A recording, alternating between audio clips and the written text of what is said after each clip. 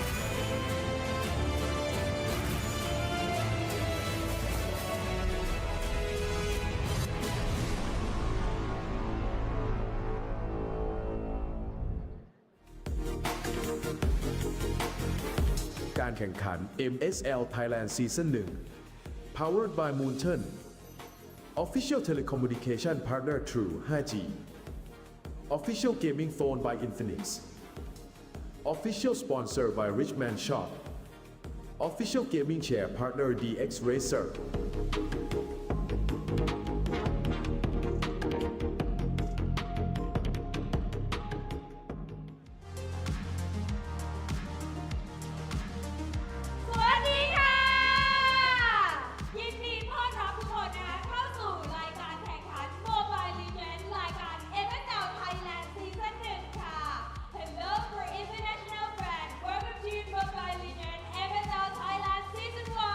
Assalamualaikum tuan-tuan dan puan-puan. Selamat datang ke MSL Thailand Season 1. และวันนี้นะคะทุกคนก็อยู่กับมินคนดีคนเดิมนะคะเพิ่มเติมคือวันนี้นะคะเรามีพิธีกรสาวสวยเพิ่มอีกหนึ่งท่านนั่นก็คือมะปรางนะคะไอเบบี้นั่นเองค่ะซึ่งวันนี้นะคะพวกเราสองคนก็จะรับหน้าที่เป็นพิธีกรในการดำเนินรายการในวันนี้นั่นเองค่ะพี่ปรางรู้ไหมว่าวันนี้เราอยู่กันที่ไหนคะเราอยู่กันที่ BCC Hall ชั้น 5 เซ็นทรัลลาดพร้าวใช่ไหมเอ่ยใช่ ที่อยากมาชมการแข่งขันในรอบเพลย์ออฟนะคะสามารถเดินทางมาที่ BCC Hall นะคะเซ็นทรัลลาดพร้าวชั้น 5 ได้เลย ใช่และที่สำคัญเขามีสกินแจกให้สำหรับ 200 ท่านแรกอันนี้ถึงหรือยัง ยังได้อยู่ ยังได้อยู่ยังทัน ใช่ใช่ และวันนี้นะคะก็เป็นการแข่งขันนะคะครั้งแรกของรายการเพลย์ออฟของเรานั่นเองค่ะพี่เอาฝาก ใช่นะคะ เพราะว่าในรอบของ regular season นะคะที่เราแข่งกันมายาวนานเนี่ยตลอด 5 สัปดาห์เลย ประมาณเดือนกว่าๆได้นะคะ ซึ่งตอนนี้เราก็ได้ 6 ทีมนะคะที่แข็งแกร่งที่สุดนะคะจาก regular season เพื่อเข้ามาซึ่งชิกชิงศึกชิงศึกกันนะคะเพื่อมาดูว่าใครจะเป็นผู้ชนะในซีซั่นแรกนี้นั่นเองค่ะ ใช่แล้วค่ะ และวันนี้นะคะเรามีกันยาวๆถึง 4 แมตช์เลย ค่ะ ถ้าใครนะคะรอดูความมันความสนุกในวันนี้นะคะ มีตั้งแต่เช้ายันเย็นเลยค่ะวันนี้ ใช่นะคะเจอกับความมันตลอดวันอย่างแน่นอน แต่ก่อนที่จะดูจากทุกคนเนี่ยคิดว่าน่าจะพร้อมแล้วใช่ไหมคะคือมารอเราเขาไม่ได้มารอเรา เขาไม่ได้มารอเรา เขาอยากมาดูแข่ง เขา ใช่นะคะแต่ตอนนี้ก็นักแข่งก็พร้อมแล้ว แต่ก่อนที่เราจะพาทุกท่านนะคะ เข้าไปชมการแข่งขันอยากจะให้ทุกท่านเนี่ยได้รู้จักกับ3 บุคคลสำคัญ อันนี้สำคัญมากค่ะ สำคัญมากนะคะขาดไม่ได้เลยนะคะกับ 3 หนุ่มที่จะมามอบความสนุกกับเราในวันนี้พร้อมไหมคะพร้อมจะเจอกับ 3 หนุ่มก่อนไหมคะ ต้องเจอ3 หนุ่มก่อน ต้องเจอก่อน พราะว่าถ้าไม่มีเขาเนี่ยการแข่งขันไม่เริ่ม ถูกต้องแล้วการแข่งขันก็จะกร่อยไปเลย ใช่ เพราะพวกเราไม่สามารถพากได้ อาจจะยัง อ่า ถ้าทุกคนพร้อมแล้วนะคะ ไปพบกับพวกเขาได้เลยค่ะ กับแคสเตอร์คนแรกของเราพี่วาว่านักพากย์มากประสบการณ์นะคะ คนนี้เนี่ยอยู่คู่กับ MLPB มาอย่างยาวนานเลยค่ะสำหรับคนไหนนะคะ ที่เคยเห็นหน้าเห็นตาพี่วาว่าเนี่ยคืออยู่มาเกิน 10 ปีแล้วเนาะพี่ปัง ใช่ยาวนานมากๆดังนั้นท่านไหนที่มาแล้วนะคะ อย่าลืมนะคะ ดอกไม้ทูบเทียน ไม่ใช่ดอกไม้ทูบเทียน แต่ว่าอย่าลืมฝากรอยยิ้มสนุกนะคะ ใช่แล้วค่ะ แล้วคนต่อไปล่ะคะพี่ปะปางเป็นใครเอ่ย คนต่อไปนะคะดรมาร์คค่ะ เป็นนักพากย์หนุ่มอารมณ์ดีนะคะ ที่คอยช่วยนำหมานหาวาร์ปให้กับสาวๆนั่นเองหาวาร์ปสาวๆ ถามว่า หาวาร์ปพวกเราด้วยได้ไหม ฝากพี่มาร์คด้วยนะคะวาร์ป MC ทั้งสองคนนะคะ วันนี้ถ้าน้ำหมานจับภาพไปที่ใครแล้วอยากได้วาร์ปทักหาได้เลยดรมาร์คคนนี้มีวาร์ปแน่นอน โอ้ 6-7 สักหน่อย 6-7คนต่อไปเลย และคนสุดท้ายของเราเลยค่ะ มีมาร์คต้องมีเบิร์ดไฟสตาร์หนุ่มแว่นมากความสามารถนะคะ นี่ไหนใครชอบหาหนุ่มแว่นนี่เลยวาร์ป อันเน่ เบิร์ดไฟสตาร์นะคะ คนนี้เนี่ยขยันทำคอนเทนต์มากเลยนะคะใน regular season ของเรา เดี๋ยวจับทำ6-7ด้วยกันนะคะ และนี่ก็คือเหล่านักพากย์นะคะที่จะอยู่กับเราตลอดการแข่งขันนะคะ ทั้ง 3 วันเลยทักทายคนดูหน่อยค่ะ พี่บ๊ายบายหน่อยค่ะโอ้โหหล่อเห อ ลา กราบขอบพระคุณ แคสเตอร์ทุกคนนะคะประจำที่พร้อมแล้ว เราไปรับชมวิดีโอพร้อมๆกันได้เลยค่ะ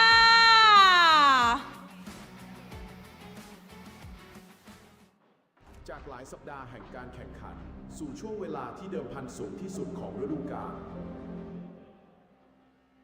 ทีมไร้พ่ายผู้ครองจุดสูงสุดของเรกูล่าซีซั่นเมื่อพวกเขาบุกไม่มีใครหยุดได้ง่าย การเป็นศักดิ์ศรีในครั้งนี้ของพวกเขาทำได้เอาชนะแพ้ด้วยไปด้วย ๆทีมที่พิสูจน์ให้ทุกคนเห็นแล้วว่าพวกเขาคู่ควร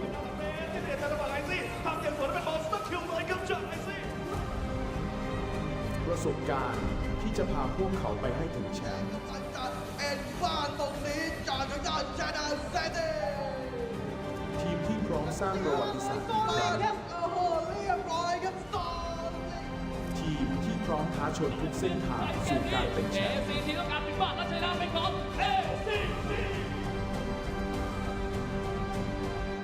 เพลย์ออฟกำลังจะเริ่มขึ้น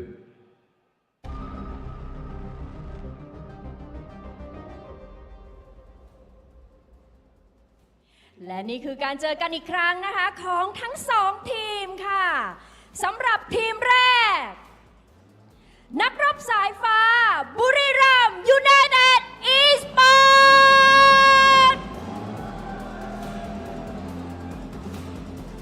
กับไอซีในตำแหน่งโกเลน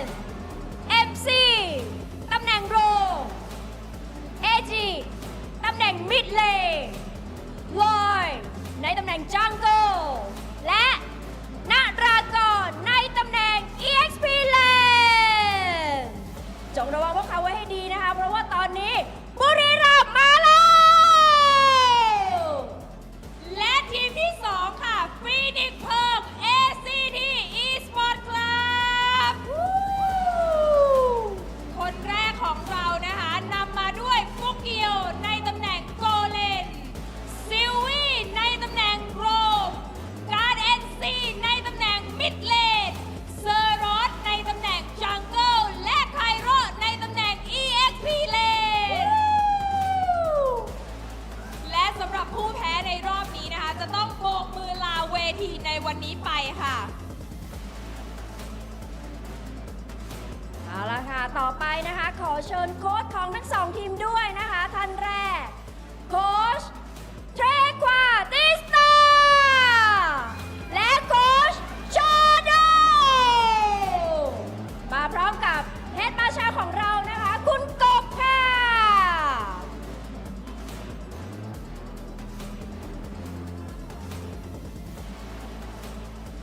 เดี๋ยวให้ทั้งสองทีมชนหมัดกันหน่อยนะคะ ดูสายตาของทั้งสองทีมแล้ว เอาจริงแน่นอนน้องเมย์ ใช่ เพราะว่ารอบที่แล้วเนี่ยเขาเคยเจอกันมาก่อนค่ะ รอบนี้นะคะ ACT งัดมาทุกแผนเพื่อสู้กับบุรีรัมย์แน่นอนทั้งสองทีมชนหมัดกันเรียบร้อยแล้วค่ะ ถ้าทุกคนพร้อมแล้วนะคะ ขอส่งต่อเวทีนี้นะคะ ให้กับพี่ๆแคสเตอร์ทั้ง 3 คนค่ะ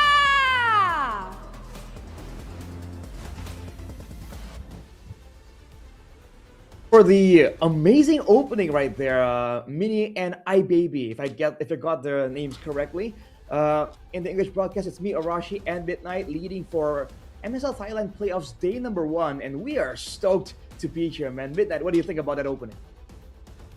I mean, it was amazing. Again, seeing the first season, first iteration of MSL Thailand. I'm super excited, super hyped for what's about to come, especially now we are in the playoffs.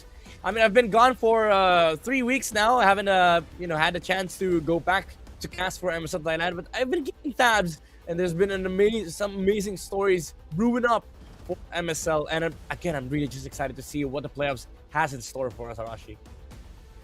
Yes, sir, man. Before that, though, I gotta say, the Thai casters have some swag, bro. Like, going on stage dude, with the dances, that was cool. Although, as a meme, with Rock Hard, I was talking about how Bird 5-star. Now, 5 in Thai should be like Ha, so is it Bird Ha star? Well, we've got confirmation it's Bird 5-star, and they are definitely ready for the job as well. First match, though, here, Midnight.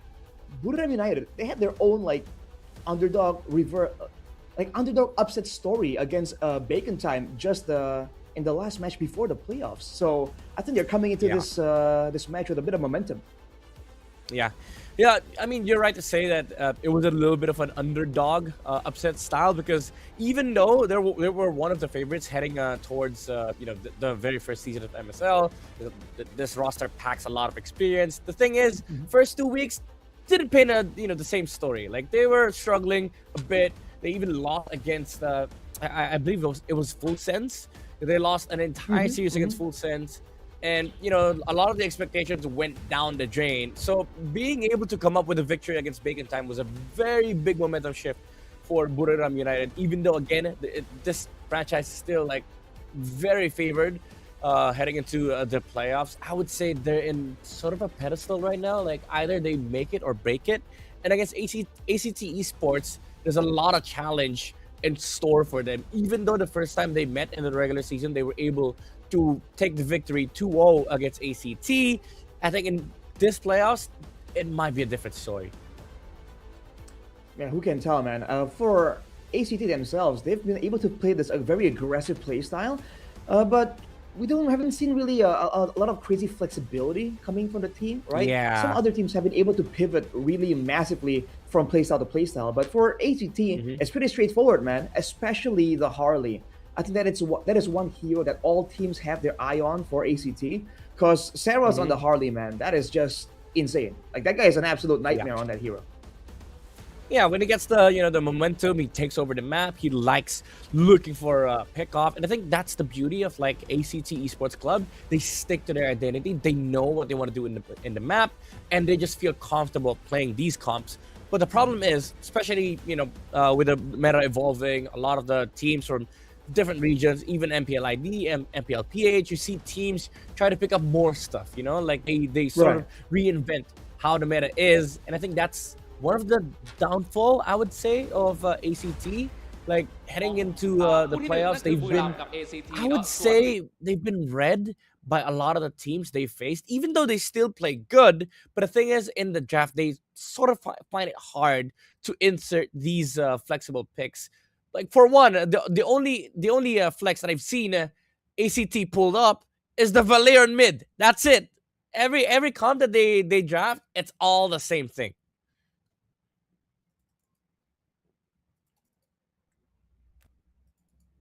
They have a lot of tricks up their sleeve. That's part of why the Harley is such a big problem, right? Because you get to overthink, and Saras is really good at looking for that opportunity. As we just saw the playoffs bracket right there, this is still the current match, Buriram United versus ACT, and whoever proceeds here, I believe, goes up against KOG. So you can look forward to that one. Yeah, it's definitely a big match, but for ACT and Buriram United, this is a familiar matchup for them. Again, last time they met, it was a 2-0. And I cannot forget, there was a Uranus freaking Rome in that game by Buriram United. I believe it was MZ that played the Uranus Rome. So for ACT, again, it's an uphill battle against, I would say, like flexibility of Buriram United. Like experience aside, ACT has shown themselves to be worthy of being able to compete at the highest level. But they have to also consider the fact that Buriram could just dance around them when it comes to the drafting. That's true. Again, we're seeing some flexibility when it comes down to it. ACT, though, even when they have a setback, they just double down on the aggression and usually come out on top. Whereas for Buriram, you see a bit of the adjustments right here and how they actually goes for the plays, how they actually go for movements around the map as well, and some surprise picks like the go out of nowhere. Although here against Bacon Time, they're up against a Faramis, right? That's a price pick of their own. For the most part, though, I think both teams have a great degree of comfort already in the current meta. They know what kind of picks they want. So because of that, I guess Buriram, with the more diverse, the more confusing drafting phase, might have a bit of an edge here, at least initially. Yeah, and that's a big thing. The reason why we emphasize on this flex and versatility, it's because it's playoffs. You never know what your enemy has been cooking up in scrims, practicing in ranked games. So there might be a lot of like new heroes that Buriram introduces that sort of like fizzles out the system or the overall gameplay idea for ACT. So again, it's just something to look forward to in this playoffs. บุรีรัมย์ยูไนเต็ดอีสปอร์ตการรวมตัวของผู้เล่นมากประสบการณ์ที่เลือกจะกลับมาสู้ไปด้วยกันอีกครั้งนำโดยผู้เล่นมากประสบการณ์ที่อยู่กับ MLBB มายาวนานผมเชื่อว่าอะไรที่มันเป็นครั้งแรกมันน่าจดจำเสมอครับผมเลยจะถึงกลับมาแข่งซีซั่นแรกของ ML และผู้เล่นที่ผ่านเวทีระดับโลกพวกเขาจบฤดูกาลด้วยชัยชนะเหนือหลายทีมและกลายเป็นอีกหนึ่งทีมที่อันตรายที่สุดในลีกและ ACT Esports ครับทีมไทยล้วนเพียงหนึ่งเดียวที่พร้อมพิสูจน์ตัวเองบนเวทีแห่งนี้ทีมของเหล่าผู้เล่นดาวรุ่งพวกเขาพร้อมชนกับทุกทีมตอนนี้ก็ซ้อมแล้วก็พัฒนาตัวเองมากขึ้นไปเรื่อยๆครับแล้วก็วางแผนเกี่ยวกับการเล่นให้ดีขึ้นครับแล้วก็คาดหวังว่าจะได้แชมป์ในอนาคตและวันนี้พวกเขากลับมาเพื่อชนะบุรีรัมย์ยูไนเต็ดอีสปอร์ตประสบการณ์ปะทะพลังของคนรุ่นใหม่มีเพียงทีมเดียวที่จะผ่านเข้าสู่รอบต่อไปโดยรวมคือเรามั่นใจมากครับว่าจะสามารถทำผลงานได้ดีในซีซั่นนี้ครับแต่เดือนหน้าก็ 100% ครับเจอแน่พวกเขาจะต้องเจอกันอีกครั้งศึกแรกของเพลย์ออฟกำลังจะเริ่มต้น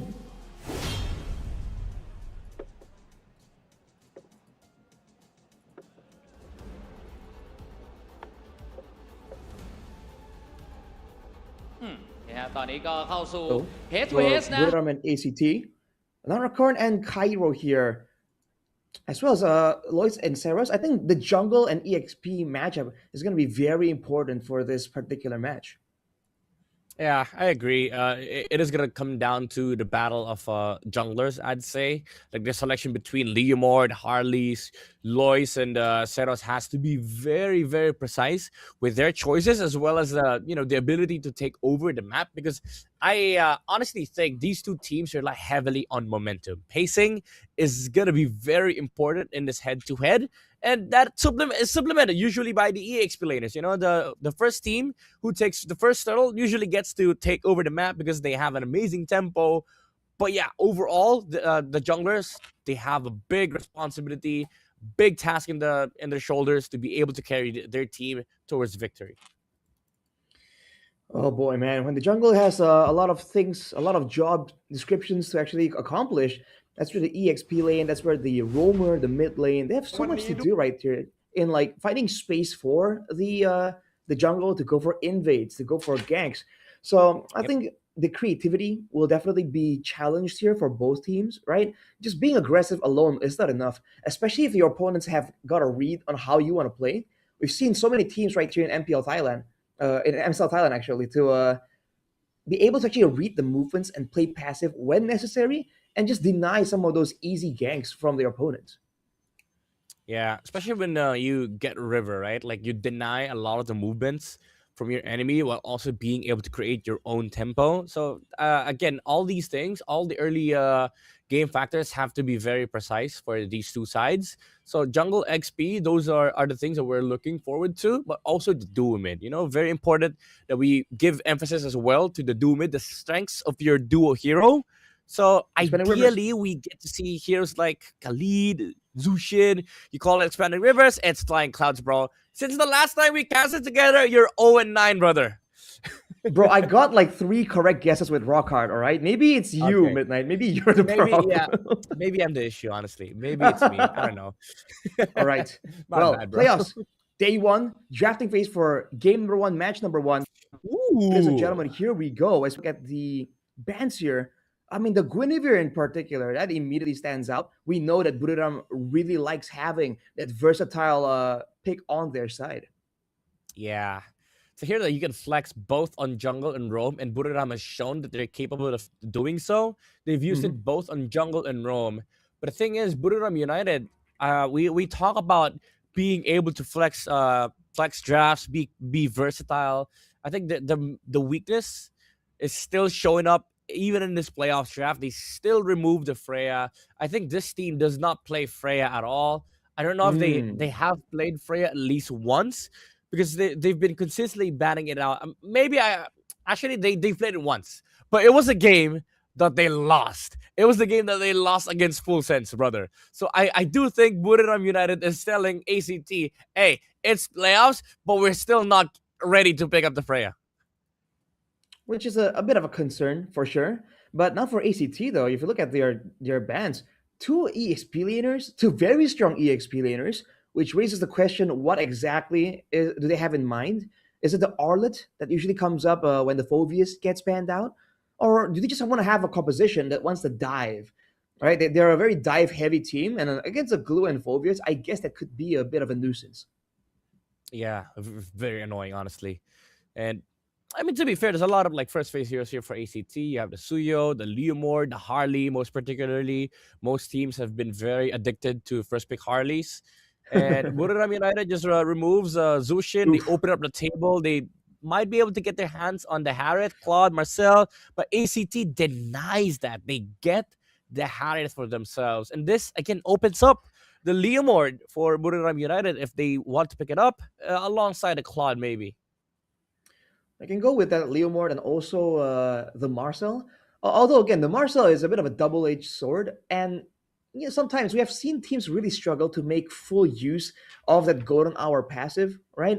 In MPL ID at least, you need a full-on proper composition to really get the best out of that kit. So you can't just blind pick it. You almost have to kind of wait till second phase to get maximum value. But Buriram are not phased at all. Marcel, along with the Harley, denying it from ACT at the same time.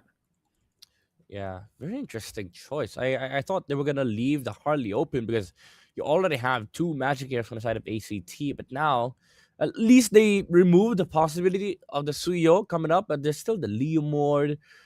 Even recently, the Hayabusa has been rising on the ranks just to be able to play against a Harley. And now they pick up Ooh. the Kalea. Oh, they lead the jungle for second phase. I like this choice from ACT. Maybe they're hiding something. Maybe they want to bring up the Fanny, considering that Buriram has Ooh. elected to open it up, but they didn't pick up the Fanny for Lois. So it's definitely something that they could look into the second phase, banning it out maybe for Buriram United. But this red 3 pick, okay, they see Kalea, they see Harry Claude. It's just an insta pick, honestly, for Buriram. So again, heading into second phase, maybe they'll want to look into banning that Fanny against ACT. All right. Well, we'll see though, because again, the Harley is the signature pick that everyone has on their mind when you speak about ACT. I like the fact that they got the Kalea though. You can kind of mix and match it with a lot of things. Generally, that also Yeah. means that you have to ban out the Gatot Kacha to deny the counter immediately. For Buriram though, banning the Leomord, it's a great course of action. But I guess now their hands are a bit tied because of the Valentina, right? So picks like the Sora, picks with the big ultimates are definitely something that have to be thought about twice for Buriram.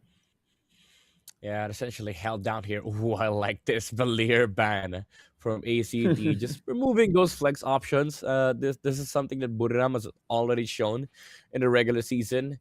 So now, again, you look into the jungler. Suyo, Leomord has already been taken out. Suyo Fanny still left open. Maybe even the Hayabusa for ACT. But I just like this first phase from ACT. You mentioned it earlier, the Kalea. Very good at like holding people down. Very natural a natural response against the Marcel too, because you can sort of immune the Platinum Snap, and then just go Mhm. for the quick Tsunami Slam to be able to look for pickoffs. But they need damage, right? So that's one thing that ACT needs to look for second phase. Damage is very, very important here for their composition. Interesting bando, Fredrin. Yeah. I mean, you have a Marcel, but sure, yeah, like it's a stable jungler, so maybe just remove that option. But again, a lot of viable options are still open here for ACT. You have the Hayabusa, the Suyo, the Fanny. God forbid we see a new jungler here. Maybe the likes of like the Hanzo. Oh, what? Hanzo? Hey, I've been wishing for a Hanzo for a long time now, man. Oh, really? Why? Well, I mean, it can be a bit of a nuisance, and the current meta with a lot of steals as well, the Hanzo can definitely have a lot of value. Depending with the Farsa, though, despite having a Valentina to steal away the Feather Airstrike, jungle options for ACT is definitely on your mind. I don't know why Buriram are so convinced that it's going to be a fighter, right? With all the assassins still Yeah. open. Especially with Marcel, right? Like having a Marcel, you'd want to be able to fight against fighters. But I guess Fredin acts like a Hilda on Rome. Sorry, on jungle. So it kind of defeats the purpose of like just staying in front line. So they go Zed, Mhm. and they're gonna give Valentina a few of the Phoenix, by the way, but it's fine. Like they have mobile heroes. So now ACT, what do you go? Do you go Hayabusa? Do you go Fanny? Do you put this Harriet on the jungle? Maybe pick up a fighter gold lane? Yeah, I feel like it has to be something either really mobile or really tanky, right? But no, there's not a lot of tanky options left in the jungle, so I think it has to be something high mobility. Because already to try Yeah. and get to the city and the passive is going to be such a big problem to begin with. But the extra Yep. value of the Valentina is that if the Harley goes for a solo pick, the Valentina is really good at just juking away from the damage. There's always a hidden benefit of going for this Valentina. Yeah, Uranus is so good here, by the way, for ACT. If they ever want to pick it up. Ooh. Oh, they go Sora. Interesting. I thought would have been Uranus, because honestly, Uranus blocks a lot on the side of Buriram United. Soaks up a lot of damage. Can proc the passive of Marcel. Doesn't really mind playing into this comp. But the Sora Uh-huh. and the Suyu allows them to have this amazing tempo in the early game, where if they take first turtle, then they just get insane amount of skirmishes with the Sora, Kalea. They have so much jumps. Now Buriram United is still looking for an explainer here. Lapu is kind of okay. Esmeralda's okay too. Uranus even Arlet is okay, Terizla, maybe? honestly. Terizla, yeah, the international placeholder. Yeah, they pick up the Uranus. All right, Uranus, it is. There's a lack of damage from the side of ACT, but there's definitely not a lot of shred, right? With the Harriet pick, with the Suyo as well. So it's quite interesting to see how this is going to play out. In the initial objectives, though, I think this definitely favors ACT, especially with the Suyo, man. Watch out for that because Cairo on that, on the Sora has been an absolute menace. Yeah. And this is gonna allow the Suyo for more setups, right? Like for ACT, their game plan is to brute force the early game of Buriram United. Because honestly, even though it looks like the Uranus is gonna be tanky AF, if you eliminate the early game prowess of Buriram United, then suddenly you're looking into Suyo tempo, 5 minutes with the Sky Piercers, just the leading heroes left and right. And you look at the other heroes aside from Uranus, all of them look very burstable for ACT. That's for sure. Ladies and gentlemen, here we go, man. The first game to kick off the playoffs, first game of the first match. Let's see who sets the tone for this match as we take a look at the first game between Buriram United Esports versus ACT. Yep. Again, early game tempo is going to be very important for both sides. One thing that ACT has is the ability to just clear mid and then rotate. Suyo, look at Seros! Brother! What? He's looking to invade level 1. Oh my lord, he didn't take it. Wow, that's a huge time investment. And now, Sylvie, very, very low. Buriram definitely want to capitalize. Agi trying to get the kill. Can't get it quite yet, though. But Seros is on the run with Cairo. Oh, it's a disaster, Arashi. Seros goes down level 1 on the Suyo. I don't know what that was. It looked good in the mid, but the problem was they didn't have any farm on the Suyo. Now he's getting invaded. Look at Lois. He was like, oh, you want to invade me? Let me invade you. Yeah, you take from me, I take from you. Like, no problem. Dude, already on the back foot, but all things considered, he doesn't lose too much. I think he was trying to abuse the Soul Saver and try and get a really cheeky steal. Now with the level advantage, though, Lois doesn't seem to be helping out MZ. He gets pushed back away. So, not the best of starts for ACT. Gold-wise, is that correct? Almost 1K? That's interesting. Yeah, it's actually a horrible start for ACT, not gonna lie. Now, the Zetian can push mid by herself. This Marcel is gonna be able to roam around, annoy the Kalea and the Suyo. And now ACT, they have to play the farm game. I think first turtle is a sure give from ACT. And the tempo that we were talking about earlier for ACT just got is now completely dead. I mean, at least for now, right? Unless Kyra can make something happen. But already he has a level disadvantage on the other side. Narakorn rotates earlier, walks straight into ACT. Yep, and now the jump. Look at Uranus tanking so much damage. The Phoenix laid out here by Agi. And Cairo, he finds the Marcel on the backside. Not enough damage to take down the Uranus, though. At least they force a trade. They get 1 kill, but the objective still goes on the side of Buriram United. Also worth it for Buriram. ACT, however, at least they find a recovery for the Suyo. Turtle for the roam. I think I'll be happy to go for trades like that. ACT, again, Cairo was able to get a kill, but it's only onto MZ, so he needs to be very careful. Sylvie, 1v3, jumps into the bush. Lois tries to secure the kill. Will get it under turret with a deadly magic. Yeah, I gotta be careful with checking bush right now because Buriram United, they're not playing around. Again, we said it earlier. When you get tempo, you get to be able to play like this on the map. River control is very important, especially crossing bushes against a Marcel, Harley. If you're ACT, you don't want to be doing that as of the moment. You need to wait for the level 4 of the Kalea before you actually check bushes. All right. Immediately, Buriram tries to push the tempo right here. Deadly magic already used, though. So ACT will be able to go for the purple still. But again, they're on the back foot. They can't really dictate the pace. And you can see that in the mid lane, right? Karn's always late to the party. And now MZ, because of the advantage, because of lack of danger from these lanes, he's just having a field day moving back and forth. Sylvie is not finding ways to really duel him. Yeah. It's a lot more awkward now for ACT, honestly, because all the bushes, they're going to be checked here from Buriram United, and they're just going to be walking from mid to side lane, pressuring heroes. They don't actually need to force any skirmishes. They can just look for pickoffs with the Harley. If they see the Kalea, they can go and punish Sylvie, and then just get out, let the Claude farm, play the scaling game. And there you go. They just chase Sylvie. They force him outside of the river. Even though it's kind of off timing because Turtle is going to be up, but at least they bring the Claude to this fight. Right, this time, though, Cairo will be ready to try and find something.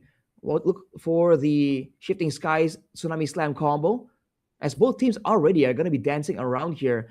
If the Sora goes in and he can get Lois, if he can get Agi on the Zetian too, that'll be massive for ACT. Yeah, it's a big gift though. Like catching a Harley with a Sora, like Lois has to be very, very deep from Buriram United's territory. But now ACT finding it really hard to even find position because of this Uranus. Whoa.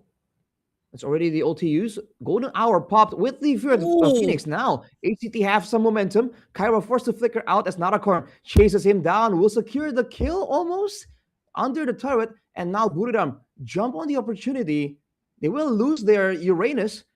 And now it's still anyone's turtle as Fukio goes in. Zaman Force deletes Lois, forces away the whole team of Buriram United and gets the turtle. A turnaround here for ACT.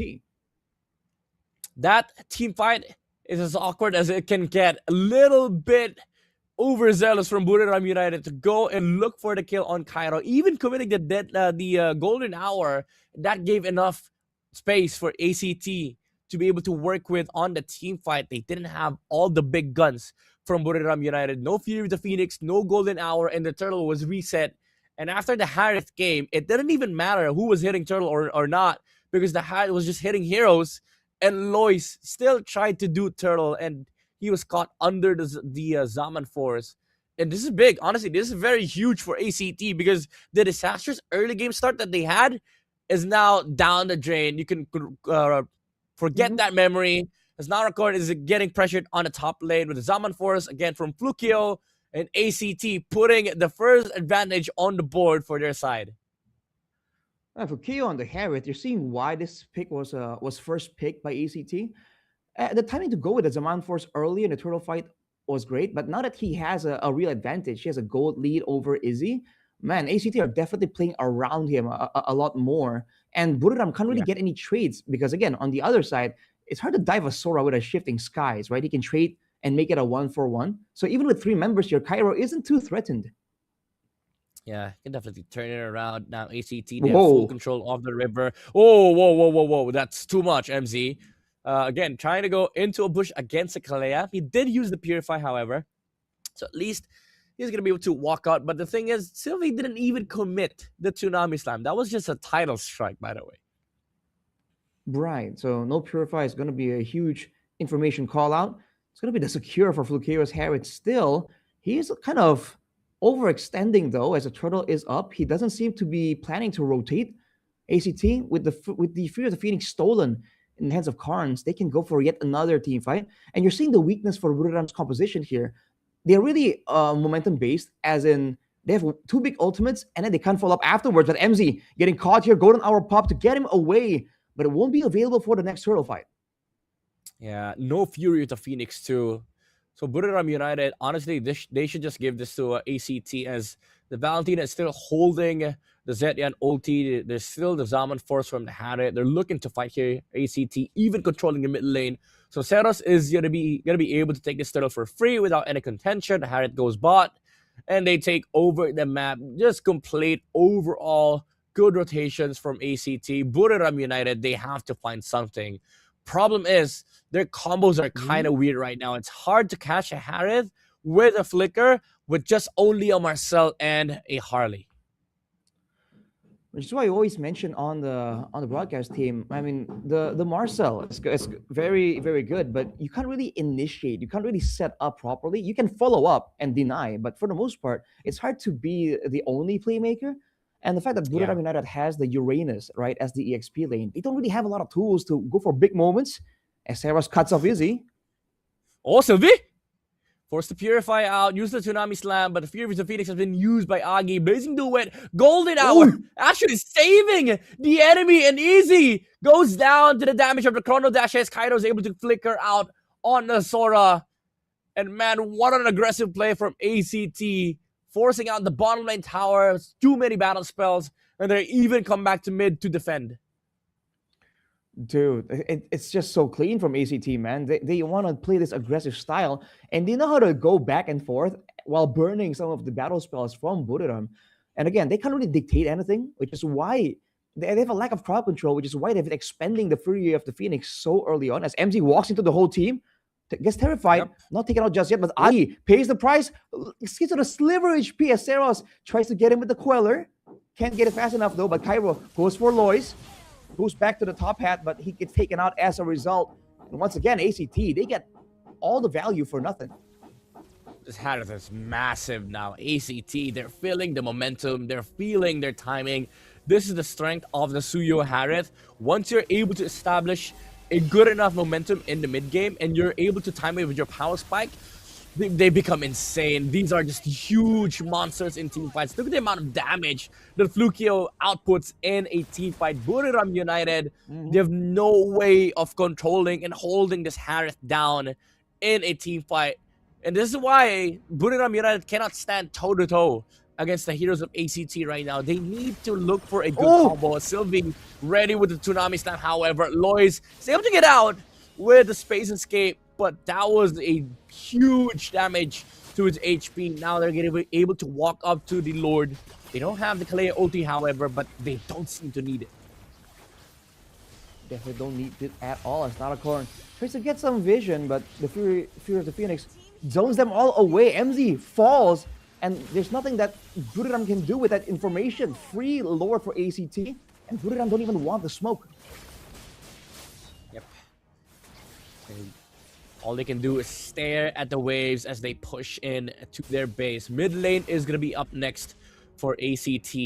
4,000 gold lead after a disastrous start, by the way, from the Suyo. Seros is fully back in this game, has caught up in terms of gold against Lois. But the bigger problem for Buriram United is this freaking Harith that deals so much damage, has completed the Stadium side with a Feather of Heaven, so much magic damage in a team fight. Sylvie finds a Tsunami Slam in the mid lane, looks for Agi, and the amount of damage from Flukio with a Chrono Dash Intermission combo deletes the Zitya, and even almost taking down the Harley on the backside. Buriram United, how can they defend this? The shields are going to be down here for top lane. Lord is going to push in to the tower. Zaman Force from Flukio, able to find the targets on the backside. And the amount of damage they can withstand here for Buriram United. The Lord is inside the base. The amount of pokes from ACT, the Queller, the Chrono Dash, Kaido with the Shifting Skies.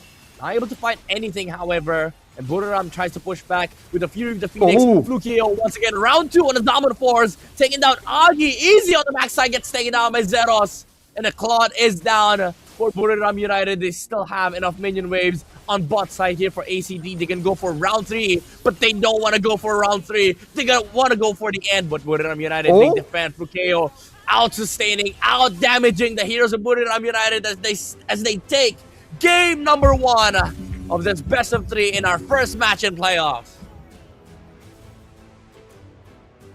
Dude, the amount of mobility, the amount of setup and damage they have.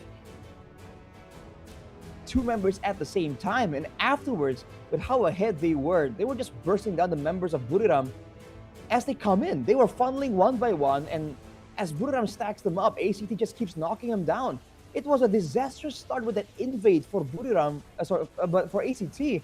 But they came back from it, right? The aggressive playstyle that they have right here. And the draft. You know, we were talking about how Buriram have the more flexible draft, and they certainly are looking more creative. But sometimes simple just works, man. ACT, they get some stuns, they get some crowd control, they get burst damage, and it's GG. Yep. As they say, you know, the beauty in simplicity, it's very much exemplified in this lineup here from ACT. It's all about the aggression. It's all about the timings. Even though they screwed up the early invade, I mean, this game could have gone a lot worse for Buriram United, but they were able to stop the invade, get some tempo in the early game. But once Flukeo was able to get his items, join up in the fights, everything just came crashing down. And it was just that one turtle take that Buriram tried to be over aggressive against against the Sora. They used everything. They used the Fury of the Phoenix. No golden hour. After that, Flukeo was like, okay, guys, free turtle. Harley is doing turtle. Let me just use Zaman Force, take down Lois. And then after that, it was just GG. It was just ACT all over the map. again, they want to secure the kill. They need an extra stun. They only have one from the Zetian, so they don't have it for the actual Red Tree battle. And I guess they were focused so much on the Sora, they forgot about the Harith, right? Two of these heroes are just so good in the turtle fight situation because you're kind of forced to stay in position, right? So you're forced to take the full damage of the shifting skies. If you don't focus on the Sora, right? It's the shifting skies that can kind of one-shot your whole team if you're not careful. And on the other hand, there's a man force for Flukeo, right? He just pops it, and there's nothing, like literally nothing that Buriram United can do to stop it.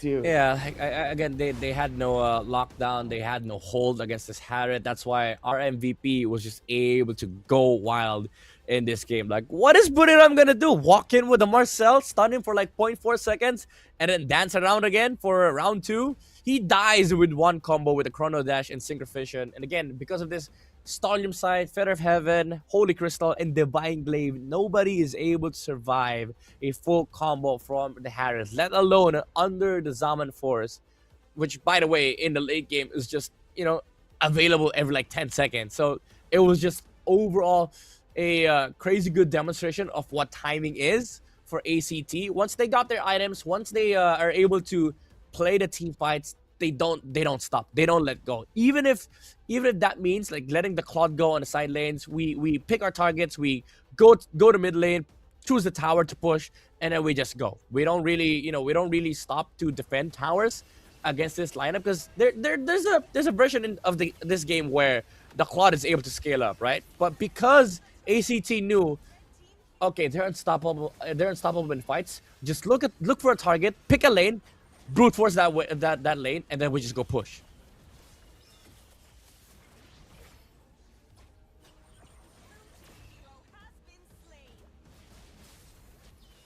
A huge attempt coming in from the side of Buriram United to really try and get something. But overall, right, the moment their skills are down, ACT are the ones happy with the trade. Even the Blazing Duet was expended by Izzy there to go for the clear instead because they have no way of guaranteeing that the members of ACT are going to stick around for all the AoE from the Zetian, from the Claude as well, right? Whereas on the other hand, aside from the stolen Fury of the Phoenix, the Terrify from Karns, the Tsunami Slam, the Shifting Skies, look at how much more tools are available to ACT to really overwhelm the players of the side of Buriram United. And we already talked about how oh man, look at that burst damage, dude. Yeah. We already talked about how there's no real like setup or frontline coming in from the side of Buriram. So Narakorn can maybe survive just a little bit, but especially once the snowball starts, man, he just looks so mortal against Flukeo. Yeah, I mean, it's also, you can also find the key to ACT's playstyle. Again, they're so aggressive.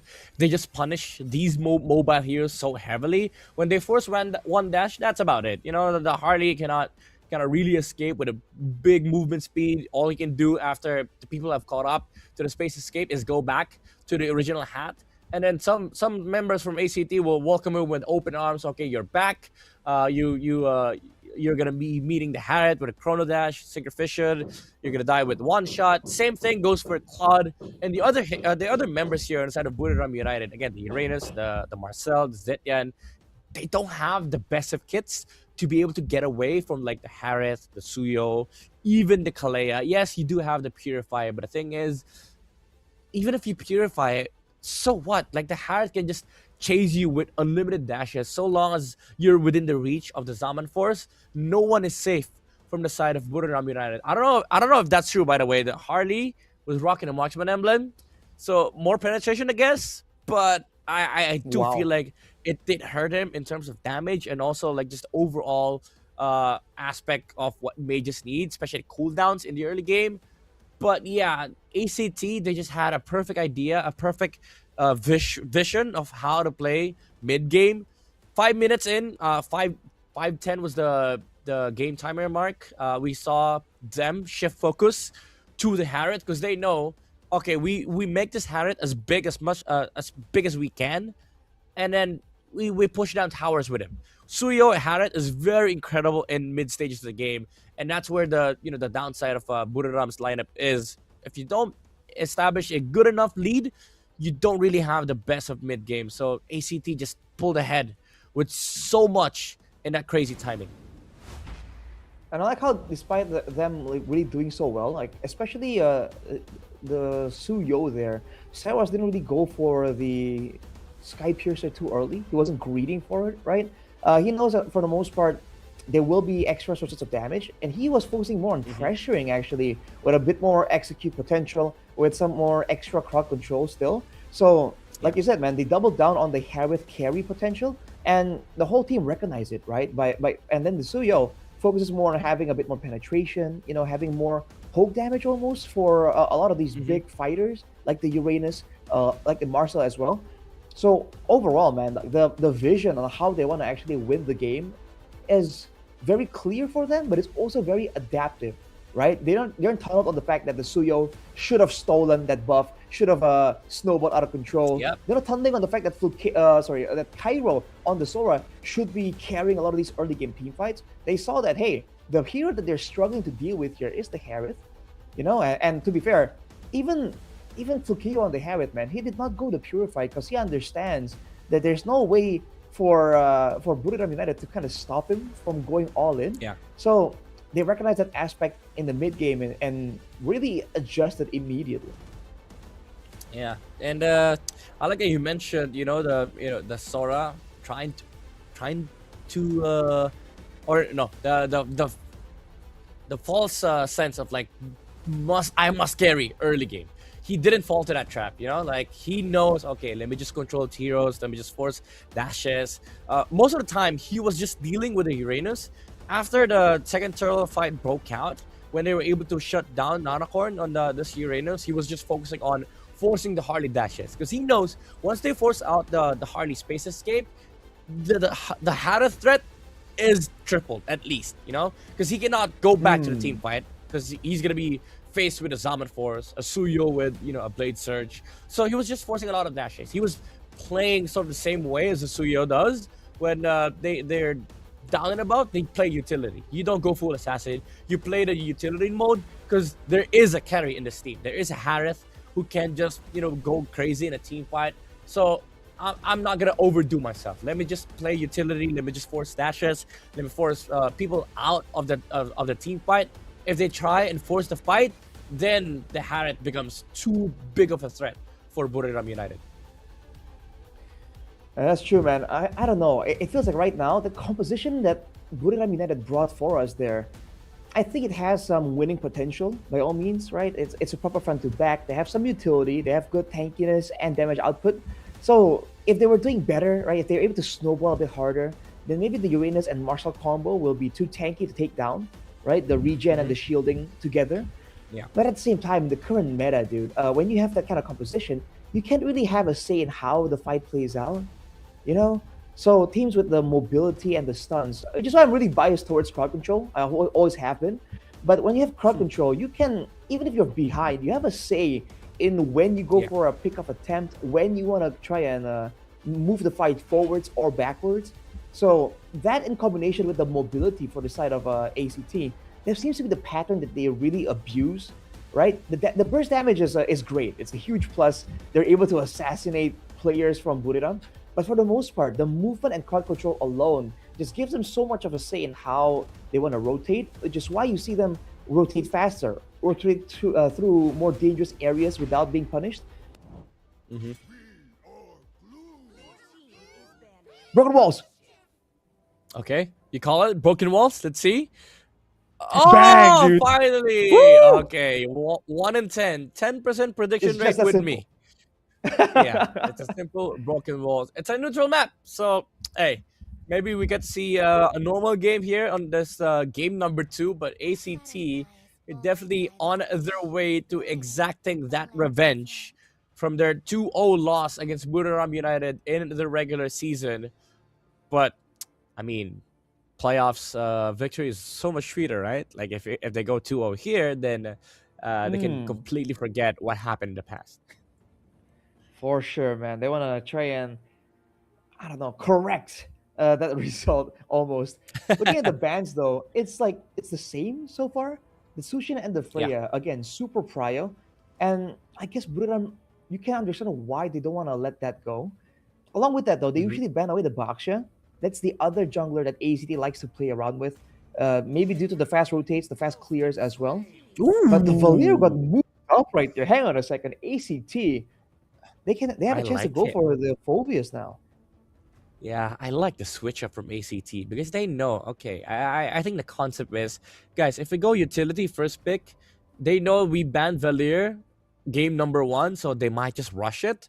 So it leaves the option open for ACT to be able to pick up the utility, which pressures Buriram United on this last ban. Do you go normal Harley ban or do you go the Boxia ban? But even then, if you remove the Boxia, the threat of the Phobius is just so much bigger. So they do go for the Well, Boxia ban. ACT, they can just get away with the Phobius. No, they still get the Harith, wow. and they leave the Phobius open, which I think should be an easy pickup here for Buriram United. Maybe like a Leomord Phobius or a Claude Phobius even. Right, or Kalia Phobius that can also sort of work. Yeah. The fact that they banned away the Valier earlier than the Phobius, interesting. You know, I'm wondering what they want to play so badly that they don't want to let go of the Valier. But Ooh. I don't know, man. Not for Buriram. Do they want to try and match ACT in their own game? Either way, even if they want to play more Okay. defensive, they need the crowd control. But that Phobius pick kind of seals it. Like they have to play a bit more Yeah. aggressive using the Phobius because this hero cannot move backwards, man.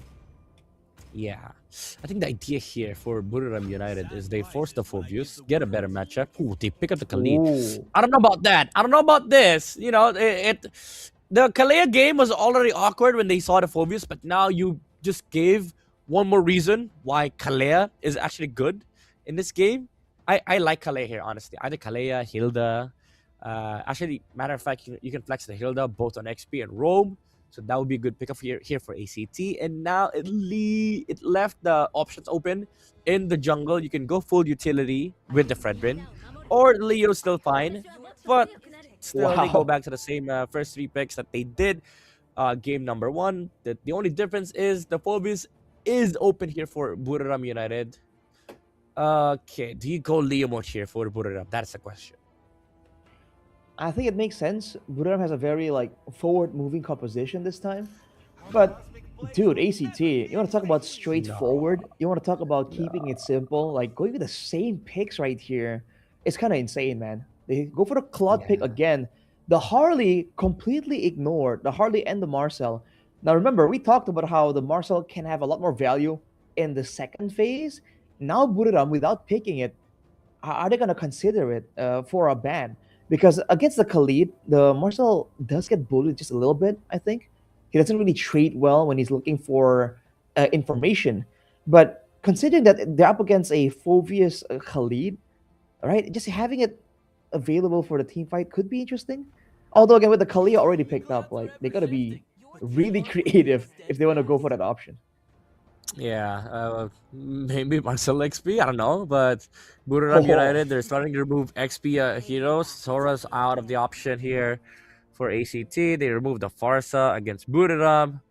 I think it comes down to who gets their rush on the jungle. Buriram United, they do have Prio on red 4. They can still snatch away the Leo mode for their side, but I think ACT, they might not care at all because they could just go Fredrin against this Phobius Khalid combo. They don't really have enough damage early game yet, right. because we don't see, I mean, I personally don't see any more threats against the Fredrin unless they pick up something like a Kadita. But even then, it's not enough of a burst, especially early game with the with the Kalea giving Fredrin so much HP with the Surge of Life. Oh, I was thinking about the Lapu, but I didn't think it was gonna be all that fearsome for Buriram to ban it away because they don't really have a vulnerable backline just about yet that usually suffers against the bravest fighter. But maybe they're Yeah. looking for exactly that Midnight, like a huge damage component that's immobile in the mid lane. I think I don't know, the Yeve comes to mind. The Farsa already banned out. Aside from that, I don't know, man. There's not a lot of other big mid laners. We've theorized that the Vexana might make a comeback, but as of right now, there isn't really any sign of that. Ooh. Okay, Look they at- removed the Lemord. When it comes to mid, I think you go back to Zetyan still. Like they need this disengage with the Fury to Phoenix against the against the Tsunami Slam. But ACT, they have a lot of options here for XP. There's still the Yuzong. There's still the Terizla, the Alice. Even the Uranus is actually okay. Now, I like Uranus here on ACT. Even though they have so much magic, you don't really care because there's only two people that, build Radiant Armor on their side, and you don't really care about them. It's a Phoebus and Khalid. But if they go on a safe, Terizla's just a much better option overall. They have a lot of physical damage with the Terizla Unknown, and then they can go Fredrin as a utility How jungle. about Badang, bro? Oh, Badang's XP is okay. I would prefer Hilda if you're going for that route, because at least you get to have this massive front line against the Harley. Like, you can just walk up to the Harley, spam second skill and then ult, maybe potentially kill the Harley. It's also good against Khalid. My question is the jungle, actually. They still go Suyo, and they pick up the Yuzong. This is an aggressive lineup from ACT. Again, very aggressive, as expected though from ACT. Now for Buriram, seeing that, like, what mid lane comes to mind here? Because any kind of like long range mage is definitely gonna fall victim. And once again, the amount of threats thrown by ACT, they can dive with a Yuzong, they can dive with a Suyo, with a Valentina, with a Kalia, with a Harith. Yeah, dude. Everyone can move in and out, and that's the big problem here. And they still go for a Gord despite all that. I don't know about that, dude. Like, I don't think the Gord's gonna have a good time. Yeah, in team fights, he's not, but you also have to consider ACT's targeting, right? So, ideally, ACT, whenever they're forcing a team fight, all they're looking for is 3 heroes. Khalid, Gord, and Phoebus. That's it. Those 3 are the primary options. We don't care about Claude. We don't care about Harley. We don't really give much care about neutral objectives, honestly, as long as we shut these heroes down. But if they fall short on targeting on the side of ACT, I think this Gord makes perfect sense. Imagine if they go full commit on Khalid, on the Phoebus, and Gord's open on the backside with the amount of damage that he can output. He can shred through the HPs of the Kalea, the Suyo, even the Yuzong, if left unchecked. So I think Buriram United, even though the checklist seems gloomy, it is something that they can definitely work with, because there was no other options left. Even Zetian looked horrible in this game. All right, well, let's see how this plays out, man. Potentially the last game here, if ACT can get, again, a dominant performance, or it's going to be a full-on series if Buriram can go for a comeback sweep story. Ladies and gentlemen, game number 2. As we take a look at the early game right here, the Khalid Gord will be able to clear very, very fast. I think that Zetian provides a margin of safety, but the Gord provides burst damage, but also scouting, man. Mystic projectiles into the bush is going to allow them to play a lot safer, by all means. But again, it forces them to be a bit more proactive. And if the Mystic projectile is down for a bit too long, it can get punished. So Buriram better be careful about that. Yeah, you're right. Gord's very annoying in mid. But one good thing that is going for ACT right now is at least Seros had a better start compared to game number 1. I mean, to be honest, any game will look better compared to game number 1, because dying level 1 on purple buff is just a big no-no. Now they're even leashing Seros on this Suyo. So, not just a better, this is the best outcome for ACT as of the moment. Compared to game number 1, now they actually have a jungler for first turtle. Well, I mean, best outcome would be stealing a buff, bro. I think that would be more preferable. Oh, yeah, you're right. Look at the attention to the ASP lane, though. They're trying to put Cairo behind, because the Yuzong level 4, for the first neutral objective, is going to be too difficult to deal with. They won't be able to get it, though. But both EXP laners are not level 4. So it's going to be a bit more time here. He stole the XP card from the Phoebus. Phoebus would have been level 4 right now. If Narakorn was here to disrupt the Kalea, this would have been much better. Now they get level 4 at the same time, both Yuzong and Phoebus. So it's going to be a little bit of a stalemate here for both sides. Seros is going to be able to farm out the purple buff, however, so that's a small win for ACT. They can just delay this turtle take. And Buriram United, they're going to have to wait it out. They poke the Kalea, but now the Suyu is finished taking the purple buff. 1 level advantage for Seros, and they still have the Black Dragon. So I don't know about this for Buriram. This turtle take just became a lot awkward, just off because of 1 XP crab. Oh! Wait, Mr. Gush already expanded by Agi. That's a huge resource. Black Dragon form immediately as they saw that, straight for the turtle. Man, the decisiveness of ACT is definitely a huge issue right now. Both teams, they can play discipline, but ACT, when they see the right attributes, they go for the trigger play. Oh, they get the gourd in the mid lane, even forcing the ultimate from the Khalid. Oh, he wants to go for more! Zeros finds another one! But MZ is able to outplay the Kalea. The Surge of Life didn't really land in time to save himself. The good thing though, he saved the flick, as he know he jumped just for the sake of like taking down the Khalid, not worth it to flicker out. But ACT finding once again another good tempo in this game. On cue, man, as I was mentioning how they notice what attributes, what factors need to be there to go for a play, and they just go for it, right? They know that Agi has no Purify, has used the Mystic Projectile and is overextended. Go for the dive straight up, and they are forcing Buriram United to play defensively, like reactively instead of proactively. And just like that, this Gord pick immediately becomes just that much less threatening because now the Gord can't move around, right? He's forced to play it very safe even in the lane here, unless MZ is in the picture. So just like that, they also predict and control where the Khalid is going to go. So funny is like Buriram, they're dual mid right now. They're playing a minigame. Look for Sylvie. The Gord and Khalid cannot do anything unless they see Sylvie on the map. So they see the Kalea in mid, so they make rotations towards top lane. But Cairo already in the know, dodging that gank from Lois and Agi. Now they block the mid lane, and they see Seros already setting up on Agi. No flicker on the Gord, even committing the Tsunami Slam. Raging Sandstorm used by MZ. Doesn't land on anybody. The Khalid is now taken down by the Suyo. This jungler from ACT is massive. 2-0-2 on this Suyo. 5 minutes in. And look at Flukio once again hunting for the Harley. I'm a much bigger threat than you, bro. And ACT finds everything. My boy, Flukio. Oh my god, the amount of pressure from ACT is crazy. It's insane, dude. It's a replay right here by the official gaming phone Infinix. He stays in the bush, goes for the jump, and again, a lack of instant crowd control, spammable crowd control, makes sure that they can't really punish. Oh, right now, in real time though, Phobius going for a play, but gets traded 1-for-1. Seros will be losing some stacks on the Sky Piercer, and that's also Flukio taken out. Wait a minute, Buriram United swinging back. Okay, they're cooking. They're definitely cooking here. Claude equalizing the goal against the Harith, but again, the Suyo.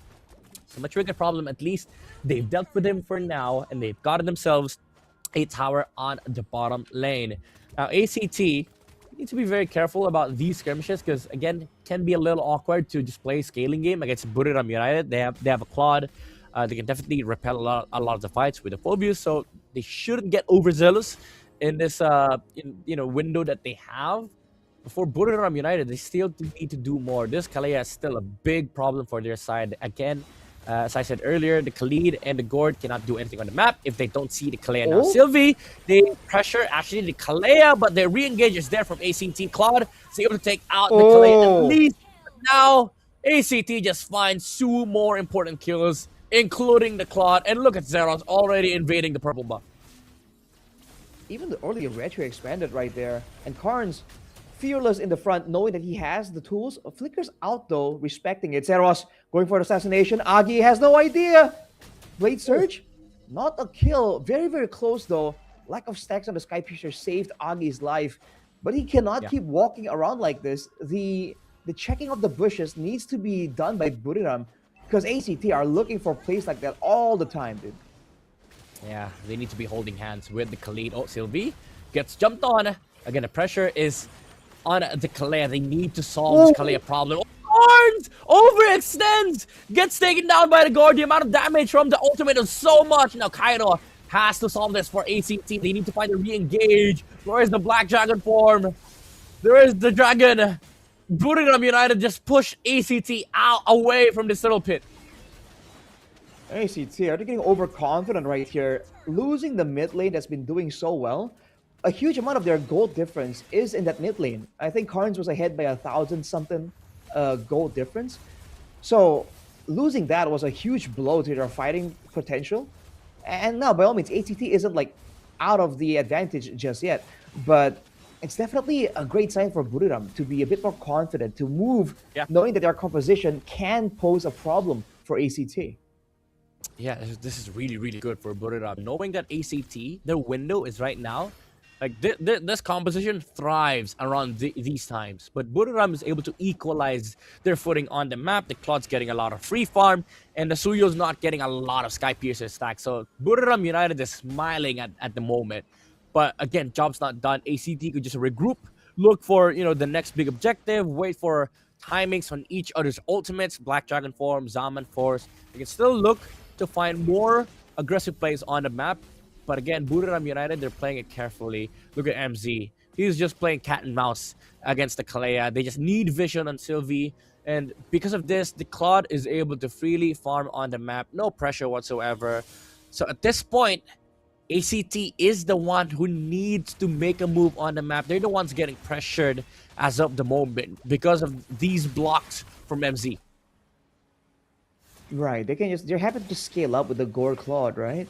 So now ACT are going to be forced to try and force some more plays there. So Karns immediately forced to flicker out there. Nanakorn is doing a great job on his Phobius, man. Letting it go might have been a huge mistake, as now he goes for Sylvie. He'll jump out of the area. But look at this, man. Buriram now have control on where and how they want the fights to begin. Oh! Raging Sandstorm from the Khalid. Sylvie might go down. He does. He did force out the Purify from the Khalid, but I don't think if that's worth it because he used the Flicker as well. And now Buriram United can just pressure top lane. They know they have no protection here for ACT. And it might be a free lord for Buriram United. Also, the Yuzong is here on the bot side. They can look to punish Cairo right now, but he moves back. He knows that Buriram is coming to the side of the map. Zeros is pressured by the Khalid. Oh, maybe overextension from the Khalid, but the deadly magic from Lois. Is the damage enough? The dodge with the blade surge. Perfect timing from Zeros. Lois doesn't find the kill. Not even close, man. Oh, MZ, Raging Sandstorms backwards. A lot of resources already down for Buriram. Now they gotta respect it. They gotta back away. ACT don't have the burst damage to really go and one-shot the Tsunami Slam target. But still, he's taking a ton of damage here from Izzy. Yeah, Buriram gets mid-bush play again, but Cairo taking down the Harley with a Petrify combo. Here comes the Black Dragon form. No jungler for Buriram United. There's a golden opportunity here for ACT to actually take this Lord, but Easy and Nanakorn doesn't want to let go of this neutral objective as they want to fight for more. Sylvie finds the Tsunami Slam on MZ. No follow-up, however, but Karns with a Raging Sandstorm of his own sets up on the mid-bush, takes down the forwards, and MZ gets zoned out by Zeros, and he gets added to the Sky Piercer stack of the Suyo. Easy with the Blazing Duet. Oh, look at the damage from the Harith. As Flukia was ready for the re-engage, and now they are able to freely take the Lord. Lois is nowhere to be found. They don't want to look to engage. Buriram United loses the Lord. Well, first of all, what the heck was that Lord take, dude? It got bursted down so fast by ACT. But even before that, the Black Dragon out of nowhere finally gets huge value. This is a tank build Yuzong, by the way, that went for the Radiant Armor Rush, knowing that he's up against the Harley and the Gord. And he was still able to go for a solo play there. And afterwards, ACT, great move to really force some more kills. And now MZ forced to use all the tools backwards here before a decisive fight. ACT, this is the kind of pressure that they want to exert over onto Buriram. Yeah, and suddenly we're back to game number 1. Look at Flakeo. He's going to be able to delete these towers in just a second. But the beauty is, at least for Buriram, now they have farm. They can fight back against ACT. But this Lord defense is going to be very hard, especially if ACT times it right. They take 2 towers top side, may be able to take more bot side, and as well as on mid. And they still have the Black Dragon form at their hands. Cairo can just use that. Wait for the towers to go down bit by bit. And ACT, they can look to set up one more big team fight before this Lord dies. But Buriram United actually is able to defend bot side. They let go of mid just to be able to deal with the Lord. And because of that, they still have base towers as of the moment, but ACT, they can just start freezing the map. Calm, cool, collected, man. There's no need to force anything, right? By all means, the late game is kind of terrifying from Buriram, but it's not like ACT doesn't scale either. Look at this fight in the jungle, though. Whoa, MZ getting jumped on with Tsunami Slam. Mythic Gush already full used kill? up. And Sylvie jumps onto Lois, zones him out of the fight. Seros trying to get an assassination, but Izzy will finally get taken out by Cairo. And not a control soon after. ACT again turns it around, dude. This is what I'm saying. Like in game number 1, just the overall aggression is paying off for ACT because he pours out a lot of mobility skills from Buriram United, and suddenly you find Cairo looking to engage on the Cloud, forced to use the Blazing Duet without Purify. Cards with a flicker, doesn't land it on Lois. It's a good set, however, because it allows ACT to break open the base of Buriram United. There's a Sandguard, however, for MZ, so he gets to stay alive, but the towers are now going down for Buriram United. It is looking like the same picture from game number 1. ACT inside the base of Buriram United. 20 seconds before the Lord spawn. Sylvie finds the Tsunami Slam onto MZ. Use the Purify. And now ACT, they can just play it slow. Wait for the Tsunami Slam round 2 for Sylvie. And then just go for Lord.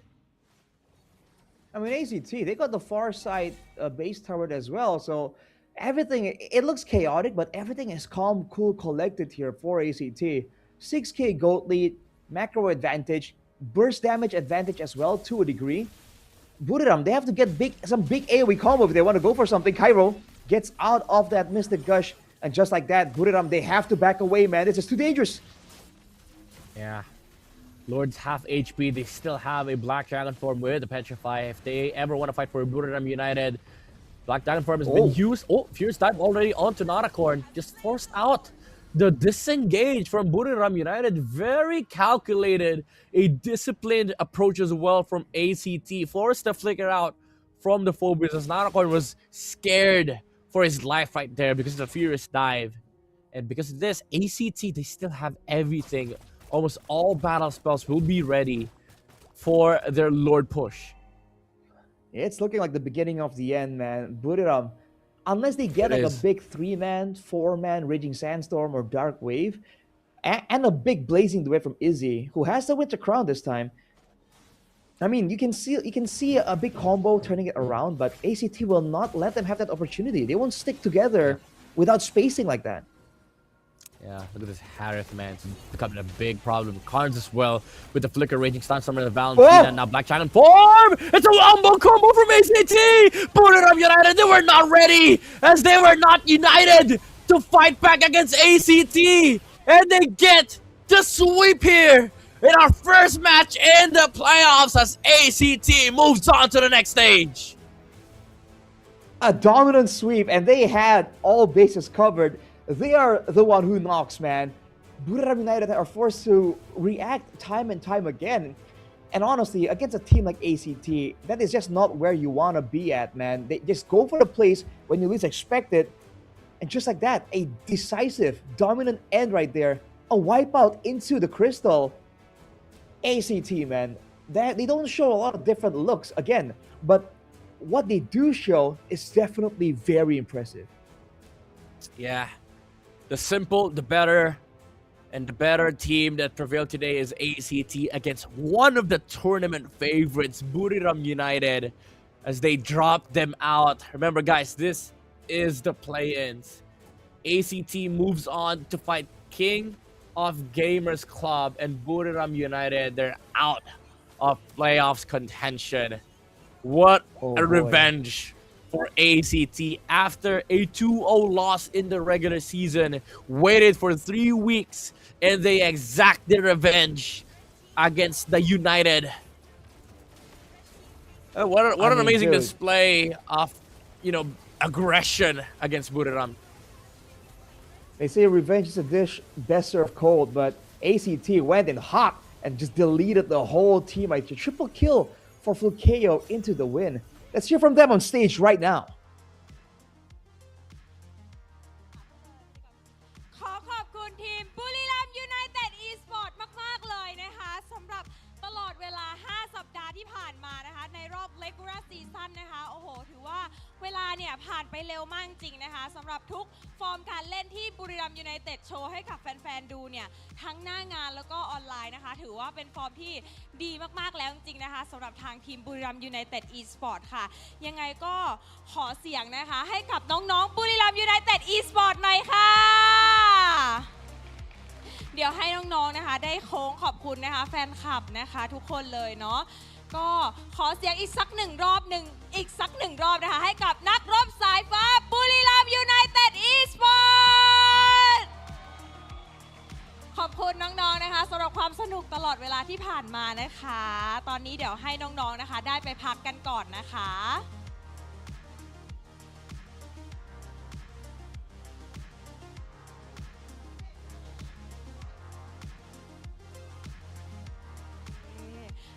โอเคตอนนี้นะคะเราก็อยู่กับผู้ชนะของเรานะคะจาก ACT Esport Club วันนี้ก็คือ ACT เปิดโหมดเอาจริงแล้วหลังจากรอบที่แล้วเนาะเราก็แพ้มาแต่ว่าไม่เป็นไรวันนี้เราก็เอาชนะแล้วก็เข้าสู่ในรอบ Playoff ได้เดี๋ยววันนี้เราจะไปเจอกับ KOG มีอะไรอยากจะบอก KOG ไหมเราพูดก่อนเลยก็อยากกลับไปแก้แค้นครับเพราะว่ารอบที่แล้วผมพลาดนะแต่รอบนี้เราเตรียมแผนมาดีแล้วใช่ครับการ NC ล่ะก็ตอนนี้พวกผมตื่นรู้กันแล้วนะครับ ตื่นรู้แล้วไปเตรียมแผนมาแล้วสำหรับรอบ Playoff เอาจริงแล้วดับไม่เหมือนที่ผ่านมาแน่นอนครับแน่นอนแล้ววันนี้เนี่ยเราชนะบุรีรัมย์ยูไนเต็ดอีสปอร์ตได้เพราะว่าบุรีรัมย์เขาใช้ดับเดิมแผนเดิมหรือเปล่าเราก็เลยรู้ทางแล้วจับทางได้แล้วก็เลยเอาชนะมาได้ในวันนี้คิดว่าไม่เกี่ยวครับไม่ได้เกี่ยวกับแผนเดิมแต่เป็นการที่พวกผมทำการบ้านกันคิดว่าวันนี้ทำได้ดีกว่าครับเลยชนะบุรีรัมย์ครับสำหรับฟุกิโยล่ะคะคิดยังไงก็ผมว่าไม่น่าเกี่ยวนะครับเพราะว่าพวกเราเชื่อใจกันครับเพราะว่าทำอะไรก็ไปด้วยกันครับคือมันเป็นแฮปปี้เบิร์ธเดย์บัฟหรือเปล่าเพราะว่าเราก็เพิ่งเกิดไปเมื่อ2 วันก่อนใช่ไหมแล้ววันนี้ก็เป็นไคโรเป็นการ NC ขออภัยค่ะเป็นการ NC ที่เพิ่งเกิดไปเมื่อ2 วันก่อนแล้ววันนี้ก็เป็นไคโรมันเลยมีพลังแบบเฮ้ยวันเกิดเอาหน่อยหรือเปล่าแบบ Happy Birthday Buff เป็นไปได้แล้วก็วันนี้เนี่ยคือเราเตรียมแผนดราฟมากับโค้ชเป็นยังไงเตรียมแผนหนักไหมคะสำหรับที่จะมาเจอบุรีรัมย์ในรอบ Playoff ในวันนี้ส่วนตัวพวกผมที่เป็นผู้เล่นไม่ค่อยหนักครับแต่ต้องขอบคุณโค้ชครับวันนี้เขาคัดดราฟได้ดีมากครับเขาแบบเมื่อคืนเขาแบบนอนตี 1 ตี 2แล้วตื่นเช้าครับแล้วเราล่ะนอนก่อนเลยนอนก่อนเลยไม่ซ้อมแล้วใช่ครับแล้ววันนี้เนี่ยได้เรียนรู้อะไรจากเกมที่แล้วที่สามารถเอามาปรับเพื่อที่จะเอาชนะบุรีรัมย์ได้ในวันนี้เป็นเรื่องความใจเย็นกับการเชื่อใจทีมครับอันนี้พวกผมเชื่อใจกันมากครับว่าจะต้องไปถึงรอบต่อไปจนถึงแชมป์ให้ได้ครับเราคอเกมกันมากขึ้นไหมหลังจากรอบที่แล้วคิดหนักเราคอเกมกันเพราะว่าเราคอเกมกันดีอยู่แล้วครับแค่แบบมีแค่เรื่องรายละเอียดกับความใจเย็นครับสำหรับฟุกิโยอะคะก็เกี่ยวกับเรื่องเชื่อใจทีมนะครับแล้วก็พวกเราก็ทำกันได้ดีด้วยก็คือวันนี้เนี่ยมันมีความเชื่อใจมากขึ้นแล้วก็ด้วยความรู้สึกที่เราอยากจะไปเล่นในรอบ Playoff มากๆก็เลยทำให้เราเอาชนะมาได้ในวันนี้นะก็ขอแสดงความยินดีด้วยนะคะเดี๋ยวยังไงก็ไปรอเจอกับ KOG ในรอบโบ5ในเย็นวันนี้เนาะก็ขอบคุณน้องๆทั้ง2 คนมากเลยนะคะขอเสียงแฟนคลับ ACT Esport Club หน่อยได้ไหมคะโอเคค่ะเดี๋ยวให้น้องๆไปพักนะคะแล้วก็ส่งต่อให้กับพี่แคสเตอร์ทั้ง3 คนได้เลยค่ะ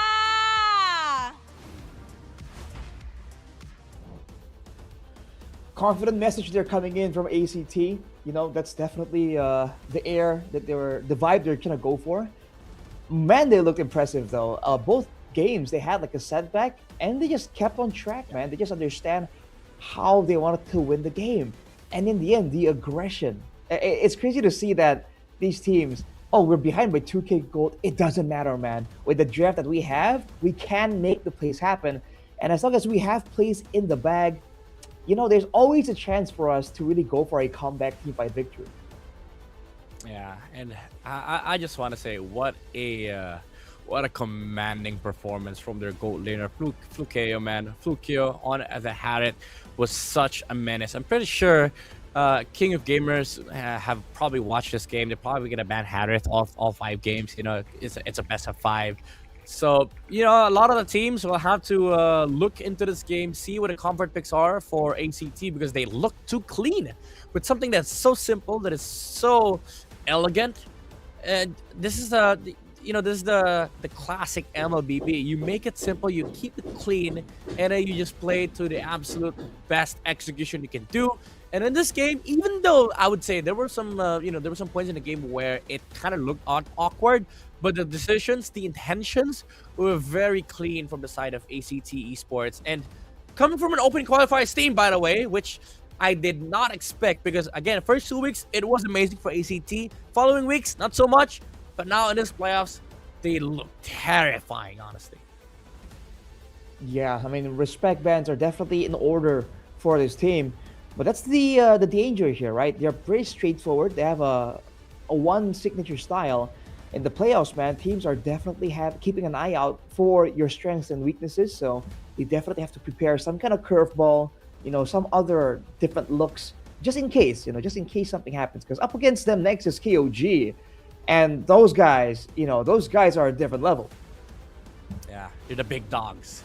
They're the top dogs of MSL Thailand. But for now, they get to enjoy their victory here against Buriram United. And the MVP of game number 2 is a guy that couldn't play game 1, but was able to play game 2. In fact, set up a lot of tempo for ACT.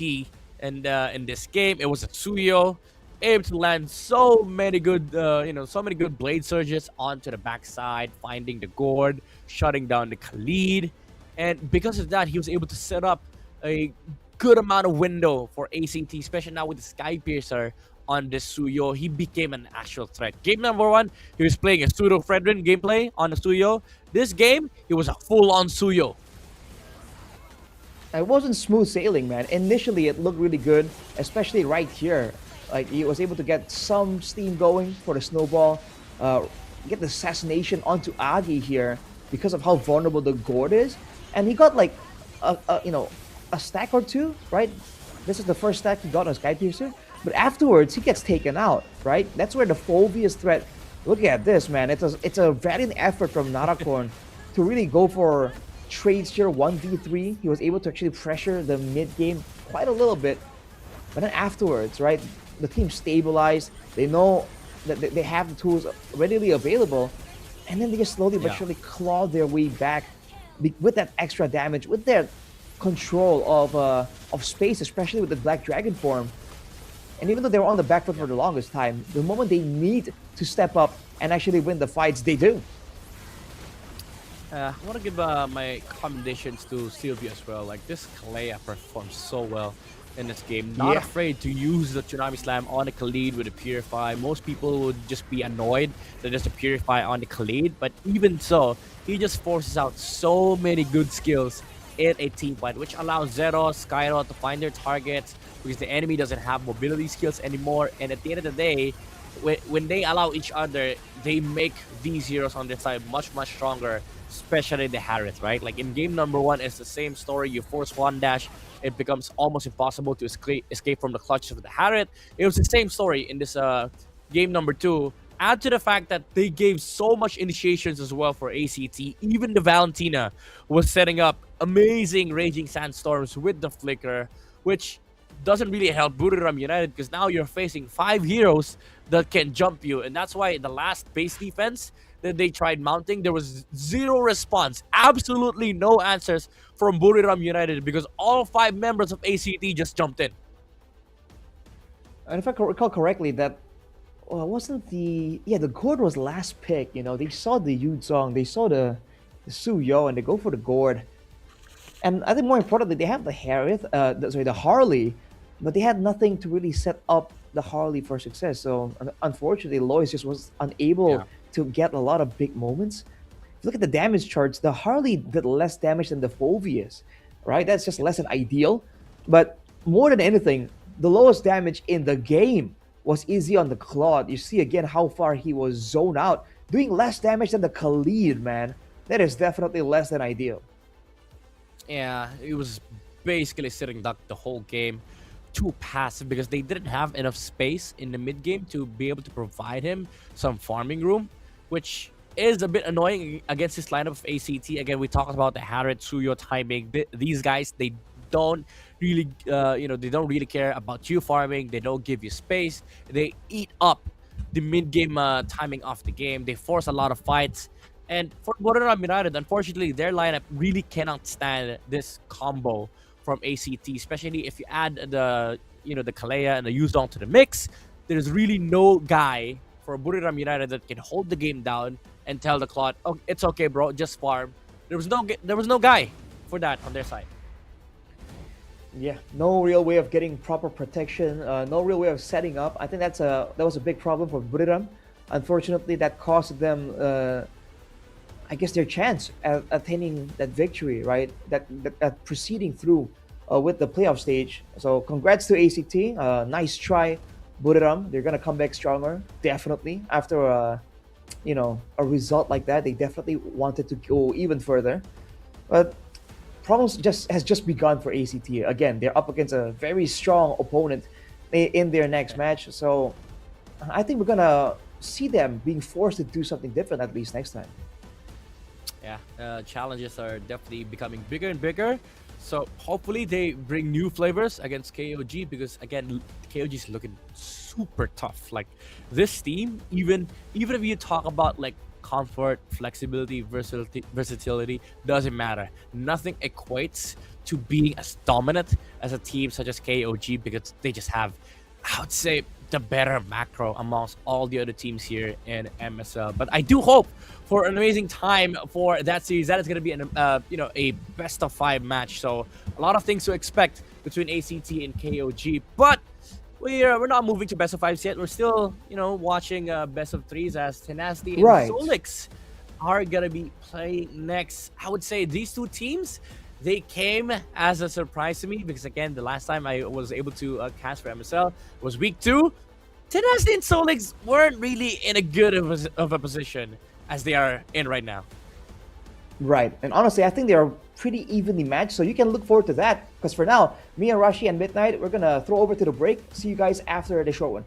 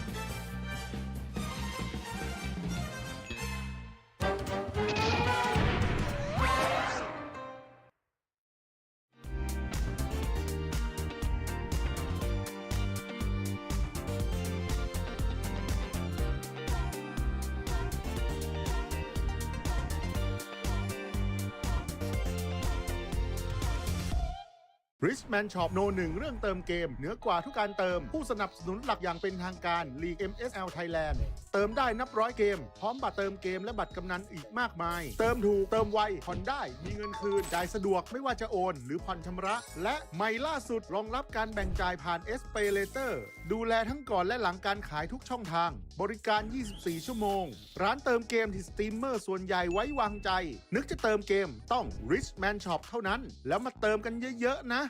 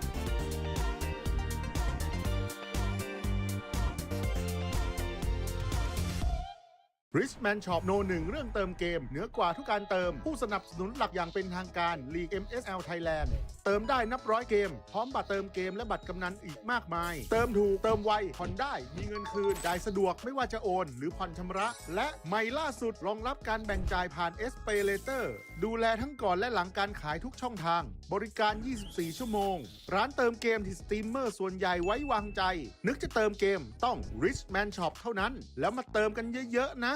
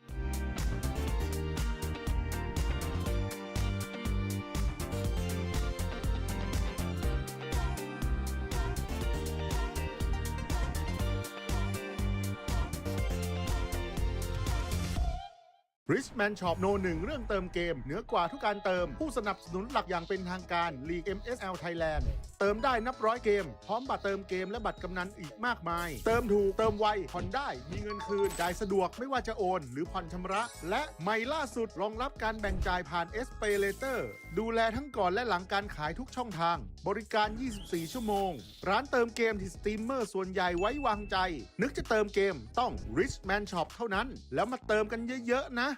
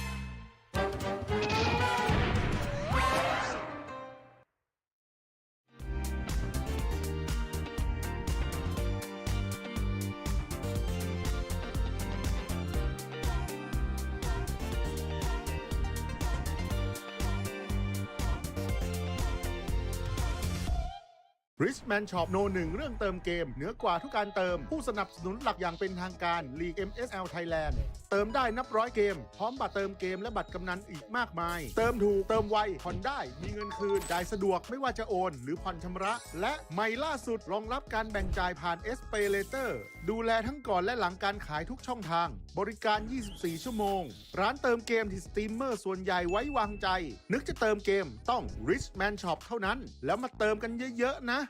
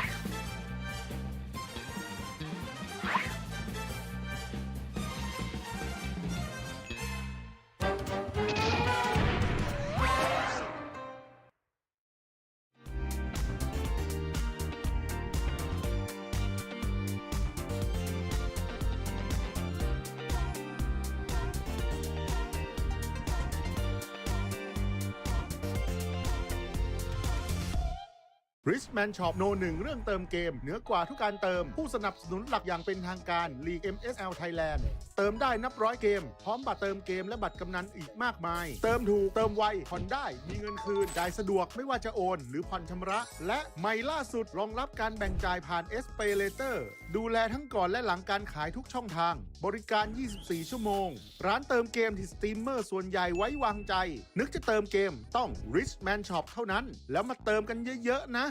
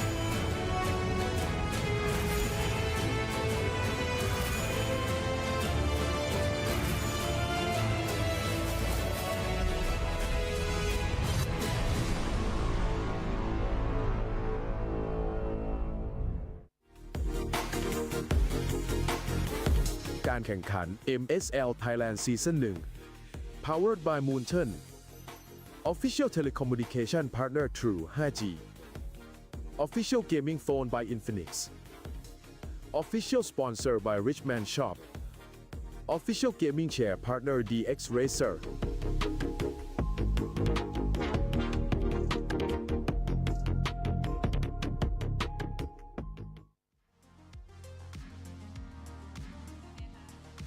สวัสดีค่ะ มาเจอกับพวกเราสองคนแบบนี้อีกแล้วค่ะพี่ปาล์มห ค่ะ มายความว่ายังไงคะ คู่ที่ 2กำลังจะเริ่มขึ้นนั่นเอง เย้ โอ้โห น่าตื่นเต้นเพราะว่าคู่นี้บอกเลยว่าเดือดแน่นอน เพราะ ค่ะ เขาเคยเจอกันมาก่อนค่ะ มีโอกาสได้กลับมาสู้กันอีกครั้งหนึ่งหลังจากที่มีการปรับเปลี่ยนไลน์อัพผู้เล่นใหม่ อ๋อ เหมือนอารมณ์เป็นล้างตา ใช่ อันนี้คือเตรียมน้ำล้างหน้ามาเรียบร้อย แต่ ย ไม่รู้จะเป็นของทีมไหน นะคะเพราะว่าทีมแรกนะคะก็คือเจ้าแพทดื้อค่ะ Tenacity นะคะ วันนี้ต้องเจอกับทีมวัยรุ่นยุค 90 อย่าง Solic Esport นั่นเองค่ะ ใช่ บอกเลยว่าวันนี้ Solic Esport นะคะ เตรียมแผนมาล้างแค้นเทนาแน่นอน ยังไง เพราะ เล่า ว่า เลย ตอนเจอกันในรอบเลกูล่านะคะก็คือเทนาเนี่ยเขาเอาชนะโซลิกไปได้ แต่วันนี้โซลิกเขามีการเสริมทัพแล้วด้วยจอยสั่งมา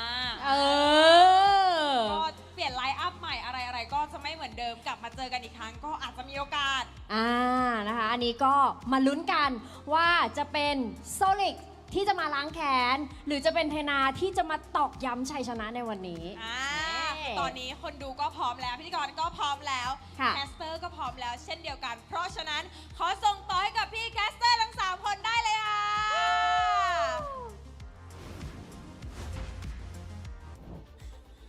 Well, thank you for that introduction, Minnie and I, baby. Right now, it's still me, Arashi, but I'm accompanied by the young man from the Philippines, Mr. Leo. How you feeling? As a 22-year-old young man in the heart of Manila, I am great. I watched the match that you and Midnight called.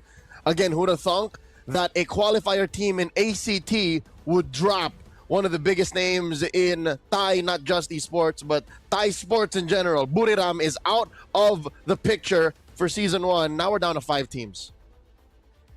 the 5 teams, and now after this match, we're gonna say goodbye to one more. So hey, this is a tough situation to be in for sure. This match against Tenacity, with Tenacity against Solix, it's definitely an interesting one. From my understanding, they're both similar at a similar level, but they have very different styles almost. Yeah. Solix took a lot of L's in the early part of the season. Again, it's a mid-season switch up with their gold laner and a jungler that kind of really, jolted them back into the fight. But for Tenacity, they've always been a good contender. If ever Bacon Time did not find, that last wind in them and started to clean up their matches more 2-0s than 2-1s, there's a world where Tenacity was second seed.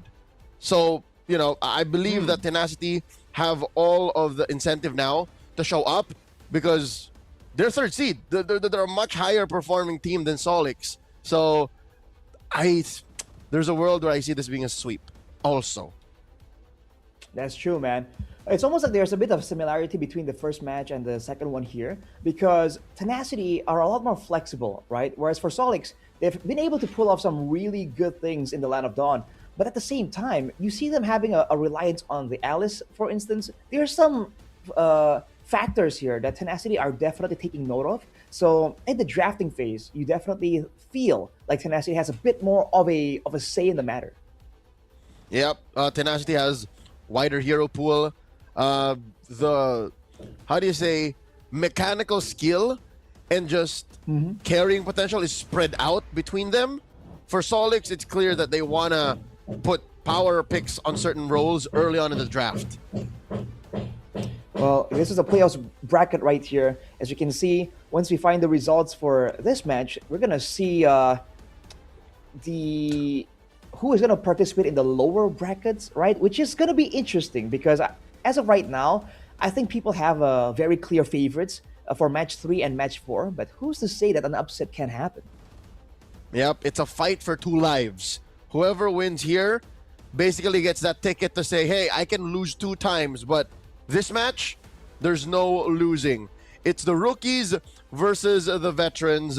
Tenacity, they're not rookies in the sense that they're all new. It's just compared to Solix. Compared to Solix, they are young bloods. Solix are onks. Have you ever heard of that? Are they? Have you heard us just blast that? Just put it out there that Solix are old men. Is that the prevailing opinion? I have not heard that so far. I mean, again, they do play a bit more conservatively. Why is that, Leo? Like, why are they known as the Unks? Okay, so before the injection of Danny Carter, aka Sek Loso, because he looks like a Thai rock star from the 90s, he's a Burmese jungler, pulled in by Coach Kazin. Solix was mainly made up of older talents. Again, dudes that go as far back as other MOBA titles in the space that played under teams such as Old Bacon Time. So that's how OG this squad is. So they're called Unk. So, you can compare them to like he's like a few. You know what I mean? Like a few, like a Haze, like a, you know what I mean? They've been playing for a while. And then again, compared to Tenacity, who are just younger dudes in general. Gotcha. So we have a bit of like a Shaolin soccer type of matchup where on one side, you got experience, you got wisdom, but on the other side, you got the youth and the explosiveness. So hey, that's going to be interesting. As we take a look at some of the clips here from Tenacity, I think Song Jinwoo definitely stands out just a little bit. The name might be a part of the reason why, right? The guy is known to quote-unquote aura farm. But honestly, I think overall as a team, like you mentioned, Leo, they have a lot of methods to really get ahead, to really have to use as a tool to attain that victory on multiple roles. That's right. And it's not like they played with the same roster the whole season. They also have an injection of new talent. They got in Lord Guys and BS mid-season. So BS. At least they have that as a mirror.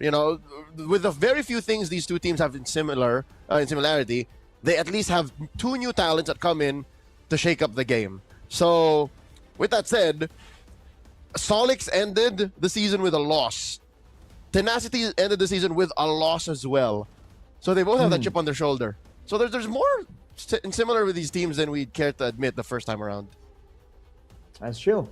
But for me, though, I think for Solix in particular, I recall very vividly there was like a last-minute like switch up. But we're gonna take a look at the player entrance right here. Tenacity, definitely looking tenacious, as the name suggests. But they seem ready for some action. That's why they're the GOATs. I mean, literally, their Literally, mascot is a goat, and the fans call them GOATs. So that's what you got to do when you're young in the game. Is just don't show any sign of fear. On the other hand, though, for Solix, this is the, as you mentioned, Leo, the UG squad. But they've had moments of brilliance themselves. They've had some very creative roster switch-ups as well. So that is something that they can use as a curveball here in this match. Yep. But the one piece that refuses to move is, of course, Sherry, Sherry. One of the few players who gets the first pick Alice, the first pick Uranus, the first pick Phoveus. So that might be to their detriment, or they could use that and weaponize the draft. Again, Phoveus is big in the meta. The other heroes not so much. Alice, Uranus, nah. Yeah. Well, let's see, man. The coaches, this guy, this guy, and Zin. Hey, did he get rid of the K? He was K Zin in the regular season. Now he's just Zin. Interesting. He's trying to streamline. He's trying to be efficient here, Leo. You can see it from that choice. Both teams definitely feel ready. But again, I wonder what kind of curveballs are here, because I get this feeling that both teams are not going to be playing the usual style. As they look like a team lineup here for Tenacity, Sung Jin Woo, Water, Lord Guys, Griff, and BS. And honestly, Griff and BS have been standing out just a little bit more in the last few matches I've seen from Tenacity too. Yep, Griff was an MVP in both of their previous games. The only games they won in those last two. Well, they beat Full Sense eventually. But for Solix, I think the switch up you were looking for were those in Danny Carter and Xiao Tu. So they're the ones that came in mid-season. The former is a Burmese import. But who really has my eye here is Mimark. Mimark has such a weird hero pool. Mimark plays a Valier, and sometimes teams ban it. Sometimes teams ban the Valier, so they don't want to play with it. I mean, dude, even in match number 1 earlier, we saw that Valier ban as well. Let's take a look at this VT real พิ quick. สูจน์สำคัญของทุกเส้นทางที่ผ่านมา Tenacity ทีมที่มีผู้เล่นจากหลากหลายเส้นทางต่างรวมตัวกัน เพื่อพิสูจน์ตัวเอง ผมมั่นใจว่าผมสามารถพาทีมคว้าแชมป์ได้ครับด้วยประสบการณ์ของผมที่แข่งมาครับแล้วก็สกิลเพลย์ของผม แต่หลังจากผ่านการเปลี่ยนแปลงครั้งสำคัญ พวกเขาค่อยๆพัฒนาขึ้น จนกลายเป็นหนึ่งในทีมที่ร้อนแรงที่สุดของลีก วันนี้พวกเขากลายเป็นทีมที่พร้อมล้มได้ทุกทีม โซลิดทีมที่เต็มไปด้วยชื่อที่ทุกคนคุ้นเคย ผู้เล่นที่เคยผ่านทั้งช่วงเวลาแห่งชัยชนะ และเวทีการแข่งขันระดับสูงมาแล้ว ต่อให้จะเคยแข่งหรือว่าประสบการณ์จากที่อื่นก็จะทำให้ดีที่สุดครับ แม้เส้นทางของพวกเขาในฤดูกาลนี้จะไม่ได้ง่ายดายแต่หลังการปรับเปลี่ยนครั้งสำคัญ พวกเขาก็ยังคงพิสูจน์ว่าประสบการณ์ยังคงน่ากลัวเสมอ ดาวรุ่งกำลังลุกขึ้นท้าทายและตำนานกำลังกลับมาทวงคืนศักดิ์ศรี เป้าหมายทีมยังไงเราก็เป็นที่หนึ่งของลีกอยู่แล้ว เมื่อมีการแข่งขันเกิดขึ้นแล้วผมจะเล่นให้มันทะลุ 100% ไปเลยครับ และตอนนี้ได้เวลาของพวกเขาแล้ว ใครจะเป็นผู้ได้ดำเนินเรื่องราวบทต่อไป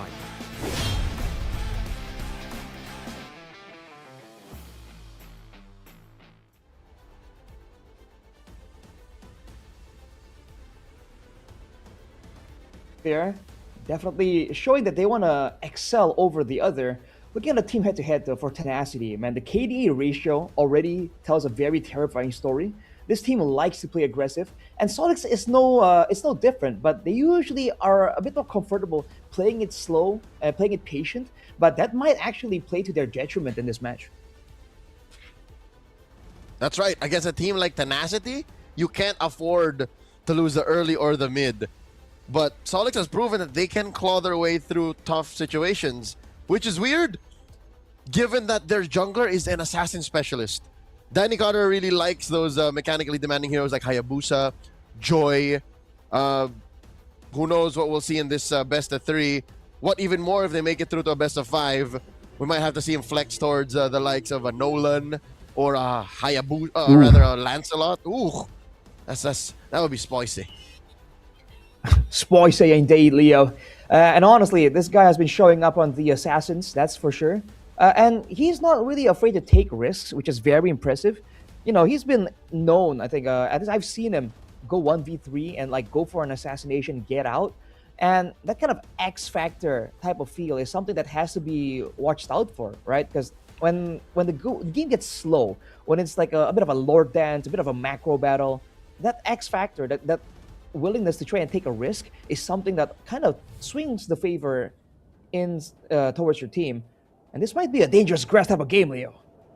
Oh, if we go to dangerous grass, that would be great for the assassin matchup. But regardless, in Flying Clouds, I think assassins are still good because that means deaths happen faster, fights happen sooner, and then you can come back when you make a mistake, which is good in this jungle matchup because Danny Carter, no matter how good he is as an assassin, he's still going up against one of the best junglers this side of the Mekong with one hell of an afro. It's Water, the Laotian import for Tenacity. He's played all over the region, and here is the team captain now for Tenacity. Danny Carter has his work cut out for him. For sure. And already you can see the respect coming through here, the aforementioned Valier for Tenacity. And for the side of Solix, the Fanny along with the Freya. So compared to match number 1 at least, a bit of a difference. We'll have to, if you have to see like something like a Kalia maybe, a Phoveus, right? That will really be telling to see what these teams have in mind, especially for that early neutral objective game. That and the Harith. Oh, it looks like they're going to play with fire.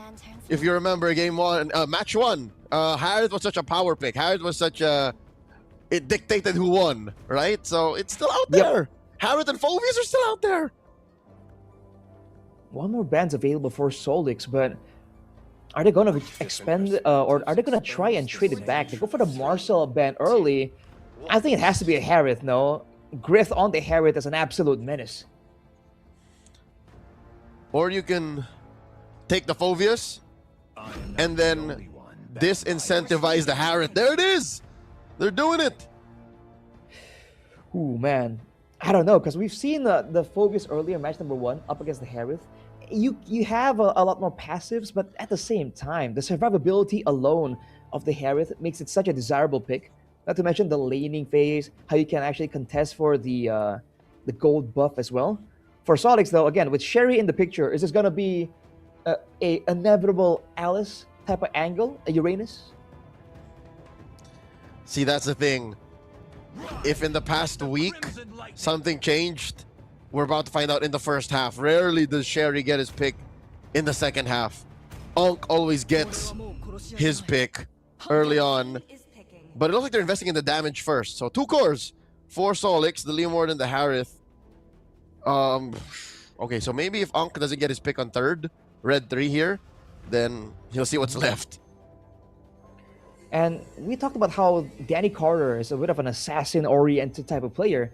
Now on the Leomord, we'll have to see. Like, the killing instinct will still be there by all means, but it's a different type of style. Less mobility, as Tenacity understands the importance of getting a gold laner.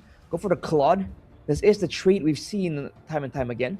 With the Valentina in the mid lane, though, that's pretty good, considering that they want to have some aggression, they want to have some kite ability. Mobility and burst damage have always been a big factor, but in the playoffs so far, it's been almost like the deciding factor. Yep. At this point, with Kalia at large, Khalid as well, you have to think of what happens in mid. Speaking of mid, there's the Gord. Again, you already have the combo. Harley is not here. They chose to go Leomord, so that's got to be a decision made by the team. But they're going to do the shred via Harley and Harith. So it's Harith and Gord. So there's still a combo there. Attack the roam, dude. Just take out roamers. You can go for roamers. You can go for junglers as well, technically. But I think roamers are going to be more important because with the Gord, you can really excel when you can use the Mystic Projectile to be oppressive, to scout out, to start like long-distance engagements. Without the right roam for the job, it gets difficult to move around and find the right angles to try and set up an attack. But it's a jungle approach from Solix. It's the Suyo taken away from Tenacity. So do you ban Suyo and Harley? And then you let Water kind of just figure out what to do? Because Water's played Nolan. He played Nolan just, what, last week, was it? 2 weeks ago? And he's also played Joy. So he can do it. Yeah, options are definitely available there. But the Alice, as always, teams have done their homework, man. Tenacity, don't let it go. The Harley, as predicted, comes through as well. Now for Tenacity, do they want to crack down on Sherry even more? Or do they want to try and cover their bases a bit more? That's the last big pick. They're asking, shall we attack him? Yeah, ban the Uranus. Okay, coach. Is that the approach, man? That definitely could be the angle. Badang, actually. Okay. I think they might want to go really aggressive, so having a Badang that can push him back could be a problem. Okay. To be fair, Moss is the boss. Played a mean Badang against the Fanny the other week, and it stopped it in its tracks. This glue, though, I don't know where this glue is going.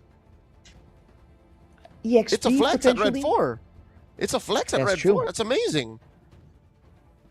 Can go both ways. It's definitely a winning matchup against the Phoveus, though. So that is something that Tenacity definitely have to consider. It's a little bit more, but their jungle pick is something we've been waiting on. And so far, there isn't really an easy answer, right? Like a super efficient answer right here. If they want to just focus on denying the Gord, like proper participation, then the Assassins will do, right? And let's forget about the fighters. It's Joy. All right. So we mentioned this. The one game they won against Bacon Time last week, they played the Joy and the Khalid. That's a really strong trio mid. Very lethal. A lot of damage. Khalid, Valentina, Joy. Now we find out where the glue is going with this Red 5 pick. The final reveal right here. Against this kind of damage, see, the Joy is an assassin, but you can shred through tanks too, given enough items. You know, so the Leeward and glue aren't completely safe by all means. Do they want to get more crowd control? Because right now, they can only initiate with a Mystic Projectile, a Slam Pass, and maybe the Phantom Steed. By all means, not really enough to really dictate the pace of the game. So what, like a Gatot or a Hylos? Yeah, some more engaged or counter-engaged would be cool. The Kalea, man. The very critical Kalea that was so important in match number 1. Falls into the hands of Solix. That's a really good pick. Okay. They don't want to slow the game down. If it was a Hylos or Gatot, that could have done it, but it looks like what you were looking for, Arashi, is here. Solix will not slow it down, instead will embrace violence. They will, even on the losing end, again, you said counter-engage with a Kalea. I'm just worried about that Gord. I'm just worried about me marks, man. Like, there's no one to hold it down to protect him. He has to play this the hard way. I think eventually it has to be Moss, right? That's the problem here for Moss, because do you want to be aggressive with it? Do you want to go for the pickups, or do you want to try and protect the backline? Because against a Khalid and a Joy, it gets quite difficult. So, hey, there's problems to spare for both teams. But ladies and gentlemen, into the Land of Dawn we go for game number 1 between Tenacity and Solix.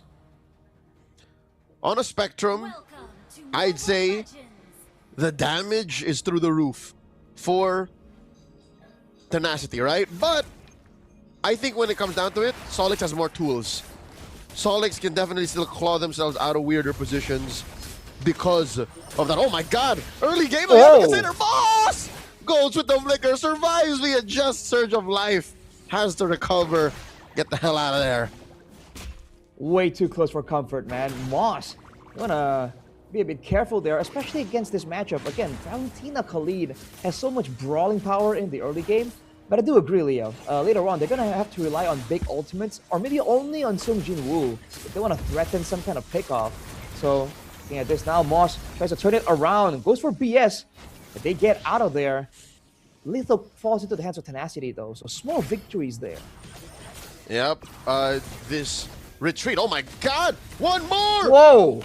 Moss almost takes down Lord Guys, forces the Purify. As I was saying, with the retreat of BS, Solix should find more room to kind of, again, invade. There it is. Look, Danny Carter going for the small camp steal. All that BS could do is kind of disincentivize him with a scimitar. Might be enough. Oh my god, Danny Carter calls in the Phantom Steed! First blood drawn by Solix. Man, the quicksand guard will not save him.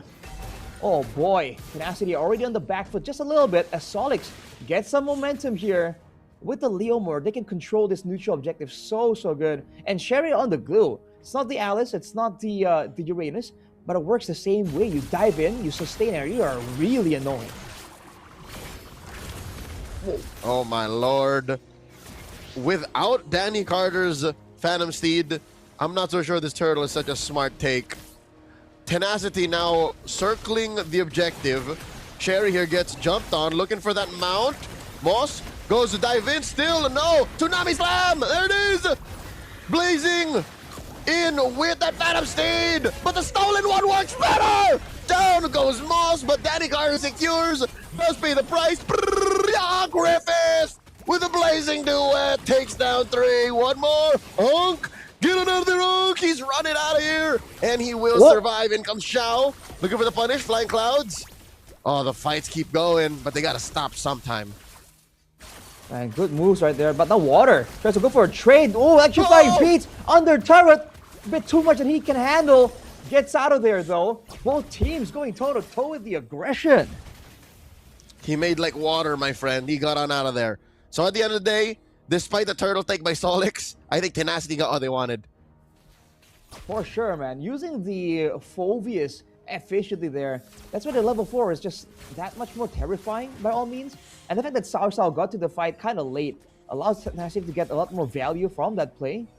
And now they're looking to extend that even more. Again, prio-wise in the mid lane, they have a lot more to say. Sustain is the one department where Solix has a bit of an edge due to the Kalea. Yep. Whoa. But that's just HP. There's no amount of peel that can go through the sheer damage Tenacity has, at least until the late game. So if that sequence plays out over and over again, I think Tenacity will win like 4 times out of 5, at least for the next 10 minutes. And again, the fact that they can dive together so efficiently. You saw what happens to Memarks, man. He was in the back trying to do damage with the Mystic Gush, and he just got dove on by the whole squad. The gang pulled up and just beat him up 4v1. So Solix has to find a way to avoid that same outcome in the next couple of fights. And with 15 seconds to try and come up with a different solution here, it's definitely looking a bit troubling for Solix. Okay, it might be better, Arashi, since Xiao is nearby. Xiao 2 is nearby. It might be better because, again, he came in late in that last fight. Griffith beat him to the punch with the blazing duet. So let's see, turtle number 2. Sung Jinwoo is theoretically even further away as well, but both EXP laners are in the picture. Moss definitely looking for a chance to go for a play. Tsunami Slam! BS does get on out of there. The Gush canceled out. Danny Carter again. The sharpest retribution in the game. Still goes into the back line, finds BS. Wailing away. Lord Guys though steals it. And he takes him down. Griffin with another blazing duet takes down Sherry. It's a roamer for 2. And then Lord Guys gets a double kill. Memarks is squished. Oh man, the neutral objective focus here of Solix, it's great, it's working out. They have 2 turtles, but at what cost, man? Tenacity is making it very costly for them to get a lot of these resources. And with this tempo, with this lead, they can start invading or even cutting like this. Water 1v1 with Danny Carter. But the Horseman still has the edge for now. Uh-oh, Moss here.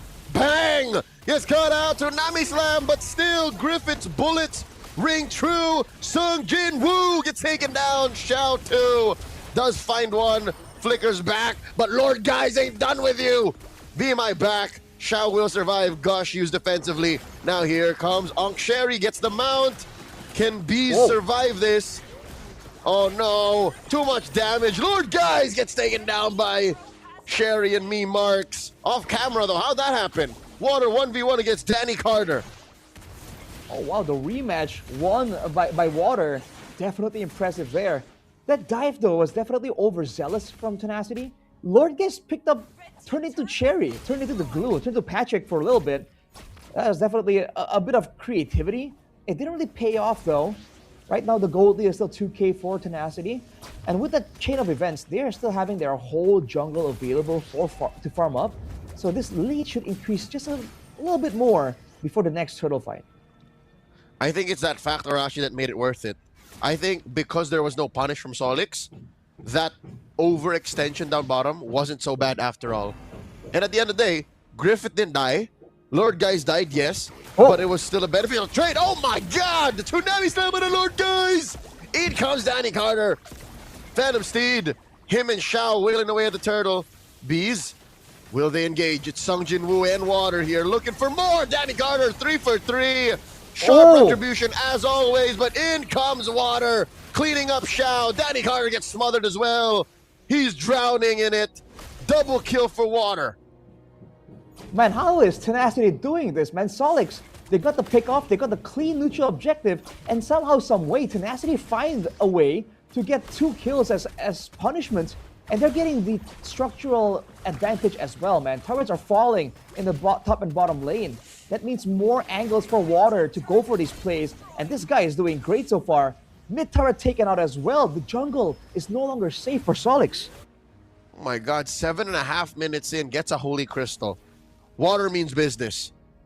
He is 3 levels above Danny Carter, which, in perspective, makes it impressive for Danny Carter that he was able to go 3 for 3 on the turtles. But again, you mentioned the math doesn't make sense. How do the kids say it? The math isn't mathing, Arashi. You take all the objectives, sure, but the map ain't yours.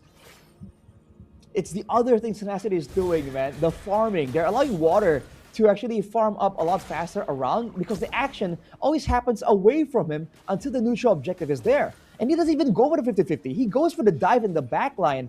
Like in the previous fight, 2 members immediately demolished by the electrifying beats. So Tenacity definitely have an angle on how they want to approach these fights. Solix have to adapt here and change how they want to play this. So Memarks holding this brush might not be the smartest. Projectile thrown out plus the gush. These purifies, rather flickers through that. So Gush already spent out. Tsunami Slam as well. And this is all just for the macro play. They were going for this turret down bot. Can't really get it just yet though. You can see Solix definitely feels the pressure, man. They are grouping up S5. Because again, earlier, you saw Danny Carter go for the 1v1 and it did not work out in his favor. Now Sherry is all the way on the bottom side. The Lord is up and Tenacity have enough damage to really go for a quick Lord shred. Solix, are they gonna try and check? Because Sung Jin Woo is ready for the punish. Sherry is very far off. Moss does bump into Lord Guys. Lord Guys gets taken down by a Gush right in the face.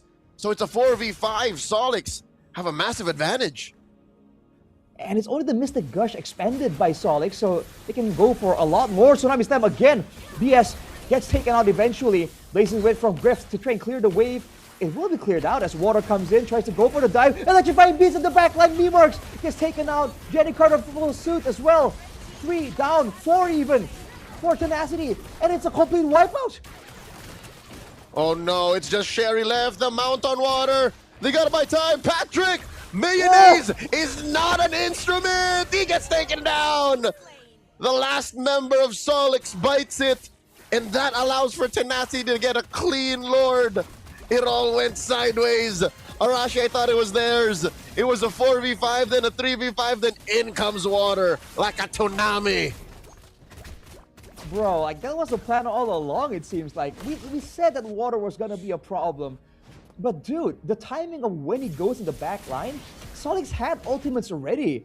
And yet still, they just could not handle it. Like we predicted earlier, Leo, Moss is trying to go for the Tsunami Slams. He gets Lord Guys time and time again. But afterwards, that means Water has all the space in the world to go for these crazy mobility plays. But look at this, man. They're clumping together and just taking waves and waves of damage from the electrifying beats. That's right. I'm pretty sure there was a call by, again, Lord Guys or somebody in, I would assume, Thai, because Laotian and Thai are very similar, saying, there's no more Tsunami Slam, go for it! They can't punish you, kill him! And that's what Water did. And that's why the map is now blue, with the Lord up top, and Tenacity are up 7k! Arashi 7k! 7k, dude. 6.7 actually for the side of Tenacity. And they're going for the turrets for now. They don't have the best of sieges, especially against a Gord, right? But if they have the right play, the right stun, they can go for a dive here onto Solix as the Lord collides. Oh. Why is BS so deep in there? And how did he not get punished? What was that? I mean, he's up to his usual BS, dude, every single time. This guy is just so oppressive when he's allowed to be. And right now, without any adequate damage to really go for the punish, I mean, BS can do, his usual BS. Tsunami Slam again, though.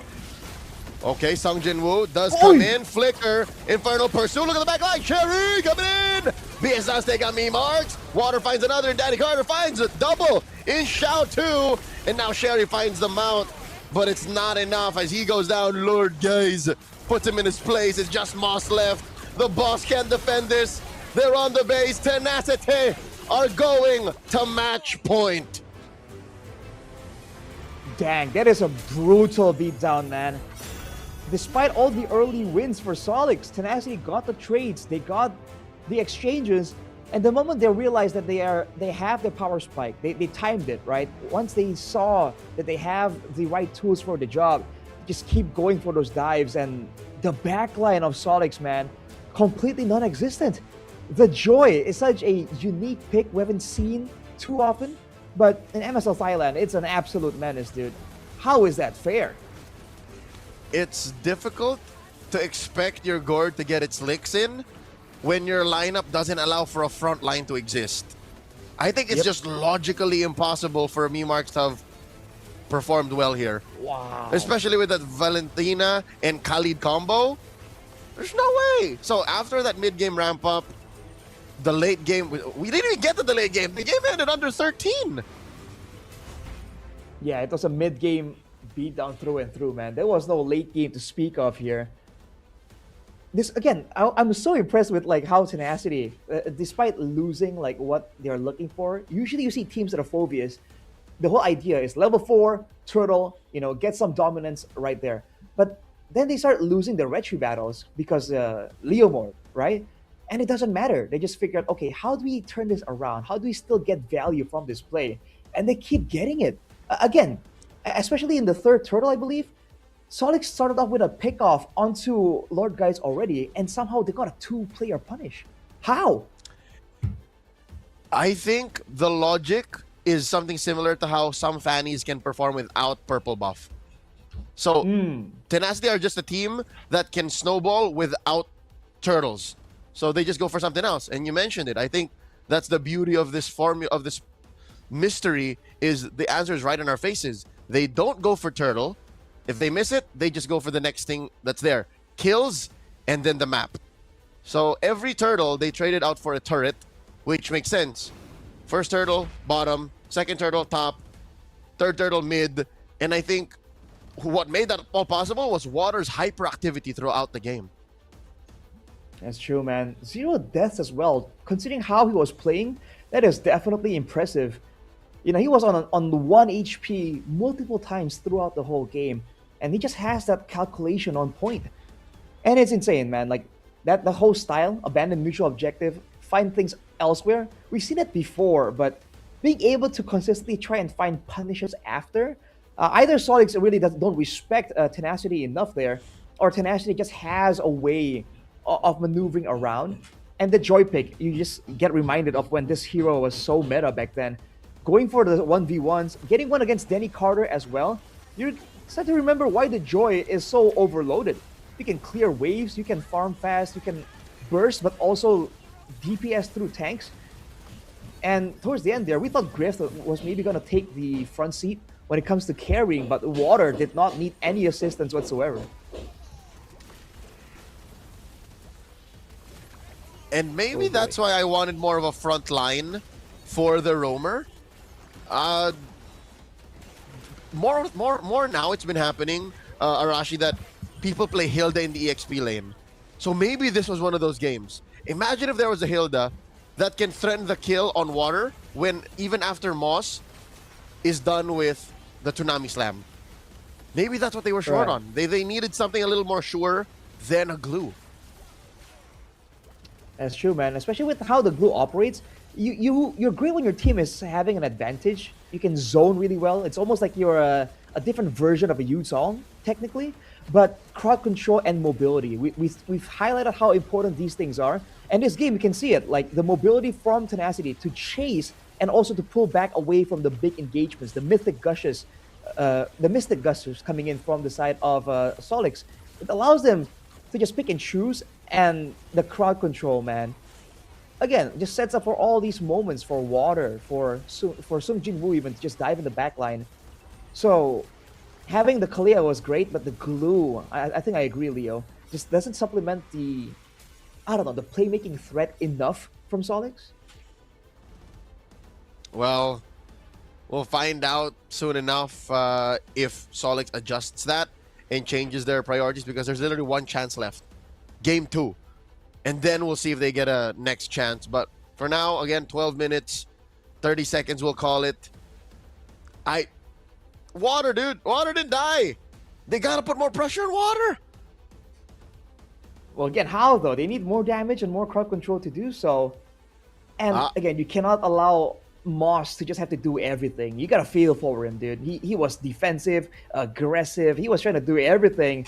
And in the end, with all the tools available to Tenacity, you just keep turning it back around onto him. Of those two things, damage and crowd control, I think CC is the thing that Solix needs to invest in more to force us to game 3. If they some way somehow can play a lineup that has like 3 or 4 bits of crowd control, then they're off to a better start. Because here I'm looking at their lineup, it's like too reliable, and then, skill shot the rest of them. It's not enough. Dude, Water had such a great game, he was so close to getting 1K gold per minute. That doesn't happen in the game anymore. I mean, with the Joy clear speed, the mobility, he was already farming up a Storm. In the team fights, though, once he really got ahead, he was farming heroes, right? He was just he was deleting 2 members at the same time. The AoE of the Joy, this is why it gets really dangerous. And you're seeing why Tenacity banned away the Badang too, right? That could have been one of the options to really stop the Joy in his tracks. But Tenacity just understood the bigger picture. I am not surprised that Game 1 went this way, but also I'm surprised that Tenacity played this clean. Again, sometimes they are an example of a team that changed throughout the break. They cleaned up so well, and I think Solix has 2 ways to respond to this. Shock, and they just cannot respond. Or number 2 is they just put their big boy pants on and say, okay, we're going to play the heroes that need to be played so that we can force game 3. I'm wondering if like a roster swap is an option, because if I recall correctly, the last time I saw Solix play against ACT, I think they got Ong Sherry and with a switch hit, like a switch up into Remix, if you recall. Remix. So do they need a remix? Pretty okay. That could be an option here for Solix. That's the extra layer of flexibility they have, but I think it begins with the draft too, Leo. I agree. Crowd control. Against a team like Tenacity that wants to take over like this, you need to stop them somehow, right? They're not going to move the way you want them to move, so you need tools to force them into those areas, into to sticking around when they should be disengaging. Yep, you got to play for the streets, as they say. Don't expect that you're going to get to the mid-game unscathed. Assume that the fights start at minute 1. So again, letting them get the Valentina, letting them get the Khalid, it was really less about the Joy. To be honest, even if Water was impressive, Water was our MVP, it was less about it being a Joy and more of just the space he was given to play and how well he used the tools he had left to him. So, yeah. I don't know if I want to see Remix, but backs against the wall like this, maybe. It could be their last game. It could be the last match they play this season. So, maybe get Remix in there. Well, in the same vein, do they really want to go for a player substitution, like when it's their last game, right? The synergy, the chemistry, the communication. Okay. Here's why that makes sense to question. Sherry is team captain. Sherry is Unk. Sherry has been here through thick and thin. And the reason why I reckon why they played with Remix in that last match you called, again with ACT, right? It's because it was literally season's last match. It was the regular season last match. They qualified for the playoffs anyways. Maybe it was more of a for the road kind of thing. So yeah, it's less likely that we'll see Remix. I think Sherry's gonna stick to it. He's gonna have to. He sinks with the ship, if you will, as a captain. Right. On top of the on that factor, we talked about differences, right? Danny Carter on the fighter, man. There were some moments for sure. The Reggie was solid, but you want to see one an assassin, no? Right? Go for the duels against water. That solo off cam has to be demoralizing, dude. I'm glad we didn't see it. I would have said very choice words if we saw it. So I agree.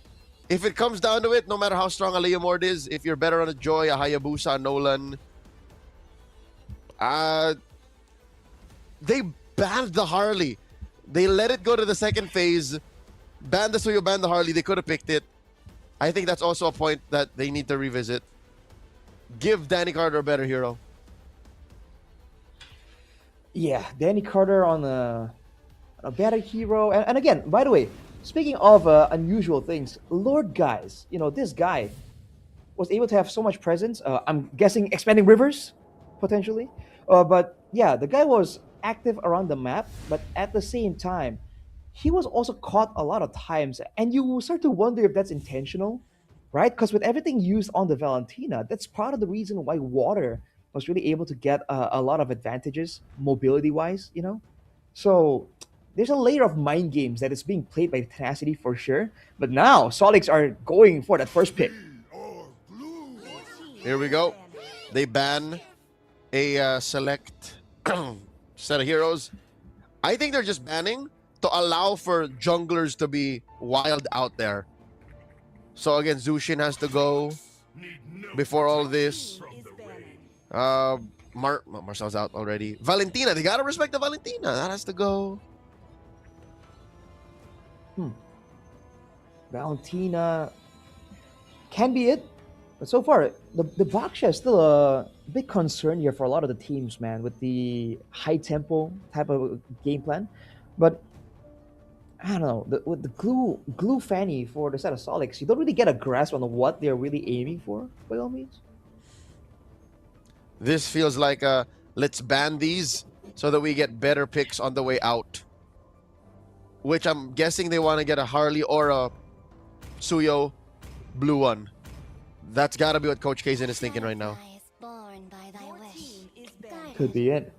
So far, again, the Sushin has also been very respected, and you can see why. The mid lane right now has so much more to do, right? You saw Lord Guys having so much more impact because he was ahead so much more than Nemarks.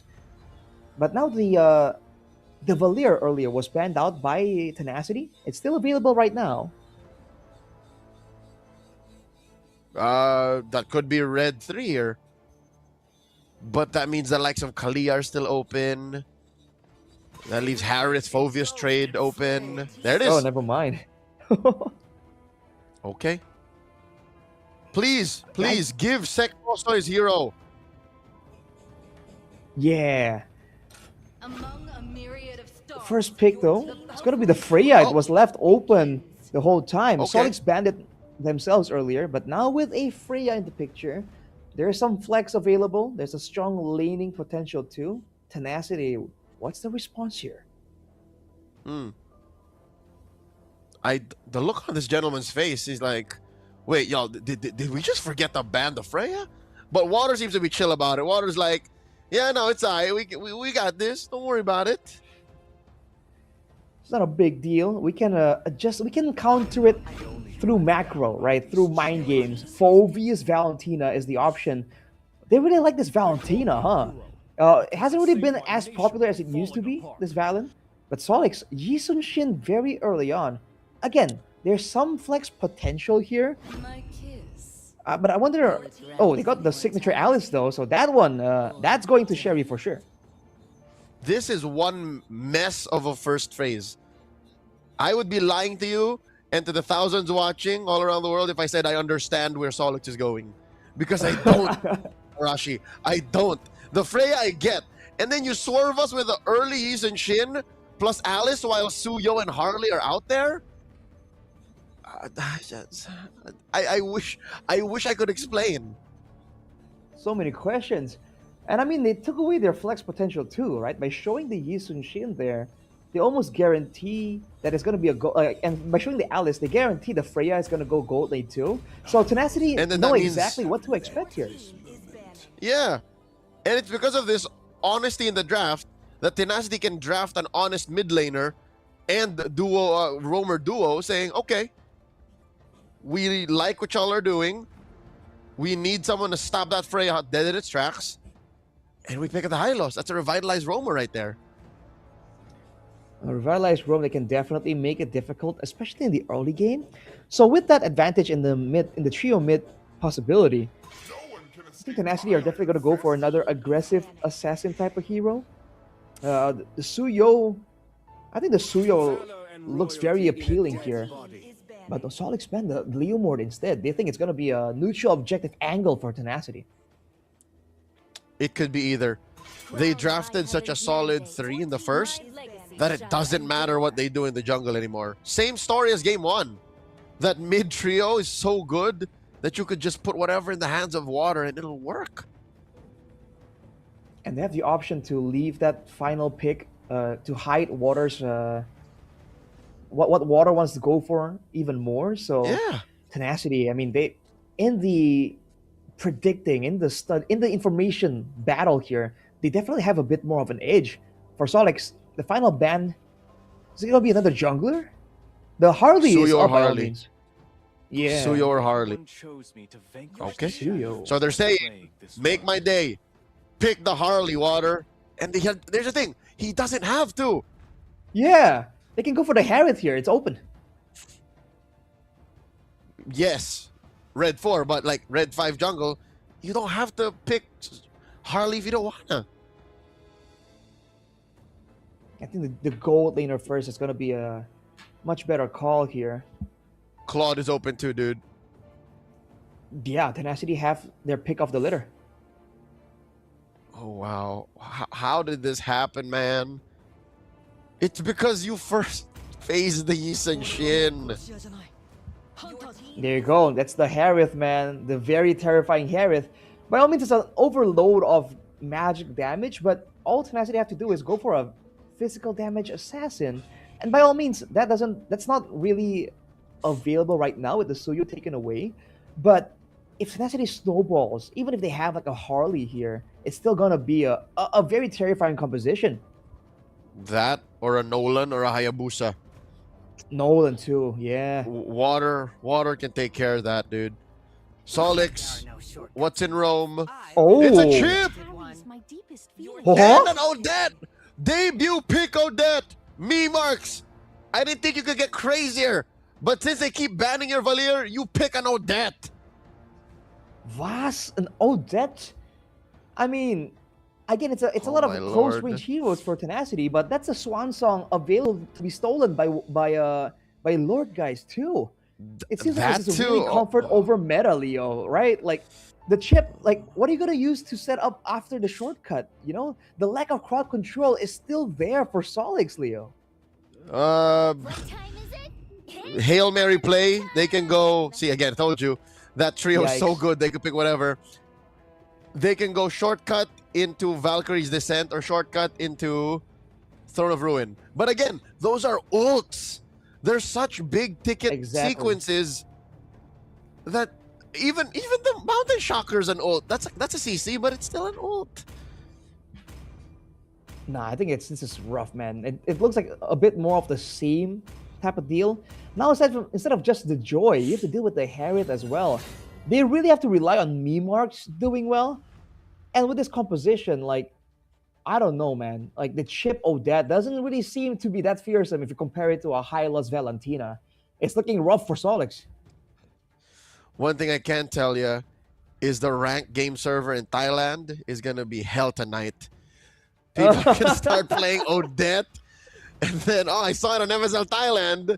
Get off my back, but still, this could be one of two things. Arashi. Could be one, pure comfort. This is something that they've done multiple times in scrims and then it works. Or number two is, as you mentioned, it could just be that last pocket strat that's like, for the road. Maybe you can just try it, maybe it works. All right, let's see how this one goes, man. What could be the final game right here between Tenacity and Solix? Ladies and gentlemen, game number 2. That's already a bit more of a passive look coming into Tenacity. I think they're respecting the Freya potential. That's definitely a prio pick, a strong lane. So we'll see what Solix can do with that advantage. As you should. If the gold lane is winning for Xiao, then you could say at least the EXP lane is a dead lane, and then mid, I reckon, should still go to Tenacity. Oh, Lord Guy's taking a lot of damage here. Marks, this is something that we don't really calculate as much. Odette's early game poking. Because we don't really see Odette much in professional play. She has pretty good damage output. And she has some safety in how she pokes as well with the passive, right? Those bounces. You don't have to be all up close to the minion wave for that to happen. And I think he can set up for ganks really well too. And so far, at least before level 4, Solix doesn't really have that shortcut option as well. Later on, I do wonder which lane are they going to try and target using the shortcut. Ideally, I think it should still be the jungle, right? Because the Joy is quite vulnerable if he gets jumped on. But look at this, though. Bit of a flank from Moss. Okay. Water waiting for someone to cross into that Y brush. Oh, the fight might break out in mid. Danny Carter holding that brush here. Spots him out, throws out that Mountain Shocker, and Tenacity just walks away. Doesn't land. One ulti down right here. Marks has this one song, but is the team prepared to back him up? Oh, Throne of Ruin, stuns 3, Water still secures, and Xiao overshoots with the Valkyries that set Sherry very low, and he gets taken down by Water. Lord Guys gets punched by Moss the boss, and in comes Griffith, taking down that chip. Massive win for Tenacity. Turtle plus a 2-for-1 trade. Once again, Lord Guys is the only casualty.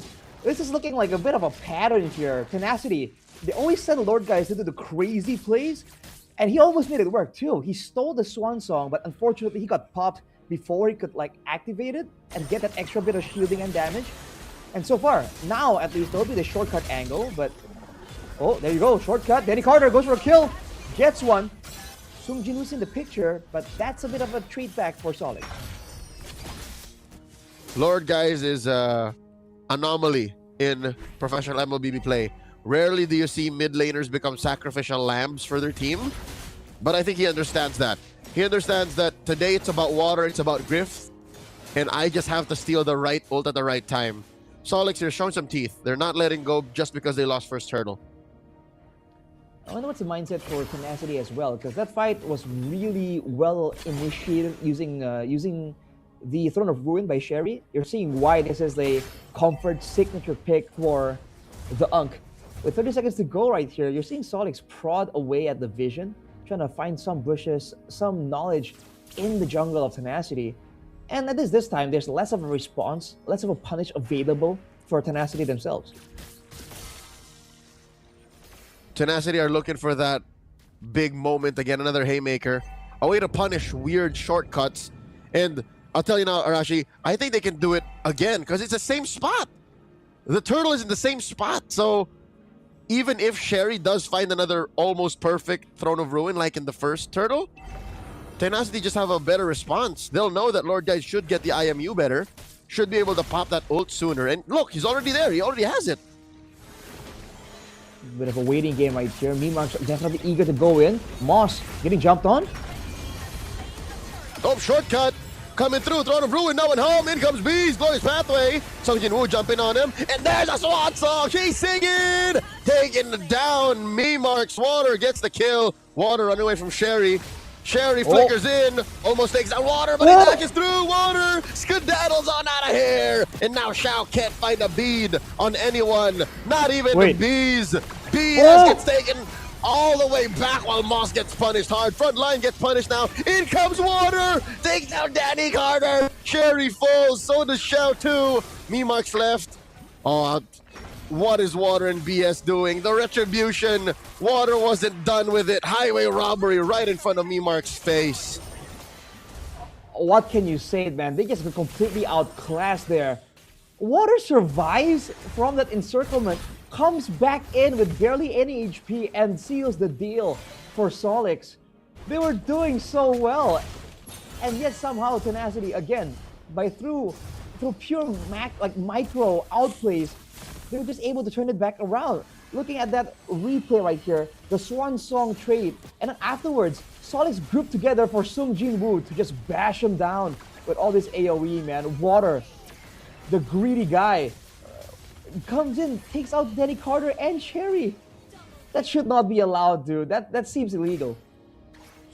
The former Leon Esports Laotian import for Tenacity has reached a new peak in his career. I'm gonna say it now, Rashi. Possibly the best Joy I've seen in 2026 so far. And that's pushing it. It's just impressive how this guy plays it. He's on his way to another Holy Crystal. Shao 2's in trouble. Oh man, Shao 2 hasn't been able to play. This is such a heavy-hitting hero that isn't finding its ideal play state. I feel for Shao 2, man. Well, hang on a second though. The macro angle here with the shortcut. They're sending two members down. Solix, shortcut popping soon. Oh, Sherry looking for it. Throat of Ruin. Clocks it in. Water with a 3 for 3. Lord Guys takes out Danny Carter. Swan Song, they're singing at each other. They do trade out for Waterfalls now. 3 for 2. Solix wins. There you see the value of that huge combo. The fact that the Throne of Ruin now was timed better with Mimark's Swan Song, that was definitely a lot more damage than Tenacity were expecting. Finally, Water, who's been on 0 deaths the whole time, falls for the first time in the match. A great start to a potential turnaround for Solix, but they have to find more moments like that. So they did shrink the lead, cut it in half effectively, but they're not out of the woods just yet. There's a Lord in about a minute, and Water is back to farming up. There's still about 3 levels, Arashi, 3 levels between Danny Carter and Water. Where do they look for a comeback? Oh, BAS though. Oh my God, Danny Carter! Gets burst down, Sherry can't save him. Why walk? Plus the shortcut coming through to save the situation down bottom, but they've already lost a member. Moss is gonna get punished here. Moss has no business surviving. A Salmon Force answered by a Swan Song! And a Swan Song by Lord Guys too, they're singing! And the chorus goes for Tenacity. I mean, that was a big ulti, a big Swan Song that almost turned it around, but Tenacity were ready for it. They will lose a turret though for their troubles. So Solix still has a bit of an advantage by all means, but Cherry getting still chunked down in the mid lane. Danny Carter though, you gotta feel for the guy. He got demolished even without the electrifying beats. Water has his number, man. He continues to get demolished.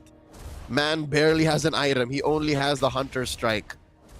That's oh man, even with Lord Guys playing more, utility Valentina, I hate to say it, but right now, even if he's down like 500 gold, the cover is better than the original. His Swan Songs hurt more in effect than Mimark's. Oh. Glorious Pathway. They chunk him down. Mimark's falls. And the Swan Song once again able to deal a lot of damage in conjunction with the Salmon Force, even with tier 1 in mid. Sherry gets taken down by Grift. And just like that, it's a 2-man pick-off. Dude, the planning from Water is insane, dude. How does he keep finding routes to escape to kite back? It's definitely not an impulsive thing. He definitely has it planned out before he even starts the sequence. And his team does well adjusting to it, making sure that the avenue of escape is always open. And look at how fast they're bursting down this Lord, dude. They've given up 0 turtles and now going for the Lord as well. It's looking rough for Solix. They have not been able to use the shortcut as predicted, Leo. There's no setup for Moss. If ever it does so happen that Tenacity faces off against Bacon Time later tonight, they better ban out the Joy. This man is a threat with the Joy. I'm going to say it now. He reminds me of a Laotian King Kong with an afro. That's what this Joy looks like. It doesn't cross the river as much. If I remember from M6, King Kong would clean up the jungle. But again, if you're talking about impactful Joys, this is it. Xiao jumps water, and now here comes Moss and Danny Carter. Run away from this, will ya, Water? He doesn't. Gets taken down. BS can't save him. Man, very impressive macro trap there from Solix. They finally take on Water again, slows down the snowball just a little bit. And with that, I think they really saved their two outer turrets outside of the base. Sao Sao trying to extend the lead even more and trying to get a turret for his team too. But Tenacity, they back away. They respect the threats. They're a man down after all, and that's their main damage dealer that got taken out. Water definitely has to be a bit more respectful. This is the problem when you have a player like Water. When he's in the tough situations, he can go for an escape, but sometimes, that gives him some overconfidence that can be taken advantage of. And the escapes that he does are when his teammates are around. In that pickoff, he was all alone. BS was on the way, sure, but he was mainly all alone. So this is still a team game. Remember that, Water. Don't let your ridiculous streak with this Joy get the best of you. Lord in a minute. I wonder if there's going to be a pickoff right before. Song Jinwoo engages on the Moss. They have to keep their eyes on Xiao. Xiao 2 down bot is pushing. Oh, Glorious Pathway coming through, forcing a Swan Song plus a freeze out of E-Marks. Moss goes up to the top. Griffith coming in, late entry. Swan Song coming through for Lord Days. But then here comes Griffith, the Zaman Force. In comes Song Jinwoo, Flicker, Infernal Pursuit. And now the damage comes raining in. Moss goes down. Sherry follows through. Griff finds him. And Xiao does shut down Song Jinwoo. But it ends up being a 2-for-2 trade. 2-for-2 in favor of Solid. Like there's a roam EXP for EXP jungle. Water a bit overconfident there again. He dashes out, but Danny Carter was there waiting for that opportunity, hits him with the Mountain Shocker, and deletes him. In this game, right here at the 12-minute mark, the items are starting to pop up for Solix. So Tenacity, after losing the 2k gold lead twice in a row right now, they want to be a bit careful, man. They're still leading, but by all means, there is still the macro angle for Solix, right? The shortcut and the Mountain Shocker. So whatever we said for Water earlier has to ring true for everyone now. Maybe Lord Guys can't play as utility as he wants to. Maybe he has to learn to respect himself a little more and allow for himself to stay. Oh, Lord here in Refugee range. Danny Carter with a steal. Zaman Force plus the Swan Song. I am you. Down goes Sherry. And the rest of them will crash through. Moss falls. Xiao gets away. You get the Lord. But we win the trade 2-for-none. Tenacity have to repair the map.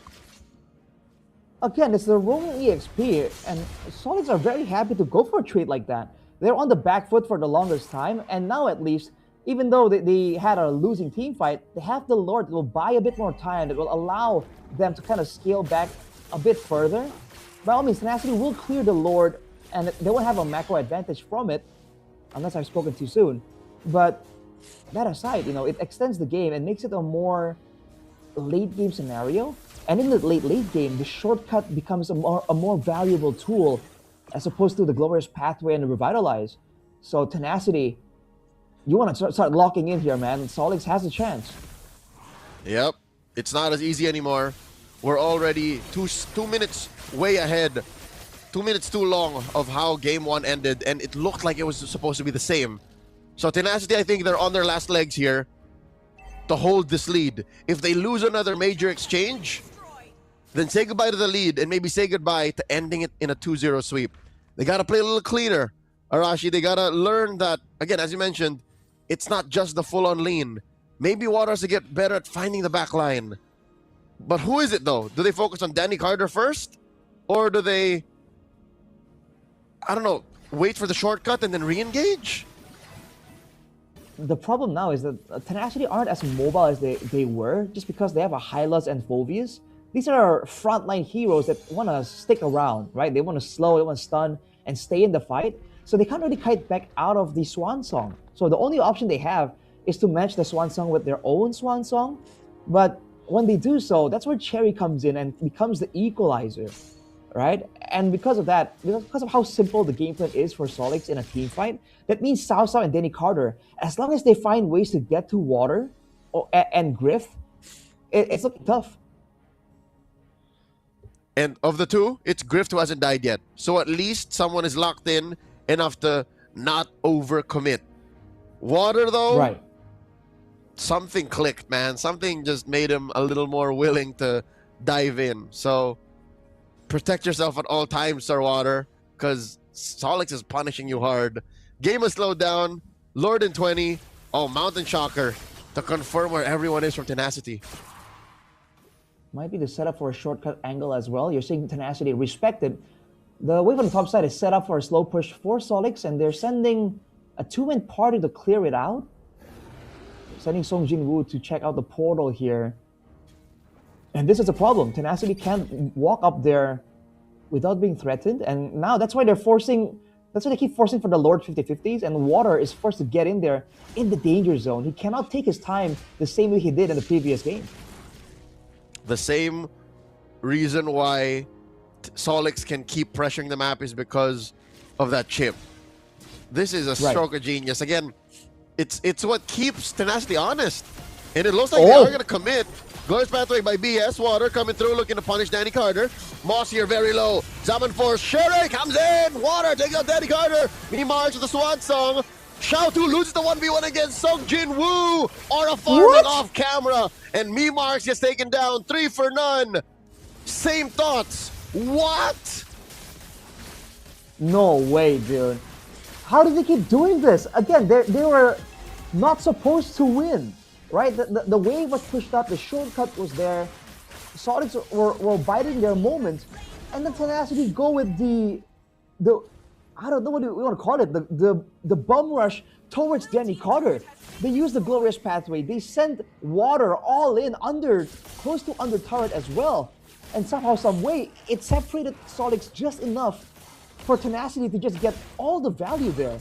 All the things that made Solix win those earlier fights, the Swan Song, the Mountain Shockers, the Throne of Ruin, when they're not positioned together, it just doesn't work. And Tenacity somehow, I don't know if that was intentional, but they put Solix in a position that they can't go for AoE damage. May have been the call. Again, I agree. I think it's more of Tenacity forcing them to sequence it off timing, which made it irrelevant. There was very little impact in what ults we saw out of Solix. So now they have control of the map once more. Lord up top, Chubby Wave in mid.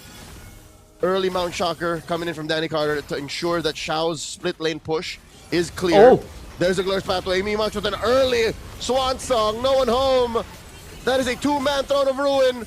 But Tenacity want more. They'll continue to break through. Shortcut calling in Xiaotu. Come back home. We need you for the defense. Xiaotu does a lot of damage out of Griffith. And Griffith will not finish the job, but he will finish Danny Carter. And now the base is up next. Tenacity sweep Solix. Moving through the brackets. It doesn't matter how close the game looks, man. You can count on Tenacity to get a dominant finish right there. A straight up demolition. Oh boy. Despite the late game angle and how Solix were able to delay, Tenacity has overpowered them time and time again.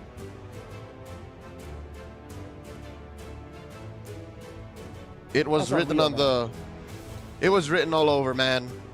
If it came down to it, all Tenacity needed to do was play cleaner.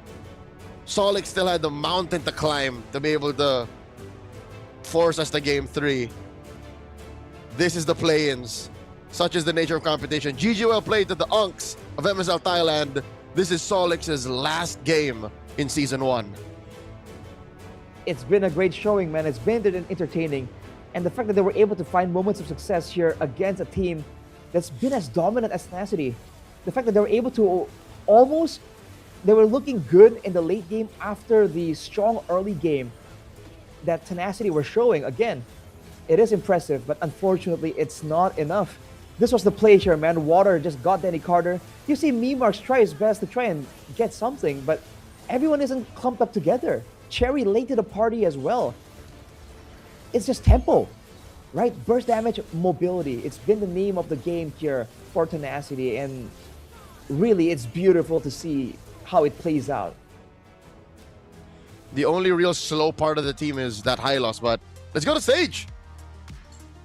ขอบคุณพี่ๆทุกคนนะคะจากทีม Solid Esport ขอบคุณมากๆเลยนะคะจากทีมนี้ที่มามอบความสนุกนะคะคอนเทนต์แล้วก็การเล่นต่างๆเนาะตั้งแต่ regular season นะคะจนมาถึงในรอบ playoff วันนี้ค่ะทุกเรื่องราวเลยทั้งแพ้ทั้งชนะนะคะตลอดการเข้าร่วมการแข่งขัน MSL Thailand Season 1 ที่ผ่านมาและนี่คือทีม Solid Esport ให้พี่ๆนะคะได้โค้งเนาะขอบคุณแฟนคลับแล้วก็ขอเสียงตบมือดังๆนะคะให้กับฉายาวัยรุ่นยุค 90 นะคะกับ Solid Esport ทั้งออนไลน์แล้วก็ในฮอลนะคะสำหรับความสนุกตลอดมานะคะที่ Solid ได้มอบให้กับ MSL Thailand นะคะก็เดี๋ยวให้พี่ๆไปพักกันก่อนนะคะขอบคุณมากเลยค่ะ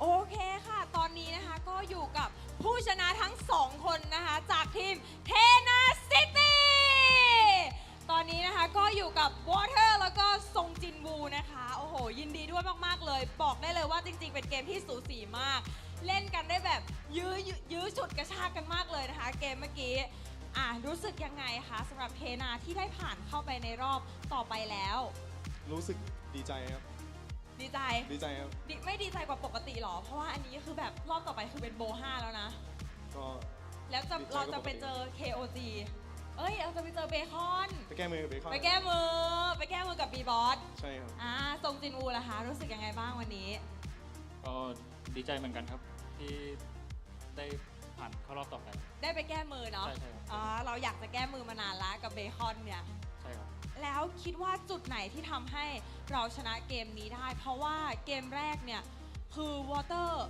Go per minute เนี่ยคือเกือบพันเลยคือรวยมากสรรพากรต้องเข้าแล้วเราคิดว่าจุดนี้หรือเปล่าที่ทำให้เราชนะหรือว่าจริงๆแล้วมันเป็นการดับเกมของเราดับตัวละครส่วนหนึ่งก็เป็นเพราะ Water ความเก่งครับเพราะว่าเกมแรกก็คือ9 นาทีเวล 15แล้วอะใช่ครับมันเกินไปป้ามันไม่มีใครได้แล้วนะเราคิดว่ายังไงตัวเราเองอะก็ผมเก่งนะครับก็ผมเก่งมันก็ไม่เกินไปหรอกเนาะเพราะเราเก่งโอเคแล้วเนี่ยเราเจอโซลิกอีกแล้วมันต่างจากรอบที่แล้วไหมเพราะว่ารอบที่แล้วยังเป็นไลน์อัพเก่าอยู่เขายังไม่ได้มีจอยสั่งมาแต่รอบนี้เขามาแล้วเราเจอกับเขามีความรู้สึกแตกต่างกันไหมคะก็รู้สึกว่าเขาเก่งขึ้นครับทีมเขามีความเก่งขึ้นแข็งแกร่งขึ้นครับผมสำหรับซงจินวูล่ะคะก็คิดเหมือนวอเตอร์ครับว่าทีมเขาเล่นได้ดีขึ้นหน่อยโอเค B1 B2 คิดเหมือนกันโอเคแล้วเราโฟกัสใครเป็นพิเศษหรือเปล่าในทีมนั้น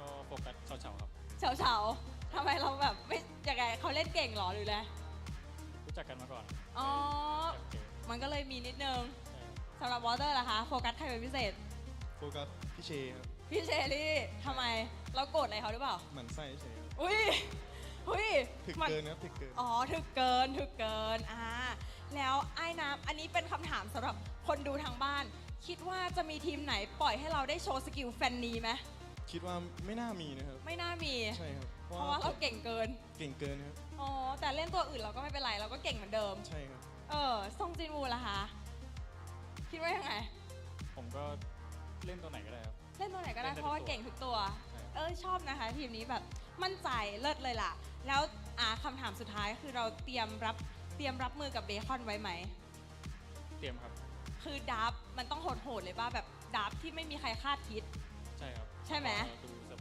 เซอร์ไพรส์สำหรับวอเตอร์ล่ะคะมีอะไรอยากบอกเบคอนไทม์ไหมเดี๋ยวเราเจอกันแล้วในตอนเย็นเดี๋ยวผมจะมาแก้มือใหม่ครับผมคิดว่ารอบนี้ผมได้3-0แน่นอนครับ3-0มาแน่นะใช่ครับโอเคได้เลยค่ะก็ขอบคุณน้องๆทั้ง2คนมากๆเลยนะคะเดี๋ยวให้น้องๆไปพักกันก่อนเนาะแล้วเดี๋ยวขออนุญาตส่งต่อให้กับพี่แคสเซอร์ทั้ง3คนได้เลยค่ะ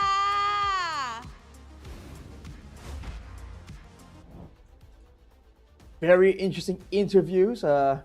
Man, the stage is on point, man. It's definitely something you want to pay attention to. Unfortunately, we don't have subtitles. You know, and it's like when you go to Japan and you're like, where are the subs, man? Like we hope, we wish we could understand, but unfortunately, not for now. What do you think about that match, Leo? The match was impressive. Again, Tenacity are great. We do have a real-time translation. Homie of mine by the name of Facepalm came in. Here's a quick run-through of the interview, okay? How is this Sol different to the one you faced in regular season? Water says they are getting better and stronger. Sung Jin-woo says they have more depth in the hero pool, which we kind of saw how crazy that Game 2 draft was. And then they were also asked, anyone in Solix you focused on particularly? Water said, Sherry. That guy is tanky. And then Sung Jin-woo said, Xiao. We know each other from before. So there you go. So there's a lot of history between these two teams, and I'm pretty sure it was bittersweet to have eliminated them in the play-ins. Wow, you got your own like real-time translation, Leo. That's impressive. Finally, we can actually understand. Facepalm's awesome, dude. Dude, I believe there's been so much context like we missed on the English broadcast because of that. You know, because of the lack of we don't speak our Thai. comprehension. Yeah, unfortunately. I'm surprised no one mentioned Danny Carter though, because I was telling you during the interview earlier, like, man, they did not allow Danny Carter to play the game at all, dude. That guy was held down. They knew how much of a threat he was. They knew how important Danny Carter popping off was. And you would have sworn the MVP was going to be Water again, or maybe even Griff, who didn't die. But the final moments were all because of Sung Jin-woo. Whenever he went Flicker, Infernal Pursuit, like that's what made Solix go, yo, maybe we should back off, and then they'll die. There were a couple of really high-value Flicker Darkwave plays from Sung Jin-woo. And again, all things considered, with how the fights were going, right? Him only having one death is still very, very impressive. If you look at it here, the only reason why the forward momentum favors Tenacity is because Sung Jin-woo is there to kind of hold things down, right? That's where Water can go around and move around. And initially, we didn't mention it, there was a weakness. You know, the fact that Sung Jin-woo and BS can't really kite back and forth as much as they wanted. But towards the end there, disruption becomes more important than the actual maneuverability. So you can see here, when the fights go in favor of Solix, it's because they play together as five, right? Aside from that, when Tenacity goes in, when they have like a number advantage, of if they're able to separate the fight in two fronts, that's where they do their best work. And honestly, again, credit to Solix for being able to pull off some macro plays, macro traps like that. But eventually, being forced to fight in these tight corners against all the AoE, with all the spammable crowd control coming in from Tenacity, it was just too much. It was so overwhelming for them. Now you mention it, that might have been the only pitfall for Tenacity. If Solix were able to out-macro them some way, somehow, and make this game last a little longer, that may have what forced us to Game 3. But fortunately, Tenacity saw that coming. Tenacity said, yo, we have to play tighter. Our macro has to be better, at least for 5 or 10 seconds at a time, for us to get it across and to finish in the sweep. So that's what happened in those last two sequences, going from the purple all the way to the finish here. Whew. Man, yeah, I think Solix themselves understood that, and that's why Tenacity did what they did. We weren't expecting it, but dang, dude, even before anyone set up, the moment they saw Danny Carter, again, glorious pathway, like Water just starts jumping around, trying to get to him. They didn't even succeed initially when they tried to go for him like that, but that was enough to really get Solix confused. Despite the fact that they had their head in the late stage macro game, I think they really weren't expecting that kind of, I don't know, YOLO maneuver coming in from Tenacity, and that was their downfall. If you look at the emblems here, weapon mastery for Memarks too. So the longer the game went, those swan songs were gonna be so good, and you can see the damage numbers, man, like 82,000 damage, definitely a respectable amount.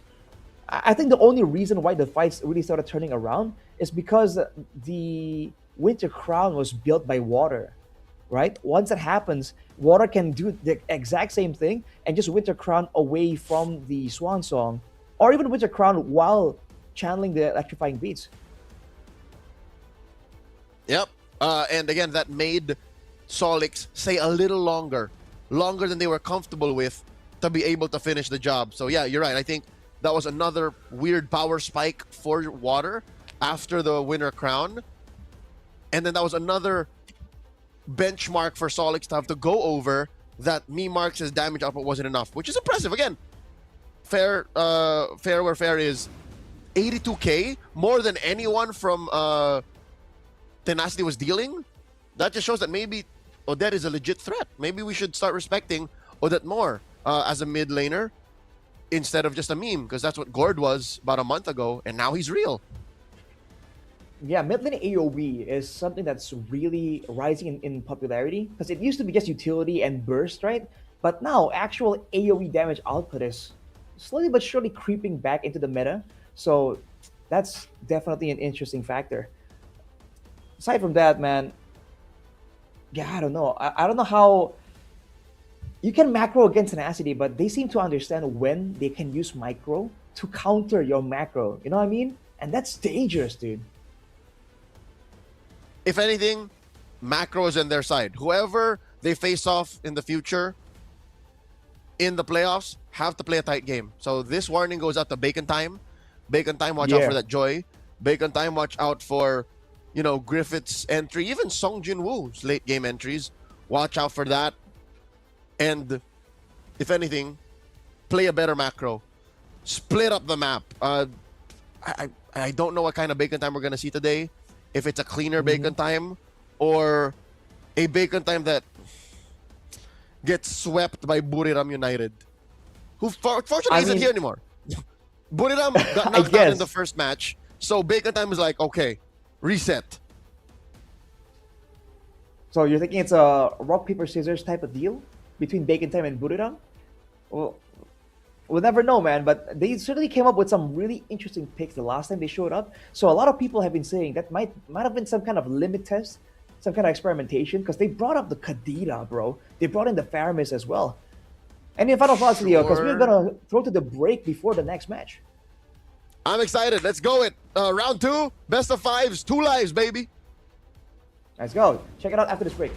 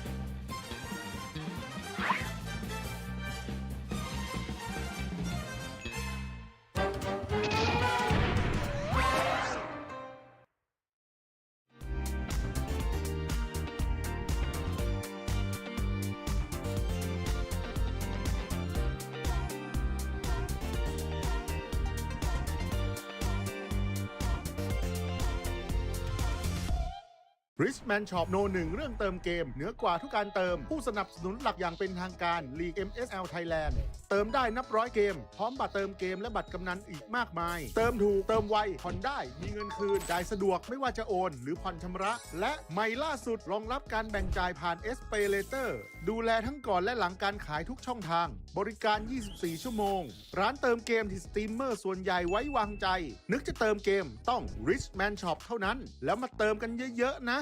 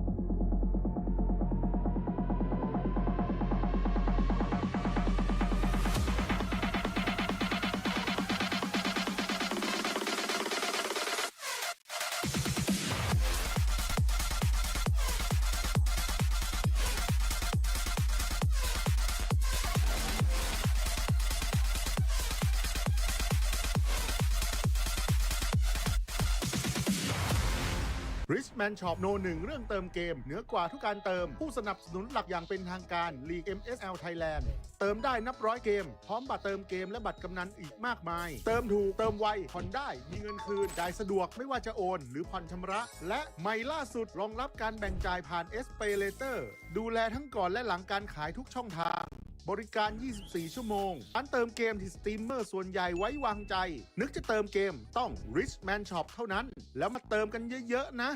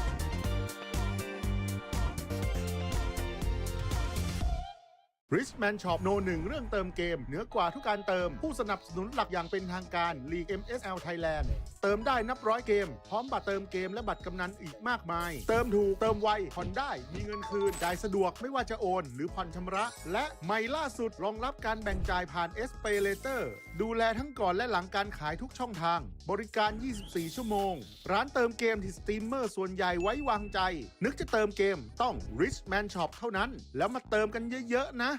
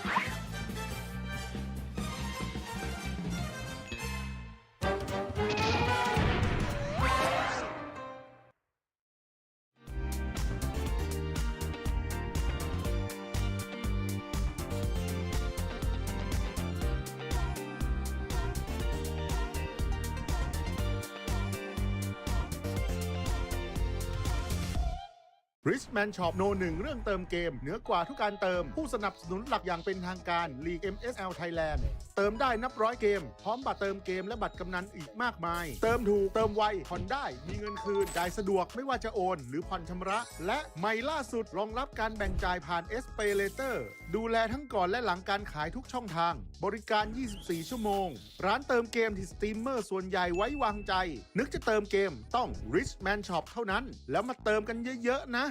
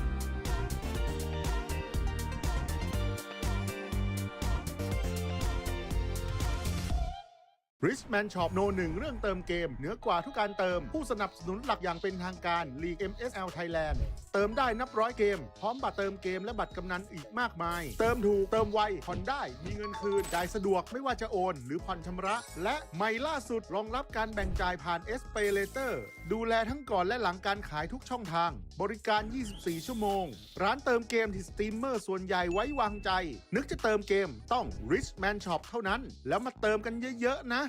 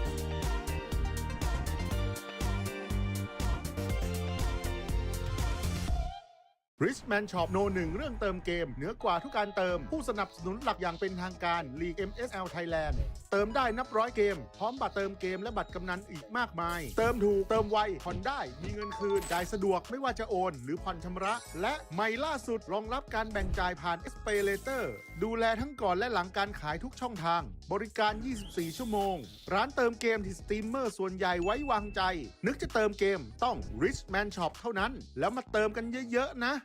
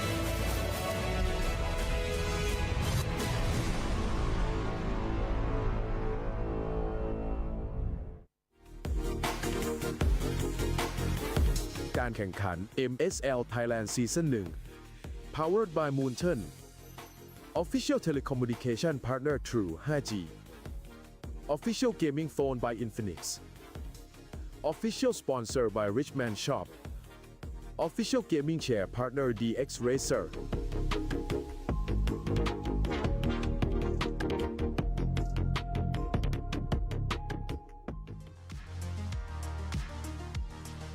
สวัสดีค่ะ กลับมาอีกครั้งนะคะกับการแข่งขัน MSL Thailand Season 1 ค่ะ แล้วเจอพวกเรา2 คนแบบนี้แปลว่า ความสนุกกำลังจะเริ่มต้นขึ้นค่ะ ใช่แล้วค่ะ เพราะว่าตอนนี้นะคะเราก็ผ่านกันมาครึ่งทางแล้วเนาะ ใช่แล้ว คู่นี้ก็ ค่ะ จะเป็นคู่ที่ 3ใช่เป็นการเจอกันของทีมอะไรบ้างคะ ตอนนี้นะคะก็จะเป็นการเจอกันของทีมอินซีดัมไร้พ่ายอย่าง KOG King of Gamer Club นั่นเองค่ะ พี่ปางรู้ไหมว่า ค่ะ ทีมนี้ไม่แพ้ใครเลยใน 9 แมตช์ที่ผ่านมา Regular Season ใช่ ไม่แพ้ Regular ใครเลย Season อันนี้เป็น Miracle Winner เลยใช่ไหมคะ อาจจะเป็นเพราะฝีมือ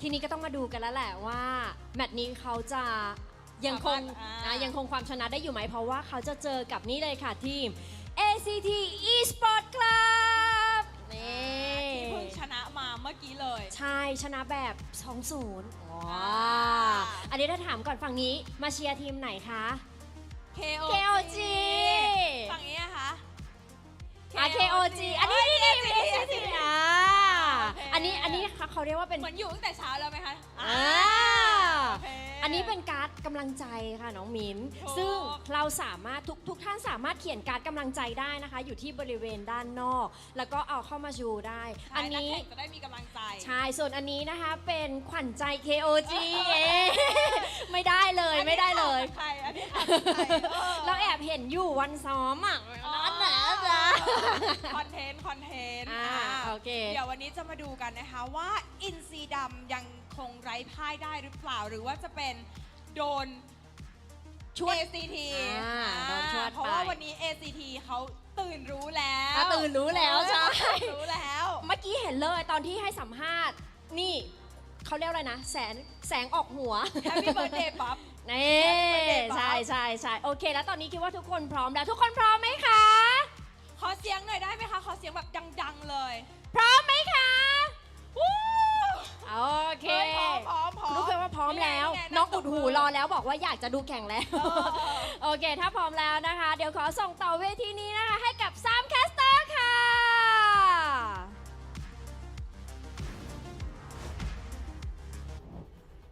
We just witnessed ACT and Tenacity advance through the playoffs, and on to the next stage we go. Welcome back, ladies and gentlemen, to MSL Playoffs, day number 1. It's going to be me now, Gani, and alongside Midnight to my left. Midnight, how are you feeling now we are in the best of fives? I am feeling excited. I want to see amazing MLBB action. I want to see more heroes, and I want to see some flavor, because the past 4 games, even though it felt nice, it felt amazing to witness amazing MLBB, you know, it kind of felt one-sided. It's a bunch of sweeps, 2-0. Maybe, you know, this time around we get to see Game 4, maybe even Game 5, honestly. Yeah, I mean, the two teams that advanced,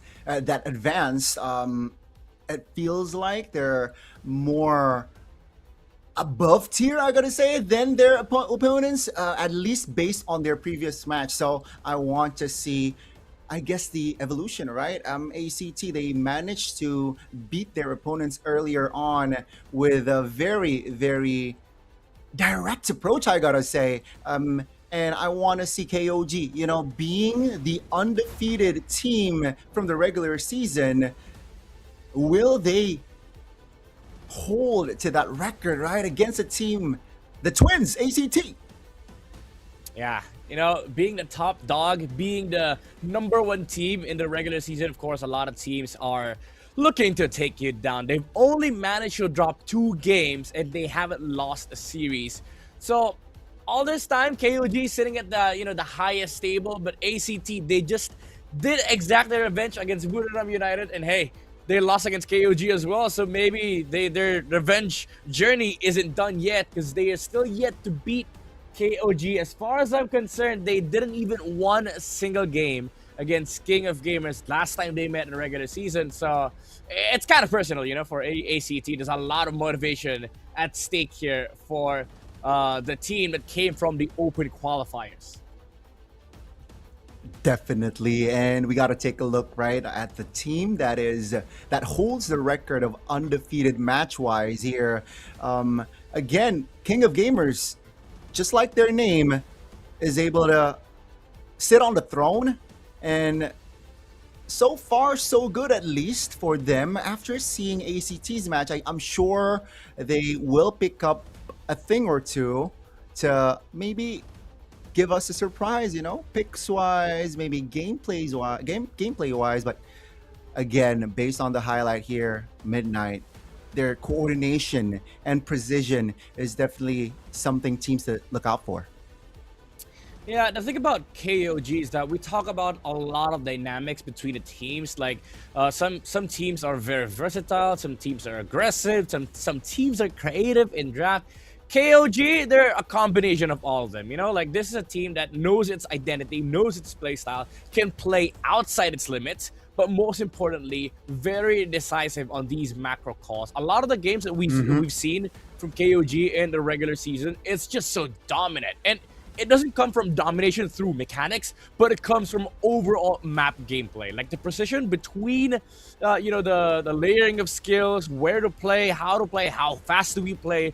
It's just on point for KOG. That's why they're the kings of the regular season, and they're almost untouchable. Again, they did drop 2 games, but those 2 games were at least a game where you could say that KOG made some mistakes, and it's also like a good point for ACT that they're not against a team that is invulnerable, you know? Like there is a lot of pain points that they can attack definitely against KOG, but they really have to hone in on those pain points, because so far, KOG has been really solid, especially when they get a good footing in the early to mid stages of the game. Well, ladies and gentlemen, let's welcome you, the kings of the regular season. Without further ado, this is Kings of Gamers! Man, what an aura. What an aura walk to the stage. The #1 team in the regular season, ladies and gentlemen. still able to find wins after 9 matches in total. That's crazy. And on the other side is a team that, again, chemistry-wise, they're on point. And after winning earlier, that momentum will definitely be a part of this match. This is ACT Esports. Hey, you know what? You gotta love an underdog story. Again, this is the team that came from the open qualifiers. Did have some shortcomings in the regular season, but overall performed solid. And at this stage, you're up against number 1. No backing down here for ACT. Definitely not. And in case you missed it, ladies and gentlemen, it will be a best of 5 match. So I'm sure that that will be a part of the gameplay of the coaches, right? Justine is so far the coach to beat, at least from the regular season, still untouchable. Now, Midnight, you're a coach yourself. That pride definitely kicks in when your team is untouchable or undefeated. Yeah, for sure. For sure. You know, for King of Gamers, they're going to be so confident with all their picks, all their strategy. I don't think they're going to feel any pressure in their drafting stage, but they just have to be on point and critical about ACT's drafting as well, because this team has been keeping it simple. It's all about execution. It's all about the aggression. It's all about timings. And we've seen that from their previous series with the Suyo and Harriet. So for sure, the coach here of KOG might have taken note of those 2 heroes. Suyo and Harriet, maybe there's a lot of respect heading into this matchup between the 2 junglers and the 2 gold laners. Definitely, and I think another layer that Justine needs to add is the Kalea, right?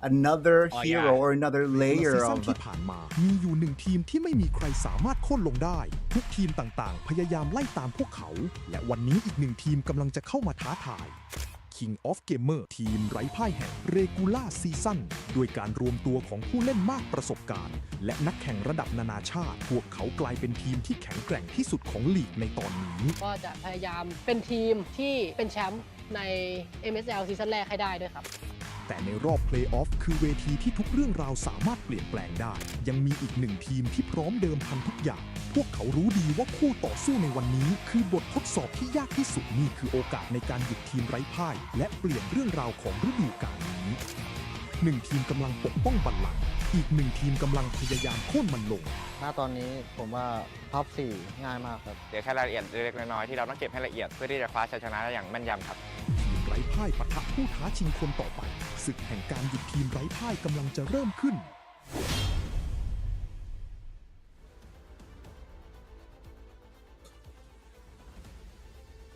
Both teams are ready, and I was about to add about the Kalea, but let's take a look first here at the head-to-head between the roles here, and again, the jungler, right? One of the twin Zeros, also just a versatile player, can definitely roll in or fill in the jungler, and also the assassins here that, again, might threat the mighty KOG. Yep, it is I would say, a tall task for ACT to fill in, especially for Zeros to be able to duke it out against Skazen, one of the more well-known junglers here in the league. Of course, because I'm a Filipino, I know this guy and his capacity. But we've seen, we've seen some amazing things as well from Zeros. So I'm really looking forward to this matchup, as well as on the gold lane. Flukeo has been really dominant on this gold lane performance, especially when he get his hands on signature picks. Lately, it has been the Harriet, but I'm also looking forward to like the gold lane hero exchange, because so far the Freya has been a big threat in MSL Thailand. I mean, all regions are always threatened by Freya picks, but MSL is no excuse, especially in this current patch, right? So without further ado, let's see the first game of the best of 5, ladies and gentlemen, between ACT and KOG, and we will have a broken walls here. Midnight, that was a curveball right there. Yeah, I like to see some crazy maps, but here we are in the most neutral map out of them all. KOG banning out that Suyo. I knew it. Somebody was watching the games earlier. And they can't deny the Harith pick as well, right? I think the Freya ban needs to come through from the side of ACT. And yeah, they're taking their time here. So far, KOG has been really dictating the drafts pretty well. Yep. Ooh, limited options here for ACT. Yeah, that's a curveball indeed. Even though they could get their hands on the Kalea, they just respect the Marcel of KOG, especially with that combo as well. There's a lot of like potent combos that could come out from KOG with the Marcel. We've seen that in the regular season. But yeah, we go back to the first pick, Harith. Very tempting, honestly, for KOG to take, because what is the answer from ACT? Like a Claude Leomord? Doesn't matter. If you pick up the Harith, you're eliminating comfort here against ACT. That's the thing, right? And I think KOG is discussing though, because the Freya is still available. It's gonna be the Freya. So the Harith here, I think the play from ACT is you can take the Freya as long as I get the Harith. Now, we mentioned as well about the Kalea. Maybe that's the pair that we can expect coming from ACT. You know, their first picks, I think that's a very solid picks. And you mentioned ACT, you know, they like to play a direct approach, an honest and simple. I think that should be the play. But no, that's going to be the Khalid. So they want mobility here. They want a strong mid trio instead. Wait, they gave KOG the Kalea. And this Freya could be flexed still on EXP, so they can get their hands on either Claude or Harith just to deny some mid-game timings from ACT. Although, taking the Leomord is also tempting here, or even a Valentina. So many good options here for KOG. Just depends on what composition they want to build around this Freya. Kimmy, interesting. I did not expect the Kimmy as well, right? Knowing that a lot of mages are still on the board. But I guess what KOG is saying is, you know what? The mid laner here is not going to be the star. It's just going to be a sporting role. And, you know, quite independent, hard to catch, you know, with the Purify expected to come. So, yeah, I think more focus on the gold laner and the jungler later on. I think what KOG is trying to build here. Yeah, it's a big problem though for KOG if ACT realizes they can just snatch the Leomord here, even though it's gonna be up against Kalea. Oh, okay, they pick up the Sora. Very comfort here for Cairo, but I guess it still falls down to the the idea of like they can get the Leomord Red 4, remove some of the Kaizen heroes. At least they're gonna limit some options here against KOG. Because the whole comp of KOG relies heavily on getting away with like early game snowball. Like if they get some form of tempo in the early game, then they just scale better with the Kimmy, with a scaling assassin as well. So I'm kind of interested to see what ACT goes with here for the second phase. Because honestly, if KOG is looking forward to scale, maybe they pick up the Yisun Shin jungle as well. Ooh. That can be the case, actually. Yisun Shin jungle, right? Another layer that definitely can disrupt the composition of ACT. And with that addition, right, Sora, I think it adds ammunition to contest the first turtle, right? Because you can expect KOG to 5-man rotate towards turtle with a Freya. But maybe with a Sora, it can increase the odds of that neutral objective take. Let's see though, for the final ban of ACT, they went in for the Valentina ban. That's natural, knowing that they picked up the Sora, and they add another EXP laner ban, and that's gonna be the Uranus. Yeah, I like the Uranus ban. They don't have damage for this guy. They have a Zushin, so it is a problem for ACT if ever that comes out from the side of KOG. And I like that you pointed out that this Sora does solve a lot of issues for ACT.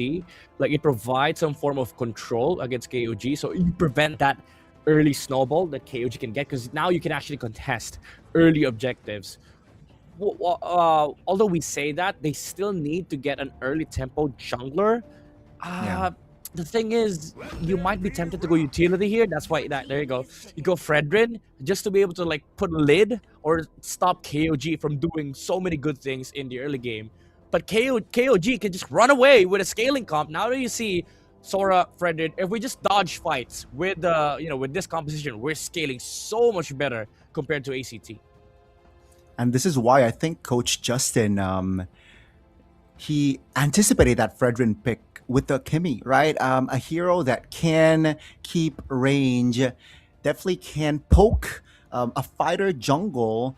And we saw ACT played a Fredrin earlier on, and I think that's why Coach Justin take this Kimmy in the first phase. Now, you're right. I think they can go for that scaling jungler and just pick their battles from that early game, right? And that's going to be the two pair coming. It's going to be the Akai and the CC, another hero that can deny the power of Fredrin, neutral objective takes. Oh, this is so good. This is so good from KOG. Like, comp-wise, I like the idea behind this composition. Like, you have some form of scaling while also being a monster in the early game. And the problem is, you can do this on blue side because guess what for ACT? You don't know where the CC and the Freya is going. So this Sora, you might have to flex to gold or EXP depending on what matchup you prefer. But this last pick has to be really, really good for ACT. Nothing comes to mind, honestly. That is hard. Maybe Terizla, or they need damage though. Gotta go normal Claude. So now they can put the CC on XP and then Freya on gold. Oh, this is so good from KOG. I mean, so far, so good, right? It seems like KOG, they want to contest that early with technically, there's a Kimmy, but yeah, I mean, very strong early to mid fights here. So ACT, can they hold the storm of that early game with the composition that is built for that early game, especially the mid trio? Let's see, folks, for the opening game of KOG and ACT. It will be the first round, and let's see who advances through and who has to go down to the lower brackets. It's going to be a battle of tempo, honestly, for both teams. ACT will try to prevent some tempo building up on the side of KOG, while KOG will be fighting for it. First turtle is going to be very crucial, as well as the level 4s on both roamers, especially in this Kalea, right? Because it does give you some access towards the frontliners of ACT. If they can shut this Khalid down, then they have so much early game space to work with here for KOG. We will get to see that indeed. Well, it's not going to be a Khalid Purify this time around. We saw a Khalid and a Kalea interaction earlier on. It was ACT though on the Kalea this time. Sylvie is going to be on the Khalid. But yes, the first neutral objective is going to be very important, especially when you committed a Fredrin on your composition.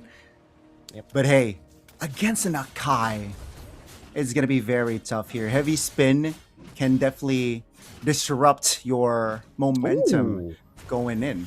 That's a steal. Hey, you voted for 5 games. I mean, I did put KOG 3 games, but I want to see more games than 3. Niall getting heavily poked here. That's the power of the Zushin. I honestly, this is big win condition here for ACT. Like, this dual mid of theirs has to work. The Zushin and the Khalid is going to be able to provide some form of pressure in the river, but they're working with a window here. Once the Akai reaches level 4 and the Freya starts cutting waves, then that is when you start feeling the problem on the of this lineup from KOG. And as you mentioned, Akai is already level 4. 10 seconds on the clock for the first neutral objective of the game. I guess they gotta decide here. Do they really want to commit on contest? Because top lane is already filled and occupied with KOG members. Here comes Sylvie. It's jumping in on towards Kaizen, just trying to poke around, but seems like KOG says, you know what? We'll be patient this time around. Freya is coming. Yeah, it's a good pull as well. Good reset. Good patience from KOG, but ACT, they're not gonna let go. They want to fight for this. They have a Zushin, however. Problem is, Freya's already here. Traction Pulse already invested. That's going to be ACT jumping in on the collapse now. First one to fall. Turtle, though, will be secured by KOG. And here comes reinforcements. KOG, with the firepower that they have, is able to take 2 more. They only lose Hyan, but not only, that's a very important member taken down. So ACT, they got compensation. Yeah. It's classic approach from KOG, however. Like, they bursted a turtle and then immediately went straight to the enemy jungler, able to take out Zeros. Oh, King's in. So be careful, though. Good for now. Still able to be, he's able to at least take range. KOG now. If you see at the gold gap, it's nothing, right? Almost at an equilibrium. So ACT, I like, at least they realize that they take this Freya down. Now the Freya cannot be as aggressive because he is slightly behind on EXP if you compare it to Flukeo. Yeah. So ACT honestly could just play it slow, play it chill, just prevent fights, try to just give vision without getting jumped on by Nile on this Kalea. Sylvie has a massive responsibility on his shoulders right now. Again, river control is going to be very, very important because that's when KUG will start ramping things up. When they get mid prio, when they get river control, then you will be able to see KUG choke the map against ACT. So far, so good for ACT. Nothing's happening. Claude's farming. Everything's A-okay. Everything is good, but remember, ACT is on a window. Heavy spin here used, interestingly, but again, ACT is able to keep range. The jungler is rotating towards top, whilst the turtle will spawn in the bottom side of the map. So again, with the Kalea already having Tsunami Slam in the kit, expect an engage here, or surprise engage from ACT. From KOG, rather. Weird timing here from KOG. They don't have the heavy spin, so they have to wait a bit. I think for more than 10 seconds, or 15 even. ACT, they can make a move here. They have a Khalid that is already setting up a Raging Sandstorm here with a Flicker. Good zone from Karns. Yeah, they got to buy time here, at least. Oh, KOG getting jumped on now. Again, first one to fall. Payan jumps in. Sylvie, health HP. Payan deals damage, but that's going to be the knockup. Purify popped. Oh, Pyro finds the kill. Take a look at Payan. Again, taking it all, but here comes ACT. Just collapsing on KZen, who is isolated, and down he goes. 3 members off the board. ACT, they lose the neutral, but they win the fight. Yeah, they're so focused on taking down this turtle from KOG. They lost attention. They lost their focus on the Claude. KZen did a good job of just controlling the turtle while also holding the Fredrin down. But ACT, they didn't even care. They just looked to fight. They wanted to take down heroes. They wanted to go for the trades because, again, they know they're scaling. They don't care about neutral objectives. As long as we're taking heroes down, we're eliminating map pressure, we're giving space to Claude, we're making him farm. It's a similar story as to how they won their game against Buriram United. Everything's about making the space for their gold laner. Making their space, indeed. And Flukeo, right? So far, so good on the farm, like you mentioned, especially getting that extra 200 gold in the inventory. Definitely adds up, definitely adds to the mid-game transition very well for the squad. And you can see the chastised Paul drone already prioritized by Sylvie, realizing and understanding that, going up against Kimi, going up against Freya definitely can be an issue. Yeah.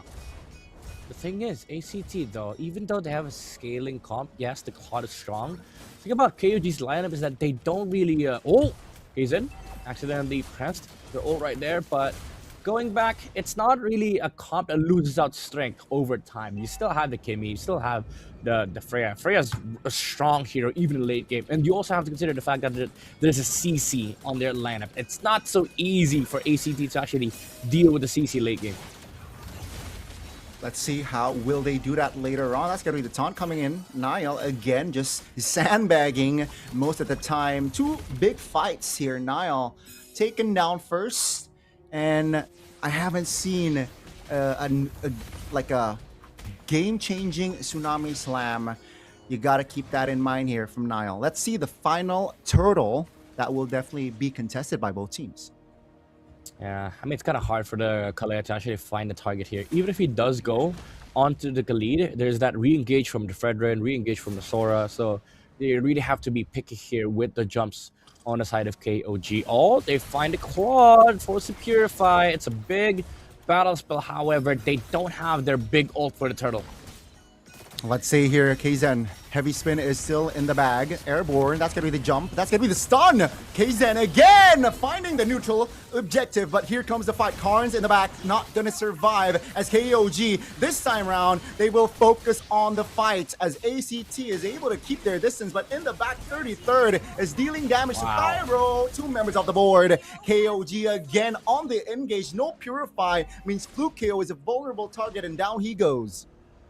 Yeah, this time around, now they find their window, they find their targets as well. Because of the fact that Flukeo had no Purify, he was so scared to dive in, to jump in with the Blazing Duet. They did isolate some targets on the side of KOG, but the Kimi was able to just dance around the Claude. The beauty of being able to attack while moving, right? Kimi able to move away from the Claude, and that allowed 4 members of KOG to just target lock this Frederick.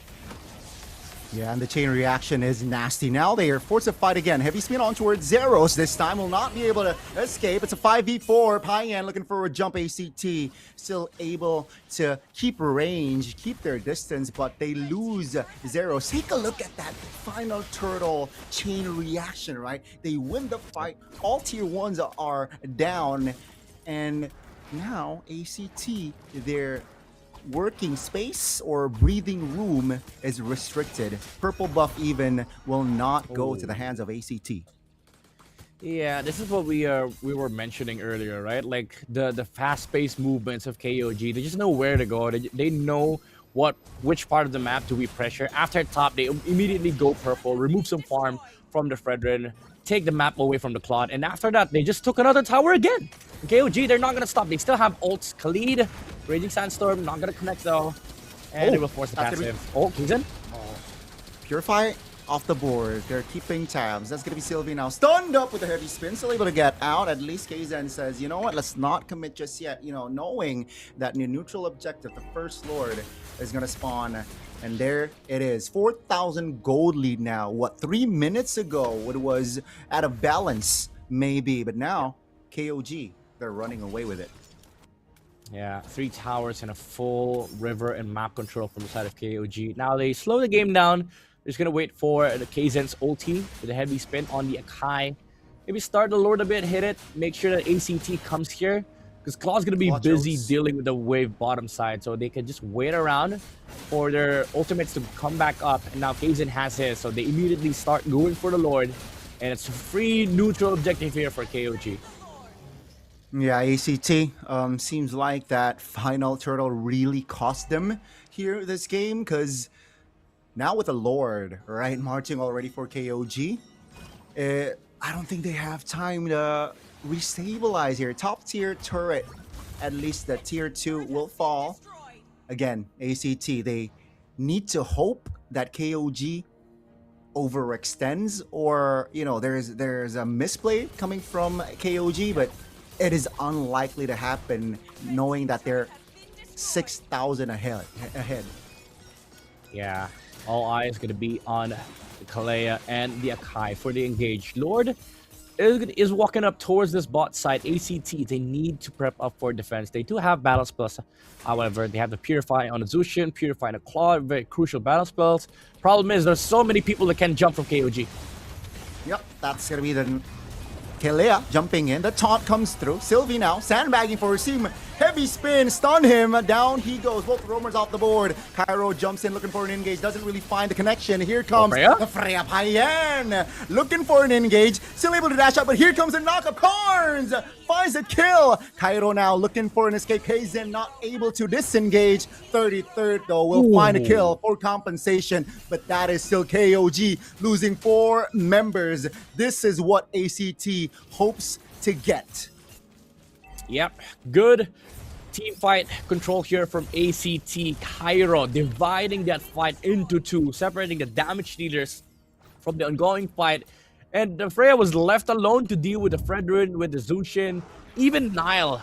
When he jumped in, the taunt was there from the energy eruption from Zeros, and Khalid did the same thing, divided the team fight into two. That's why we didn't see a good follow-up come from KOG. Just overall good team fighting from ACT, honestly. Like, look at this fight. Cairo removing the damage dealers on the backside and allow the Claude to just chill, hit the heroes in the front, and then just go for the targets.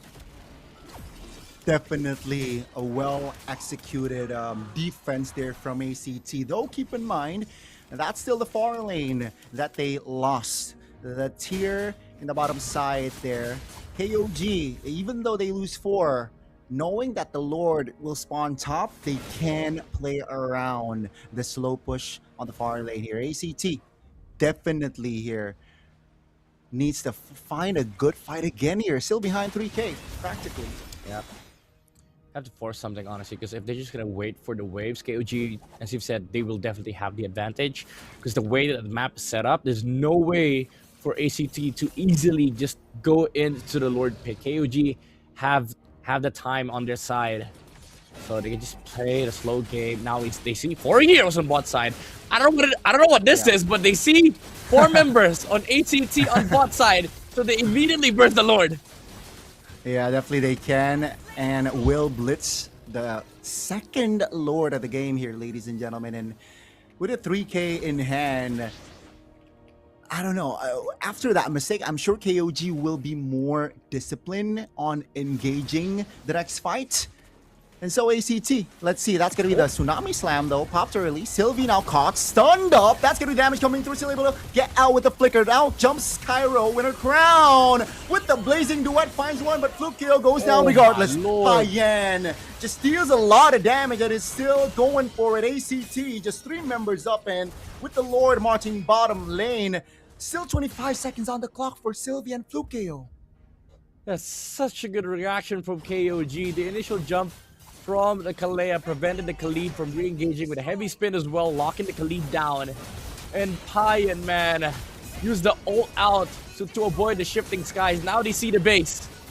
Uh-oh, the Lord is touching the base. 3 members only defending. Kzen not finding the engage. Will have to reposition. Here comes the heavy spin, though. Seros still able, but that base is very vulnerable. Here comes the mid-wave. Will they able to crush it out? Oh my goodness! They will be able to defend it this time with a double kill from Flukeo. Oh my man, Kzen. He might have been feeling bad right now. He pushed the Fredrin away from the Kimmy. That's why Zeros was able to live. And because of that, they were able to defend. Now, Cards looking for a play. They see the Kimmy, and they find him and take him down. Now, forced to flicker out. Oh, actually, can he do it? Can he get out? Sky Piercer! Still has no immortality! Still able to hold on to the immortality at least, but that is another failed attempt with the Lord from KOG. The defense, the composure from ACT is what kept them alive. Oh, okay. No blazing do it from Fukea. Good thing is, 50 seconds before Lord spawn, everything's gonna be up for this fight. Maybe except the flicker from the Kalea. But again, going back to the team fight top side, Payan dodged the shifting skies with a Valkyrie's descent and then moved back, flickered in front of the Claude, took him down. Unfortunately, when they were going for the end, that heavy spin pushed some of the members of ACT away instead of into the base. And that allowed some of the members to heal back from ACT, and they were able to go for the reset and re-engage again. Yeah, the timing from Flukeo on the respawn was perfect as well. Because if he had come in a little second too late, that would be the end. But again, right, it is just KOG with the lead. 2 failed attempts though. You know, we're entering almost the 18th minute mark. So the goal here almost is irrelevant, but it's still KOG now with the control of the Lord. This time around, ACT will not go for the split farm or a split clear. Cairo though commits the recall. Bot side. Somebody has to deal with that wave. Now they see no Sora. They can just fight. They will find it. That's going to be the Crimson Beacon committed early by Carnes, trying to deal damage. The Lord will be taken by Pai, and Ceros flickers from Sylvie. That's going to be Nile now. Going down. Fluke KO finds the angle to take the Blazing Duet, and down 2 members from KOG. I don't know, KOG, they've been really overcommitting on these neutral objective takes, using the heavy spin to just make sure that the Frederick is away from the Lord, is able to get it, however, will they lose 2 on the process because they've committed 2 big ultimates, the Valkyrie's Descent and as well as the heavy spin to just take the Lord. I don't think it's worth it, honestly, at this point for KOG. What you want right now is to win a fight. You want to be able to shut down this Claude. You want to be able to force some skills from ACT so you can re-engage with the Freya, with the CC. But because they're committing so many resources and so many attention towards this Lord, KO is able to just freely play in the team fights. I think that is the big that should be on their minds now, right? Not wasting big resources, big ultimates on towards just the neutral objectives. And again, ACT, they dodge another big bullet. It's still another reset here. KOG needs to at least wait for 100 seconds now to have another attempt, have another go on the Lord. They know that they are still at the advantage, knowing that the turrets from ACT are all taken down. And ACT, they got to play a little bit more, defensively still, knowing that the far lane, the bottom lane, is constantly going to push towards your base. Yeah, and they also have to worry about the angles of KOG, like they could be coming from multiple angles. It can't just be the Lord.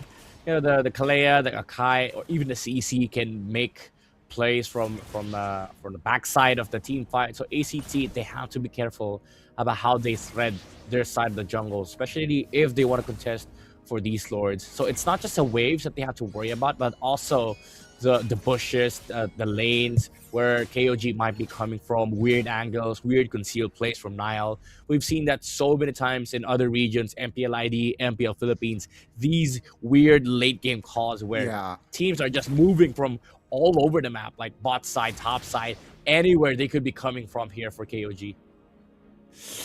Yeah, I think they gotta slow things down now that ACT has the firepower. Oh man, it's tough. It's tough. KOG now. It's they gotta play their cards right. Now that the Lord is up, let's see. It's going to be the 4th attempt on the Lord. First and second, they got the Lord. They got the push, but the third time is the Lord was irrelevant. ACT pops to conceal. Doesn't really get it, but yeah. It's gonna be another reason. I mean, they wanted to force because now they have to deal with the bottom wave. I think you either risk it, let go of this bottom wave, or you just let this Lord go. And ACT at the moment, they don't seem to be sure what they want to do. Now they're gonna send the Claude bot side. KOG can just retake the Lord pit because of this. Now they have Lord Prior once again. And there's so many waves to deal with here for ACT. Again, this is the thing that we were mentioning earlier. Like KOG, they have time on their side. They can just play it slow. They can just let the Lord go. They can also farm for a bit. Now that the Claude's massive, KOG can just get some more items on the Kimi and the CC, get the immortalities up, and just wait for an opening against ACT. That's what they're expecting. That's what they're hoping indeed. Freya showed bottom lane earlier, and KOG, they repositioned to a safer zone. That's discipline right there. Now with the Freya coming back in, they're poking the Lord here, waiting on information on the whereabouts, especially the Claude here that hasn't shown in the map. It's just going to be another reset until then, right? KOG playing their cards right here. 22 minutes, ladies and gentlemen, and this is just the first game of the best of 5. Here comes the engage. Here comes the Lord. Will be taken by KZen again. But here comes the fight. Order crown pot. Payan pops a win in nature. All alone. Flicker. But nobody to cover him. Down he goes with Flukeo securing it. Cairo will be the only trade. But with the Lord evolved now in play, KOG can still play on the offensive side. They want to go for the end. They have the Lord. This is an evolved Lord, by the way. This is going to be hella strong inside the base. And they have 2 waves marching in for KOG. Can they actually base lock? They have Zed here that can play through range. Here comes the minion spawning, helping ACT out to buy time. KZen still able to disengage, reposition. So far, so good here from ACT. Still able to restabilize now without Payan. They're hesitating, right, on the engage, on the collapse, and with the composure and patience, ACT, what a defense yet again. This is going to be annoying for KOG.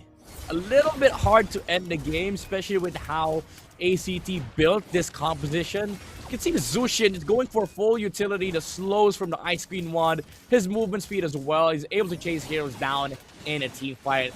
And even though Payan deals so much damage, it's just one wind of nature from Flukeo. Even the Freya has his own wind of nature, but you cannot beat the mobility of the Claude, especially under the Blazing Duet with the Purify as well. There's just so many kits from the side of ACT to kite the members of KOG, especially if KOG just wants to focus their attention on the Lord. So I think, honestly, if KOG wants to win this game, they have to drop this Lord obsession and just fight ACT head on. Let's see if that will happen or not. Because I think Payan, without the Purify, definitely cost him some sort of, potential engage, knowing that the Zushin is already on the opponent's side, right? When he wants to engage, Karns with the Lanterns definitely can reposition Payan, and we saw that multiple times where he got repositioned to a very awkward place and cost him the fight. So let's see here. 10 seconds on the clock for another Evolved Lord. I don't know what it is with MLBB, but all 5 lords spawn top side. This is it should be investigated. That's Sorry, true. what is this? But hey, imagine, the bottom. If, But at least the top turret from side of ACT already collapsed as well. That's a 2-man taunt. Yeah, looking true. for an engage. True. But yeah, you're right. 5 lords spawn top. That's gonna be the poke coming from Flukeo and friends.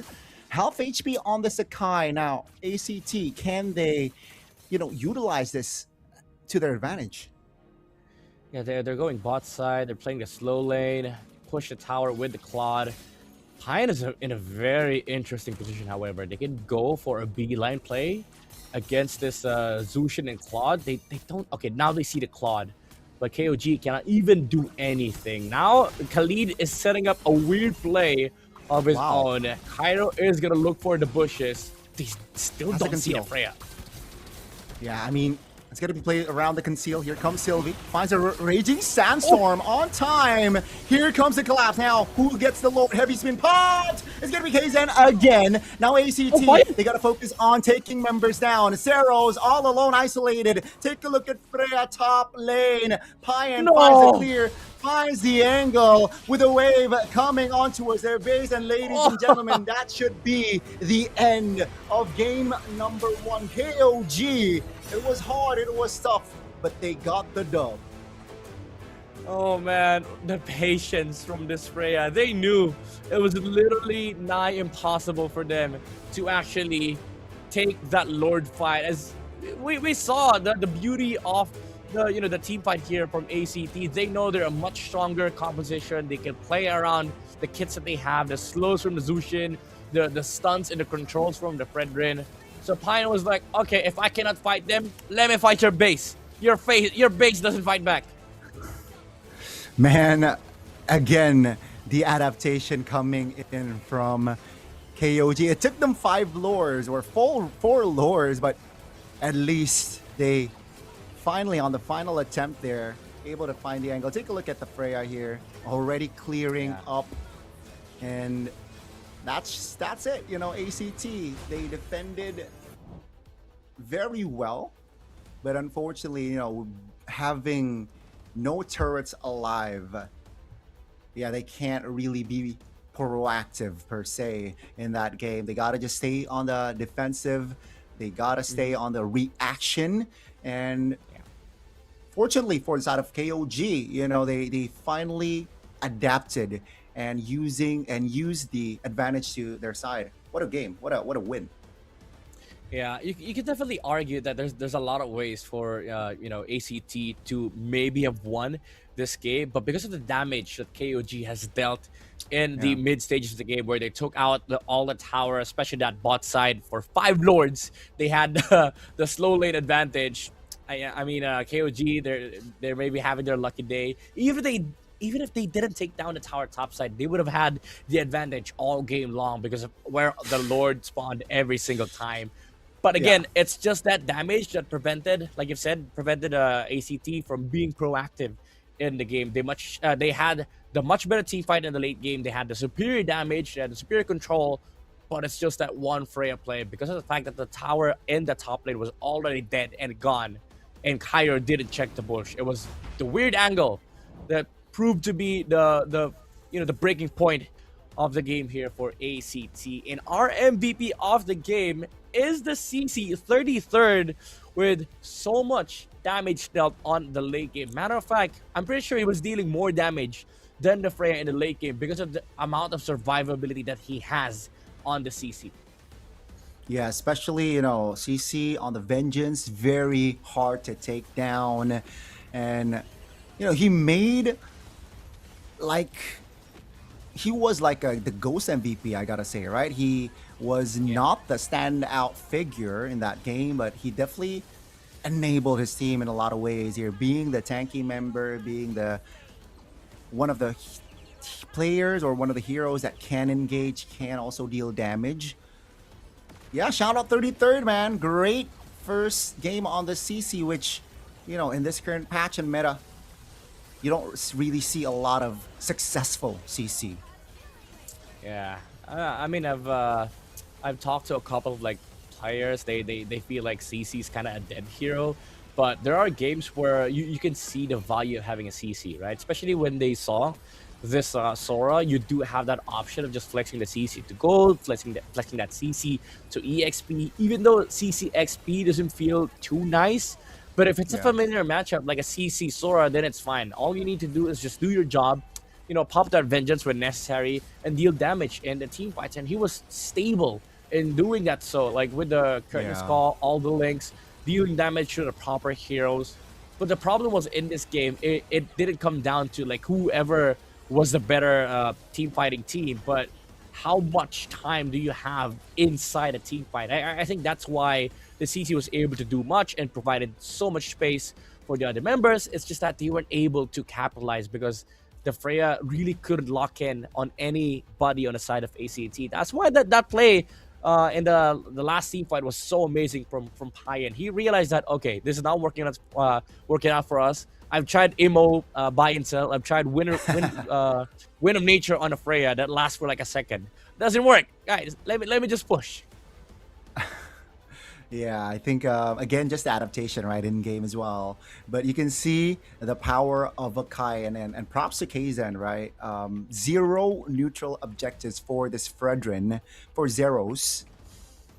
Yeah. 100% neutral objective take on the Akai. So Kaizen, despite him not having a good stat, 156, at least he did his job well. A couple of times, though, that was taken by Freya, but that was purely through communication. Heavy spin to separate the members of ACT so that Freya can focus on the Lord. But hey, intelligent communication still coming through from the side of KOG, able to build that early. That third turtle, again, folks, was very crucial for KOG to have that control, right? Because after that, the chain reaction was almost unstoppable from the side of ACT, from the side of KOG. Yeah, it's a Filipino special, man. It's a Filipino passive. We don't care about micro, we care about macro. We care about lords, we care about buffs, we care about map. But yeah, Kaizen did a fantastic job of just being on top of the objective control, even though sometimes too much. Like it's borderline obsession. Like at that point, just go for the team fight, you know. But again, it's just the stability of, knowing what the team wants. Because at the end of the day, it's team communication, right? Like if the team wants Lord, then team wants Lord. If somebody steps away from that mission, then the whole thing breaks apart. So I do like that he's very consistent when assigned a specific task. Because again, as you said, it's 100% objective rate. The friend didn't really get anything. And that's just one crucial part of why KOG is very successful at what they do. Even though sometimes they make weird choices, at least they're 100% committed to that weird choice, you know? Again, you gotta just commit, right? Once you go in, you commit. And at least we saw that from the side of KOG. We saw some resilience, though, from the side of ACT, being just on the back foot for most of the game, for most of the time. They're showing that they're able to squeak in wins. And let's see now. I'm all for the second game. Drafting wise here, Midnight, I don't think the Freya should be open this time around, especially if they stay on red side. I agree. Even though ACT, they do play it, but again, as you've said, if they stay on red side, there's a good chance that KOG just takes it away, because it's such a good hero in this current patch. Like, it's almost unstoppable given enough farm, given enough momentum, tempo. It just destroys heroes, it destroys towers, and it destroys their hopes and dreams of winning an MLBB game, you know? We saw that from game one. At least it was evident. I was quite surprised that the Freya, committed the flicker instead of the purify. But hey, it was a gamble. There was a risk, but I guess it worked. I still prefer the purify in that game. I could have sworn if that he went on the purify, I think that game could have lasted shorter. But hey, a dub is a dub, a win is a win. It's still one game. But the journey, folks, in case you missed it, it's still it's going to be a best of 5 now. So they're not at match point just yet. Yes, sir. We never know. There might be 4 more games in this business. And there's a lot of catching up for ACT to do in this game. A lot of adjustments definitely for this series. But coming off from that game 1, at least we have a preview, right, of how close this series is. Even if KOG gets a good standing in the early game, ACT does have that capacity to just claw their way back, especially on Flukeo, man. This guy, very reliable on the gold lane, so strong on whatever hero you give him, Harith, Claude. He's gonna be able to perform in this game as long as nothing too crazy happens. We saw that game number 1, like nothing too crazy was happening in the game. The Claw was just farming. KOG was just doing normal objective things. They were able to scale up towards that late game. So I'm excited to see what they're gonna be giving Flukeo on game number 2. Maybe we see the Harith on first phase, because this was the first time today we see Flukeo on a different hero, and that was a Claude Red 3, which, by the way, they did have an option to pick up the Harith. I think it was Red 4, sir. I think. Red 4, yeah. Red 4, Red 4. But yeah, I too expect the Claw to be, or the Harith to be picked up in the first phase, but instead it survived the first phase, right? That's why the Harith man came through on the second phase from the side of KOG. They respect the Harith potential from Flukeo, and thus they ban it. Sora, though, was picked Red 3. I can't really say much until we see the sides, but I still expect from the side of ACT that they take the red side here. Yeah, gives them more option, honestly, because one good thing about blue side for them is that they get to have that prio between Claude, Harith, or the Harley Leo exchange. But now that they've shown their cards that these two teams are willing to go down the utility route, I think red side has more appeal for their draft, because it just gives more flexibility for red 3, red 4, and red 5. Like, those last 3 picks are very, very important. That's why I think red side is kind of underutilized in this patch, because a lot of the teams are not willing to go down the utility route, Interesting. You're right. You're right. So it was a Cloud Red 5 then, right? Fredrin was picked fourth and Sora was picked third. But ladies and gentlemen, we will do have a side switch. ACT will have the blue side instead, and take a look at KOG. They immediately banned the Freya out. Now, does the Harith come through first pick here from side of ACT? But that's a respect as well from ACT. No Akai here for KZen. Yeah, not gonna lie, it's just full respect, you know? Like, if you look at the macro side of things, like, it wasn't really that threatening, but because of the fact that they didn't get any objective, you know, might as well remove it. Kaizen's very, very annoying on these kind of heroes. And yeah, it does go down to first pick Harith, maybe a good prior for ACT, but they also have to consider Baxia. There you go. 'Cause if they pick Harith, then Baxia goes to the side of KOG first too. Maybe they go like Baxia Claude or something. So they remove the Baxia. Phobius is still open, by the way. You're right. The Phobius is still open now. KOG, do they want to contest the Phobius? Or do they, you know, because the Marcel is still on the board as well. It's going to be the Harley. So, yeah, KOG saying, you know what? You only get one hero, but we can get 2 power picks. Let's see what ACT decides here. Yeah, they go Harith. Maybe they leave out Marcel here for KOG. Take the Kalea, honestly.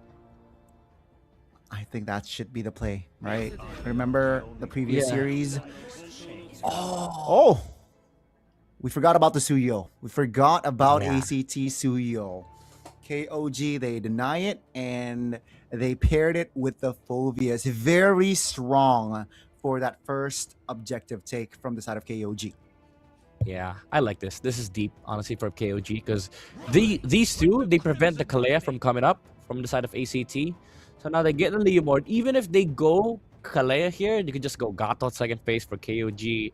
If they take Marcel, then you go Kalea. If they don't take Marcel nor Kalea, KOG can snatch it up themselves, and that's a power of Red 3, right? Like if you pick Kalea or Marcel, then you can protect the guy with the 2 bans that you have for second phase. So now they see Khalid. It's too tempting, honestly, to go for the Kalea, but they might just pick a different option. Maybe they go Claude here and then go Rome Red 4. I think they it's neither. They're gonna secure a mid laner instead here. So what they're saying is they're anticipating, you know, the alts, and I think Valentina fits very well in this current patch. You know, whether the opponent has a big ult or not, Valentina is an independent hero. You know, and it's gonna be the Valier ban, knowing that, you know, KOG, I think they're gonna commit on towards a dive composition. They're gonna go in, that they're gonna go shoulder to shoulder. So they ban the Valentina out. Now that leaves the Marcel up for a ban, and ACT, they took no time to ban the hero away. Yeah, I actually like the choice that they made here for KOG. It's so deep. Now that they can, that they've picked up the Valentina, they can remove some of the annoying heroes, especially the mages on the side of ACT. Now, ACT has to think about 2 roles, the roam and the gold lane. So they commit for the roam ban just to protect this Khalid. Now they can set up an amazing Kalea pick here for KOG. Or they can reserve the Kalea for last, pick up the gold lane here. This is so good. Like, this is a good setup from KOG. What a good first phase, honestly. That was a very intelligent, you know, approach. Let's see here. Red 4. What's it gonna be? You mentioned being, I think they should just pick up the roamer here, right? Just leave the gold laner last, having the last pick value, the play coming in. KOG, they need crowd control. I think a hero that can crowd control. There you go. It's gonna be the Badang. Locked in. I would like this. I like this against Harith, Khalid. And a You can Khalid. stop the Quicksand Guard. I mean, decent against Leomord. ACT, though, they can get the glue on XP, even the Yuzong. They cannot go Sora because of this Valentina. So I think Yuzong, Lapu, or Glue, those 3 are good options. And then for mid, you might want to pick up something that can disengage, something like a Lilia. Oh, like a Lilia. That is also, yeah. I think Lilia is good going up against a Phobius, against a Badang, and a Suyo Yeah. that wants to get close to you. You know, I think a Lilia is a good shout, and also it clears very fast, though very vulnerable pre-level 4 and on the dot. Midnight, as you call it, Neil de Guzman, Lilia will come into play. As much as I love Uranus, I would have wanted a more oppressive XP laner because the amount of disengage from KOG is so insane. Like you need one more engage. The Uranus can be a frontline nuisance against KOG, but they will find a way to deal with him in the later stages of the game. So KOG, if they go Claude here, it should be okay. Either Claude or Moskov, honestly. Yeah, hero that can shred. You know, Yeah. the Uranus down. I think that should be the play from side of KOG. They're taking their time here before committing onto their final hero. But yeah, I think a good AOE and a good shred is going to be the Claude. Moskov. But no, instead they want to play around the map, right? With the Moskov, you know, far lane is in control. A surprise SOD can definitely come into play. Yeah. So that's the approach that they're taking. Yeah, this is why I would have liked the Yuzong or Glue on the EXP here for ACT because you prevent this Moskov option from being a good thing. Because with the Claude, yeah, sure, they scale, but we're a much stronger team fighting lineup here for ACT. But now with this current configuration for ACT, they have a Moskov problem in the later stages of the game. This Uranus, if he doesn't get a good start in this game, let's say there's no tempo for ACT whatsoever, Moskov's going to have a free game during the Lord fights.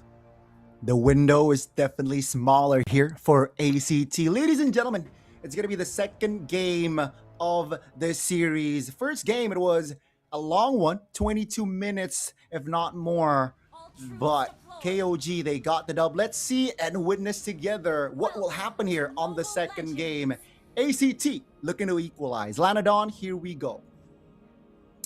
Yep. Again, same thing as game number 1. Very important is the tempo here, but this time it's for ACT, not KOG. KOG is actually playing to scale, playing for neutral objectives. They're going to try to avoid some skirmishes because there's a lot of brawly heroes on the side of ACT. This is ACT just taking away the orange buff. Now, Sylvie will be the casualty here, but they take the orange buff. KOG now looking to close the distance. Oh, Hazen finds the stun. That's a double from the Suyo. Almost a triple Z though, secures it. That's going to be Carnes with the power of Lilia finding a compensation kill now. No black shoes just yet, but here comes Sylvie. 2 members off the board. 3 from the side of ACT. But that orange is still taken away. Still benefits KOG. Yeah. I was going to say, like, if the Suyo didn't get 2 kills there, then, you know, the offset would have been enough for ACT. But now, even if they did steal the orange buff, doesn't matter because he got extra XP from that. And now they get mid-prio. They get so much tempo out of that early skirmish. And I don't want to curse it, Gani, but it looks like they're going to have a hard time here for ACT. Because now they have a big problem with their hands. They have the Suyo problem. They're going to have a Phobius problem. And they will also have a Moskov problem late game. Yeah, the risk on that steal was not worth it at all here for side of ACT. And now with the turtle up, with the position that they're currently in, I think it's hard for them to contest. But let's see here. Seros is slightly ahead EXP-wise, but both junglers are level 4. Cairo jumps in. Kzen finds the neutral objective. That's a stun on towards the Leomore. 33rd being a hassle for ACT. 33rd finds a good dark wave, but not anymore. KOG satisfied with just the turtle. Yeah, good peel coming out from Nile, pushing the right targets, allowing 33rd to actually escape. The Phobius was really looking not too good there. It was gonna die, but because of the punches from Nile, able to zone away some of the members. Oh, orange buff, round 2, grant them orange. They don't know KOG, they have no idea. They thought that, you know, that play was all over.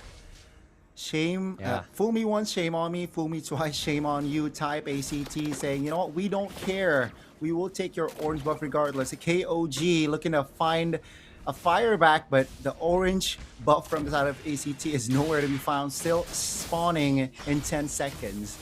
Good play, good recovery at least from side of ACT. Yeah. And they're getting some green camps here for KZ. Overall, good resource trades on both sides. But ACT, again, they have to make sense of this Uranus pick, right? Like, so far, he has died once. And we all know how unfortunate it is for a Uranus to die in the early game because you lose that tempo, you lose that advantage. Okay, Zen. They want to commit on towards this fight. That's going to be damage coming through. KZen deleted alongside now. That's going to be SOD landing. Sylvie 1 HP as Zed. Not enough resource to get out there. It's 3 members off the board. ACT finds the clap back. Yeah, now there goes the recovery for the Uranus. 2 quick kills for Cairo, and he's back in the board. This is the strength of the Lilia Leomord combo, especially with Nile assisting as well on the Badang. It looked like a good peel from the Badang with the wall, but actually made it almost impossible for KOG to run away from the Leomord and the glooms coming up from Karns. Yeah, again, being too jumbled up there was definitely the death of KOG. Oh, taken very low here. KZen not able to take the neutral objective. And I believe this is the first neutral objective on the board for Zeros. Now pops the steed. Stunned up. Here comes the damage. They find the collapse to fight and down 2 members. Nile and Zed off the board. Open things up here for ACT. SOD. Good recovery, landing honestly. 33rd. That's going to be the damage coming through, but 33rd a little bit too far there. Glooms will be eaten up by the Phobius. Down he goes. Yeah, Lily is so good this game, honestly. Like, he's making a lot of work for ACT. The amount of damage that KOG is taking. Oh, Zed! I don't think they respect the damage coming from side of ACT. Yeah. I don't think they expect, even not just respect, they don't expect the amount of crazy damage that this lineup outputs, especially with the amount of control that they have, right? Like the only CC for ACT is actually the Raging Sandstorm, but again, because of this this Padang, it's kind of making it awkward for KOG to fight into ACT, because when you peel, you're also blocking some of your members from moving away from that spot, and that's where the Leomord and the Lilia shines. And they also have to worry about this insane front line coming out from the Uranus. Like, yeah, sure, he died early game, but so what? He got 2 kills. He was able to recover. Now he has an Oracle, has her Dreadnought armor, heavily reducing the damage from the Phobius and the Suyo. He's moving to build a Dominance Ice next. It's definitely will, hinder the development of KOG. That's going to be KZen jumped on, still able to dash out. That's going to be the Sun on towards Nile, though. All alone, isolated, still has the flicker to keep his distance. But take a look at the backside. That's going to be Sun on towards Flukio. Shaman Force pops now. Does he have enough damage? There you go. With the jukes, he will be able to escape, and down 33rd goes. What a mechanic there shown by Flukio. Yeah, and this is the crazy part about, the region development with Harith, right? Like, teams sometimes don't care whether they pick Harith into Phobius or letting enemy take Phobius when they have a Harith, because it feels like, yeah, sure, you get the passive, you can jump here front and back, but the thing is, you're still going to be under the Zaman Forest. You refresh the jumps that you have, all the while getting so much damage dealt onto the Phobius. So most of the time, the Harrods don't even care, because the Phobius is just dying under your ultimates, and then you add the Leomord and the Lilia into the mix. So 33rd is not gonna have a fun time jumping in these fights. Definitely not, and it was evident. Oh, there's a solo kill on the bottom side of the map here. KZen, the Suyo was struggling there to get out. And another big win for ACT, claiming the neutral objective and getting a kill on KZen, who has the Sky Piercer. So the stacks not looking good here for KZen. Yeah, definitely not. And scaling wise, it's also kind of scary for KOG to fight into this composition of ACT, because the Suyo has to face so much magic damage, and even under the immortal form, it's not gonna protect him. So they need a lot more for KOG. They need more items. They need more damage from this Moskov. They need time, honestly, on their side. But ACT, all the time in the world, they have Can just push the towers here, force some passives in the middle lane, and then just clean the map from KOG so that the Moscow is not able to take farm. No, indeed. It's a similar story, but different side here. First game and second. 7,000 gold gap here for ACT. Now, in the first game, KOG with a sort of lead struggled to find, the end. Let's see how ACT handles it with this composition. 30 seconds on the clock for the first Lord here, ladies and gentlemen. And KOG, they're just banking on Payan here, who is still at a 0-0-0 stat to get the farm, to get the Holy Trinity, and then be a figure or be a standout figure for KOG. Yeah, they have a long way to go down as Moskov needs the DHS. He does need the Malefic Gun, and he does need the Rose Gold Meteor. So ideally, you're looking at like 3, 4, even 5 minutes of farming for the Moscow. So they have to delay by a lot. And ACT is already knocking into their bases, trying to force some passives on the tower. And now it's a free Lord. Didn't even land the SOD at the right time. The ACT was on top of that Lord Prio. Yeah, what a timing though if the SOD lands on the Lord. Yeah, dude. But yeah, now with the Lord in play for ACT as the 6th man, definitely can, with the passive, with the Holy Shield already triggered here, top and mid, ACT definitely can cause more problems here, turrets-wise, on the side of KOG. And we also have to talk about this Divine Glaive coming out from the Lilia, already doing so much magic damage against the Fulvio, Suyo, even the Badang. Yeah, sure, you built your radiant armor, but the Glaive's already done. Oh, here comes the attack. Uh-oh, what's happening? Midnight, that's gonna be the turret taken down in the mid lane. It's gonna be stunned, Fluke KO jumping in. That's going to be ACT now, focusing on the top turret. I think that's it. Should be it. Tower, oh, Nile is not going to save this game for ACT. 33rd, making some space. Payan dealing with the Lord. Is this enough? They have the damage. They take the base. ACT equalizing the series against regular season number 1. Boys and girls, ladies and gentlemen, ACT will equalize here on the series. And what the adaptation, man, from the side of ACT shown in that game, from the Giraffes already. And execution, they did not disappoint. The early game, the window that the Uranus gives, or the early game, the Uranus power gave, they were able to utilize it. And transition towards the mid game, they were able to stay just composed midnight. And what a textbook win, I feel like. Yeah, it came down to like a textbook victory here for ACT, but they did a lot of like bouncing back. Again, what happened early game was a bit scary, losing that Uranus, even though sure, you took the auras, you stole it from the Suyo, was able to get 2 kills. On paper, that was KOG's timing already. It was like game over at that point. But because of the fact that they had this recovery kill in the river, the Uranus was able to get 2 kills, able to get his items intact and the timings intact as well.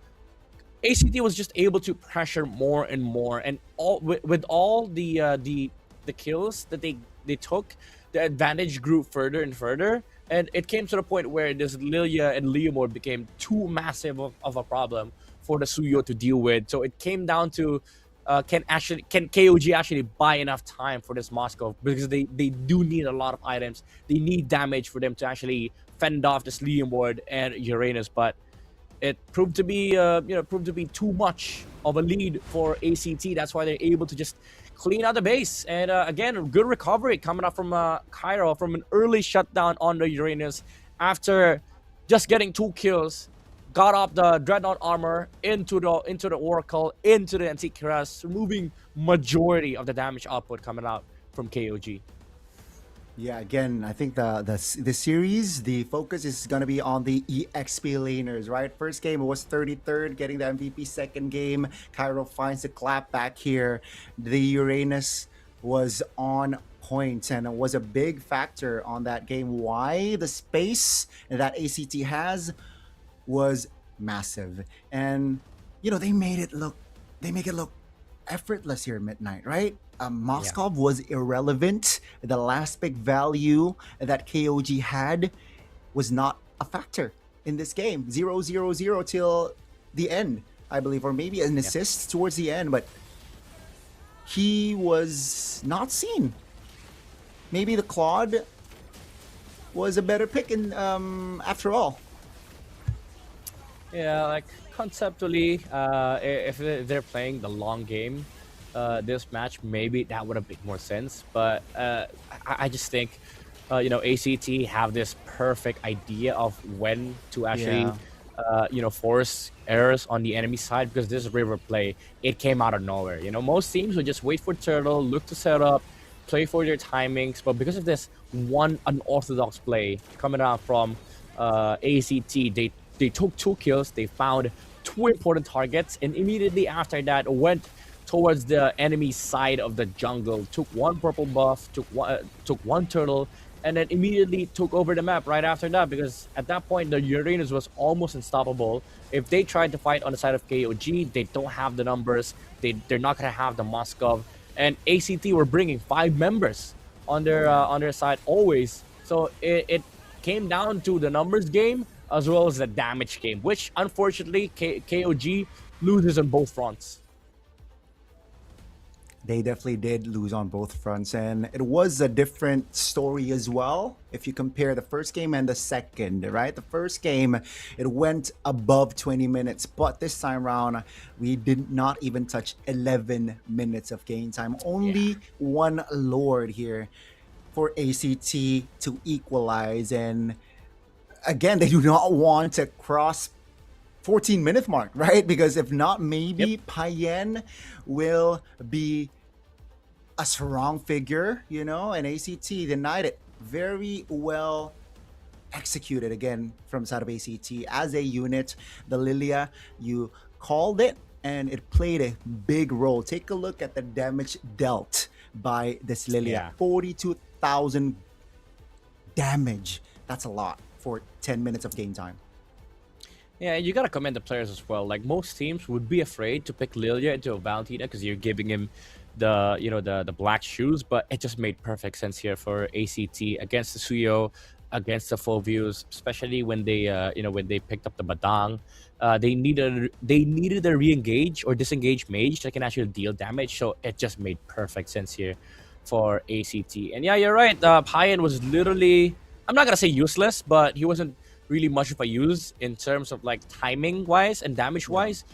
Was literally sitting at 0-0-0 for the whole entire game, and he ended the game with 1 assist. So he wasn't able to play the game, wasn't able to like play how he wanted to. Moscow was non-existent in his last game, and you'd have to give props to ACT. They just know their lineups, they know their identity, and I think if you're gonna identify how ACT operates, they just want simple lineups, man. They just want simple lineups that they can understand and they can execute. And this Harriet is as simple as it gets. First pick, we get blue side. We don't care about any other things. We just care about taking Harriet for KO. It does feel like the blue sides, at least for the series, has been the side that is more fruitful, points wise. So we will get to see now KOG not able to grab success on the red side. Will they switch things up on the 3rd game here, folks? Again, it's a best of 5, so neither team is at a match point, and I want to see the adaptation, right? The Lilia, is it going to be denied or banned away from the side of KOG if they want to, especially if they want to prioritize the Phoveus? That's going to be a big hero to at least they got to think about, if they lock in the Phoveus, the Lilia is too expensive to give away. Yeah. Uh, a lot of things that both sides can actually look forward to in this upcoming game. Maybe we see a different hero for KZ so far. What worked for him in the regular season, where the Guinevere's, the Harleys, the Suyo has now been effectively shut down. So I think ACT, they're definitely confident on letting that go. So aside from mid and jungle, we also have to look into EXP lanes. The reason Yeah. why the Valentina has been heavily priored here by KOG is just to remove the Sora from Cairo. Maybe they look into like letting that go, looking for a better matchup, essentially not locking our mage into a Valentina pick just to prevent a Sora. So a lot of adjustments for both sides in terms of draft. Bigger adjustment should come from KOG because the pressure is on them. Not saying that because they don't draft that well, but even with the draft they pulled out on game one, ACT was able to, push them on the edge. So I think there's a lot more challenges for KOG in terms of the draft because, again, ACT, they just keep it simple, man. They simplify things. They don't overthink. They pick their lineups. And here's the thing, Midnight, before we get on towards more details on the upcoming game, we'll have a short interview here on what's going on there in Thailand. Let's see, folks. ทางลาดโฮมนะครับเชียร์เนี่ยดูเอา KOG KOG นี่นักแข่งตึงแล้วแฟนคลับก็ตึงด้วยอันนี้เชียร์ใครเป็นพิเศษไหมคะในทีม ต้องตอบว่าเชียร์เพื่อนครับโค้ชฮิวโก้นะดับดีๆหน่อยเพื่อน ดับดีๆหน่อยนะคะด้านนี้ล่ะคะเชียร์ใครเป็นพิเศษ เซอร์ลอสม้าพยศครับ เซอร์ลอตไม่เชียร์ซิลวี่ด้วยเหรอเขามาด้วยกันนะ เขาพลังธาตุมืดอยู่แล้วครับ อ๋ พี่ อพลังธาตุมืดอยู่แล้วโอเคก็คือเป็นไอดอลเราเลย ใช่ครับผม อันนี้เพื่อนเป็นไอดอลไหมคะ เป็นเพื่อนกันแต่ถ้าไอดอลในแมตช์นี้ของน้องๆก็คงเป็นน้องผ้าเย็นนะครับก็คือลั่นจัดคนนี้ เมื่อกี้เพิ่งลักเปิดเขาไปเลยนะบ้านเนี่ยเพิ่งลักเปิดบ้านเขาไปเลยอันนี้เรามีโอกาสได้มาดูที่ลีโดไหมรอบ regular season ไปเกือบทุกอาทิตย์เลยครับที่ KOG แข่งแฟนคลับตัวยงเป็นแฟนคลับตัวยง เกือบจะเป็นนักแข่งละด้านนี้ล่ะคะเคยไปดูที่ลีโดไหม ไม่เคยมาเลยครับผม ไม่เคย ดูแต่ แต่ร ไล อบ ฟ์ นี้ จาก มัน บ้าน พลาดไม่ ครับ ได้ พลาดไม่ได้ครับผม นี่เขามีป้ายมาด้วย นี่ครับเอาจริงครับ ACT เอาจริงรอบนี้ เขาว่าตื่นรู้แล้ว ใช่ครับผม โอเคแล้วมีอะไรอยากจะบอกไหมเพราะตอนนี้เกมมันก็ 1-1 แต่ว่ารอบนี้เราโบ5ก็ฝากผู้ชมทางบ้านฝากเชียร์ KOG ด้วยนะครับเพราะว่า KOG ปีนี้มาเอาแชมป์ครับKOG มาเอาแชมป์เขายังไม่เคยแพ้เลย แล้ววันนี้ก็จะไม่แพ้ครับวันนี้โอเควันนี้ก็จะไม่แพ้ACT ล่ะคะมีอะไรอยากบอก ACT ไหม ก็ไม่บอก ACT ครับบอก KOG กันครับเล่นเบาๆหน่อยก็ได้ครับ แบบอ่อนๆให้เหรอ ใช่ครับไม่ทีมเราตื่นรู้แล้วเขาพร้อม เดี๋ยวเจอพลังธาตุมืดครับพี่ โอเคค่ะอันนี้สอบถามนิดนึงมาจากไหนกันคะมาจากบ้านครับบ้านอยู่ไหนมาสาทรครับมาสาทรครับเดินทางสะดวกไหมสะดวกครับมาเลยฟ้าติดกับเลยฟ้า MRT ลาดพร้าวเลยครับโอเคค่ะด้านนี้นะคะมาจากไหนบางบ่อสมุทรปราการครับโอเคอุ๊ยอันนี้มาไกลไหมก็ไกลครับแต่ก็ใกล้ BTS ครับผมเดินทางสะดวกใช่ครับต่อเดียวเลยครับเพราะฉะนั้นนะคะถ้าใครนะคะอยากมาชมแบบสดๆนะคะสามารถเดินทางมาได้เลยนะคะ BCC Hall เซ็นทรัลลาดพร้าวชั้น 5 ค่ะโอเคขอกำลังใจแบบฮึกเหิมให้นักแข่งเราหน่อยอีกสัก1 รอบแล้วเราจะไปดูแข่งกันละขอขิงๆเลยเอาเว้ยเมื่อกี้แค่มาลองแผนเฉยๆน้องอย่าเพิ่งได้ใจไปด้านนี้ล่ะคะ6-7 พอแค่นี้จบโอเคค่ะถ้าตอนนี้ทุกคนพร้อมแล้วนะคะนักแข่งของเราก็อยากจะมาโชว์ฝีมือกันแล้วค่ะเพราะฉะนั้นขออนุญาตส่งต่อยกับแคสเตอร์ทั้ง3 คนได้เลยค่ะ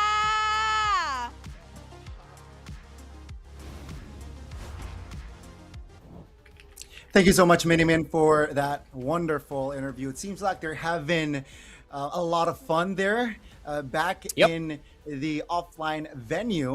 But hey, you know, it is a lot of fun. It's 1-1, folks, in case you just tuned in between ACT and, of course, KOG, the team that went undefeated in their regular season journey. Gotta suffer a loss here, at least undefeated match-wise here, folks. So yeah, they got, you know, and it was a one-sided game. All right, it's not like it was a back and forth. It was a 10-minute game for ACT. So let's see the adaptation here from Coach Justin. What approach is he taking now entering third game? Yeah, they gotta have to, you know. We spoke about their confidence heading into this match, especially with their drafts. Now they gotta feel humble because let me spell it out for the people that couldn't believe what they just saw. They got dumpstered game number 2. That was literally a stop from ACT, and to face a team that came from the open qualifiers, by the way, this is gonna shatter some confidence on some of these players. So it's not just the draft that they have to adjust, they also have to maintain their composure, remind themselves, right, okay, mentality wise, we're still okay, we're the #1 team in the regular season, we made a couple of mistakes, maybe we adjust the draft, maybe it's too late game centric. There's a lot of things that they need to be worrying about in game number 3. But again, that conversation does put a lot of pressure on the players, even the coaching staff. While you have ACT on the other hand, right? Okay, they lost game number 1. It was close. Game number 2, we gotta stop. They're riding on a high right now. They're riding on cloud 9 for ACT. Definitely momentum is on ACT's side. As we take a look here, we got Broken Walls first game. Second game was Flying Clouds. And ladies and gentlemen, third game, we will have Expanding Rivers. And let's see, right? Will this map affect a lot of the composition here? KOG again decides to get blue side. And folks, we would like to remind you, first game, blue side won with KOG sitting on it. Second game, ACT sat on blue side and they won it. So the trend, will it continue here, third game? Wow, what is this? Full respect from KOG. Blue side. I knew it.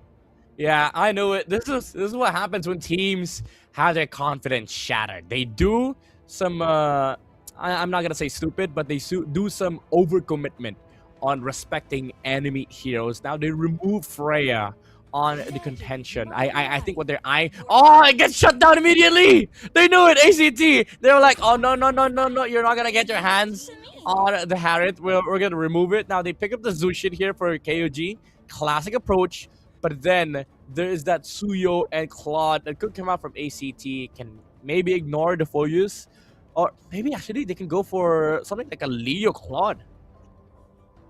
I think that could be the pair, right? But what a chess match here from Justin and Shadow. Shout out to both coaches here. Dude. Already starting the fight before the Lana Dawn. But man, the Zushin first pick, Priode, and let's see, right? With the Uranus off the board, ACT's like, you know what? We'll have our own big figure, and that is gonna be the Baksha here in play. That's a risk though, I believe. Rotation wise, it's good. It's very good, but against a Zushin, you know, it definitely can be a handful. I think they're banking on the fact that if they get Baxia right now, they can pick up an XP that also dives on the backline against KOG. So they're really looking to set up some insane tempo here with the Baxia, draft a solid team fight comp that can just go in and jump backlines. So for KOG, they have to keep that in mind. They need some peel roamers here on their side. So they go Cho carry. I don't know where this comes from. Too early of a Cho pick, I would say. Now ACT, they could just get some, you know, good peel heroes as well, like a Gatot. Even Kalea makes sense, even though they have a Baxia. We've seen this from Onyx TH. The Baxia Kalea isn't too weird of a combo because you have so much survivability early game, especially against this late game comp coming out from KOG. Yeah, I think it's very interesting, right? The Cho, it's gonna be the Marcel here, picked up third. But yeah, I think what they're saying is the Cho is the power hero of Nile here. I think they already pull their trump card here, maybe with the Cho being Nile's power hero and paired with a carry late game. Any member of ACT, even the Baksha, can be shredded down. So I think that's what they're banking on here from side of KOG. Power over meta.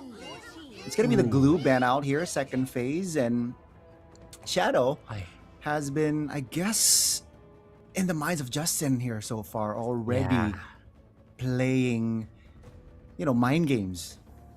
Yeah. What's crazy is that if Justin falls to the trap, I think there's a trap being laid out here by ACT. They're forcing KOG to ban Phobius themselves. They banned the Selena. Interesting choice. They're gonna leave the Phobius open maybe on the side of ACT because they're threatening Phobius Red 4. If KOG doesn't ban it, maybe they pick it. But even if, let's say, KOG bans Phobius, it leaves a lot of XP options available for ACT. Crazy ones like Benedetta, Paquito even, who just got recently buffed. And it's going to be insane, damage, insane dive, good backline heroes as well. They remove Fredrin. I like this choice. They don't let the utility route be open for KOG. They want to force KOG to get their hands on heroes like Suyo, who needs farm, who needs scale, but it effectively gets shut down by Baxia and Marcel. Yeah, I think without the Akai and Fredrin available for side of KOG, it does restrict a lot of picks, or maybe it limits the choices here for side of KOG. Now, you mentioned the Phobius being banned. Seems like KOG will neglect the Phobius. Instead, they're more concerned of the Lilia. Yeah. Phobius or Eve is the option here for ACT. They can leave the Phobius open, honestly. They have a Baxia. So I think Eve takes higher priority, but if they want to make it keep it safe, Phobius is the choice. But KOG, they can definitely answer it up with something like a Lapu, or maybe even a Terizla. So I honestly think just take Eve here. Let the Phobius choice be on the side of KOG if they want to take it. Maybe. Let's see here, ACT, what will they lock in? They have AoE. Oh, they want utility, and that's Zetian, right? Level 2, very strong without level 4, so early, strong presence, but late game, very, very good utility-wise. Yeah. And it's hard to engage. It's hard for the Cho to engage Zetian. Yeah. That definitely can rock the Purify as well. Exactly. Yeah, like the Zetian can peel for himself, the Marcel can peel for the Zetian, they can peel for the Claude. Actually, there's so much peel for the Claude. You can almost call this lineup a banana comp, there's so many peels on their side. KOG, thank you. Suyo, Phobius, Suyo, Terizla, Suyo, Arlet, those are the options that I'm kind of thinking about. Art is kind of terrible. Okay, so they go Leomore, they go Phobius. Normal route. Do you go Paquito here? Is the question. Paquito, Hilda. What else? Lapu? Glue is off the board. I think the Lapu, if they want to add another layer of crowd control, Yeah. I think that can work, but later on, it will be tough going up against a carry. But Paquito, that's an interesting one. Give it to me. Give it to me. It's a good... Pyro, can you rock the Paquito? Yeah, give it to me. Oh, never mind. They go... Esther instead. Yeah. They go classic. They go classic. This is what I call like the international placeholder of all roles. Like Terizla is just there. It doesn't win the lane. It doesn't lose the lane. He's just there. He's just a stable hero. In fact, if you're gonna look for a good example of a stable hero, Terizla's the picture you're looking for. Well, there you go. From Coach Midnight himself. Definitely will help the neutral objective take, especially the first one, right? With, let's say if the penalty zone is in his kit, definitely enable for that first neutral objective type and objective fight and allow ACT to snowball from then and there. But let's see, right? Will some of the members from KOG hinder that farm as we enter the third game? Ladies and gentlemen, it's 1-1. The team that wins this game will be at match point. Lanadon, here we go, and a witness the third game between KOG and ACT. Yeah, who comes closer to the semi-finals? The victor here. Now, I honestly think there's a good chance KOG establishes some good footing in the early to mid game, especially with the aggressive heroes that they have, the Cho and the Zushin. Even though we say there's a lot of peel from the lineup of ACT. That's in terms of like team fight prowess, right? But in terms of overall map movements, I think this Zushin and Cho is gonna be able to control River more competently than the Marcel does, and I feel like the box rotation is gonna be stopped by the Zushin alone, and then you also factor in the Leomord tempo into this game. So I think it should be an easy early game here for KOG. Will it be an easy early game here? Let's see. With the power that you mentioned, that's a very intelligent play from Payan, right? The positioning, and now the cart Flukio cannot really is gonna be tough for him to farm. But again, it's rather a quiet early game here from both teams, not looking for weird pickoffs, but here it goes. KZen pops the steed, 20 seconds on the clock for that first turtle, so I think he can play it patiently later, waiting for the steed to come back up. Yep. Play it slow, just for some battle spells from ACT, utilize the timings that they have right now, because as long as the Basha is not doing anything on the map, KOG is a-okay. And top lane, already seeing some force on the Terizla. They want to be able to put this Phobos in the turtle pit as soon as possible. Oh! That's the penalty zone used before the turtle fight. Cairo spent it, right? That's going to be a big ultimate not available for the first neutral objective. And KOG, they definitely can utilize this. Let's see the rotations with the shield unity. Zed pops up ult. Crimson Beacon already used. Sylvie still able to reposition. KZen here below 50% HP. Proactive on the turtle though. Yeah, I don't know about that trigger from ACT. The layering was off too. The penalty zone and a few of the Phoenix didn't really connect with each other. Oh, Zeros? And the turtle pit can actually steal. Not really. It's going to be KOG finding it. 33rd, very low. Still able to get out with the flicker. Nile now looking for an engage. Has a Way of Dragon. Will not use it just yet. ACT, because of the resources that they spent earlier on, they cannot really have a strong contest for that first neutral objective take like we expected. Yeah. Now they force the Zed passive in the mid. Again, it's just a weird combo that they pulled off on the top side. Didn't really land with the shield unity, the Fear, the Phoenix. Would have been an amazing kill, honestly, on the Leomord. Cairo, very weird spot, however. No tower. Oh, nice takedown there by 33rd. He actually killed the cannon first, so the tower shifts its attack towards the Terizla. Good coordination there by the Cho and the Focus. Yeah, good call to at least take something more there. And yeah, Cairo, again, he's level 6, but with that kill, it actually equalized here by 33rd, who was level 4. Let's see here, ACT looking for a jump on towards Nile, 50% HP. Payan still able to dash out to safety. Yeah, making a lot of space here for KOG as well as ACT. The gold lane dynamic hasn't really been touched that much. Both the Claude and the carry are still farming up, but I guess the bigger problem here is for ACT, because the carry is going to be able to scale up in the late game. Oh, KZen. Oh, in the steed form, but it seems like great disengage from ACT. You're not realizing, let's not fight, picking their battles here. It's still just 1,000 gold between them, so it's still definitely is anybody's game. Oh, now Way of Dragon. Purify will be triggered. Now on the other side of the map, it's going to be ACT now looking for a disengage.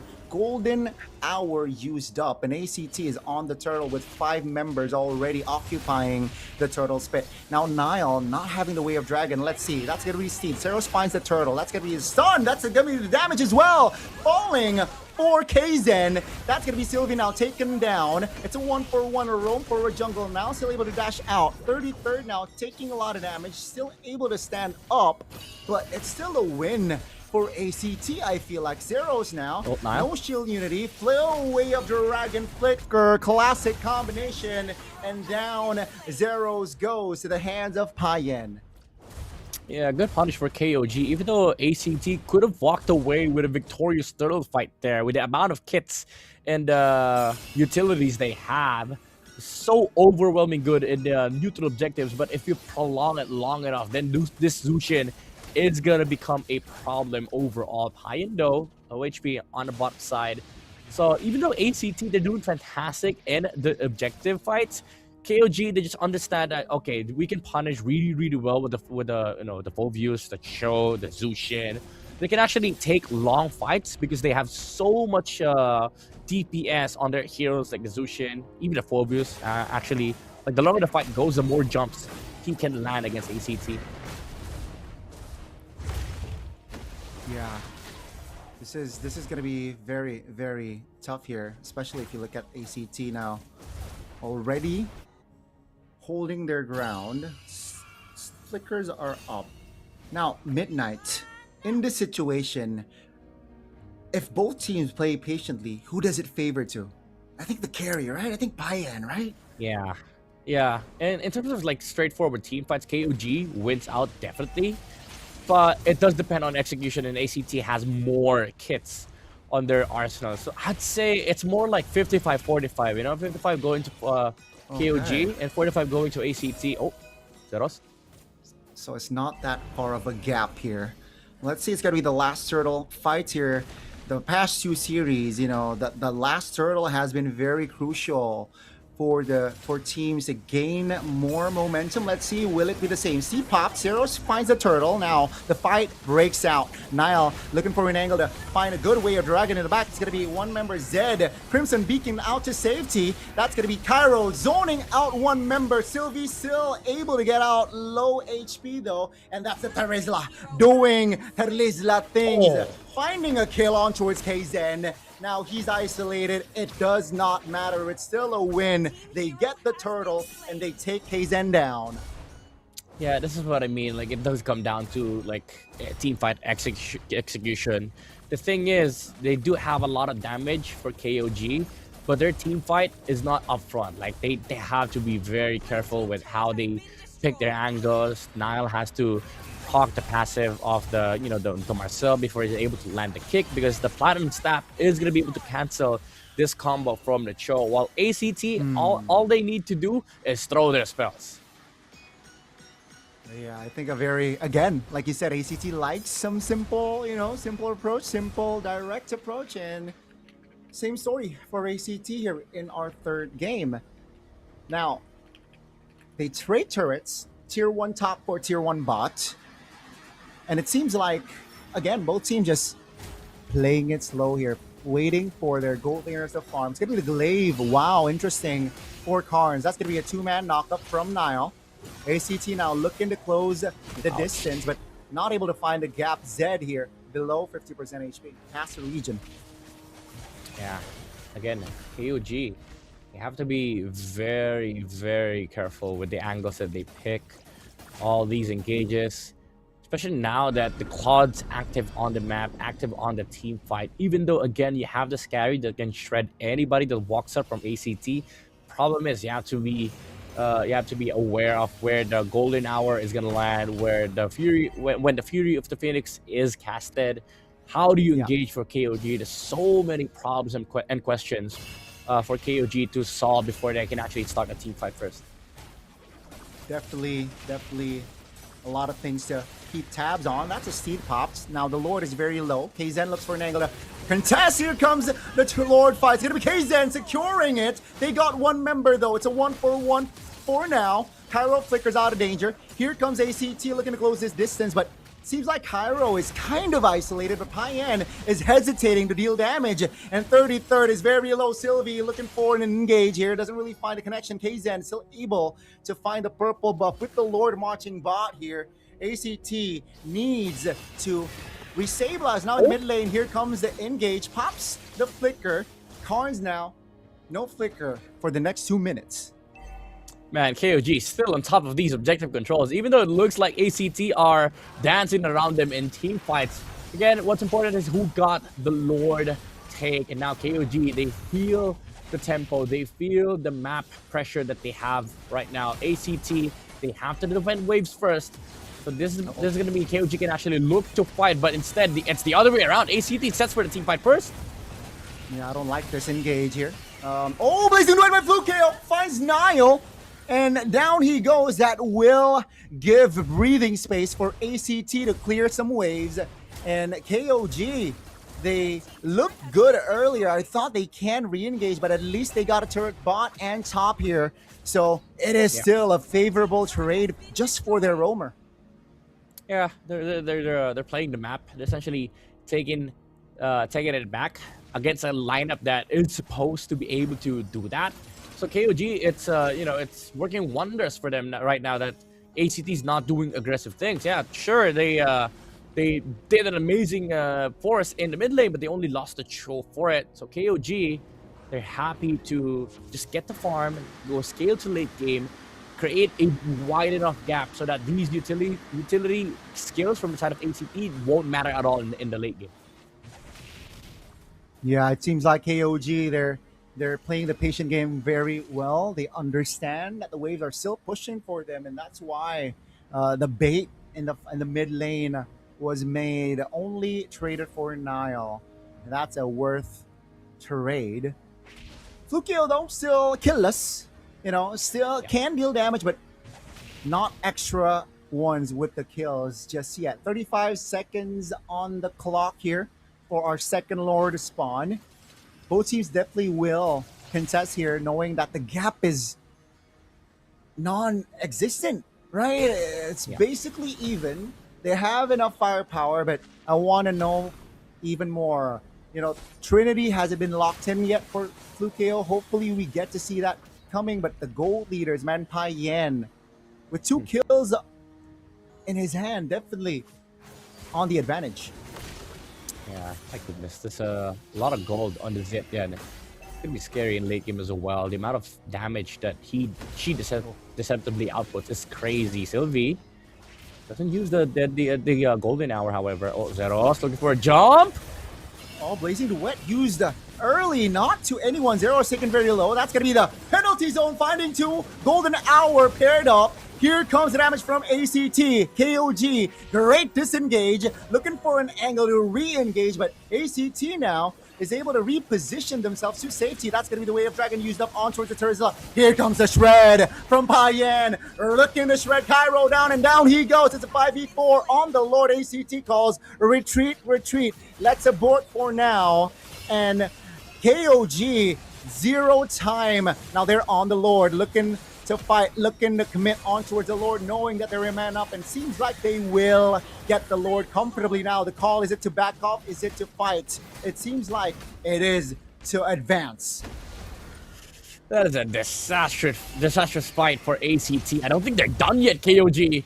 They want to go for more, but the minion waves has been cleared. Again, a very disastrous fight for ACT. It looked good at the start, but when they missed out the Blazing Duet as well as the Purify from Flukeo, they were not in fighting shape any longer. Even though they landed a beautiful golden hour after the penalty zone, they just didn't have the firepower. Oh, Here if the Phoenix finds 2. That's going to be 30. 30 now off the board with the Lord still marching the bottom side of the map. Here it's Nile in trouble. Still able to stay up here despite him being immobilized. ACT satisfied with taking 1 down, and they got to focus on taking down the Lord. okay, they messed up one team fight, but they caught KOG by surprise. KOG didn't expect ACT was looking to fight in the middle lane, but they only got the full boost. KOG still have all the right heroes that they need to push towers, but again, ACT, they're looking to fight. They're just preventing KOG from doing objective moves, but now Zeros in a very difficult position. Even Carnes went down as well. It's just both teams throwing haymakers, but KOG now with the control. Top lane is still pushing for them. Definitely can't play around it. No holy shields at this time of rate. 2-man knockup by the Jet Kundo now. Looking for the shred on towards the tower, but ACT can defend for now. Here comes another wave with 2 members still off the board for ACT. They will gladly take the far lane turret, and down the turret goes. Lord will spawn the bottom side of the map, and KOG again with Prio. Yeah, you see the damage from one Lantern Slam onto the Claude took half of his HP, with just one slam from the Zushin. So now ACT have to worry about the scaling component of KOG. Yeah, sure, you have the Claw, you have the Zetya, you have incredible damage, but all you have are 2 damage dealers and then amazing kits. While on the side of KOG, there's a lot of damage dealers on this lineup. Even the Phobius can deal so much damage against the Boxshell with the HP-based damage. And also just the Zushin alone. Like if you group up on the side of ACT and then the Zushin finds the Baksha with the Lantern Slam, throw him on top of a squishy hero, then suddenly you're taking so much damage from just one hero alone on the side of KOG. They should not underestimate the damage output this Zushin can actually deal. Yeah, definitely not. Especially with the Glowing Wand and Ice Queen Wand already in hand. So it's full utility from Zed here just to, again, enable KOG. Be that, supplement for fights. With the Lord again, spawning bot. With the wave, take a look at the fat wave top lane already marching for ACT's base. ACT, what's the call here? KOG, great, intelligent, disengaged there. Not baited for a fight, not baited for a commitment just yet. Yeah, they see the Zed then up top. Even though it's a Zed, yeah, it can still participate in the fight with the Fury of the Phoenix. Now they go for the burst. Who gets it though? Oh, Golden Hour! Oh my goodness! But the Lord falls for KOG. Blazing Duet. Winter Crown as well, but no timing on the BMI. Down goes Flukio. And here comes the clash from KOG. They lose 33rd. Kzen will not survive as well, but ACT now, can they hold on? Pyro being a strong figure, but with the shred of carry has, down he goes. It's a 2 for 2, but they get the Lord. KOG still in it. Yeah. ACT, however, able to take down 2 important heroes. So now the Lord can still be defended even without the Cloud carry. Is going to be able to push bottom side, however. Man, that Golden Hour stopped ACT from actually contesting that Lord. It was a free Lord in front of Kzen. No other Retribution holder in front of him. It was just him and the Lord. The man was on a mission to still stay on top of these objectives. But again, fortunately for ACT, able to find 2 important kills. So they stay alive this game. He definitely is able to hold on. They definitely are still in the back foot though here at Midnight. And I personally doubted this show pick, but boy was I wrong. Ladies and gentlemen, it seems like it's gonna be similar here. The third game and the first one, we will reach and we will see an evolved Lord in the stands here. Yep. As my God, both teams do not want to lose. Again, to remind you folks, one team will have match point, and both teams not backing down. 3K gold lead between them. Take a look at the items here. It's full already. Not having boots for Payan. Gun, Malefic Gun, and Rose Gold Meteor is the choice for Payan. Same goes for Flukeo. No boots. Yep. So this is where we start talking about equilibrium, right? Like we said earlier, so many damage dealers on the side of KOG. Zushin went for almost full utility on her build. Now ACT, even though they don't have as much damage, the thing is we're reaching a point in the game where even the utility heroes maxing out their items are very, very important. Like these items are big, especially on the box shop, because they provide more time for the Cloud to be able to freely hit in the front line. And look at the amount of damage that the Zetyan deals. Half of the HP of the Cloud with just one combo. You're right. And again, I think that the important thing later on here, Midnight, is the golden hour from Sylvie here. Needs to be precise. Here comes a conceal, looking for a potential engage. Doesn't really find the right angles and connection there. ACT backing away instantly. The Lord spawned already. Here comes another Lord that KOG needs to play around with. Pacho's bot. To be able to walk freely towards this mid lane, especially. Oh, actually, River's the opposite way. So the Claude will have a bit of a harder time reaching this Lord, but it's fine. Lord's sitting at 30k HP. They go for the reset. They want to play it slow because they have the build up on bot side. Intelligent now. ACT, they gotta call it, right? Is it to clear? Is it to fight? KOG definitely can play around this patient game here. 20,000 HP on the Lord below. By the way, here comes ACT with still 5 members around the Lord's area. Oh. Seems like the call is to fight even, knowing that the way bottom lane is still pushing. Here comes KZen with the seed, already invested it early. KOG, knowing that the Claude already shows in their base, they pull the trigger on the Lord. Yeah, it's good. It's a good force. They got a flicker from the Marcel. Now they can just go in. A deadly hour used by Sylvie too early. Oh, Niall! Oh, Niall still looking for an engage here. Able to hold on towards the damage. Here comes Zed with the winner crown. Is this the right play, or ACT finds a blunder? Here comes ACT blazing the way by blue kill. But here comes KZen looking for a play. But Zero secures the Lord. KZen bought the immortality a little bit too hasty there on the split. Now Zero is isolated with 3 members around him. ACT finds KZen. Both junglers in trouble. Down goes KZen. And Zero is still able to get out with the shield unity. What a turnaround. Oh my, blunder from KOG. They could have just gotten the reset. Went for the Lord. The Claude was not there, but KZen decided to go for the base push. He was not Payan. He wasn't the Freya in game number 1. Now ACT, they have 5 members. They see Payan without flicker. They take down a carry. I think this is it, Gani. Oh my god, they neglect the lower bottom side and they went in for the push with 5 members on the board. ACT looking to find the clear, and ladies and gentlemen, the trend of blue side winning in this series will not continue, as ACT will find the 3rd game and they will sit on match point. The kings of the regular season sitting at the top last week now face one game that is going to decide their fate, whether they move to the semifinals or the lower bracket against a team from the open qualifiers. One game before they proceed to the semifinals. Gani, what a performance from ACT. The patience, the discipline. Oh man, ACT, they're looking too clean. They're so tenacious, they're so resilient, right? Like in the first game, they were on the back foot and the game went on to above 20 minutes. And similar story in the 3rd game where they're on the back foot.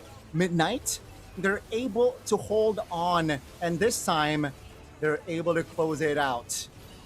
I think Zed's overextension there on that Lord fight was a mistake. And now we are, again, they're sitting at match points. ACT, I'm speechless, right? The KOG, they gotta treat the match with respect. I don't know. They got all their boxes ticked, but is it the calls? It's a lot of things. Like it's confidence, it's communication. Everything fell apart. Everything was broken after that Lord fight. You know, Sylvie started that fight with an awkward golden hour. And KOG's response was dive. With a Lord that was sitting at like 60k HP, they wanted to go for the team fight, and ACT, they obliged. They were happy to do so because at the end of the day, there's no split decision for ACT. If you wanted to fight, then we can fight. We have a Baxia, we have a Claude. But then when ACT obliged, KOG didn't know what they were gonna do. Do we fight? Do we split? Do we go for the end angle? And KZen decided to be pie in this game, and he was like, okay, let me end this game, boys. But ACT, again, learning from game number 1, they were like, not today. We already have our basers destroyed. We have our eyes oiled up and are always on the lookout for these weird plays from KOG. And mind you, this was a game that KOG, they had their tempo. They had their conditions checked. ACT were the ones who were looking to like force plays out of the map just to be able to give Flukeo some space. And it came down to this one weird fight, one weird decision from KOG. Everything fell apart, man. This is why you cannot count a team that, you know, turrets wise are behind, gold wise are slightly behind, maybe down out just yet. Things like this can happen. You know, you're right. The transition from the early mid was beautiful from the side of KOG. Even here, 17 minutes of game time, they're still able to find the perfect fight, able to execute very, very, you know, accordingly. Yeah. But then one bad call, one bad decision, maybe not one bad decision, multiple bad decisions there happened here from the side of a KOG. And you mentioned it, it all fell apart for KOG and ACT. They capitalized it, right? Evolved Lord, we don't care. It's 3v5. And suddenly it's just 1v5. And they got the base. Goodness me. Yeah, you know, this game, I think it now comes down to who has a better mindset, who has a better mentality. I think ACT, they're just here playing the game, knowing what they're supposed to do. In KOG, they're shattered, honestly. They're scattered. Their minds are scattered at the moment, and they have to pick things up because they feel like they're frustrated after that loss in game number 2. It feels like there's no confidence in their play whatsoever. These decisive calls are nowhere to be found. Like in the regular season, we see them go transition from objective to objective. Even in game number 1, we saw that. But in this game, it feels like they're flustered, they're confused, they're dazed. It feels like they don't know what they're supposed to do. They cannot find the right answer. All the while, ACT, they see a mistake, they capitalize. They see KOG not doing anything, they force. It feels like every single time it's all ACT making the moves and KOG just reacting to every single one of those moves. And I couldn't agree with you more. I think the calls has been more straightforward for the side of ACT. And more importantly, when the call is made, ACT commits to it, right? They understand as a unit on what to do despite them being on the back foot, right? And again, the carry goes to Flukeo, man. What a gold laner this guy is from ACT. Just able to go pro. He should go pro, man, at this point. But again, shout out to Zeros being a Baxia. Very, you know, a hero that is, I gotta say, situational in this current patch. And picked first phase. You know, carry is the counter that Baxia, but he's able to stay relevant in that game and still one of the factors why they were able to just be stable. Yeah. On that game at night. Yeah, it's not a fun hero to play, honestly. Like, especially this game, there's a lot of like ways for him to die. Against a carry. Against a carry, against so many utilities, against a kick. But he was also protected by a lot of utilities as well, from the Fury of the Phoenix. Also, this Marcel, phenomenal gameplay. Very annoying in fights, actually. That's the thing about Marcel. Like, there's no right or wrong way to play this hero, because the way that this hero shines is when he becomes too chaotic in a team fight. Like, who the heck expects a Marcel to use a golden hour, 6-tick A Lord HP? I'm pretty sure that's part of the reason why KOG was like super frustrated. Like, what is this? What is happening? Why is Emerson walking into us using the golden hour? Does the enemy want to fight? Are we in a very weird spot right now? I think that is what also broke the game here for KOG. Just the mere fact that there's a Marcel walking towards you, doing God knows what, and there might be a punish. So for KOG, it feels like very frustrating to play this game because you don't know what's coming next. And I think that's what amplified this presence of the Baxia and also the Claude in the team fights, because KOG were just so scared to react to the Marcel. They don't even attempt to go for a counter kill. They don't go for like the punish on the Marcel. They just try to regroup, and then when they see the Baksha rolling around, the Claw with the Blazing Duet, that's the time they react. But at that point, it's already too late. You gotta pick your lane. You gotta pick your options. And honestly, again, for KOG, they have to regroup because they cannot have this mindset moving forward, especially for game number 4. Imagine if the same thing happens again. If they pick up the Marcel, imagine the feelings of the players like, oh, there's a Marcel again. Again, especially if we want to talk about the drafts, both teams has been very reactive, right? Oh, you pick up the Lilia, I will ban it next. And now, can we expect the changes from the draft here later on? Because first game, the Akai went up for the side of KOG, banned instantly from the side of ACT. The Lilia will cause problems in the second game, banned a third game as well. So now with the Marcel being a nuisance for the side of KOG, what are they going to do? Are they going to pick it up themselves? Are they going to ban it away? You know, the Cho, I doubted the pick. I changed my mind mid-game, but then unfortunately could not deliver. You know, I said so. I doubted this pick. But hey, Midnight, I think the Cho again was more of a power comfort here for Niall. Yeah, I we agree. saw glimpses, right, that he was able to enable his team, provide the peel that when needed, provide the engage when needed. But you know, that just last call, right? That last that Zed jumping in alone with the Crimson Beacon was, I don't know, was quite questionable. And then Kzen went for the split push in the mid lane, was also quite questionable. But let's see, you know, I expect them to use this time to reset and restabilize, because series not over, folks. Yeah, we're not done. You know, there could be one more game. Sorry, there could be 2 games, but there could be just 1 game to determine the first team who goes to the first semi-finals. Again, bigger challenge for KOG. I cannot believe I'm saying this. A bigger challenge for KOG. Regular season number 1 up against an open qualified teams. Now shattered in defeat after a devastating loss in game number 3. Let's see what the map is for game number 4. Is it? Oh, it's dangerous grass. Another chaotic map for these two teams. If I don't want to be in the position of KOG, honestly, like this is so frustrating for them.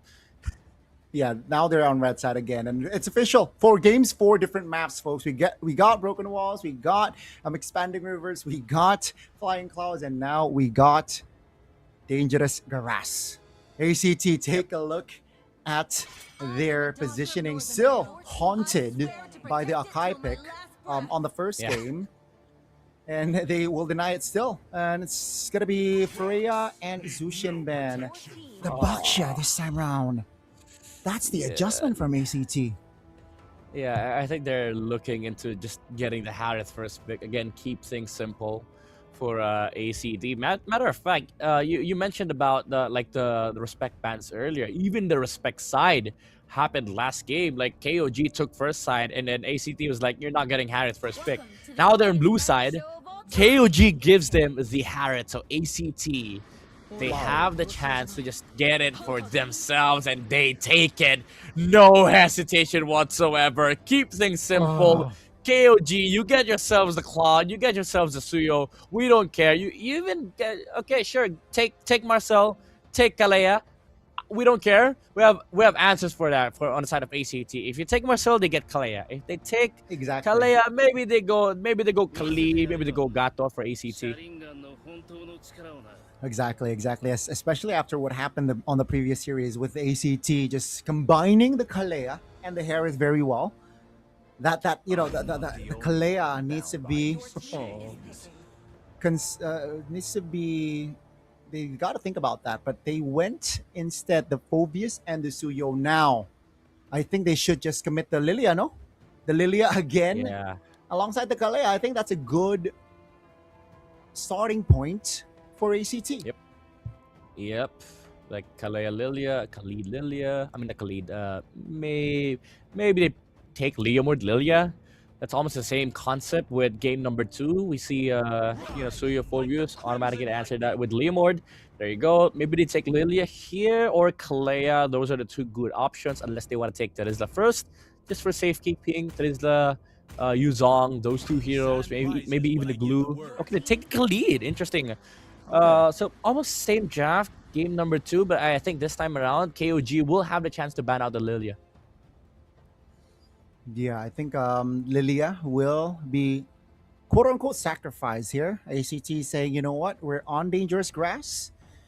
With Khalid, we will have the option to cover more grounds. You know, mobility is in its name, and KOG responds with the same. You know, it's dangerous grass. Let's utilize Hilda's passive and commit on towards a Hilda pick. Very interesting choice here for KOG. They did lose out on the gold lane picks though. So ideally, both Carry and Claude will be taken out. Maybe ACT, let's go off the Moskov, because again, same idea from game number 2. Like, it's useless if it doesn't have farm. So KOG removes the Uranus just to mitigate that Uranus Phobius matchup, because that is what terrified them in game number 2, like Cairo being a nuisance in Got that the MVP, position. by the So way. yep, got MVP. Now Claude has been taken out. Maybe Carry is next on the chopping block here for ACT. Oh, I like that, man. Again, Valir, in this current patch, it fits well, knowing that a lot of composition or a lot of approaches from coaches are they want to go shoulder to shoulder, you want to close the distance, and Valir, one of the heroes that can push you off, can be annoying and hinder that movement. I've been waiting for You call the carry out, off he goes, off she goes. Yeah. No carry pick. What's gonna be the Some red Moscow 4 Black pick pick. here for inside of KOG? They need Should be a crowd mage. control, but yeah, a mage that can provide utilities. Zetian, perhaps. I think take Lilia, no? Crowned by heaven's mandate. Oh no. Shall No. You dislike the Zetian pick, eh? Yeah, because now you open up a world of hurt for KOG. Both Val and Lilia is so good for ACT. And then they could just get an Alice, or maybe a Lapu, Esme even. I like Esme here, by the way, so much. So many good XPs, honestly. That's an interesting approach. An Esmeralda. But yeah, definitely She's can... definitely a lot of good options here for ACT. What are they gonna go for? It's gonna be the Sora and the Valentina. Okay, sure. Comfort. Okay, Cairo. Sure, go comfort. I like this. I like this confidence using Sora in Phobius, by the way. So it's pure comfort. It's the same idea as the Cho early game, last game. Okay, maybe Cairo. Let's give him some pass. Too early to judge. Maybe he performs this game. I don't know. Let's see. But my goodness, Midnight. This game might take ACT to the semifinals. Yeah, especially if we see These picks Moskov right here. Moskov is a great shout. Ooh, what about Is it Beatrix? gonna be the Moskov? Oh, against the Sora. The tyrant of wrath, and burn this wretched world.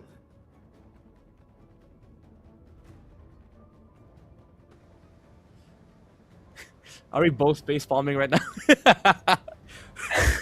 I mean, it is gonna be the Moskov, but hey, maybe what Payan is saying is, you know what, guys? I'm gonna pay for game number 2.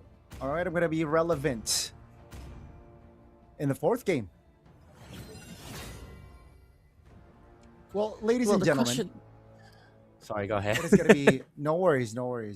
It is gonna be the potential final game here of the series with ACT.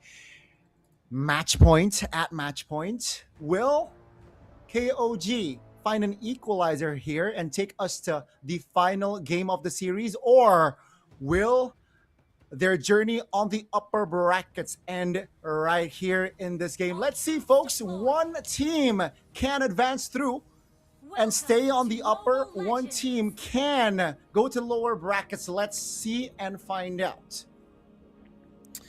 Yeah, I mean, it's a very interesting choice here for KOG to go with this composition, knowing that it failed game number 2. Even though there's a change, they picked up the Hilda this time around, but I don't think they stopped this overwhelming aggression come mid-game for ACT. Like, imagine the timings on their side, right? Like, you have the Khalid, you have the Harriet, you have the Sora. These heroes, they don't really heavily rely on items. Just the Harriet, maybe with the Stadium side, but that's about it. Once they get their initial timings right, then they can just constantly look for team fights. So what KOG needs to do right now is sort of establish an early footing. That's why you see KZ already invading the jungle camps of ACT.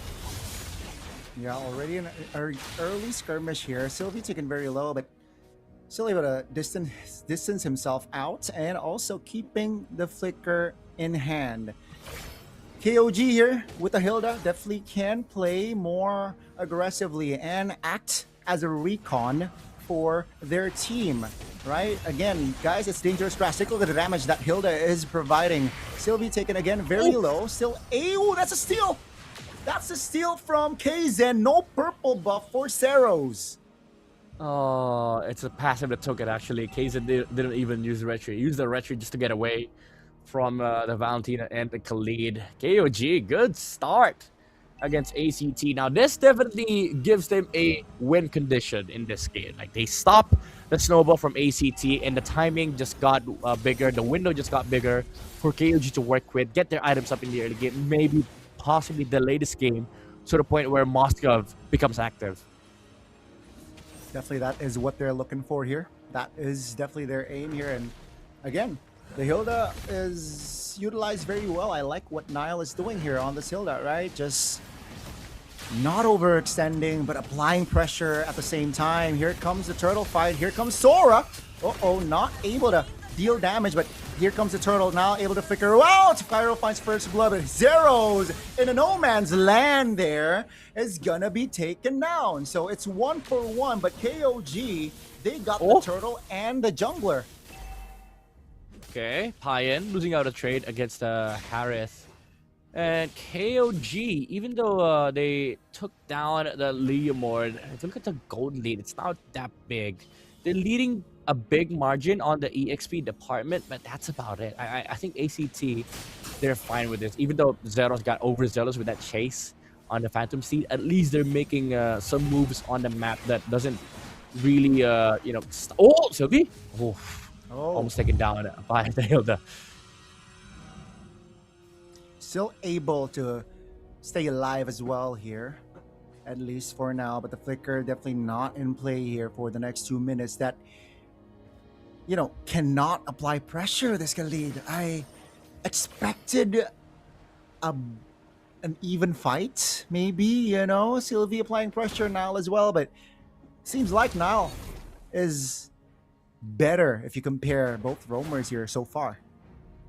Yeah, I mean, Hilda does a lot of damage in the early game, especially with a lead like this from KOG. Once you get to level 4, Hilda becomes a different roamer altogether. Like, you just don't get vision. You also actually pressure a lot on the heroes on the side of ACT, which amplifies this presence from the Suyo, because, you know, come the mid-game, this Sky Piercer timing is going to be very important for KZ because they have a lot of pokes from their composition. Yeah, folks, it's going to be the second turtle here for this game, and KOG, they have occupied the choke points. And ACT, they are struggling here, especially with Sylvie now, taken very low, no quicksand guard. I don't see any angles here for ACT to contest. Let's see, the steep pops, even just Nile being there. That's going to be Cairo focusing on towards the hill. The Nile again distracting while the rest of the members takes the turtle. It's a trade. That's a stun with the Fury of the Phoenix committed, but that's about it. Yeah. All they can take is the Hilda kill. All kills from ACT are all the deaths off the Hilda. Oh, good escape coming out from KZ. ACT, at least with the shutdown on the Hilda, able to move around the map quite a bit, take some river control while the Hilda is dead. Now he comes back to the river, so gonna have to give it back. But at least they're making space, right? They're making some breathing room for the Liam and the hand. Oh, Spear of Misery. Oh, almost there. Force the Purify on Flukeo there, Midnight. SOD! Here comes Hyen! That's gonna be a sidestep, but Zeros, he's ready to provide cover. Both gold laners now off the board, but Zeros claims the quick 1-2. And back the Leomord is in this game. I don't know about that attempt from KOG. It looked like good enough for me. But with that SOD, they did take down the Harriet with a Fury to Phoenix as he got caught while recalling. But they actually made the game worse for KOG because now the Leomord is actually back into this game with 2 kills. Similar story as to what brought Cairo back under Uranus on game number 2. Now he's back, baby. 2 kills on the Leomord. Is on par in terms of gold with the Suyo. Momentum-wise, definitely has shifted here, ladies and gentlemen. 6 minutes of the game. Very, very close, especially if you take a look at the gold gap here, folks. And let's see the last and final total take again, right? At least for this series, the third total has been very, very crucial, especially if they win the fight. Let's see what's gonna happen here. The spells are actually for the side of ACT. Knowing all spells are up here, Harriet is going to be active now, so ACT definitely has a slight advantage on that regard if you compare it to KOG. Okay, this is where ACT's heroes become very annoying. Oh, Cairo! Taken very low. Cairo still able to reposition to safety. SOD landing! Looking for the bench. Purify off the board. KZ looks for an angle to kill Cairo, but still able to get out. Zero's in trouble. Under his own turret. Will be taken down. It's a 5v4 now. KOG again finds the clap back. Yeah, I was gonna say, like, ACT definitely overchased that Hilda and now was able to get out. Cairo overcommitted with the shifting skies and the flicker, definitely putting ACT's heroes in a very weird position. Even Flukeo got hit by the SOD, forced to use the Purify to dodge the Spear of Misery, but didn't matter at all because the gap was already there for KOG. They didn't even need to close the gap against the Harriet because they could just take down the turtle right after that. So ACT, again, they need to be very patient and calm about these engages because there's a lot of punishes from KOG. Definitely here, both teams you cannot make a mistake like that. Overcommitting, overextension. Let's take a look at the item check here.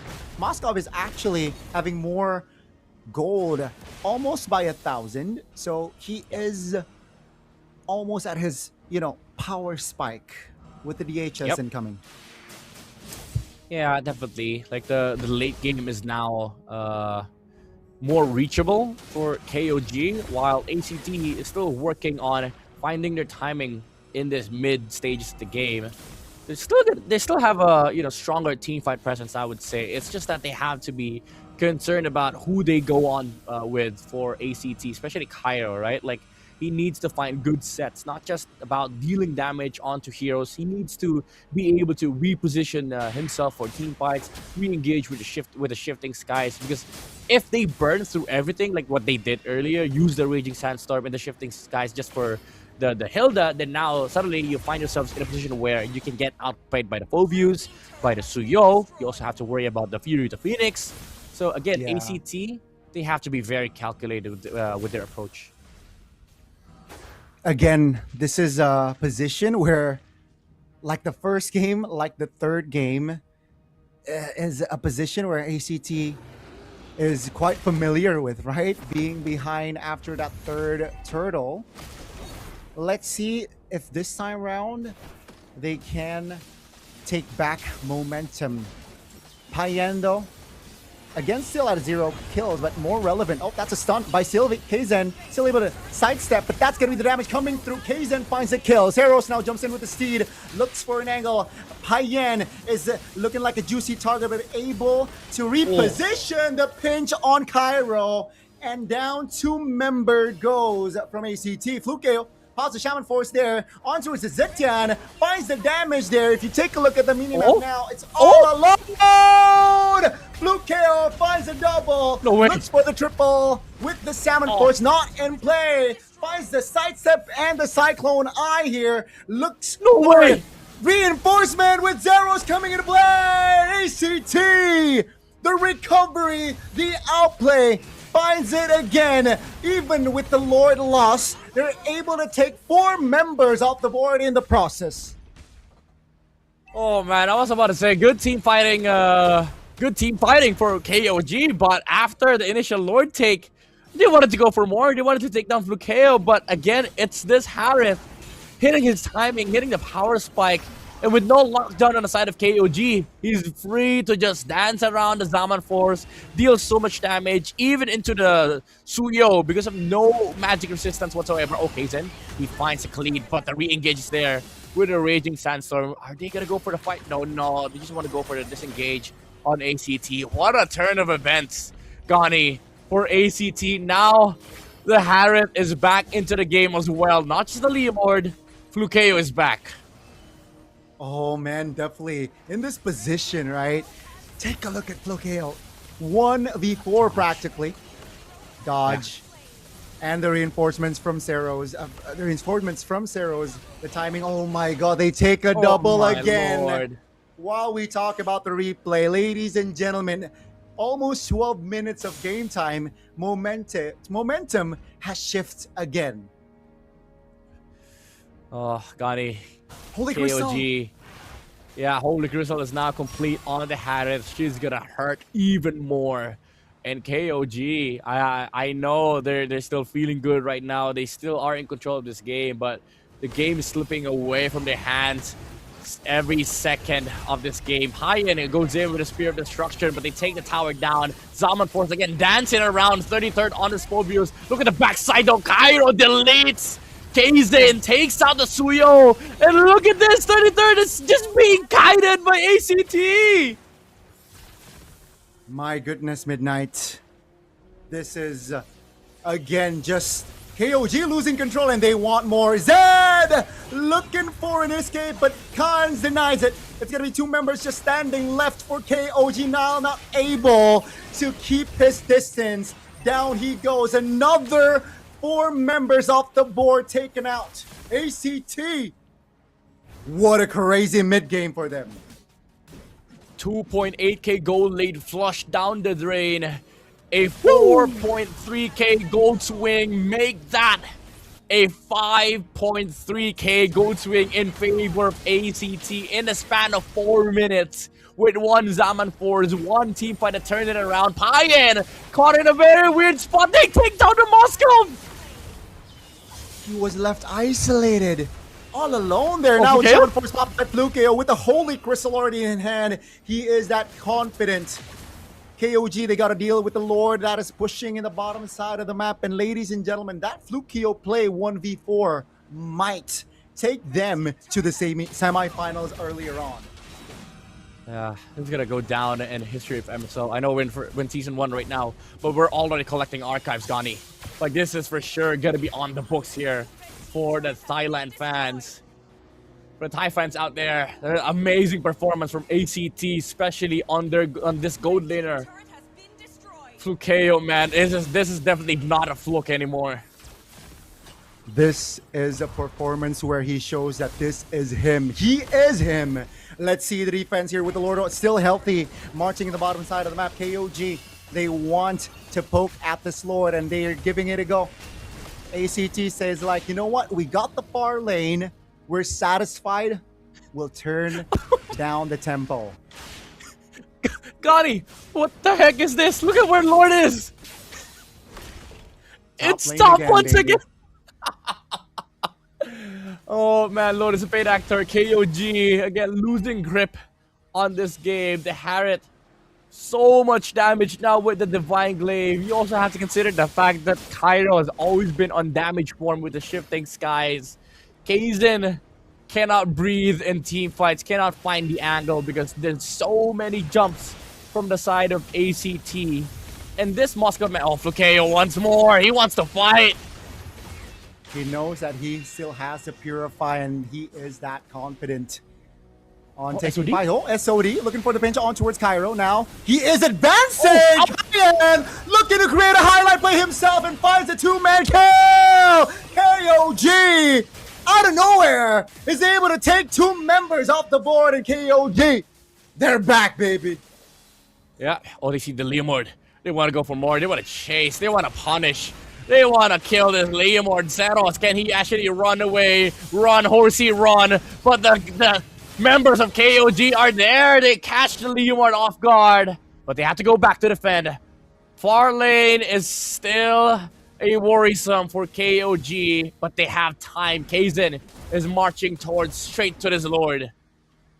Yeah, 25 seconds on the clock for Zeros. For the Retribution holder to spawn. Now the Lord, not yet evolved though, is already on in the Lanadon. Let's see KOG. They're trying to blitz it with Payan already. Being proactive, initiating on this Lord. ACT looking to close the gap, looking to delay so that their jungler can be relevant. But down goes the Lord. KOG says, we will take the Lord right here, right now. Yeah, discipline play as well from KOG. Stopped heading for a bit when they saw the Harith. Came around the corner. Was one Chrono Dash Synchrovision could have stolen that Lord. And KOG, they have to collect themselves, regroup, play for this Lord. Fortunately for them, Lord spawns top side. So they can just group up bottom side, let the Lord push top side, maybe get some grounds in this mid area. But again, there's a Purify on the Harith. It'll be a very tricky fight for both sides, honestly, especially for ACT. They have to be concerned about this SOD angle from the Moskov. Definitely needs to be utilized there. SOD, the timing and the precision needs to be on point if they want to force a game 5 here. Ladies and gentlemen, the Lord is marching top lane, and ACT, they have hits to clear this wave, but it all comes down to Flukeo staying alive. KOG, can they close the distance to at least be a threat? The Lord charging already towards the top, but KOG says, like, you know what?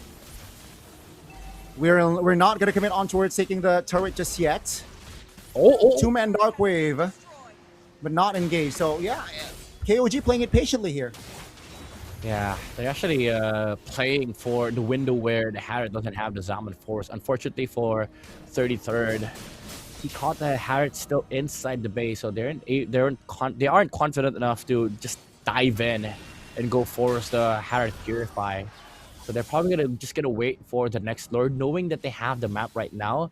But again, Gani, look at where the Lord is. I don't know what the heck it is with this game, but Lord has spawned. I think the Lord has spawned only twice or thrice this entire series on bot side. Every Lord has spawned top side. And it does favor ACT at the moment because KOG, they have to worry about bot side. Good thing about their lineup, however, is that they have a Moskov, so you know the worry isn't really that big on their side that much compared to like the earlier games, because they can just send the Moskov on the opposite side of the map. But ACT, knowing the same things as we do, they're gonna be playing up against this Moskov. So all 10 players on this game are playing bot side. Indeed, they are. And it's just so unfortunate, right, Midnight, that KOG has to, you know, the momentum has shifted towards them, but now it's neutral, you know. It might even favor ACT slightly with the Lord just spawning top again. Yeah. It's an evolved Lord this time round, ladies and gentlemen. And that's going to be winner crown coming through for Karn. So let's see, a potential outplay may occur from Karns. Keep an eye out from him. Also look out for the SOD from Payan. Very crucial. We've seen this guy time and time again win out games with just one SOD alone. He's already done one against Flukeo. Can he do it again? But look, Kairo's hunting. He knows the Moskov is going to be here. He's going to be able to set up the slow lane. Oh, this is so good. This is so good. KOG, they're not in position to punish. So they get a slow lane. Now they have time on their side. ACT, they've gotten the setup. They can play it slow. They have to send somebody bot side. And he's gonna stay. He's gonna go for the hunt. They're playing bot side. They don't wanna deal with Lord. They're not. They're really taking their time here. KOG, they do not want to repeat on past occurrences. Athena Shield for 33rd. Understanding that Carnes and Flukeo is the main threat from side of ACT. Man, these boys waves and are- girls, is this the third time of this series? 3 out of 4 games is. that we It have is. seen 20 minutes past. Yep. My goodness. So good. What a series. Good MLBB. Yeah, good MLBB. Look at the Sora again. Just overall patiently waiting on bot side, resetting the flow of the map. This top side is gonna slowly build up for ACT, and the Khalid is in position to stop anybody that wants to reset this. Actually, never mind. It's KOG that has a building wave on the top side. Now they make a move on Nile. They force a flicker. SOD Oh, lands. SOD? Well, that's gonna be the bench. Raging Sandstorm used up. Teros! Seros! Out of position and taken down. KOG. They pulled the trigger. Down goes Sylvie as well. This is the opening that they wanted, and ACT give it on a silver platter. What a crucial window for KOG, capitalizing on a Leomord without a horse. And the punish with the SOD, they saw the Khalid move out. And then the flicker dark wave from 33rd actually salvaging this Lord setup from ACT. Now they have to defend their base without a Leomord, without a Khalid. Boys and girls, I think we are going to game 5. KOG still has a lore to play with, which will spawn right now. And KOG, they have took down 2 important base turrets, top and mid. In the process, Seros and Sylvie, they're up. It's gonna be a 5v5 defense. But my goodness, when they pull the trigger, it really lands a spot. KOG, crazy stuff. Yeah, but unfortunately for KOG, they cannot fight 5v5. Somebody has to stay behind. Okay, they've dealt with the wave on the bot side. The Zetyan is gonna come towards the mid lane. So ACT, they might have enough time to defend this Lord. Question is, will KOG try and force it? Let's see. This is the evolved Lord, ladies and gentlemen, that ACT has to deal with. That's going to be the SOD landing. Used up. Now the Lord is touching the base. Steed used by ACT.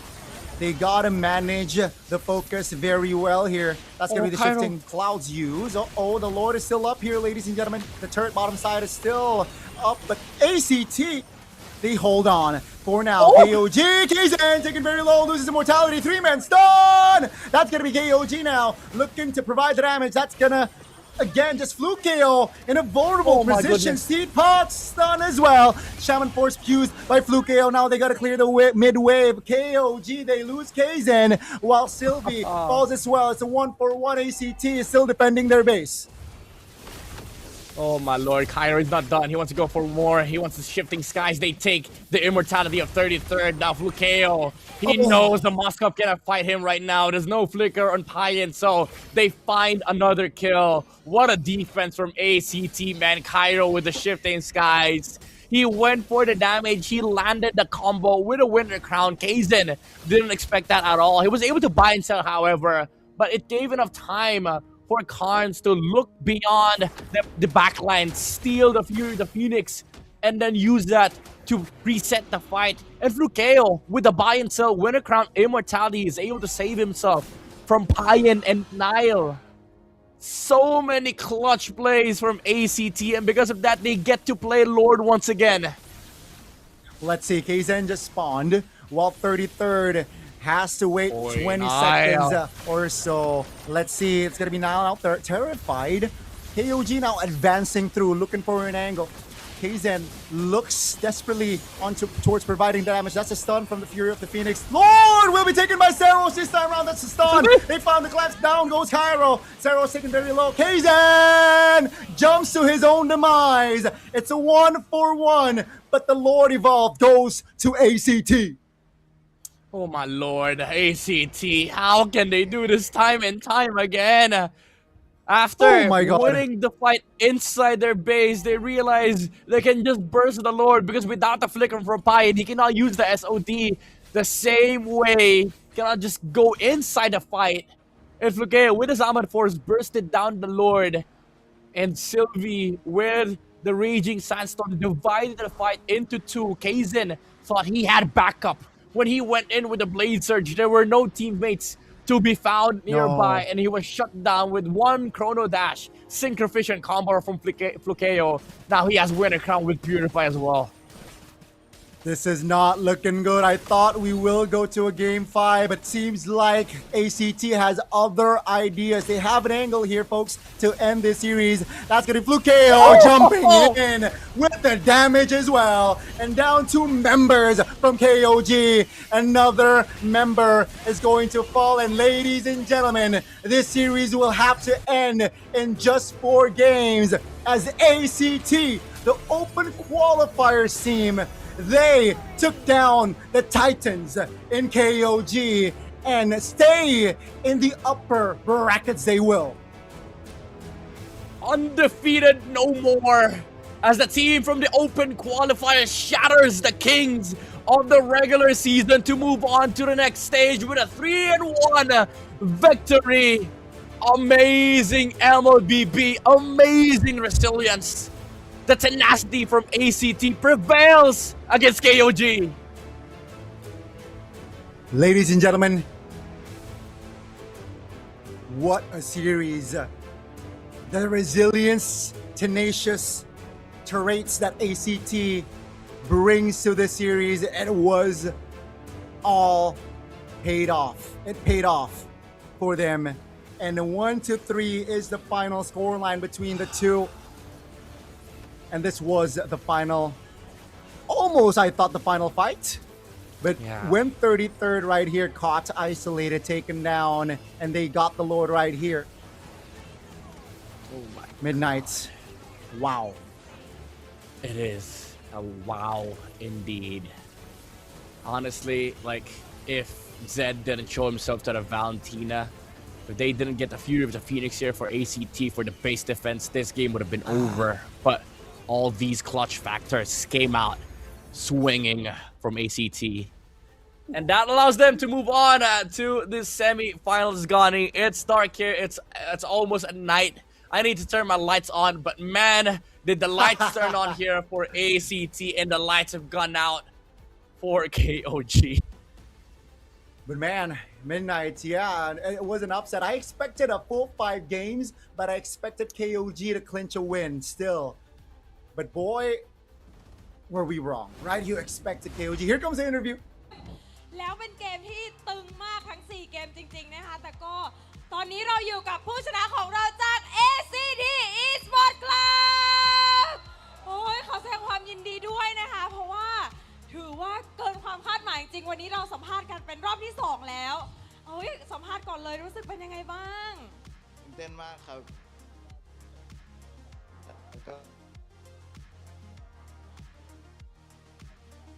วันนี้ ACT มาแล้วจริงๆเนาะการ NC ค่ะ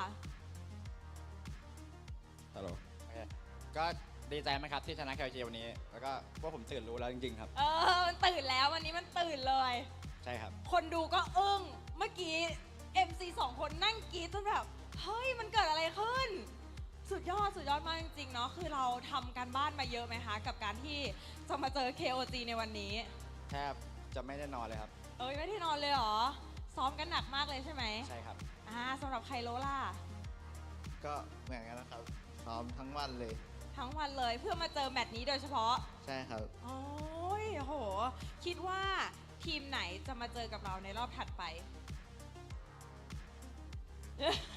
พูดได้เทนาแล้วกันครับเทนาเมื่อกี้เขาเชียร์ผมอยู่แปลว่าวันนี้เขาต้องชนะเบคอนนะใช่ครับแล้ว แล้วการ NC อ่ะทีมเดียวกันปะ ผมให้เบคอนแล้วกันครับ อยากเจอเบคอนเหรอ รอเชียร์กันเน้นซีครับ อ๋อโอเคแล้วก็พอมาเจอแบบโบ 5 มีความยากกว่าโบ 3 เยอะไหมคะสำหรับในความคิดของเรา มียากกว่าแน่นอนครับ เพราะว่าแบบเกมมันเยอะกว่าถ้าแบบมันสามารถพลิกแพลงในแผนได้เยอะครับ แต่เราก็เตรียมแผนมาดี ใช่ครับ สำหรับใครรู้ล่ะ ก็คิดว่าเพราะว่าโค้ดดาวดีด้วยครับ ก็เลยเล่นง่าย ก็ยกความดีความชอบให้โค้ชแล้วก็ทีมเราสื่อสารกันได้ดีด้วยเนาะวันนี้เพราะว่ามาโควันนี้ทีมเราทำได้ดีมากจริงแล้วก็แบบรูปเกมเนี่ยนำคู่แข่งตลอดเลย แล้วก็ถือว่าเป็นอีกหนึ่งทีมที่มาจากรอบ Qualify จริงๆเป็นทีมเดียวเลยด้วยซ้ำที่มาจากรอบ Qualify แล้วก็เป็นไทยล้วนคือน้องๆเก่งกันมากๆจริงที่มาถึงวันนี้ได้แล้วก็แบบโอ้โหชนะอินซีดำไร้พ่ายได้ก็ถือว่าเป็นประสบความสำเร็จมากๆเลยเนาะจากวันที่ไม่มีใครรู้จักพวกเราเลย แล้ววันนี้มีคนรู้จักเราเยอะมากขึ้นเลย เรามีความรู้สึกยังไงคะ ดีใจมากครับ ดีใจมาก ขอบคุณ ๆเล ทุ ย กๆคนครับ โอ้ยการ NC ล่ะคะ ก็ดีใจมากครับ แล้วก็ขอบคุณแฟนคลับทุกคนครับว่าทุกแรงเชียร์มันส่งมาถึงพวกเราจริงๆครับ เฮ้ยแก๊งนี้มันแบบแฮปปี้เบิร์ a เดย์บัฟมันได้จริงๆเลยนะวันนี้สุดยอดเลยมีอะไรอยากจะบอกกับทีมที่จะเจอกับเราในรอบถัดไปไหมคะ รอบถัดไปก็เตรียมตัวมาดีๆกันครับ เพราะว่า ACT ตื่นรู้แล้ว ใช่ครับ ไคโลค่ะขอสักนิดหนึ่ง ก็เตรียมใจไว้ดีๆครับ เพราะว่าพวกผมมาเอาแชมป์ อันนี้คือหน้าตาของแชมป์ซีซั่น1หรือเปล่าเดี๋ยวยังไงขอถ่ายรูปด้วยอินฟินิตก่อนแล้วกันเผื่อเป็นแชมป์เดี๋ยวไม่มีโอกาสได้ถ่าย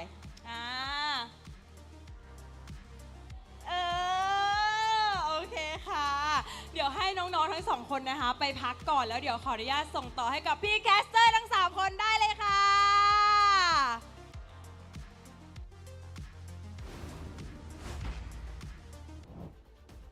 Thank you so much for that wonderful interview, Mini Mint. And what a wonderful series that we just witnessed, folks. 3 games out of 4 went above 20 minutes. And ACT got the better of KOG this time around. After playing 2 games previously. So they played a total of what? That's 4 plus 2, 6 games, and they're still able to keep their focus. That's very impressive, Midnight.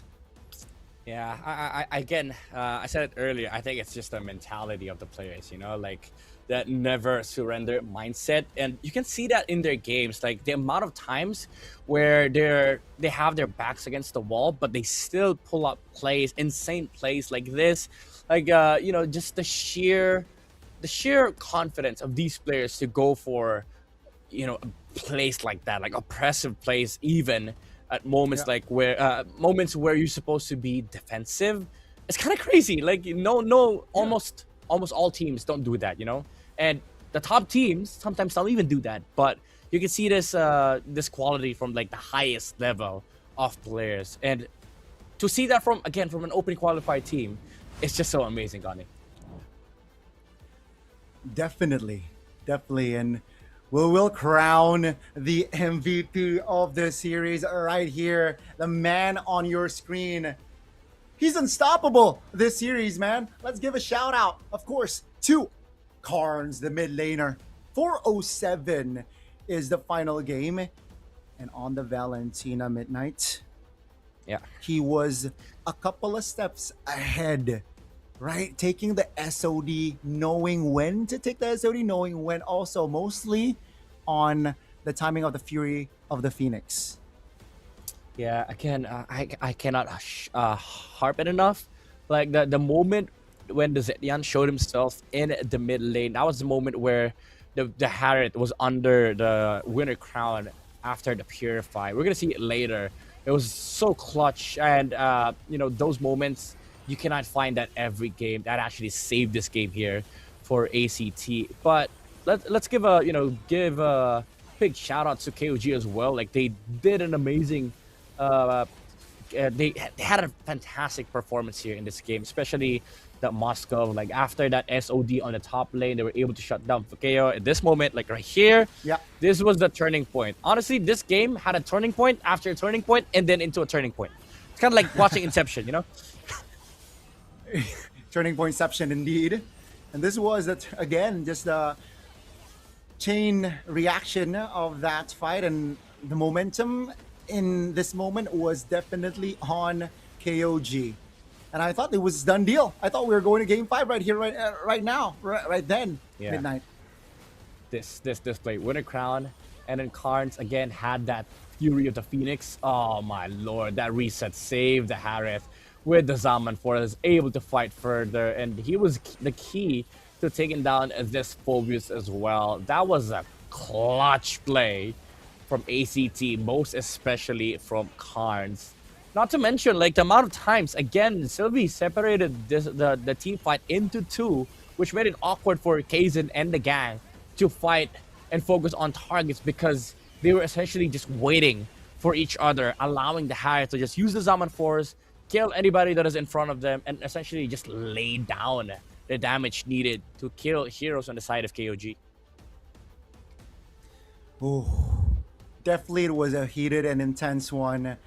26 minutes. Was that the longest that we had this series? I think so, right? I think so. That was the longest, right? We only get to touch maybe 23 or 24 minutes of game time previously, but 26 minutes of game time, folks, for the closer right here. As again, the twins, again, just the connection between them, and of course, Flukeo. Let's not forget on that play earlier on, Flukeo 1v4ing while behind. That was crazy. Yeah, honestly, it came down to the battle of like gold laners. Payan saved this game a little bit for KOG with that one SOD, the 1v4 from the Harith. There's a lot of like good highlights for a lot of the players in this game. Even Kaizen had a very good early game.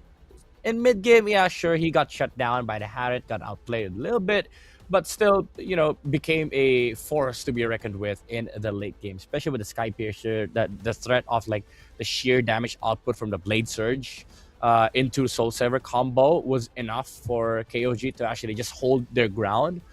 But you also have to commend, you know, the roamers. Nile and Sylvie did a fantastic job of like holding this game to each their own. You know, the Hilda, the Khalid, they were stopping the opposition from doing so many things in the map, providing river control. I'm still speechless, man. I asked for amazing MLBB, and we had a phenomenal MLBB. I couldn't say, you know, I can say anything more than what a wonderful game what we had here, Gani. I mean, I was about to ask you any, you know, last words before we enter the final match of the day, but that was beautiful. And guys, it is just the first season of MSL. And yes, sir. Third match, it was very intense. One team stays top, one team has to go down to the lower brackets, and unexpectedly, KOG are the ones that is sent down by an open qualifier team. Again, guys, KOG was undefeated match-wise in the regular season. Now they have to fight and, you know, continue their journey from the lower brackets. Let's see their resilience on how that will fare. But folks, you know, we got another match for you. Another team, it definitely can stay afloat in the upper brackets. Another team will be sent down alongside KOG. We will have to figure out later on, is it going to be, you know, Tenacity, or is it going to be Bacon Time? Midnight, any predictions? I'm pretty sure a lot of the folks out there who are watching MSL Thailand are expecting Bacon Time to move on to the next stage, but I do have high hopes for Tenacity. You know, this is a team that sort of underperformed for a little bit in the start of the MSL Thailand, but they got their footing. They figured out how they want to play the game, especially their jungle, water, and yeah, I feel like it is going to be an interesting battle. But to me, even though as much as I want to see Tenacity like prove how tenacious they are, I still think Bacon Time is the clear favorite here in this next best of 5, by the way, matchup that is going to be happening in day 1 of playoffs. Hey, let's not count upsets out just yet because it just Yes, happened sir. here on the third match. But yeah, on paper, definitely, knowing that Bacon Time is on a better standing, they definitely have a better chances. But before we move on towards the details, ladies and gentlemen, we will take an interview again, just to have a feel on what is going on the site venue. So let's throw it to the venue. Your mistake of your first game with ACT the earlier. I think the team have miscommunication. Yeah. Like the team don't have clear plan from what we're gonna do. So I think that's the biggest problem that I see. It's because your team doesn't expect to see ACT or what? I mean, we expect how they play. We have the same play style, but the Yeah. thing is that I think it's more on communication, like the plan in game, like the decision is not aligned. So and like not the same Yes. decision. yeah.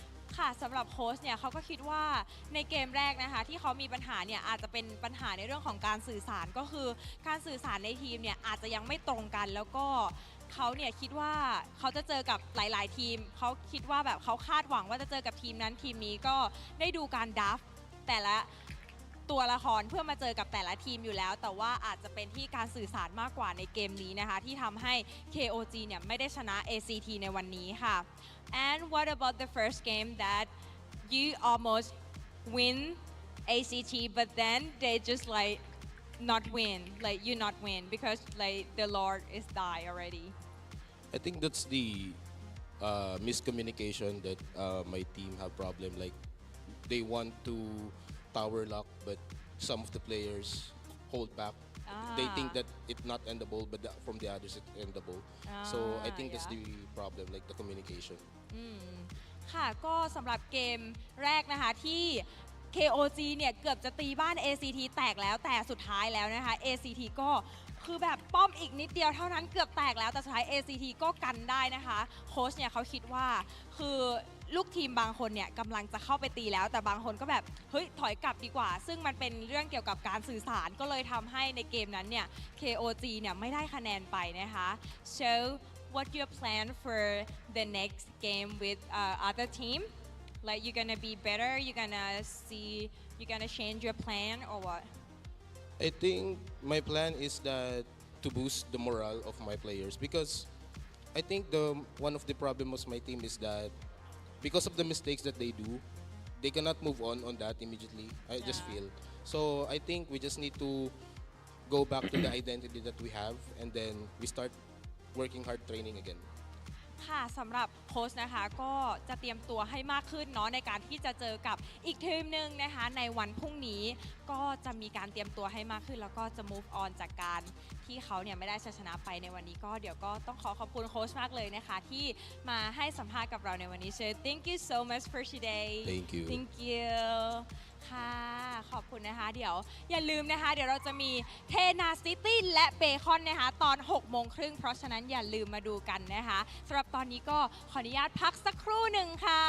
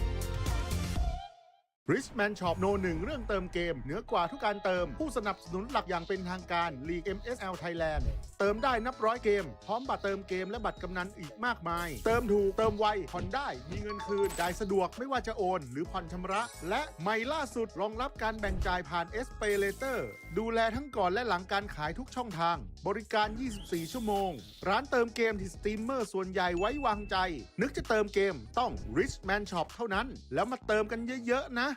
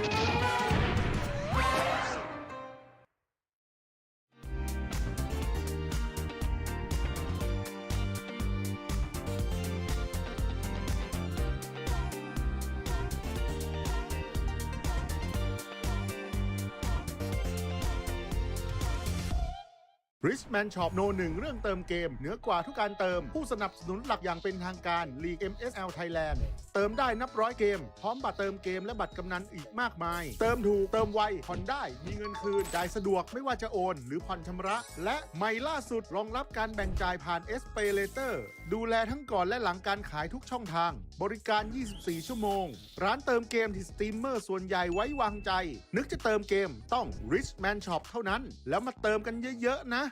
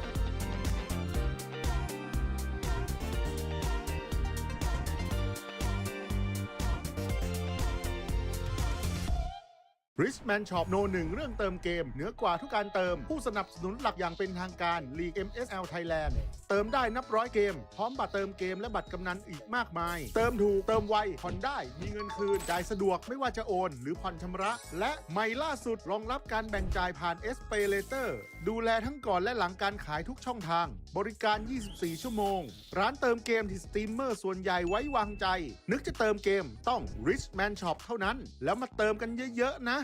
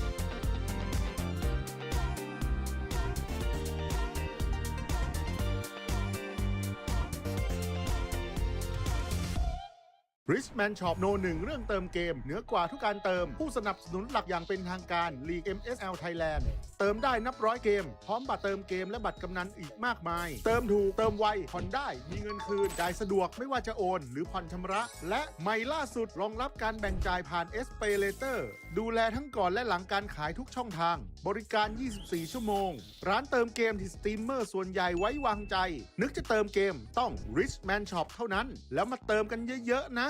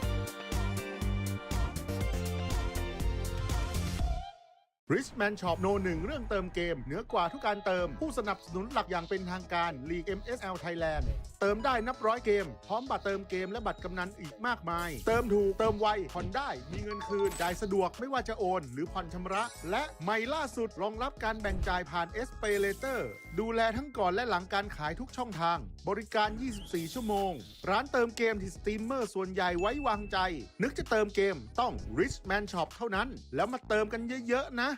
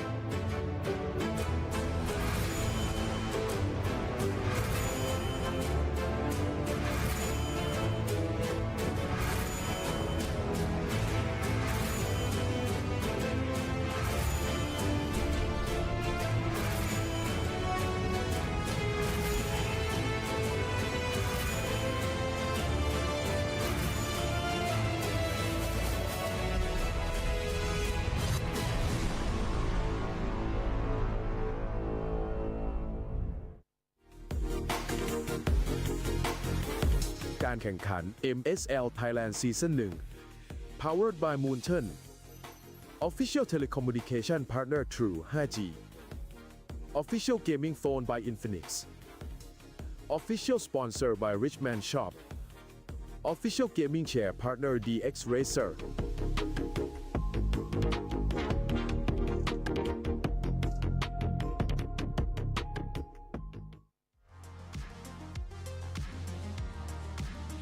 สวัสดีค่ะ ตอนนี้นะคะก็เป็นเกมสุดท้ายแล้วค่ะพี่ปังของวันนี้ เกมที่ 4 ใช่แล้วค่ะ สุดท้ายแล้วไวมาก ไวมากจริง แต่ว่า แต่เมื่อกี้เล่น4เกมนะ เมื่อกี้คือเท้าจิก ลุ้นไปด้วย ใช่ใช่ใช่ และสำหรับทีมสุดท้ายนะคะในคู่สุดท้ายของเราในวันนี้ก็ ค่ะ เป็นอีกทีมนะคะที่แฟนๆเนี่ยรอลุ้นจับตามองกันมากที่สุดเลยนะคะสำหรับการแข่งขันในวันนี้ด้วยสไตล์การเล่นนะคะที่ดุดันเร้าใจพร้อมเปิดพร้อมบวกนะคะของทั้ง2ทีมเลย ใช่แล้วนะคะ พูดมาแบบนี้เดาไม่ยากนะต้องเป็นทีมขวัญใจแฟนๆแน่นอนนะคะ ใช่เลย อย่างเต้าหมูเบคอนไทม์เสียงดังมากอันไหนขอเสียงเบคอนไทม์แฟนคลับหน่อยค่ะ อุ้ย อัน แต่ นี้ แล้วรอบนี้มี ป้าย กับ มีป้ายอัปเก เกรด เดี๋ยว นะ อัปเกรดแล้วอ่ะ นะ อีกทีมหนึงอีกทีมหนึง และวันนี้นะคะต้องมาเจอผู้ท้าชิงอย่างเทนาซิตี้ไอ้น้ำมาเจอไอ้น้ำคือทีมนี้เนี่ยเขาขิงกันมานานแล้วว่าเขาแบบอยากจะแก้มือไอ้น้ำ ใช่แล้วก็บอกว่าอันนี้แอบบอกนิดนึงป้ายอันนี้นะคะ ทุกท่านสามารถที่จะออกไปเขียนเป็นการให้กำลังใจนะคะบริเวณด้านหน้า ก่อน แล้วก็ เข้างาน ใช่แล้วก็ถือเอาเข้ามาเชียร์ในฮอลล์ได้ อันนี้ไม่ เพิ่ม ผิดกฎ กำลังใจเพิ่มกำลังใจ ใช่แล้วก็เป็นเพิ่มเป็นบัฟ บัฟ เพิ่ม บัฟ เพิ่มบัฟใช่แล้วทีนี้ก็โอ้ยเสียงคึกมาละหมดหน้าที่เรา พร้ แล้ อ ว ม ล่ะ แล้วพร้อมแล้ว พร้อมแล้วโอเค ถ้าพร้อมแล้วนะคะ เดี๋ยวขอส่งต่อเวทีนี้นะคะ ให้กับ3หนุ่มแคสเตอร์เลยค่ะ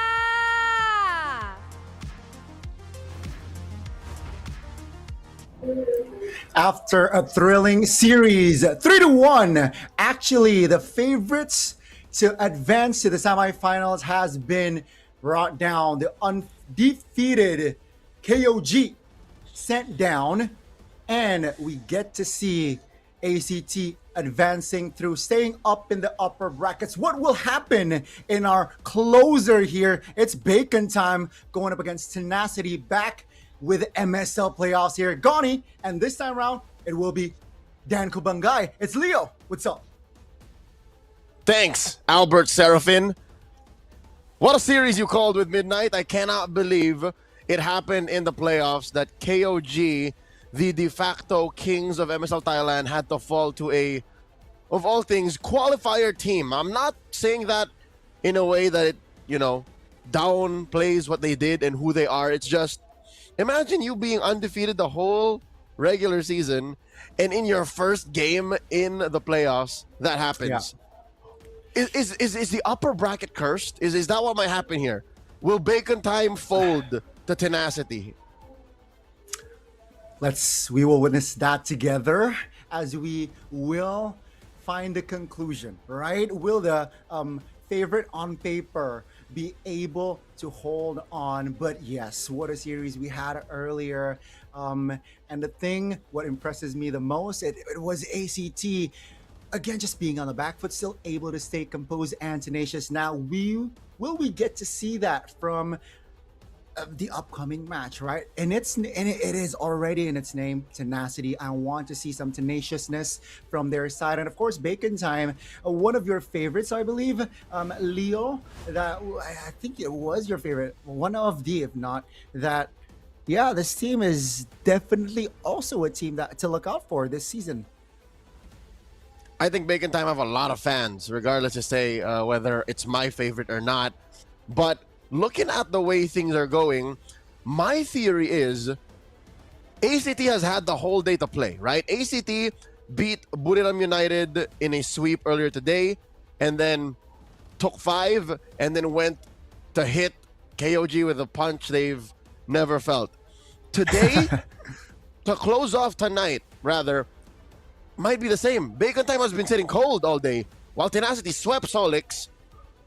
Bacon Time has just been watching, so maybe it was a matter of warming up.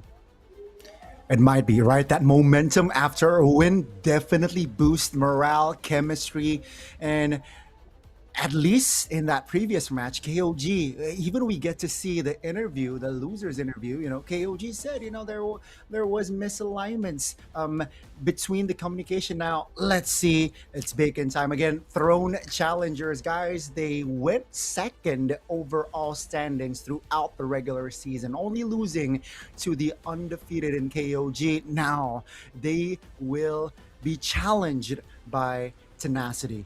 All right, they have B-Boss in their lineup, who is, again, GPM-wise, is so efficient. Yeah, this team across the board are definitely challengers to KOG's throne, but now we know even kings bleed, right? So how much closer is Bacon Time to being on top of the food chain? Because today, ACT turned that upside down. Tenacity, though, last week, their last opponent was Bacon Time, and they lost to Bacon Time 2-1. So that was as close as it gets. In my opinion, this benefits Tenacity all the more, because they're hungrier. They know what makes Bacon Time tick. I think they got to utilize that, right? I think they got to capitalize on that one game win and just, reassess on that series. And again, after that win earlier on, we saw 2-0 against Solix. I think that is, again, the momentum that they should be bringing here in this upcoming bout. Now, again, we would like to also remind you guys that it's going to be a best of 5, all right? It's going to be cruel. It's not a best of 3s anymore. And we will see. We saw KOG fumble the best of 5 match. Now, will there be another upset here? Bacon Time, as we all know already, has a couple of imports as well in their composition. They should now maybe, again, just utilize that, right? That sort of PH identity, Leo. That's the thing. They don't.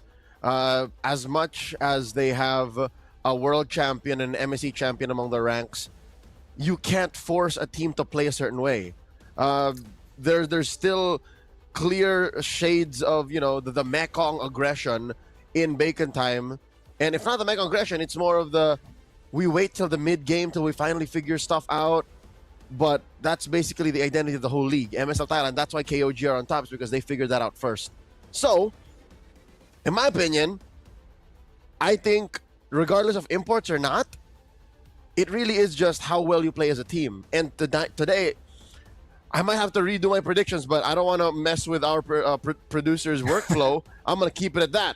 So, I'm not going to tell you what it is, but I think I might have it wrong now. I think Tenacity will upset us once again because compared to KOG ACT, this might be closer. This is by no means a David versus Goliath matchup. There's a world where Tenacity is the one in the upper bracket. Well, I do hope to see and witness that, ladies and gentlemen, of course, as we actually welcome you, the coaches here. It's going to be Coach Noel and this die head-to-head. We saw Coach Justin and Shadow on the previous match, and this time around, it's going to be them on the spotlight. And of course, Bacon Time and Tenacity going at it again here in the best of 5. Leo, are you Gani? No, I'm not, because you did not acknowledge the Thai Chop Master. Say his name. This die. No, it's Cobb. Anyways, it's Cobb. Coach This Day is Tenacity's coach, but Coach Noel is taking care of Bacon Time. There you go, folks. And again, just to reintroduce you to the lineups earlier, we saw Bacon Time. It's going to be Tenacity, Songjin, Water, Lord Guys, Griff, and BS here. The roster that swept Solix Esports, a veteran included in Sherry. And so unfortunate for Solix, but Tenacity had a better game plan in that bout. And let's see here, what type of game plan ยิ่ง will เข้า they ใกล้ bring? แชมป์มากเท่าไหร่เส้นทางก็ยิ่งแคบลง Payoff จึงเป็นจุดที่ทุกอย่างถูกพิสูจน์รวมถึงทีมที่ถูกเรียกว่าตัวเต็งของลีกทุกคนรู้ดีว่าเบคอนไทม์คือใครทีมที่สร้างแรงสั่นสะเทือนให้กับทั้งวงการการรวมตัวของผู้เล่นระดับนานาชาติ แต่ละคนในทีมผมเนี่ยบอกเลยว่ามีแต่ตัวเต็งทั้งนั้น และด้วยสถิติที่เกือบสมบูรณ์แบบพวกเขาก้าวเข้าสู่ Payoff ในฐานะทีมเต็งแชมป์อีกหนึ่งทีมความพ่ายแพ้ในอดีตไม่ได้ทำให้พวกเขาหยุดเดินแต่มันทำให้แข็งแกร่งขึ้น เป้าหมายทีมยังไงเราก็เป็นที่หนึ่งของลีกอยู่แล้ พ ว วกเขากลับมาสู่จุดนี้อีกครั้งแต่มันจะยิ่งใหญ่กว่าเดิมโอกาสในการแก้มือกับความผิดหวังที่เคยเกิดขึ้นบททดสอบครั้งสำคัญมีเพียงผู้ชนะที่จะไปต่อไม่มีที่สำหรับความผิดพลาดอีกต่อไปเพราะว่าทีมผมโหดสุดแล้ว ผมมั่นใจว่าผมสามารถพาทีมคว้าแชมป์ได้ครับ ทุกสิ่งที่พวกเขาสร้างมาตลอดฤดูกาลกำลังจะถูกตัดสินในแมตช์นี้ทุกชัยชนะจะพาพวกเขาเข้าใกล้แชมป์มากขึ้น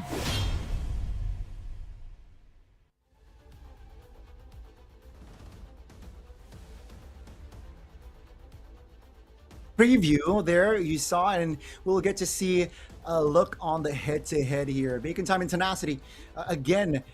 B-Boss and Water, a highlight to a lane to watch there, and of course the mid laners here, Lord Guys and Exord here. Leo is also I guess mid laners as an anchor. You want to have that stability on your mid laner. Yep.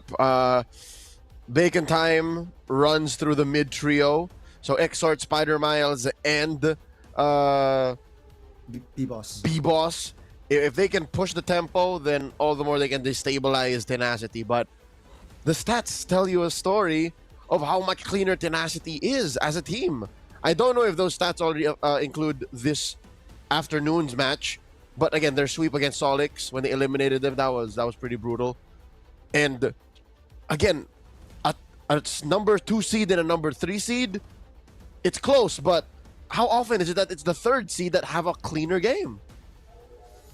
And without like further ado, we will get into details on what will happen later on here as we are about to enter the drafting phase. There's going to be flying clouds for our first game, but yeah, I think it is going to be so much closer here. And guys, Tenacity regular season first half of the bid, they didn't do pretty well. So again, just the adaptation from Tenacity has been tremendous. Let's see, Bacon Time will have blue, and they will prioritize the band, the Fanny, and the Khalid out. Now, do they go for the Harith first pick? I think that's going to be their play here. I think that's what they're looking for. More often than not, they actually ban the Harith. So from blue, they've been known to do that. They did that against Buriram, but they lost. So maybe they shouldn't. There you go. They ban out the Harith foil, and they open it up clean. They're looking at Guns, saying, Guns, go for it. I think a first pick Harith is in order. I think that's going to be their approach, and Tenacity's like, all right, I see the scenario. Let me ban the Zushin out. Again, the Kalea is still open. Maybe that's going to be the trait that they're looking for. As expected, Bacon Time will retrieve the Harith and Tenacity here. What they're saying is, you know what, we'll get potentially the Leomore still open, the Kalea is still open. If that's what they're looking for, I think Valentina Claude. Valentina Claude instantly. Ooh, okay. That's an interesting I'm not approach. against it. Valentina, I like Valentina, but maybe with a jungler here should be okay. Tenacity, what's going to be the call? We haven't really seen many teams rush junglers, but you know, for the first time in a while, Harley's open. So we get half that right. There's the Claude and the Leomord. Okay. So they don't want Water to coin flip on that Joy anymore, which he did against Solix earlier today. But the choice to go Leomord over Harley and Suyo? Thailand metagame is evolving. And definitely, it is evolving. And as you mentioned, the Valentina being one of the priorities in the mid lane, definitely will be locked in by Exort and the Baksha. And quick to respond here, Tenacity, saying, you know what, you committed the Baksha, let's pick up the Valir, a hero that definitely can be annoying against Baksha. I'm surprised Baksha came through. That's surprising to me. Huh. They want rotations. Wow. I mean, still very good in Turtle Pits. Very good in, again, yes, rotations, invading. But here we go. Lord Guys picks up a page out of Mimark's book. His fallen counterpart from Solix earlier today. Picks up that Valir, which is good against the Baksha. And against dive comps that has a Harith and core. I like it. Good start. Yeah, great. I guess great adaptations, and they were quick to respond. So I guess they were kind of expecting the jungle, the tank jungler here from the side of Bacon Time. So second phase, here we go. It's gonna be the Hilda ban out from the side of Tenacity, and knowing that it is gonna be a Flying Clouds game, we can expect like early aggression type of movement. Knowing that if you recall, you can get back to lane rather quickly.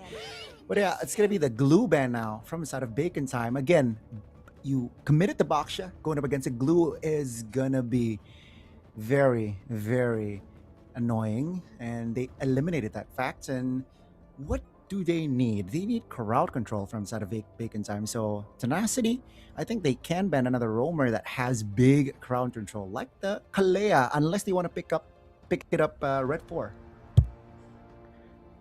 Actually, both teams need some semblance of crowd control and peel. I'm not solved on the Baxia alone for Bacon Time, nor am I happy with just the Phantom Steed from Leomord on water. So, yeah, the aforementioned Kalia is good. A Hylos or Gatot would be good too, like a revitalized frontliner. What else are we looking at in Rome? Yeah, I wouldn't Cho. There's no room for a Cho here. Marcel got banned out, so... Yeah, we saw Badang, but then again, the peel you mentioned is quite lacking, but it's good at controlling bushes. Here, will it be picked up? But then again, there's a Valentina, right? The IMU can backfire your crowd control, and that's why they lock the roamer. They delay the roamer take. Instead, they prioritize the Riz EXP Red 4. Yep. As mentioned by our analysts, Terizla's an NPC. Terizla's like just vanilla good most times. But wait, this is a Spider Miles special. We see a Florin in, and despite it just being a singular Baxia as the main frontliner, with Blooms, with a Florin, it might be enough. What a start for Bacon Time. And this is the, I guess, again, his own identity being shown here, right? You mentioned Spider-Man Special and Benedetta in the EXP, knowing that the Baxia is already supplemented. Why not? Why not go for a damage EXP? So there's the Gatot Kacha, the aforementioned frontliner that Tenacity needs. A little more traditional. Tenacity is approaching this matchup while Bacon Time get a little risky. The coin flip for the relatively out of fashion roamer healer. I can't remember. Gani, I can't tell you the last time I saw this. When was the last time I saw Estes, a Florin, a Rafaela? 1.5 years ago, I think that was the time. But yeah, it's been a while. You're right. So to bring the Florin out in their practically debut of the playoffs here, Bacon Time, that's a bold approach. Ladies and gentlemen, we will get into the Lanadon for our opening game of this series. It's Bacon Time going up against Tenacity. Let's see who will win this first round, folks. So far, I appreciate the fact that there are not many purifies. So that means when fights break out, it's all in. When fights break out, you either win or you get on out of there, go again. You learn your lesson. So this is a fight unlike most we've seen today on broadcast, because those are defined by crowd controls, by catches. Oh no, poor guys.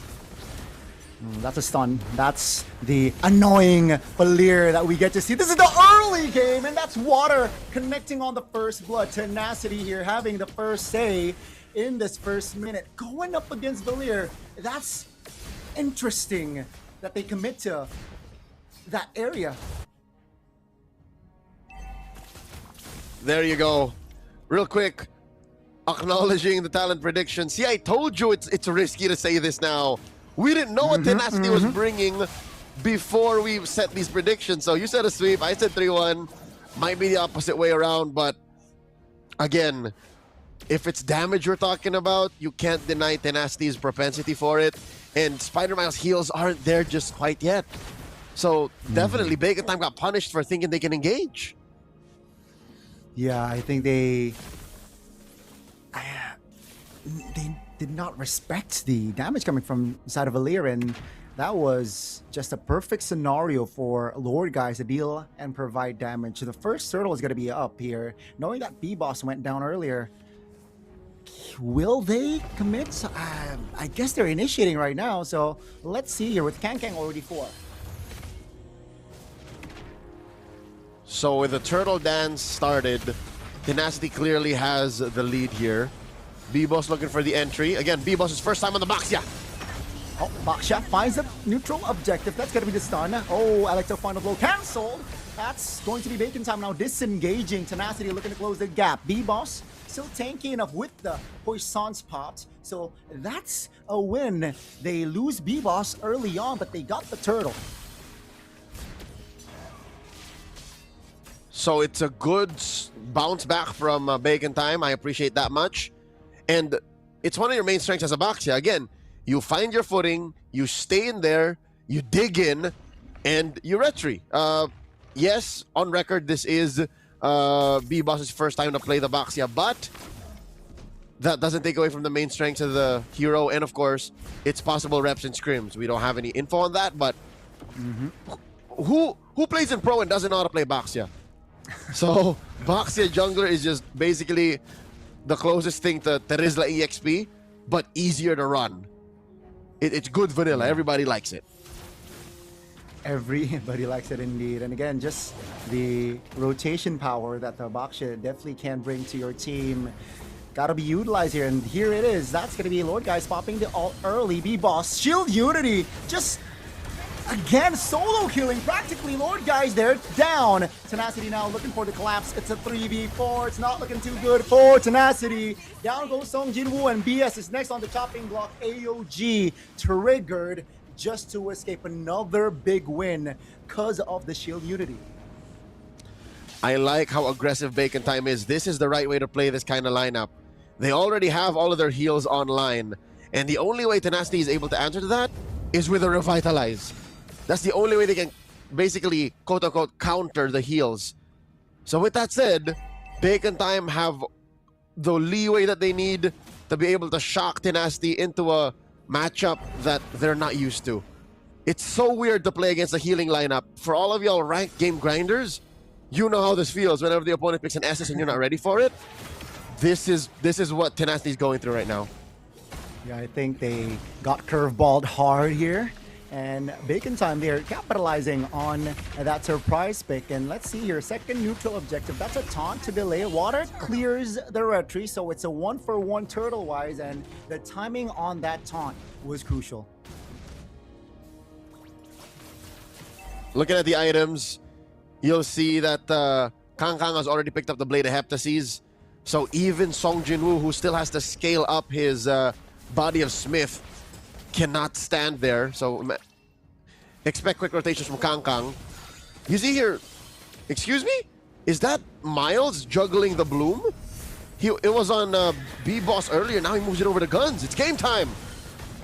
It's game time. Taunt, stunned, everything put on towards Baxia. That's gonna be B-Boss taken very low. That's going to be the heal coming through, but down he goes still. Shaman Force pop. Guns! Finds the angle to almost claim the double, and bits Bacon Time with the rotation, finding the final laugh. 2 members off the board, only for B-Boss. I think that's worth it. If that trade happened 5 more times in the next 10 minutes, Bacon Time would win. Song Jinwoo and Lord Guys for B-Boss. This is just utility juggler things. Oh my god. Water! Oh, Water with the steed. Oh, AOG forced the flicker from Exor. Their PS actually is mispositioned. That's going to be the damage. Terrify coming through the stun. He's trying to hold on, trying to survive. He's able to get out and pop the region. Song Jinwoo, though, in a different place. Needs to find a clear as the turret in the top lane officially got taken down. Another win for Bacon Time. Bacon Time took KOG's loss personal. They could not take down the Kings of MSL Thailand in the regular season. And since they saw, oh, look, ACT can do it, maybe we should play a tighter game. And that's what they're doing here. They no longer have their game 1 blues or Ghani. What they're doing now is just they're playing a tight micro and macro game, playing to their strengths again. A healer in the roam, just what Spider Mouse wants. And they've taken 2 of the 3 turtles. The last one, the most important one, too. And it will definitely create a chain of events later on here with this final turtle. Let's do a quick item check. Harith is above about 700 gold here against Claude. That's a good sign. And Claude is still on his way towards second. Should get his second item here very soon, but it's still a big win. Almost 1,000 now, Harith, between the 2. You're looking at what, a full item ahead on that Harith. So as soon as Guns gets his 3rd item clean, all the more it's going to be worse for Tenacity. Almost 2,000 gold. Griffith comes in. Now with the BMI towards the back, that's going to be the flicker committed, but the tower in the bottom side has been the main agenda for Bacon Time, and they will gladly take it. So the tier 1 stop and bot has been taken down. Tenacity, no compensation for it. It's hard for Tenacity to find trades. Even when they go 4-1, Bacon Time are so lethal. Kang can go 2v1 and still either win or leave unscathed because of the blooms. So it just doesn't happen very often that there is a universal ult for teams these days. That's why this Florin is so out of nowhere and it catches them off guard. What is Beast doing? Oh no, he is out of position and will be punished for it. It's a 5v4 now in around the purple buff area. Water has yet to claim it, finally get it. And Bacon Time says, you know what? One is enough. Let's find one and go back. And here's the thing, Gani, they didn't even find one. BS served himself up on a silver platter. He was like, I want to fight y'all. That's not the right call, dude. I guess Tenacity have to learn the hard way now. They don't have the roamer. He will be back via Flying Clouds. I don't think that slowed down Bacon Time enough, even if it was all according to plan. It doesn't sound like a solid plan to me. They're bursting down the Lord. What's going on? Yeah, I think they're baiting on the whereabouts. Bottom side is pushing for Bacon Time though, so they definitely can hit the reset here. And again, just utilizing on the macro play that they have here. Tenacity, they got to be more, I guess, disciplined. That's a stun. That's the penalty zone. Finding 3 water. Claims the retribution. Now the fight breaks out. B-Ball's taking very low. AOG onto it. 2 taunts as well. Now the blazing duet from Griffith doesn't deal enough damage just yet towards B-Boss. Is still all 5 standing. Exort finds the penalty zone. Kang finds an angle to take the gold laner down. On paper, it might seem like it's worth it for Tenacity to get the Lord, but at the end of the day, the map doesn't belong to them. So they won't be able to take advantage of this Lord take anyways. Look at how little this matters to Bacon Time. B-Boss is back. He's running his way down. And look, the Lord didn't even get the takedown mid. This is just macro superiority out of Bacon Time right now. The Lord was irrelevant. Now the purple buff contest, B-Boss will gladly take because the Leomord is not around here. Tenacity again late to the rotation. That's the flicker from Spider-Miles. Guns though is still able to get out. B-Boss on the other hand, isolated here, will not be taken out just yet. Not enough damage. Again, Lord guys finally gets the kill. It's a 5v4. Bacon Time, they failed to disengage, but again, nothing is really up for grabs for Tenacity except for this purple. Yep. So a stroke of genius there for Tenacity. They were able to split the formation of Bacon Time. Yes, you are a Florin lineup, but you still need to be able to fight in your area. And what they did was they split up Guns, they split up Kang, they split up Exort. And that led to the damage of Bacon Time being all over the place. And that's why Tenacity were able to close the gap. There's barely a gold lead between these two teams. And mid turret taken down. I think that's very expensive. Sung Jinwoo, terrified, stunned up. That's going to be the damage coming through. B-Boss takes the kill. It's a 5v4, but I think it's worth it because they got the mid turret earlier, which is definitely more expensive unless they get the mid now. If they get the mid now, then it's all worth it. AOG to cancel out just to defend. Water pops his teeth. Exort as well. Now with the Horsies already out of the stable, Water says, you know what? Let's just take our time. We got the dub. We will disengage.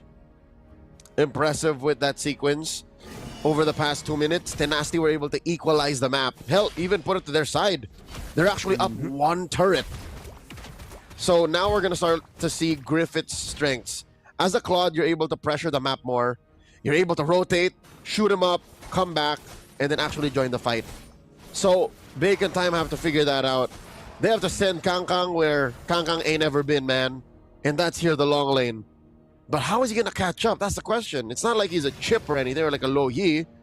So he has to make up for this. He has to really say, come send someone to me or I'm taking down your tier 2.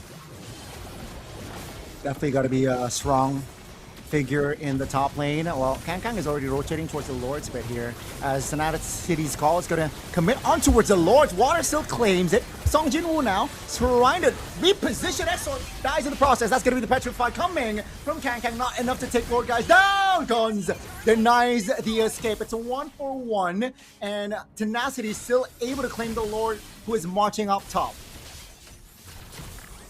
Okay. Bacon Time are juggling that Lord up top. They're allowing it to push in a little, but they fail to answer to the question of what if Tenacity blitzes the Lord.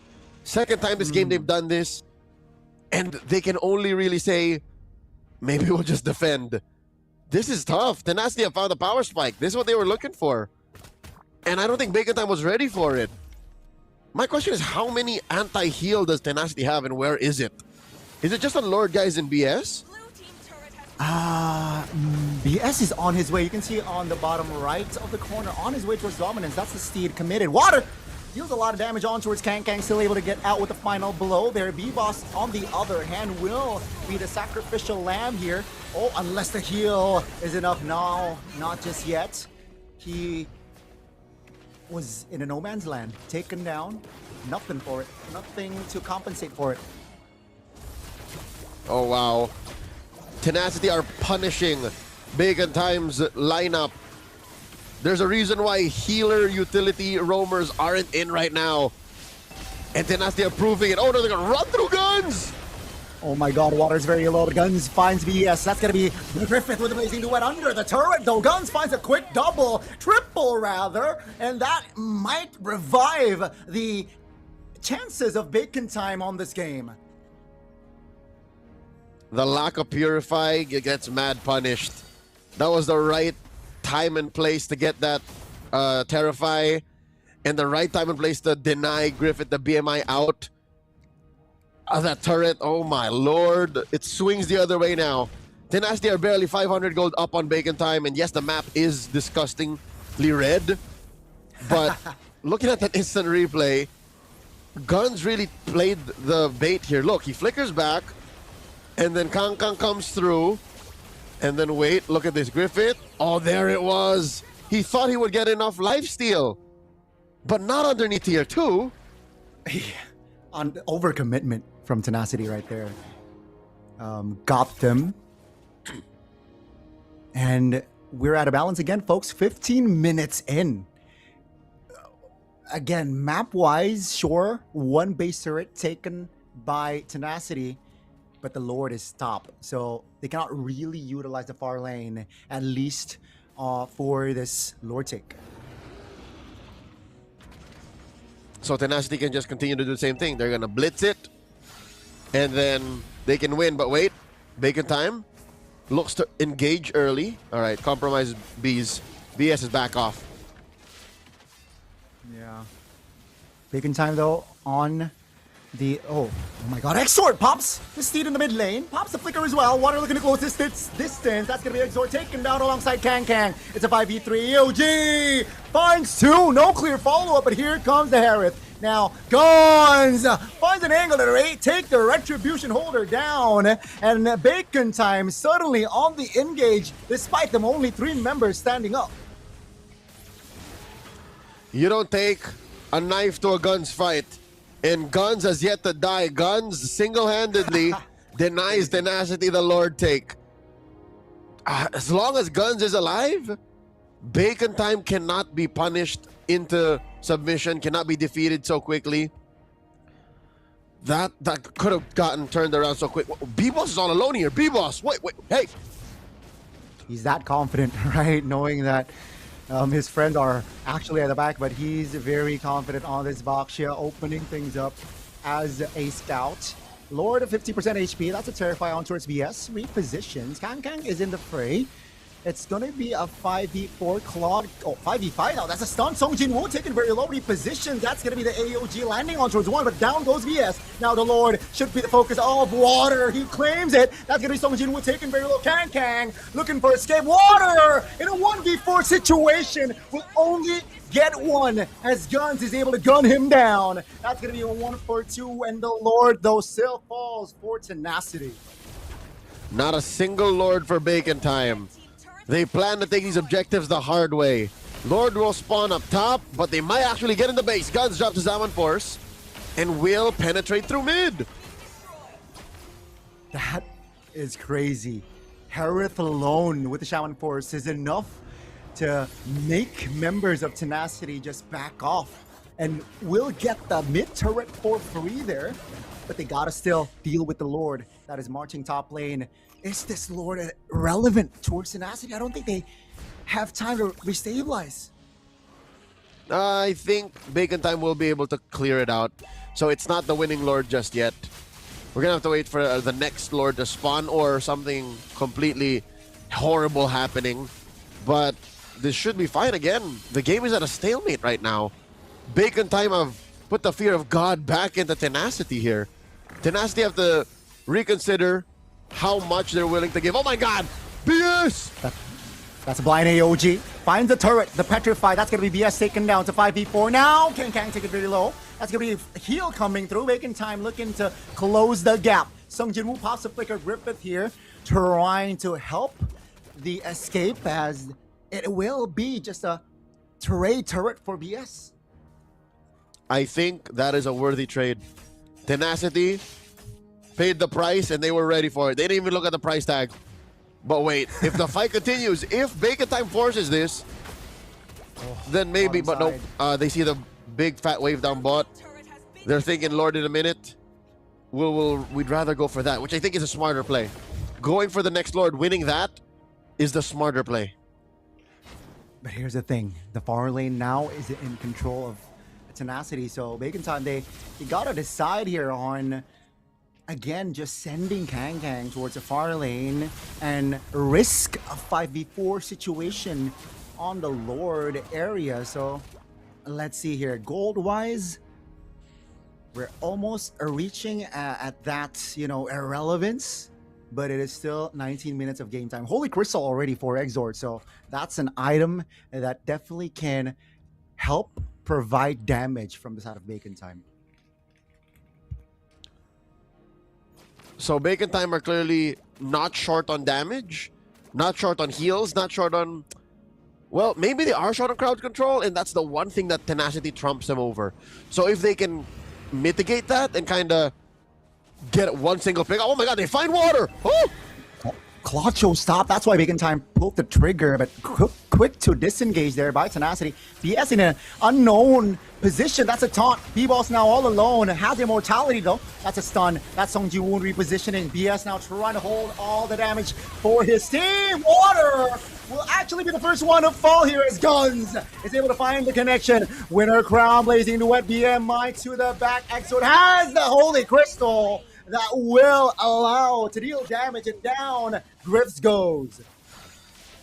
We are in TikTok timer territories, Gani, and Bacon Time have to make a decision. Do we go for the finish now, 30 seconds before the next dude comes out, or do we go for the Lord? It looks like they're gonna go for the end. Let's go. It's a 5v2 at this point. And that's a stun on towards BS. Loses immortality. Looking for the clear. Lord Guy's not able to on this Valir. Helpless, ladies and gentlemen. Before they got the base, it was a wipeout. And Bacon Time shows quality MLBB here in our opening game of this bout. May have taken them more than 20 minutes, but Tenacity suffering their first game loss in the opening day of the playoffs to a Florin lineup nonetheless. I'm entertained. I like it. This is a great way to start this best of 5. And what this will do, it definitely will boost morale, right? Hey, again, we just with this Florin, we're able to pull off a victory. Sure, it wasn't as clean, but at least they're able to pull it off. Let's see now. It will create and haunt the coach on the other side, right? The Florin is gonna haunt Tenacity for the upcoming drafts, definitely. So you're saying Coach this guy will go, this guy would play a Florin on me. I don't think that's what it will do. Yes, it's weird. Yes, it's impressive, but I don't think it's something that'll shake up the greater MSL Thailand metagame. I think it's specifically a Spider Miles thing. And admit it or not, there were times where it looked like the floor wasn't doing anything. There were moments where it looked like it was all just cheese. So here I think I put the blame on Guns. Guns has gotta be the MVP. Who else? I mean, he was the main factor on, the equalizer in the mid game, because I believe Tenacity got the momentum after taking the turret mid, but then Guns suddenly, was active, more involved during team fights, and yeah, I think slowly but surely, domino effect wise, they got the control, they reclaimed their composure, and unfortunately, Tenacity, it was just like that. They were on the advantage till they're not. So yeah, Guns definitely deserves to be a shout to MVP, and there you go, a double-digit kill, Leo. Yeah, did you call him the equalizer? The equalizer. Okay, so he's Denzel Washington. He is rocking that bloom. So I would assume he had one more item on him. We can only really guess what it was, but it's at the point when he could afford to go boots free. So he could have gotten 6 true items and then had the bloom on top of it. So yeah, no, this is a monster. This is a hero that has been adjusted ad nauseum. I think Harith might be on record the hero that Moonton changed the most in the history of the game. So it comes to reason why he's just so good at fights. He just bursts people down. I mean, there's a reason why teams are not shy picking up the Harris first pick, and this is the result, right? This is just one of the consequences of that Harris first pick. Your team is able to come back from I think this was a just turnaround right here where he got the triple kill, and it's just after this, Tenacity couldn't restabilize. They had almost zero time to reassess, and Bacon Time, they were always on point after that play for most of the fights, especially Guns here. Look at how he dances. I think that was the most important part. Yeah. The fact that Guns never let the craziness get to him, and he always had the perfect target acquisition. He always was aware that the team was on his back. And that's what you look for in a gold laner. That's why people are now, putting on blast gold laners who rely on the rest of their team. Here it's clear, Bacon Time rely on Guns. He really was dependable, and it showed in this game. Unfortunately for Griffith here, yeah, it was tough, I guess, playing a Claude against this sort of composition. But I personally feel like that Valier was a little bit too hasty, picking it up on red 3. Maybe that's their adjustment later on if they're on red side. But folks, it's a 21 minute of game time here in our opening game between the two. Bacon Time still able to find a win despite them picking the Florian 1019 again, just Spider Mile special. But wow, crazy stuff already for our opening game. So if y'all want to play this Florin in ranked, this is the item build. This is the emblem set. I like how he went mystery shop, because you want to speed up the amount of heals you do. Since you're always around, technically with the bloom, it's universal. Items are the key here. Guns farming through his head here, out of his mind. Also dealing 142k. B-Boss taking so much of the face as the Bakchi. Again, he's the only real frontliner for the team. Bacon Time take all the awards, bro. Taking all the awards indeed. And it just shows it's 20-9 as well. So again, kill wise, we would thought that it was a 13-minute game, maybe 15, but Tenacity, was able to at least get the early game, but they failed to transition towards the mid game, I believe. And once the ball started rolling for Bacon Time, nothing is gonna stop a composition where you have Baksha, Harith, and addition to that Florin. So my guess is now if the Baksha is still in play, the Florin can resurface for the side of Bacon Time, Leo. I don't think the Baxia was the issue, but just to stop the shenanigans and to cover your bases, yes. Baxia is a must ban. And that's just how people play, right? I mean, you go to the big three leagues. MPL PH, MPL Malaysia, MPL Indonesia. We all just ban Baxia anyways. That's a high prio ban hero. I don't know how it came through. So block that out for now. Like, cover your bases, open up what you can in the trade. Maybe don't give guns to Harith if you can't, keep it down. And then take care of the Baxia too. That definitely should be the play here for Tenacity entering game number 2. I want to hear your thoughts though, folks back at home. What do you think, right? Drafting phase, what adjustment do you guys think should be made for Tenacity? And heck, if you got something for Bacon Time, shout it out as well. But man, that was, I guess, all according to plan from the coach, game plan wise. They were able to utilize the Benedetta EXP. That is not really, meta, quote unquote, on the EXP lane very well as well in that first game. So they understand, they have a good understanding on how to execute, the pairing of the Baksha and healer Florin in this case, alongside the EXP damage Benedetta quite well. And of course, guns on the Harith, self-explanatory, very, very crucial role on why they got game 1. So, Gani, does that make 4 20-minute games for you today? Yes, Leo. 4 it is. And we're still at game 1 here in this best of 5. Now going into game 2. And we are going into Broken Walls. So, this is the first non-flying clouds map for Tenacity today. Whoa, so that's a lot. That's a lot of rotations. That's a lot of clouds that they got to see today. 3. And they lost on one of them.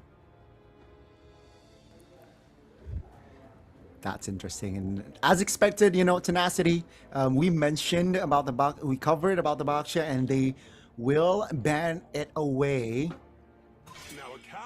Bacon Time, they have an option to let go of the Freya and the Harith if they want to be, if they want to take a risk. Okay. Why the Akai ban? What's going on? Are they trying to let through certain picks? I like that they covered the Baxia already. But if they ban the Phoveus here, it looks like they are taking away the Harith. Like, that's the play. If they ban the Phoveus here, they plan to steal the Harith. I think that should be their approach, right? Harith was an issue in that first game. The Zushin ban, there you go. Asking Bacon Time a question. Do you want to ban the Harith out? Do you want to ban the Freya out? Or do you want to let go both?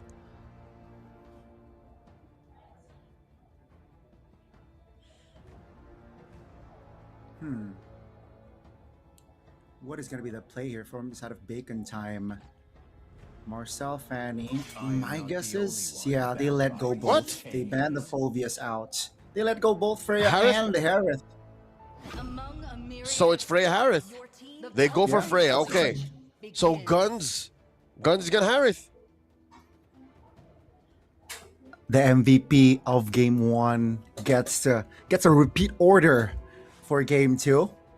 Now going up against a potential Freya though in lane. Will that have a different outcome? Now, what's a good pair again? Without the Baksha, will we get to see a Kalea? Kaleo was snubbed all game 1. So they prioritize the glue, which is a little bit more of a flex. So I think Bacon Time are giving a little bit more value to the red 5 switch up, which makes sense. Again, you have all this space to play. I would take the time and, you know, play mind games with my opponents too. That's a good approach. Because now it's tricky. If you lock in the Suyo, that's quite a vulnerable target going up against the glue. The Leomord is also a hero that is tough going up against the glue. So what do they go for here? They can lock in the Khalid if they want rotation. They can also lock a mid laner here to have an anchor, and they will lock in that Valentina, denying it away as well from Exort. And they get such a killer duo in mid roam. Exort is weighing his options. He knows that this is gonna hurt. Valentina and Khalid, they are literally brawling in the first 30 seconds of the game. He needs a mid laner now, or else just accept the fact that they're gonna lose that early game. Ooh, let's see here. Knowing Exort though, I think they definitely can lock in a mage here, mid laner. And the Zetian comes to mind, you know, a hero that can keep his distance or her distance, but no, instead they go in for the Valir, trying to hinder Freya's engage, Freya's dive potential. It's good. It's good. I like it. As soon as you hit level 2, I'm not saying you are going pound for pound, bang for buck against the Valentina, but you're close to it. And then you kind of deny the Valentina a good ult. You give her like what? A Purify at home with your Vengeance Flames. So good start. A lot of literally firepower already for Bacon Time. It just sucks that they don't have a jungler yet. Which definitely can be limited. Which definitely can be limited by Tenacity here. But then again, can backfire to their side, who has yet also to claim a jungler. It's going to be the Leomord here. So regardless on that they have yet to pick up a jungler, they still limit the potential Leomord here coming into play, which definitely can hurt the composition of Tenacity so far. Most used heroes here, folks. It's quite different for Guns, who played a lot of Claude game.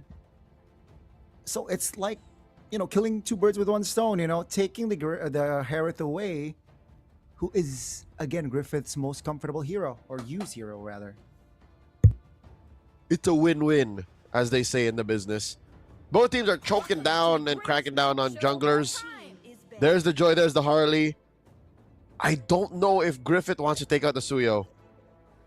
Or rather, if Tenacity wants to take out the Suyo. If they do, what'll be left for water? Exactly.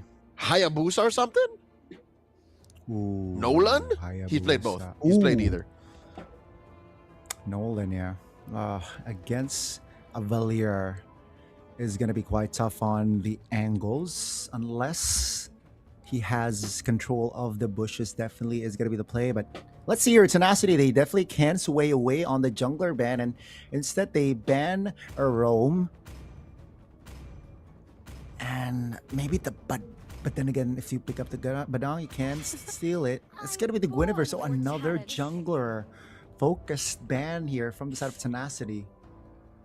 Why are they both just saying Suyo? They're both just kind of guiding their opponent towards the Suyo.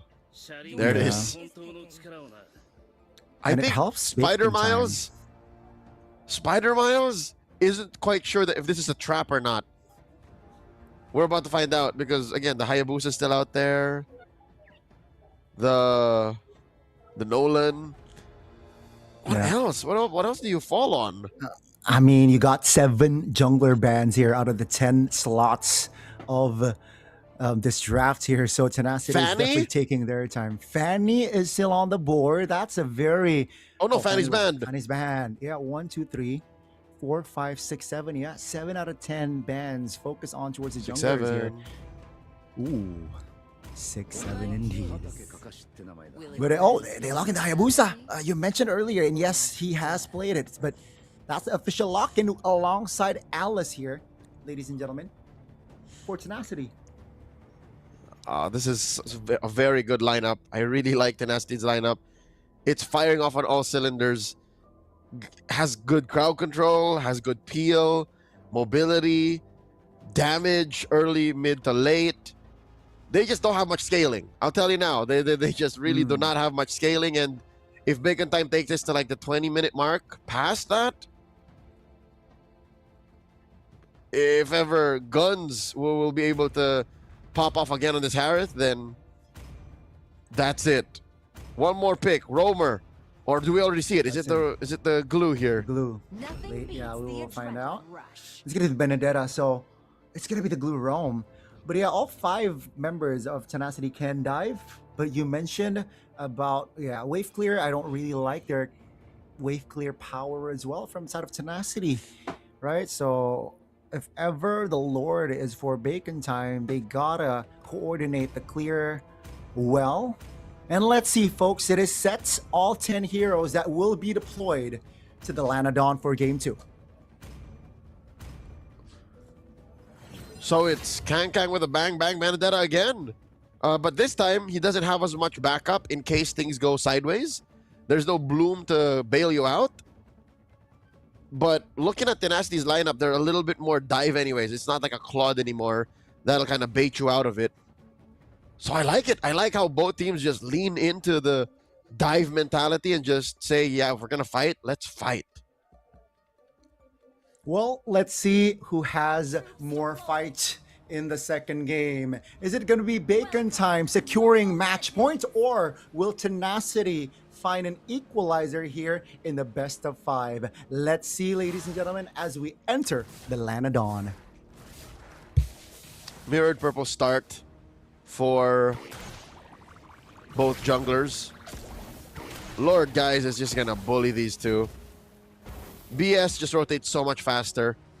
That's something you can expect here. Bacon Time will have to be very smart about the rotations because they have to be more purposeful. They have to be more sure about where they go, or else... Oh my god, wait. Fight's breaking out this early. Woo! The lethal fight actually won by Water there. Finds the clutch retribution on that lethal Wanderer. And both teams disengaging. It's going to be, again, just a familiar bout in the bottom side of the map. It's Harith versus Freya. Spider Miles here on this glue.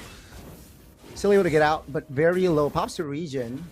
But it is all just the pokes from Lord, guys, right? Just able to find the connection, and BS is reconning, saying, hey, yeah, BS is has spotted B-Boss on the orange.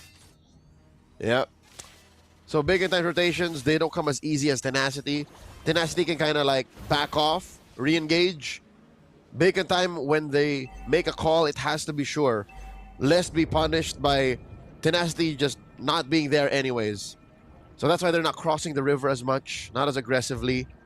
And that's what explains the 300 gold lead that Tenacity has. They just are able to get more out of their movement because they just move so much faster.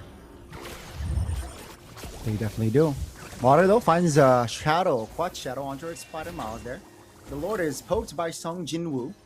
Now Tenacity is going to commit on towards the turtle fight first. It seems like Bacon Time, you know what, they will concede and not go for the contest. That's a smart approach, as Water is greedy enough to take the green camp on that side. So turtle and a green camp for Water. Tenacity are turning it up to 11 here because they know that they can get away with things. They know that Bacon Time are up against the wall. Bacon Time are thinking twice about their movements because, again, a single slip-up and they get punished hard. What they're waiting for is either Kang to get unlocked and then start joining fights, be more of an impact player, or Guns to be unlocked, which is surprising because usually that's one of the things that Freya does well, is early on as a gold laner, you leave and you join fights. But they've been at this 1v1 for so long, we haven't really even put the camera on them. Whoa. That's Water popping the shadow kill in the mid lane. Just chunking Exhort to a half HP, force the region, but the vertical jungling from the side of Water has been, I think, again, just able to allow Water to be more on the EXP, because now there are less farm for B-Boss, because the Water cleared top farm already. Now in the mid lane, a potential fight, a 3v2, B-Boss coming in. Exhort pops the flicker. That's big information before the turtle fight. And Tenacity again getting the small wins here, I feel like, in this first 4 minutes. Impressive stuff. Uh-oh, down bottom. That's almost a solo. 2v1 there. Guns did not even pop the flicker.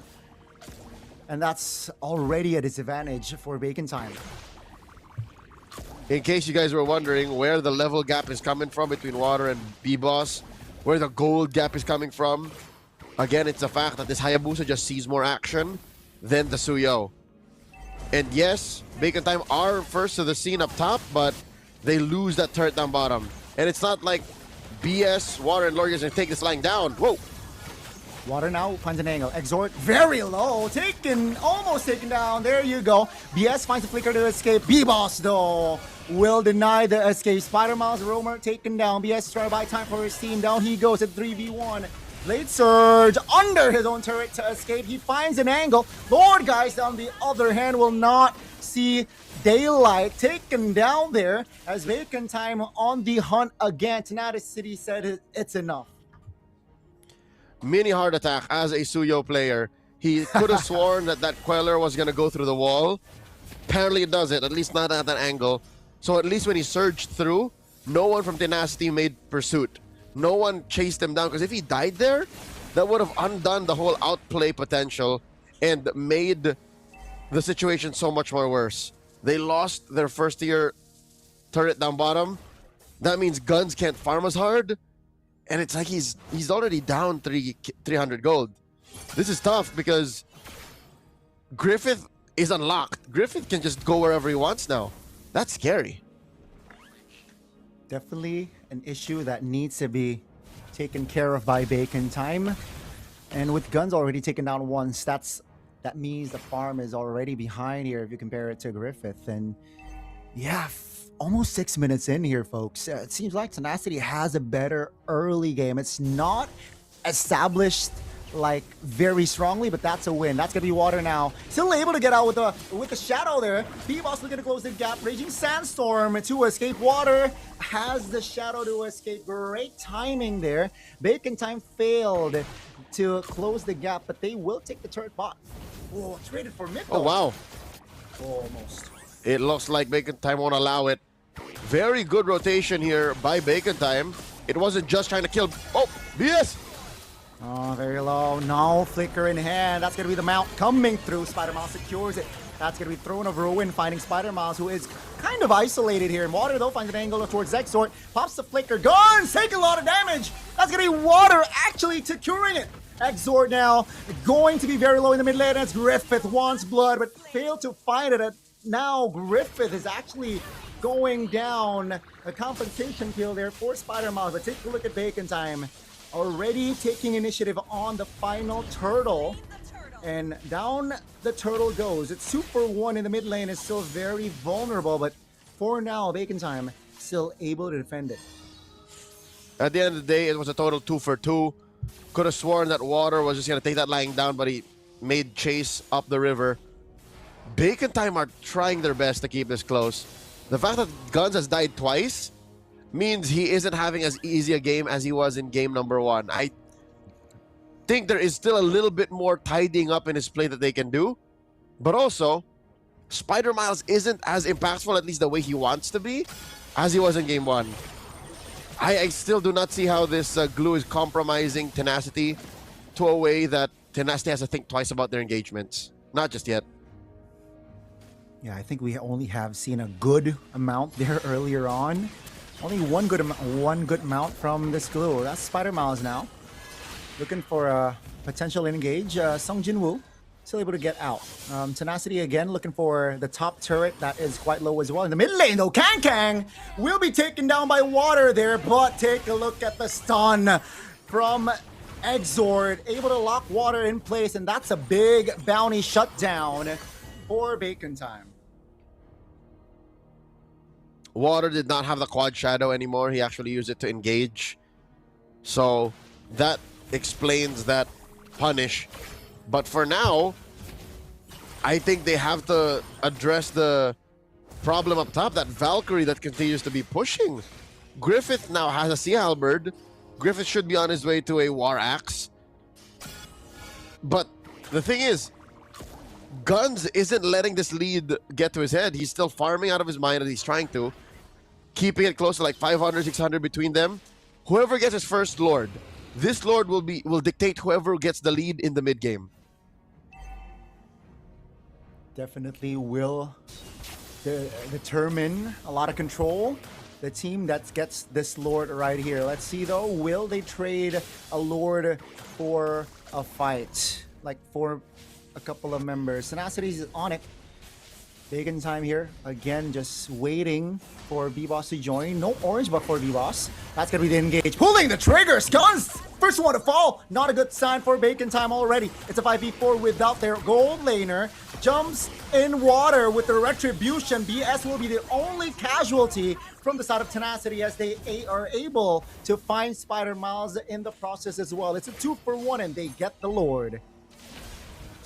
I find it difficult to comprehend why no one from Tenacity nor Bacon Time play a Purify.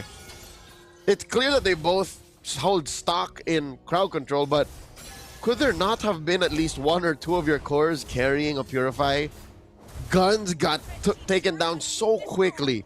Guns can't even dash around underneath his own Zaman Force. So until they make peace with that, or at least go into the series more respecting the power of Purify, then this is gonna happen. Like, just all the more big trades will be punished like this. That Lord is gonna pop that shield down bot. Yeah, and that's why Tenacity is focusing on the mid lane. The Shuriken finds an angle there to take the low HP Studio down. Now Spider Miles taken very low. Guns finds an angle to pop the Shaman Force and provide the damage, but Exort is able to secure the kill. B-Boss for BS, and it's still favorable, I gotta say, for Tenacity, who got the tier 2 mid. It's all Tenacity right now. They're pushing the tempo, they're calling the shots, they're driving this in a direction, taking turns where Bacon Time ain't comfortable. And it's weird that Bacon Time played a part of their lineup similar to game 1, but don't support the game. Oh my god, Guns! Oh, water under turret, not able to find the connection. Water taken low, Spider-Man secures it. Now Sung Jinwoo is trying to hold on, finds an angle to escape there with the Ode, but finally a win for Bacon Time here. Still a minute though on the clock for the next Lord, but that kill might cause a domino effect for Bacon Time.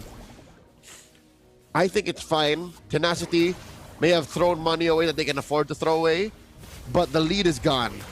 That's about 500 gold between them. The map should slowly turn red now because they did not respect Guns' damage output. Definitely got to be more respectful on Guns later on.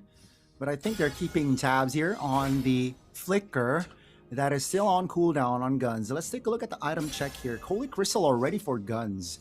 So definitely they got to respect that fact. But he's still behind if you compare to Freya. Yeah. That is a endless battle on the way for Griffith. And a full 1,000 between them both. So it's really just the range issue that Griffith is dealing with. That's why he's not popping off as hard. But I'd say this is still a close game. Tenacity just has better positioning. And when Bacon Time fixes their target acquisition issues, then this should be game. Oh, but wait. Oh yeah, communication needs to be delivered. B-Boss immobilized, terrified. Take a look at the damage he's taken. No retribution for Bacon Time. They find Lord Guns though. BS very vulnerable. Quicksand Guard will not save him. That's a stun on towards Griffith. Now the Freya can deal problems for Bacon Time, but here comes Song Jin-woo and the rest of the pack. Tenacity looking to close that gap. They find another kill. It's a 2-4 now. Water. My goodness. Guns walks into that Very- brush. Oh my god. Water taken very low. No shadows left. So both jungler went down, but good news for Bacon Time. B-Boss about to spawn soon. Yep. So that last casualty was uncalled for. Water dying is unnecessary, and I think that shouldn't have happened. We're seeing signs of some of their weaknesses from their first match today. Late game micro mechanical connections. They're blitzing the Lord. Definitely. No retribution. Holder forwards out of Tenacity will allow Bacon Time to have that Lord. No problem. And this will buy time for Bacon Time. This is what they need. Winner crown already for Guns now. So Guns in a much better spot.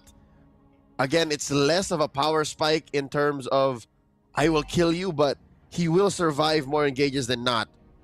Does it make up for the lack of Purify? I don't know. But at least the fact that they're up now almost 1,000 gold makes the map a little bit more even. This Lord will help escort in the push up top. Mid lane, at least they will start to flow a little bit more. That means more room for farming, more room to push the advantage. Song Jin-woo picks up a Pauldron. Should be good against the likes of B-Boss and Kangkang. I don't think we're talking about Kangkang enough. Kangkang is such a thorn in the side of Tenacity. He ruins that placement for Griffith. I respect Kangkang. Definitely can disrupt the formation of Tenacity. That's going to be Griffith now. Looking to escape. Oh, Guns though denies it. That's the damage coming through from Guns. That's a kill already. Smiles now trying to escape. That's the tower already taken down. Ladies and gentlemen, Bacon Time, they're back. Is that a shortcut for Spider-Man? You just call him Smiles. That Are you guys was tight like that? unintentional. That was unintentional, but it sounds like I am tight with him, which unfortunately I am not. Smiles. I'm sure you can work on that. Looking at the items, B-Boss has clawed himself into a leading position when it comes to farm. He's, what, one short item away from a Blade of Despair. And there is no Skypiercer carrier for Bacon Time. Huh. And they put it on Hayabusa for Tenacity. Oh, Conceal. Looking for the engage. That's going to be one member, Song Jin-woo now, taken very low, especially with the mount. That's going to be Spider-Man securing it. BS taken again, just so low, still able to get out, thankfully, and has a Sand Guard to heal himself back up. 30 seconds on the clock here for the Lord, and Bacon Time, that's their main agenda. Oh my god. Kangkang is now splitting the map, making it so difficult for Tenacity to respond. There goes that last tier 2 in mid. Bottom is going to follow up. Chubby Wave. Oh, water. Oh, Guns just, again, just so intimidating on this Harith. Practically solo killing the turret in the mid lane. And with that, that's a sign. You know what? We go, Lord. Gani, fool me once, shame on me. Fool me wait. No, that's not how the saying goes. And I think that's what Tenacity forgot. Is the fact that they gave Guns to Harith again, and off of him single-handedly they're making a comeback. They get the third Lord. My god. Oh my god. 5,000 gold is between them. And with this Lord, this might be a game-ending push. Especially if they got a kill here early. Let's see how Tenacity will handle this defense. This is going to be difficult because BS does not have a flicker. Everyone else has their battle spells on lock. So watch out for how much peel he can do. At least he still has his immortality. That's going to be the Initiation coming from Kang Kang. That's the damage coming through. Throne of Ruin finds 3. Down goes the XP laner. Now BS has immortality, but take a look at it. Zort now taking a lot of pressure. Will be taken off the board. Gun spots the flicker water. Not able to find the shurikens there, but B-Boss finds the equalizer there to take the mid laner down. So it's a 2-for-1 as Tenacity not only defending, but also applying pressure. Hold your horses, say Tenacity. The goats ain't out just yet. What a miracle set by Song Jinwoo. 3-man Throne of Ruin, stopping a Bacon Time from pushing in further, allowing for them to kind of spread out, and then deal the damage where it's necessary, take out Exort and Kang Kang. But I cannot deny, that was a stroke of genius from Kang Kang, being the initiator, and it just sucks that he himself cannot take the heat, because he's just a little Benedetta. Benedettas aren't known to be sustainable, and he's building full damage. Sure, he has a Antique Keras, but yeah, that's not enough. He's on his way to, what is this, a Blade of Despair 2? Ouch. Ooh, that's a lot of damage, but I believe he also took a couple of, turret shots earlier on. That's why he went so low. And shout out Sung Jin-woo to capitalize on that positioning. That's going to be Griffith now targeted off Valkyrie's Descent just to escape there. Oh, Alice has the winner crown. So Bacon Time, if they're not careful, if they're not aware, the winner crown outplay from the Throne of Ruin combination can definitely cause problems here for us out of Bacon Time. And this positioning from Songjin was lethal. You mentioned the Winter Crown. What about a weird entry? That's scary. Grand Theft Purple here. They give it over to Guns. It's clear that Guns is their core. Guns is where they win and lose games off of. And look at the patience of Song Jin-woo, man. Bacon Time don't know where he is. He could be in the He's base still for all there. they know. He is still there for a He's good minute or camping. two. And this should, if Bacon Time is aware, they should They have be no notified vision. that, hey, They have no Song Jin-woo's vision. been, no one's checking. Spider-Man is trying to check, but Smiles. wrong push. Smiles, check it, Smiles! Sung Jin-woo finds the entry. B-Boss no secures the turbo, and regardless, that's going to be B-Boss now. Applied pressure, but the mortality in time. Griffith will lock him down. That's going to be Bacon Time now looking for a kill. Exhort Sung Jin-woo taken down. Though PS not able to handle the heat as Water is able to find the angle in the mid bush to take B-Boss or Kang Kang down. It's a 3-for-2 while Bacon Time, they got the Lord Evolved marching down in the mid lane. Okay, good news. Bacon Time still has Guns and the Lord. Bad news is they lost 3 members. I don't think there's a world where Bacon Time wins this. Not now. So best case scenario, we go again. We go for one more Lord. Lord number 5. I think that's been the theme here for the upper bracket matches here, folks. That the games are above 20 minutes. That's going to be Spider-Miles or Smiles loses immortality. Griffith just too strong in this Valkyrie's form. But in the face of Guns, he has to fall. Now Guns not having the Shaman Force, still able to have power. Immortality will be paused, but Tenacities is just overflowing him with damage. Down he goes. Take a look at Sun Jin-woo, focusing on the clear. Water taken down, very low HP on the base, and ladies and gentlemen, Bacon Time will close it out with another win, and match point it is for the Bacon Time. Gani, you have no idea how envious I am of the energy in Ladprao. I'm pretty sure the hall was shaking with attention because even Bacon Time could not expect that that's how that would have gone. But you know what?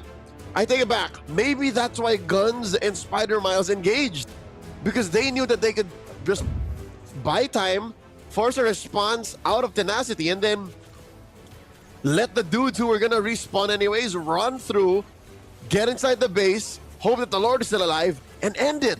That's what they did. Intelligent. If that was in their playbook, But yeah, Song Jin-woo here, you can see struggled to get the fast clear and only one hit from the jungler there to end game number 2. And Leo, it's match point for Bacon Time. It's a different story if we get to see 20 minutes of game time of buffs. Yes, still like the first semifinals or quarterfinals match, upper brackets match. But this time around, it feels like Bacon Time always able to find and clinch a win. Yep. You know what? You might have been correct after all, Gani. Bacon Time are built diff in the playoffs. They just can see the little cracks in your plan. They're able to outplay when you're least expecting it. And I don't want to simplify it or just put it to, just the fact that they got the Harith again, but they got the Harith again. And that was also another, I think another outplay, or is it, a calculated outplay from the side of the coaching staff, right? They were able to let the Harith and Freya go, asking a question, towards Tenacity, which one are you going to get? They got the Freya, Guns given to Harith, even though early game he struggled, Leo, but he's able to deliver at the end of the day. 749, a different stat if you want to compare his first game with 11 kills, 0 deaths. But hey, he delivered nonetheless. Back-to-back MVP performance by Guns. Somebody get rid of the Harith. Don't give it to him anymore. Did he juggle? Look at that juggle. He bought a rose gold meteor, dog. And this build right here is a nasty one, folks. Built the Oracle as well on this Harith. And yeah, the juggle is definitely disgusting. But Tenacity, I really thought that they will equalize here, especially here, 11 minutes in. But after water taken, I don't know. I thought that was already enough for Tenacity. But I guess you mentioned Kang in this game. I think he deserves to be, I guess, MVP as well, right? A silent MVP here in Kang. The timings and just to disrupt the, again, formation built from Tenacity. Kang is definitely an all-rounder here in this game. I think the hero that he has, the Benedetta, is just crazy enough that it works. And it's what allowed for them to, after winning a little exchange, like a skirmish, to just jump straight to something else on the map.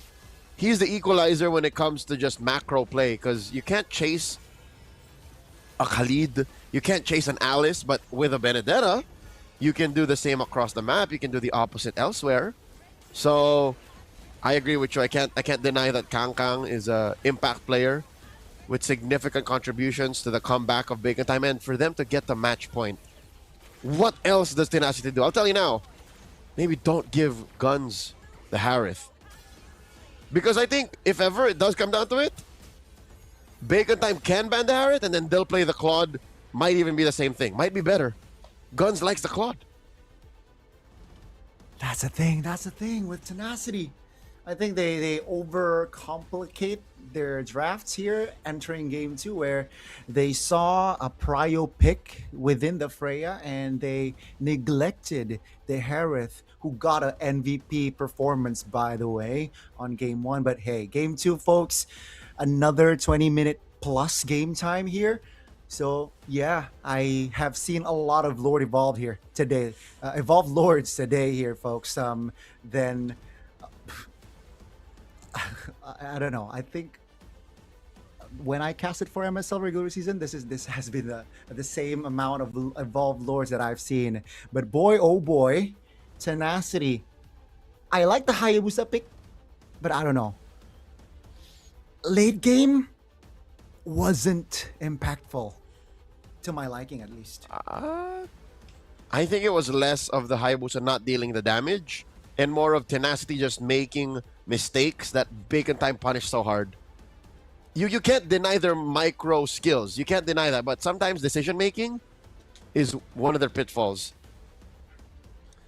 the early to mid was theirs, no doubt. But come late game, Tenacity were slipping up.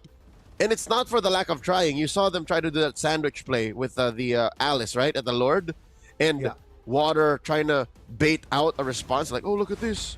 Oh, look, we're not on the map. We're trying to get the Lord.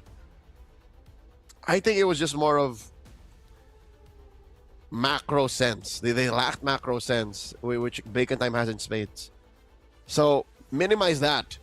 Win off of your mechanics, win off of cleaner exchanges, and then maybe we see game 4. If not, just hand it to Bacon Time. They got to be direct now. They got to be more, I guess, more simple. You know, we saw ACT earlier, you know, drafting themselves out rather, I'm not going to say as simple, but they're a straightforward approach, you know, where they have a stable amount of crown control, have a stable amount of damage as well, and not overcomplicate during drafts, I feel like. And there you go. They got the dub over KOG. Now Tenacity, hopefully they have still the confidence to do it and not just rely on fighting for lower brackets, because I, for one, want to see a reverse sweep, Leo. You want to go all the way. You want the cast 5. You want to cast 8 20-minute games. I did not say 20 minutes. I said I want it to be 5 games. But if we get to see that, but that's where this is going. You see that they both just like to play 20-minute games. It gets to that. That is true. That is true. 2 out of 2 above 20 minutes game. We get to see the Lord evolved. But yeah, let's see here. We will have a small interview here, folks, to see the vibe, what the vibe is like there. So, Minimin, I'm gonna throw it to you. กับในช่วงระหว่างเกมที่แบบโอ้โหลุ้นมาชมอะไรสวยๆงามๆกันบ้างตอนนี้เราอยู่ที่บูธอะไรคะ Monster Energy นะคะสำหรับใครที่เข้ามาในงานแล้วนะคะสามารถแวะมาชิมเครื่องดื่มของเรากันได้ค่ะมี2สูตรเลยทั้งสูตรไม่มีน้ำตาลนะคะและสูตรออริจินัลค่ะสามารถแวะมาชิมกันได้แต่นอกเหนือนั้นค่ะพี่มะปางภายในงานนะคะสามารถมาร่วมสนุกเล่นเกมกันได้ค่ะผู้ที่ทำคะแนนได้เป็นอันดับ1และอันดับ2ของแต่ละวันนะคะจะได้รับของรางวัลค่ะและสำหรับอันดับ1ในวันนี้ได้แก่นี้ค่ะ Monster Bag แบบนี้นะคะสวยๆและอันดับ2ของวันนี้ค่ะได้แก่เกมมิ่งแพดสวยๆแบบนี้เลยผืนใหญ่ๆนะคะสร้างมากสวยไหมสวยมากแต่ผู้ที่ได้อันดับ1ในวันพรุ่งนี้และมะรืนนี้ค่ะท่าดาขออนุญาตเปิดนะคะได้เลยค่ะด้านหลังนี้จะเป็นกิฟต์เซตค่ะซึ่งของด้านในอยากจะบอกว่าเวอร์มากอยากให้ทุกคนเห็นนะคะนี่เลยล่ะนี่เลยล่ะจริงๆแล้วคือสติกเกอร์ไม่ใช่สติกเกอร์ก็ด้วยนะคะแล้วก็หมวกนะคะมีเสื้อด้านในมีกระเป๋านะคะต่างๆซึ่งมูลค่ามากเลยด้วยนะคะก็สามารถมาร่วมสนุกเล่นเกมกันได้นะคะระหว่างช่วงแข่งนะคะเราก็จะมีให้ทุกท่านเนี่ยมาทดลองเล่นเกมกันนะคะซึ่งผู้ที่ทำคะแนนได้เป็นอันดับ1และอันดับ2ของแต่ละวันก็จะได้รับของรางวัลไปเลยค่ะขอบคุณมากๆเลยนะคะอันนี้มีชิมฟรีด้วยใช่ไหมคะใช่ค่ะอยากชิมสักหน่อยไหมคะได้เดี๋ยวขอจบก่อนจะมาชิมแน่นอน2สูตรเลยใช่ไหมคะสีดำเป็น regular original นะคะแล้วก็เป็นสีขาวเป็น ultra ใช่ค่ะอันไหนที่คิดว่าเด็ดที่สุดคะหนูคิดว่าพี่มะปางจะชอบสีขาวเพราะสาวๆสวยๆมาส่วนใหญ่จะชอบสีขาวนะคะเป็นแบบว่าไม่มีน้ำตาลกินได้สบายใจมันเป็นอย่างนี้นี่เองได้เลยขอบคุณมากขอบคุณค่ะ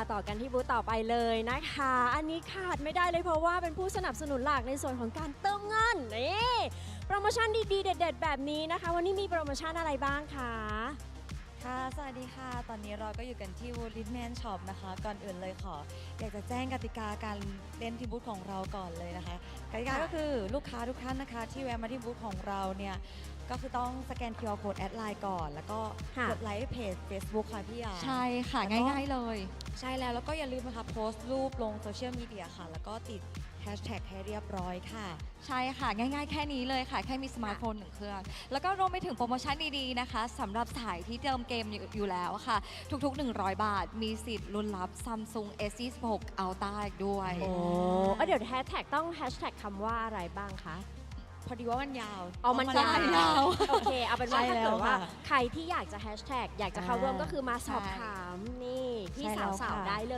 ย เพราะว่าจะมีทีมงานของเราคอยสแตนบายช่วยเหลืออยู่ค่ะ โอเคค่ะ โปรโมชั่นมีอะไรอีกไหมคะ นอกเหนือจากทุกๆการเติมแล้วอะค่ะ ทุกๆ ครั้งที่เติมก็จะสามารถสะสมแต้มเพื่อเป็นส่วนลดค่ะสูงสุดถึง 25% เลย ไม่ว่าจะเติมมากเติมน้อยก็สะสมได้เช่นเดียวกัน ค่ะนอกเหนือจากนี้แล้วยังมีในส่วนของ S Pay Later ด้วยค่ะ ใช่ สามารถผ่อนได้นะคะผ่านบัตรเครดิตแล้วก็บัตรเดบิตด้วยนะคะใครเงินเดือนยังไม่ออกไม่เป็นไรรีบแมนช็อปของเรารับผ่อนค่ะ โอเค ได้เลย ค่ะ มีอีกไหมคะ มีอีกไหม ครบถ้วนแล้วค่ะ ครบถ้วนแล้ว ใช่ อยากให้ขายเต็มที่ เพราะว่า ใช่ อันนี้เป็นพาร์ทเนอร์ผู้ใจดีที่คอยสนับสนุนแบบว่าคอมมูนิตี้ของเราก็เลยอยาก อ๋อ ให้ แล้ว ขาย ก็ เต็ ยัง ม มี ที่ ใน เลย ส่วนของที่ระลึกค่ะ อย่างที่บอกนะคะ ใครที่มาร่วมกิจกรรมค่ะ เรามีในส่วนของเสื้อ หมวก แล้วก็แก้วค่ะ ที่คอลแลบกับทาง MSL Thailand อีกด้วย เป็น Limited Edition ไม่มีจำหน่าย โอ้เพราะฉะนั้นพรุ่งนี้ต้องมาแล้วนะคะ ใครที่อยากได้ของลิมิเต็ดแบบนี้แล้วก็อยากถ่ายรูปนี่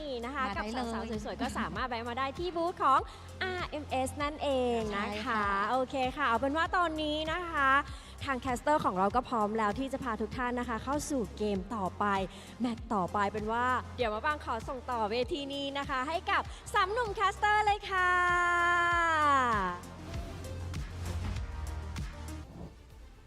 Thank you so much, iBaby.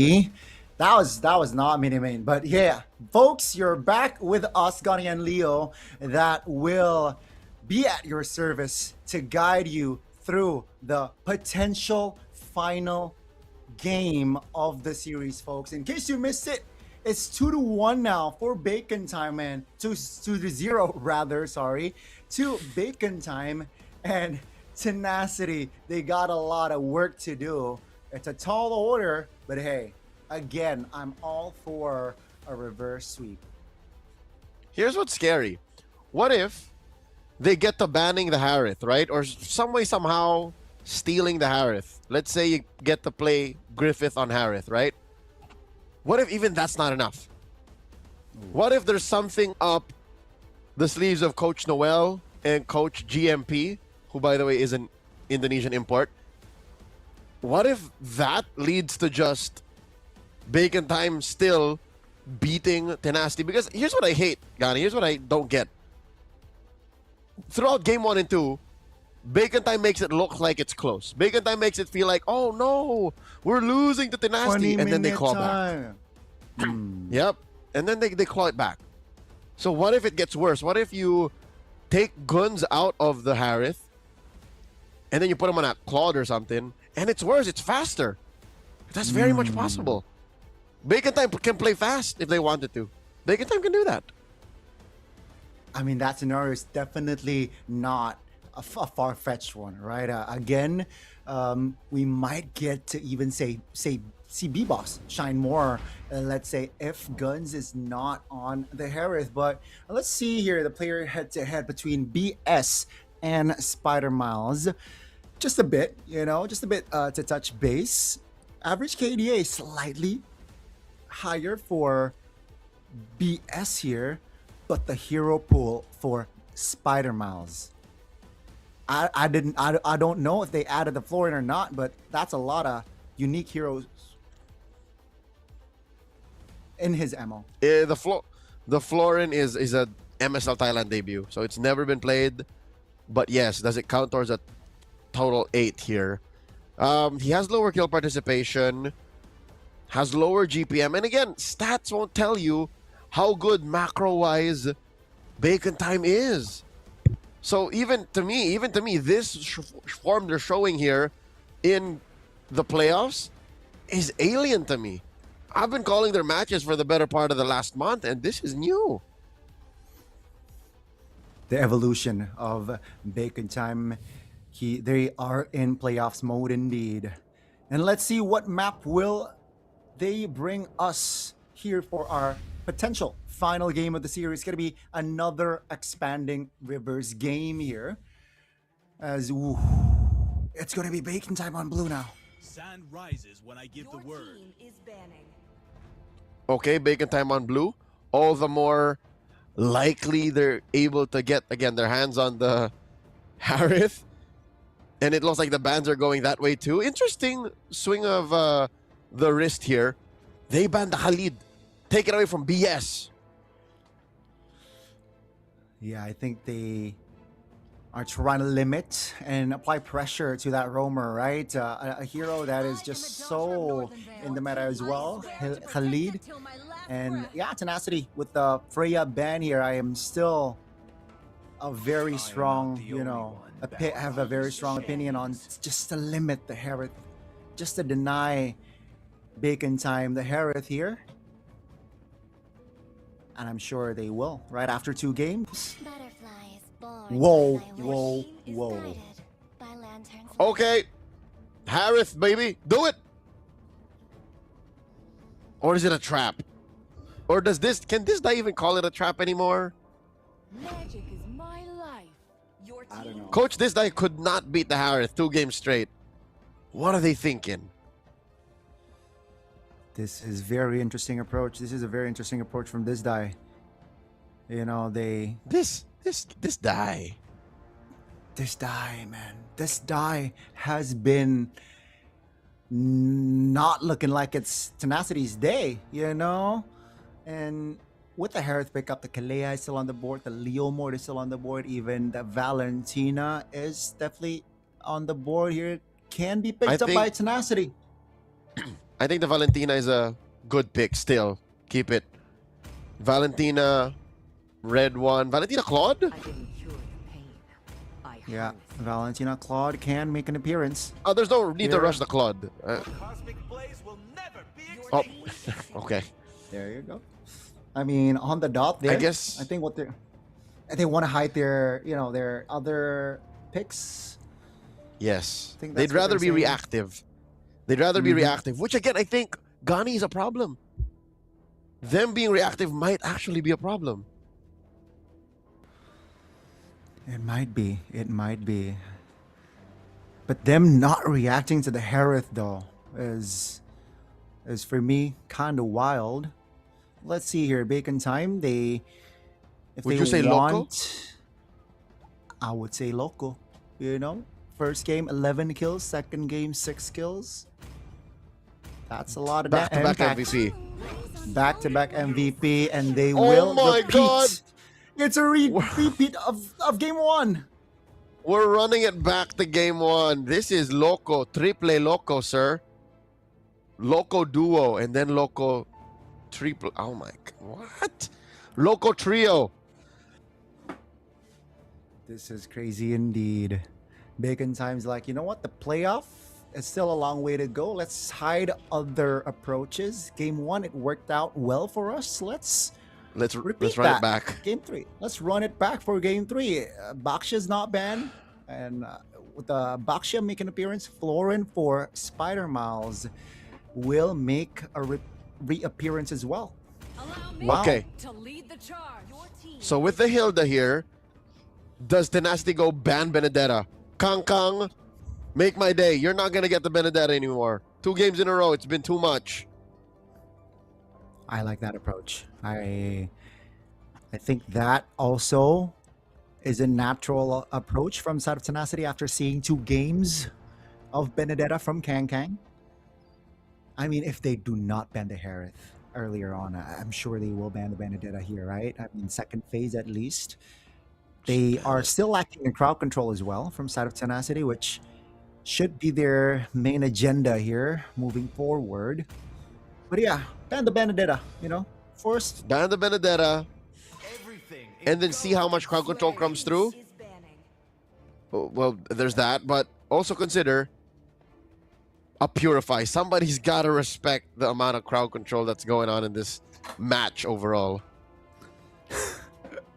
We didn't get to see that from Bacon Time on our second game, though they still pulled through, still able to deliver. They got a away win. with it.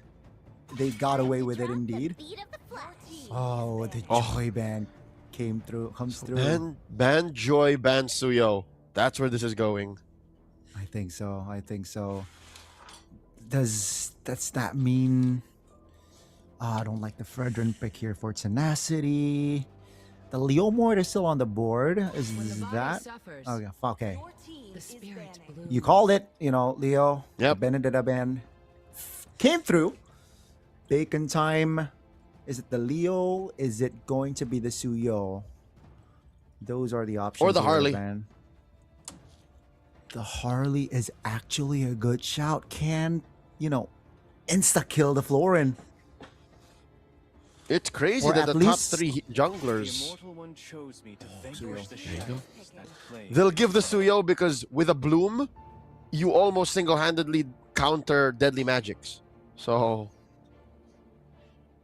Yeah, but with You know. Harley can force you. Oh, okay, they delay the jungler take. Instead, they go for Sora. They know that they have the Okay. Valentine already in hand. So, yeah, the Sora pick is sensible here for Tenacity. very good actually. This is a hero that we didn't see get. We haven't seen in the series yet, and might be the kind of crowd control or damage, whatever they need, that Tenacity needs to turn things around when they get that mid-game power spike. All the more they gotta respect Purify. They gotta respect it, man. And it maybe increase their odds to fight neutral objectives, right? Especially the first one here, though. The Baksha is a tough pickle to break. But it's gonna be the Yuzong. Wow. It's gonna be a Yuzong versus Sora matchup paired with the Eve. It's gonna be another Hayabusa game, Leo. It's very fast here, second Yep. phase. Yep. So this is interesting because they take a totally weird angle. Kang still wants a hero that can cut through to the back line. And then you end up with an Eve that holds the box with no one clearly to stop it. So whatever happens in the box happens regardless. What is this die on? Coach, this die, he should be good at drafts. Why? I've gotten word that he was a former Hearthstone pro player. You know what Hearthstone is, Gani? I know. That's the Hearthstone birth is a- of one of the games, TCG games. Yes, it's a digital card game. And this guy is actually a silver medalist from the very first esports SEA Games back in 2019. So he should know the technicalities of these trades. Why does he keep letting through the Harith? Why does he not see the... It's a silver bullet, sir. Or in this case, it's a tier 0 hero, specifically for guns. There's gotta be... There must be some... Why? That is interesting. I'm sure, as a him as a former Hearthstone player should be a strategist. But let's see here. Perhaps we might see a different type of approach with this composition from the side of Tenacity. But folks, we will have to deal with a pause here before we enter the Land of Dawn. Again, it is 2-0 for Bacon Time. Okay. We were about to jump in, but I guess we're still ironing out some kinks before the game begins. Didn't really get to see a good look. Again, it flew by. Did we see any purifies? It was very fast. It was speedy. Sure, it was speedy. I'm sure, purifies are going to be on the board here for this game. But the crowds are ready, seems like here, Leo.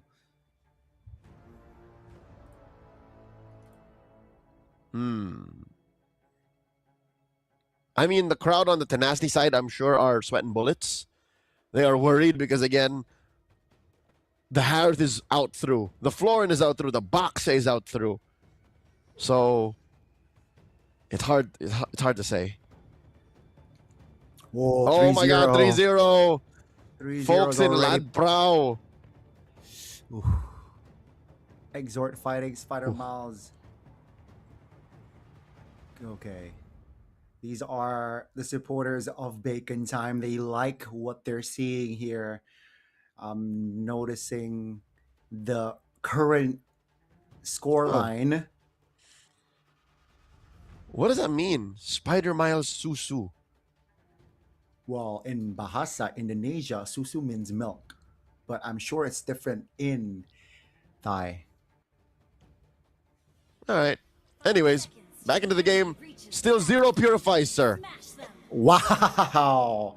So I expected, a purify here or two. But seems like both teams are confident enough to, you know what? I want to either engage or disengage. Hence, only 2 spells are on the board. Maybe we saw Petrify, so 3 spells are on the board in this game. Retribution, Flicker, and the Petrify. All right, I found it. Susu is fighting. Aha, Spider-Man is there you fighting. Yep. Thanks, Facepalm. Real good to have a native Thai speaker listening in on our conversations. Early rotations, it's purple start for... Actually, you know what? No, it's... Excuse me. How fast did Water get his buff? What rotation is this? That was really quick. So orange straight to purple. So he neglected the green cam stop. And then now he rotates over towards the mid lane, not having the shadow kill just yet. So no real kill threat just yet, actually. Just to poke. That's why. And I guess that's why now B-Boss is at 4, catching up to Water. Oh, nice collision here onto Lord, guys. Whoa. So far, gold lane, skill test, no clear winner there. XP lane, I'm impressed that Kangkang and Song Jinwoo aren't going at it hard. Because those 2 heroes actually don't mind fighting early on. Yeah, you expected them to go raw early game indeed. The Sora and the Yuzong. But it seems like both teams would rather have healthy HPs, their spells intact as well. Now, this is where you want to see both the XP laners shine. B-Boss is on the turtle, initiating it, and BS is providing information. Here comes the Shield Unity, stunning BS down. That's a lot of damage, forcing Flicker. That's going to be B-Boss securing the turtle. Down goes BS as well. So they got the turtle and they got the kill. Bacon Time did something very important there. Key to their victory in that first turtle fight. They delayed Lord Guys' level 4 take. Why did Lord Guys not focus on getting level 4?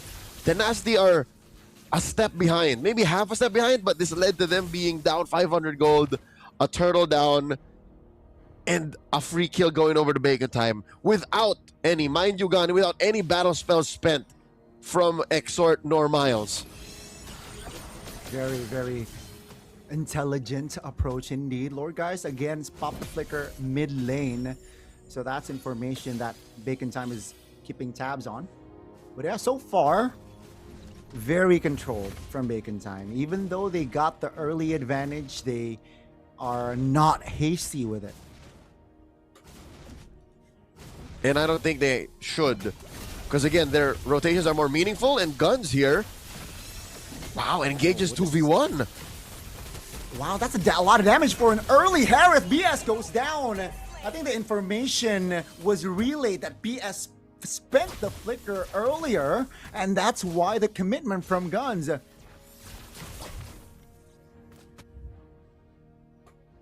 Again, it's not even a matter of can Guns get there. It's a matter of when Will Guns get there? He's been playing this hero 3 games straight, all series long. Lord Guys hasn't had the best timing in the game. At least he has the RWM. We'll hold it until the first turtle, rather the second turtle spawning in the lower quarter. And after they clear this, Kangkang can just run down. He can ride the wave. And he is already rotating towards... Oh. You're right. He will instead cut first just to have an advantage. So Tenacity actually has committed more members already in the turtle, and that's why they are initiating it. That's going to be BS now on B-Boss. That's a stun. Signs popped. Guns with the Shaman Force popped on towards BS. That's a stun on towards the Hilda as well. A lot of damage. Again, forcing BS to pop the flicker. That's going to be B-Boss finding the turtle. Uh-oh. And that's about it again. Another clean take from Bacon Time. They zoned out water. And that was all off of the back of B-Boss just asserting himself, saying, nope, you go through me, you go through me. And there was very little flashy about that turtle take. He literally just said, no water, you're not going to get in retribution range. Try again. Kangkang didn't even need to force anything. No kills. There were no kills. I guess the timing of the rotation from Tenacity's members are a little bit off there. Not able to allow or help Water to get the angle. Song Jinwoo taken very low. Almost a solo there top. But with that recall, the turret will be chunked here, will be poked. But the Hayabusa is already on it. So again, Bacon Time now with the Hayabusa showing top. They will commit on towards the bottom side of the map here.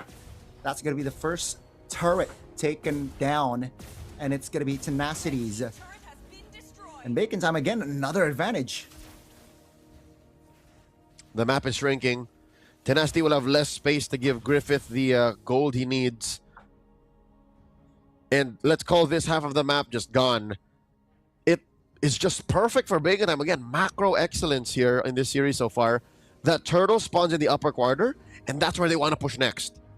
So Tenacity has to put extra effort into winning this turtle, at least making Bacon Time work for it, so that it's not as convenient. Oh my god, Water! He's half HP, and the Shadow, Quad Shadow has been committed as well. So that's a good sign for the side of Bacon Time to initiate on the turtle. In the mid lane, though, it will be shoved in, but, you know, nothing grand from the side of Tenacity. Now, I'm sure they should let this turtle go. I don't think they can contest, but let's see here. Bacon Time already, you know, potentially committed to a 5-man rotation with Yu Zong coming in from mid. That's the Black Dragon form invested already just to have a say in the territory. And that's going to be a clean, neutral objective take yet again. 3 on the board, 0 neutral for Tenacity. Now they look for an engage. That's the alt spent. Turret top will be taken down. All textbook so far. I am sensing Water getting a little cold feet. You see how the range on his Quad Shadow isn't even within range of the Retribution. So it's like he wasn't even all in on trying to steal it. So this puts Bacon Time up almost at 2,000 gold since they did get the push up top. Bottom lane at least opens up for Griffith, but that can only last so long. After this first Lord, which looks like Bacon Time should be taking, the map will shrink further.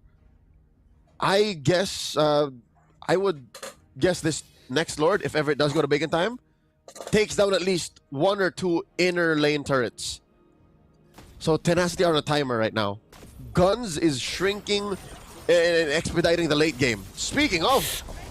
Ah, man, that's just pure damage from Guns. Alongside Exor, they take 2 down in the mid lane. And that turret in the mid will officially be taken down. All tier 1s from the side of Tenacity are eliminated. A slight compensation there, taking the turret top. But my goodness, Bacon Time just so direct in this game. This might be their cleanest game, you might say, Gani. Across game 1 and 2, this is them fully warmed up. It was Guns who mentioned in the regular season, in one post-match interview, he said, oh, the team just keeps really losing game 1 because we take the time to warm up. We're just built like that. They seem to have fixed that in the break, dude. They seem to have lost that debuff going into the playoffs. They're just much cleaner now. And especially if given a Harith, man, guns definitely can pop off. And now with the Lord up 2,000 gold, at least almost between them. How are they going to contest? Here comes the shadow from water. Real world relation now popped by Exord. B-Boss still secures it. Blazing Duet. Not enough damage just yet. BMI will be cut off by B-Boss. And that's going to be a kill from the side of Bacon Time, and Guns finds another. 2 members off the board in Bacon Time. They get the Lord. They take everything away from Tenacity. Impressive how that happened, given that B-Boss was down a level. Yes, B-Boss was at 12, Water was at 13. He attempted the Shadow Kill Retribution play, but it just was not enough. He was just way too out there, and I do not advise this. Water, 10 minutes in, no kills for his whole team, mind you. Not just for him, his whole team still builds a Sky Piercer. I think there were better ways to use a 1,500 gold. Oh. I mean, on a Hayabusa, you want to assert dominance early. We didn't get to see that, and we're about to transition towards a late game here, folks. And here comes the first one, popping the Holy Shield in the bottom side of the map. Hayabusa is clearing top, split pushing, stun, real world revelation from Lord, guys. Sung Jin Wook died regardless. Here comes the pressure that the Bacon Time has, already taking down mid turret. Now Guns wants to clear with the Blazing Duet. EMI towards the back, still take down the turret here as all 10 members are still on the board for both teams. Oh, never mind. One got taken down, so 9 members still up. But it's just still 2 turrets off for Bacon Time. Whoa, whoa, whoa, whoa, whoa! Where are they going? BS, nowhere to go. Tenacity now just only defends with 4. They can't end now unless the mid wave here is pushed correctly. Let's see, Bacon Time now looks for an angle. Tenacity gets all in! 2-man stun is enough. Water now taken off the board. Sung Jin Woo trying to hold on, but the damage from the side of Bacon Time is definitely more than enough to take the Lucas, the Sora down. Here comes the Blazing Duet. Midwave shoves in, and Bacon Time, they have one thing in mind, is to take the main base down. And ladies and gentlemen, the series is over. Bacon Time will stay in the upper brackets. Meanwhile, Tenacity has to go down. Never punished. Bacon Time take all their learnings from the regular season throughout the first games in this series and say, this is endable. Let's not waste any more time. They sweep Tenacity, continue through the brackets with 2 lives, and move on to the upper bracket finals. They are that much closer to getting to the wild card slot in MSC at EWC 2026. And boy, oh boy, what a series for Bacon Time. The run it back approach in Game 3 really worked out well for them. And this will, leave some questions for ACT, their upcoming matchup. This Baksha Florin, how will they handle this sort of draft, right? It's going to be a very interesting semifinals match up top here. But Tenacity couldn't find an answer to Bacon Time's pressure, Leo. I'd say it was less than pressure. It wasn't pressure. It was an imminent threat. It was literally the Sword of Damascus just dangling over your head saying, I'm going to use this on you. You better do something to it. You better stop me. And they just continued to give Harith to Guns. ACT, hear me out. Don't give Guns Harith. That is the pro tip. But again, we don't know. What if they have something else in the back pocket? That's what's scary. That's what's scary. Bacon Time got away with getting to the upper bracket finals by one-tricking a Harith. This is, again, beneficial, right? For the side of Bacon Time not having to show a lot of their cards just yet. And ACT, a lot to wonder tomorrow. But man, again, Harith, after getting 11 kills on the first game, was unstoppable. Now, we will have an interview on, of course, the winners that advances through the upper bracket finals. Let's see. ดีมาก ใช่ คังๆล่ะคะ ก็เราเตรียมตัวมาดีมากครับ เฮ้ยวันนี้คาดหวังนะอยู่กับ B1 B2 กล้วยหอมจอมซนอะมันต้องมีคำตอบที่แบบเฮ้ยขิงๆหน่อย แค่นี้เลยเหรอเตรียมตัวมาดีแค่นี้เลย แค่นี้ครับ อ๋อ จริงๆผมคิดว่าทีมเราโหดที่สุดอยู่แล้ว เพราะว่าพูดไปแล้วเนาะว่าเราจะเป็นแชมป์ซีซั่นหนึ่ง ใช่ครับ แล้วเป็นไงคะรอบที่แล้วเราชนะเขา 2-1 แต่วันนี้เรา 3-0 กดดันไหมมีความกดดันไหมหรือว่ายังไงบ้าง ก็มีบ้างนิดหน่อยครับเกมแรกก็รู้สึกกดดันนิดหน่อยพอชนะได้ก็ปลดล็อกครับ แล้วก็ยาวๆเลย ใช่แล้วก็เล่นแบบชิวๆเลย คังๆล่ะ กดดันแค่เกมแรกครับ แล้วก็เกมต่อไปก็ไม่กดดันแล้วเพราะ อ๋ ว่า อ สกอร์นำอยู่ จริงๆก็คือคำตอบเดียวกัน แค่เปลี่ยนคำพูดนิดหน่อยแล้วก็เป็นยังไงบ้างคะที่เราเนี่ยยังรักษาสายบนได้อยู่ต้องเข้าไปเจอกับ ACT ในวันพรุ่งนี้เขากำลังมาแรงเลยนะ มีความกังวลอะไรไหมแอบยิ้มมีความกังวลอะไรยังไงพูดหน่อยได้ไหม ก็จะพยายามให้เต็มที่ครับพรุ่งนี้ครับผม บีบอสล่ะ ไม่มีความกังวลครับ ผมคิดว่าได้แชมป์อยู่แล้วครับ เอาให้สุดเนาะไหนๆจะขิงแล้วก็เอาให้สุดโอเค3เกมนี้มันเกิดอะไรยังไงขึ้นคือไม่มีผิดพลาดเลย เราคิดว่าฟอร์มการเล่นของเราแตกต่างจากรอบ regular season ยังไง ก็รอบเก็บคะแนนเราเก็บแผนไว้ค่อนข้างเยอะครับ ก็เลยทำให้ทำได้ดีในรอบเพลย์ออฟ คังๆล่ะ ก็โค้ดเตรียมคอมมาดีครับ ยกความดีความชอบให้โค้ช ชนะง่ายขึ้นครับ ชนะง่ายขึ้นโอเค มีกดดันไหมวันนี้แฟนๆมาให้กำลังใจเราเยอะมากเลยเนาะวันนี้คือเขามารอเบคอนกันตั้งแต่แบบบ่าย 3เราแบบกดดันไหมกลัวว่าจะทำให้แฟนๆผิดหวังไหมเขาคาดหวังในตัวเราอะไรอย่างงี้ ไม่กดดันครับ ผมคิดว่าผมชนะอยู่แล้ว แล้วก็ขอบคุณทุกคนที่มาเชียร์วันนี้ด้วยนะครับ โอเค ถือว่าเป็นแรงใจให้ผมมากเลย คังๆล่ะ ก็ดีใจมากครับที่มีแฟนคลับมาเชียร์ขอบคุณทุกคนมากครับ ติดตามพวกผมต่อไปด้วยครับจะพยายามให้เต็มที่ครับ อีกหนึ่งคำถามมีอะไรอยากบอกกับ ACT ไหมคะที่เราจะต้องเจอ ก็เอาจริงผมไม่ได้กลัวเท่าไหร่หรอกครับ แล้วพรุ่งนี้ก็ใส่ไม้เต็มที่เลยครับ ธาตุมืดก็แค่ธาตุมืดเนาะ เตรียมโบนผมโซโล่คิวทุกคนครับ โอเคค่ะเดี๋ยวยังไงตอนนี้นะคะให้น้องๆไปพักกันก่อนนะคะขอบคุณมากเลยเดี๋ยวขออนุญาตส่งต่อให้กับพี่แคสเตอร์ทั้ง3คนได้เลยค่ะ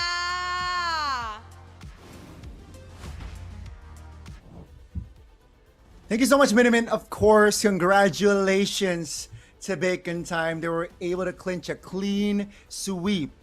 And now, Leo, you don't speak Thai, but you always know the translation of an interview, of that interview, or the previous interview. So, what were they saying, Leo?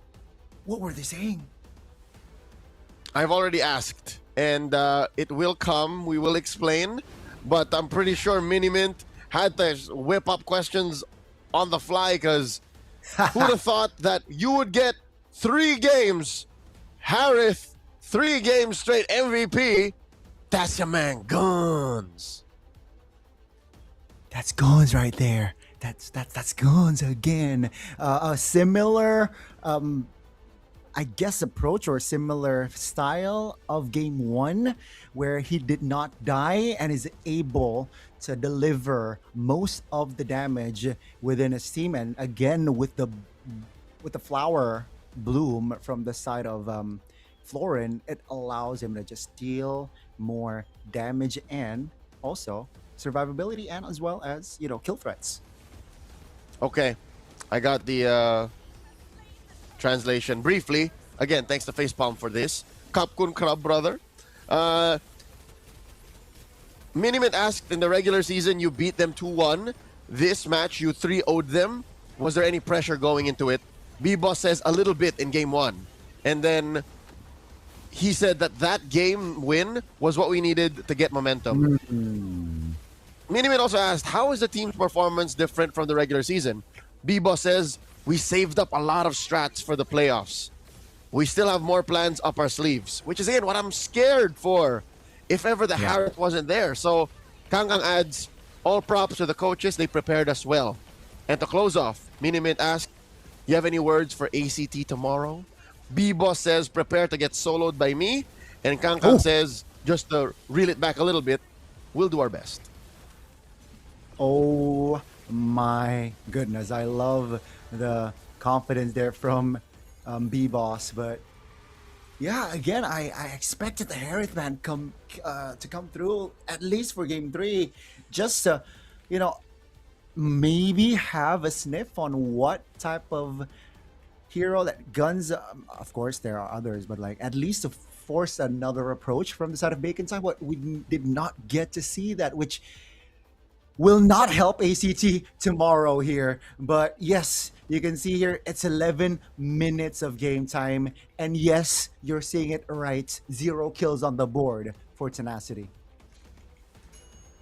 The cleanest game that Bacon Time has played possibly in the whole season. Don't quote me on that. You can look back at the records, but again, under 12 minutes, not a single kill, just 2 turrets, no turtles. It's close to damn perfect. I'll tell you that much, Gani. This was close to perfect. And Smiles was our best wingman, 10 assists. He sweat less in this game than in game 1. On the floor. Smiles, Spider Miles definitely showed up again. And yeah, game 1, game 3, he rocked the floor in, and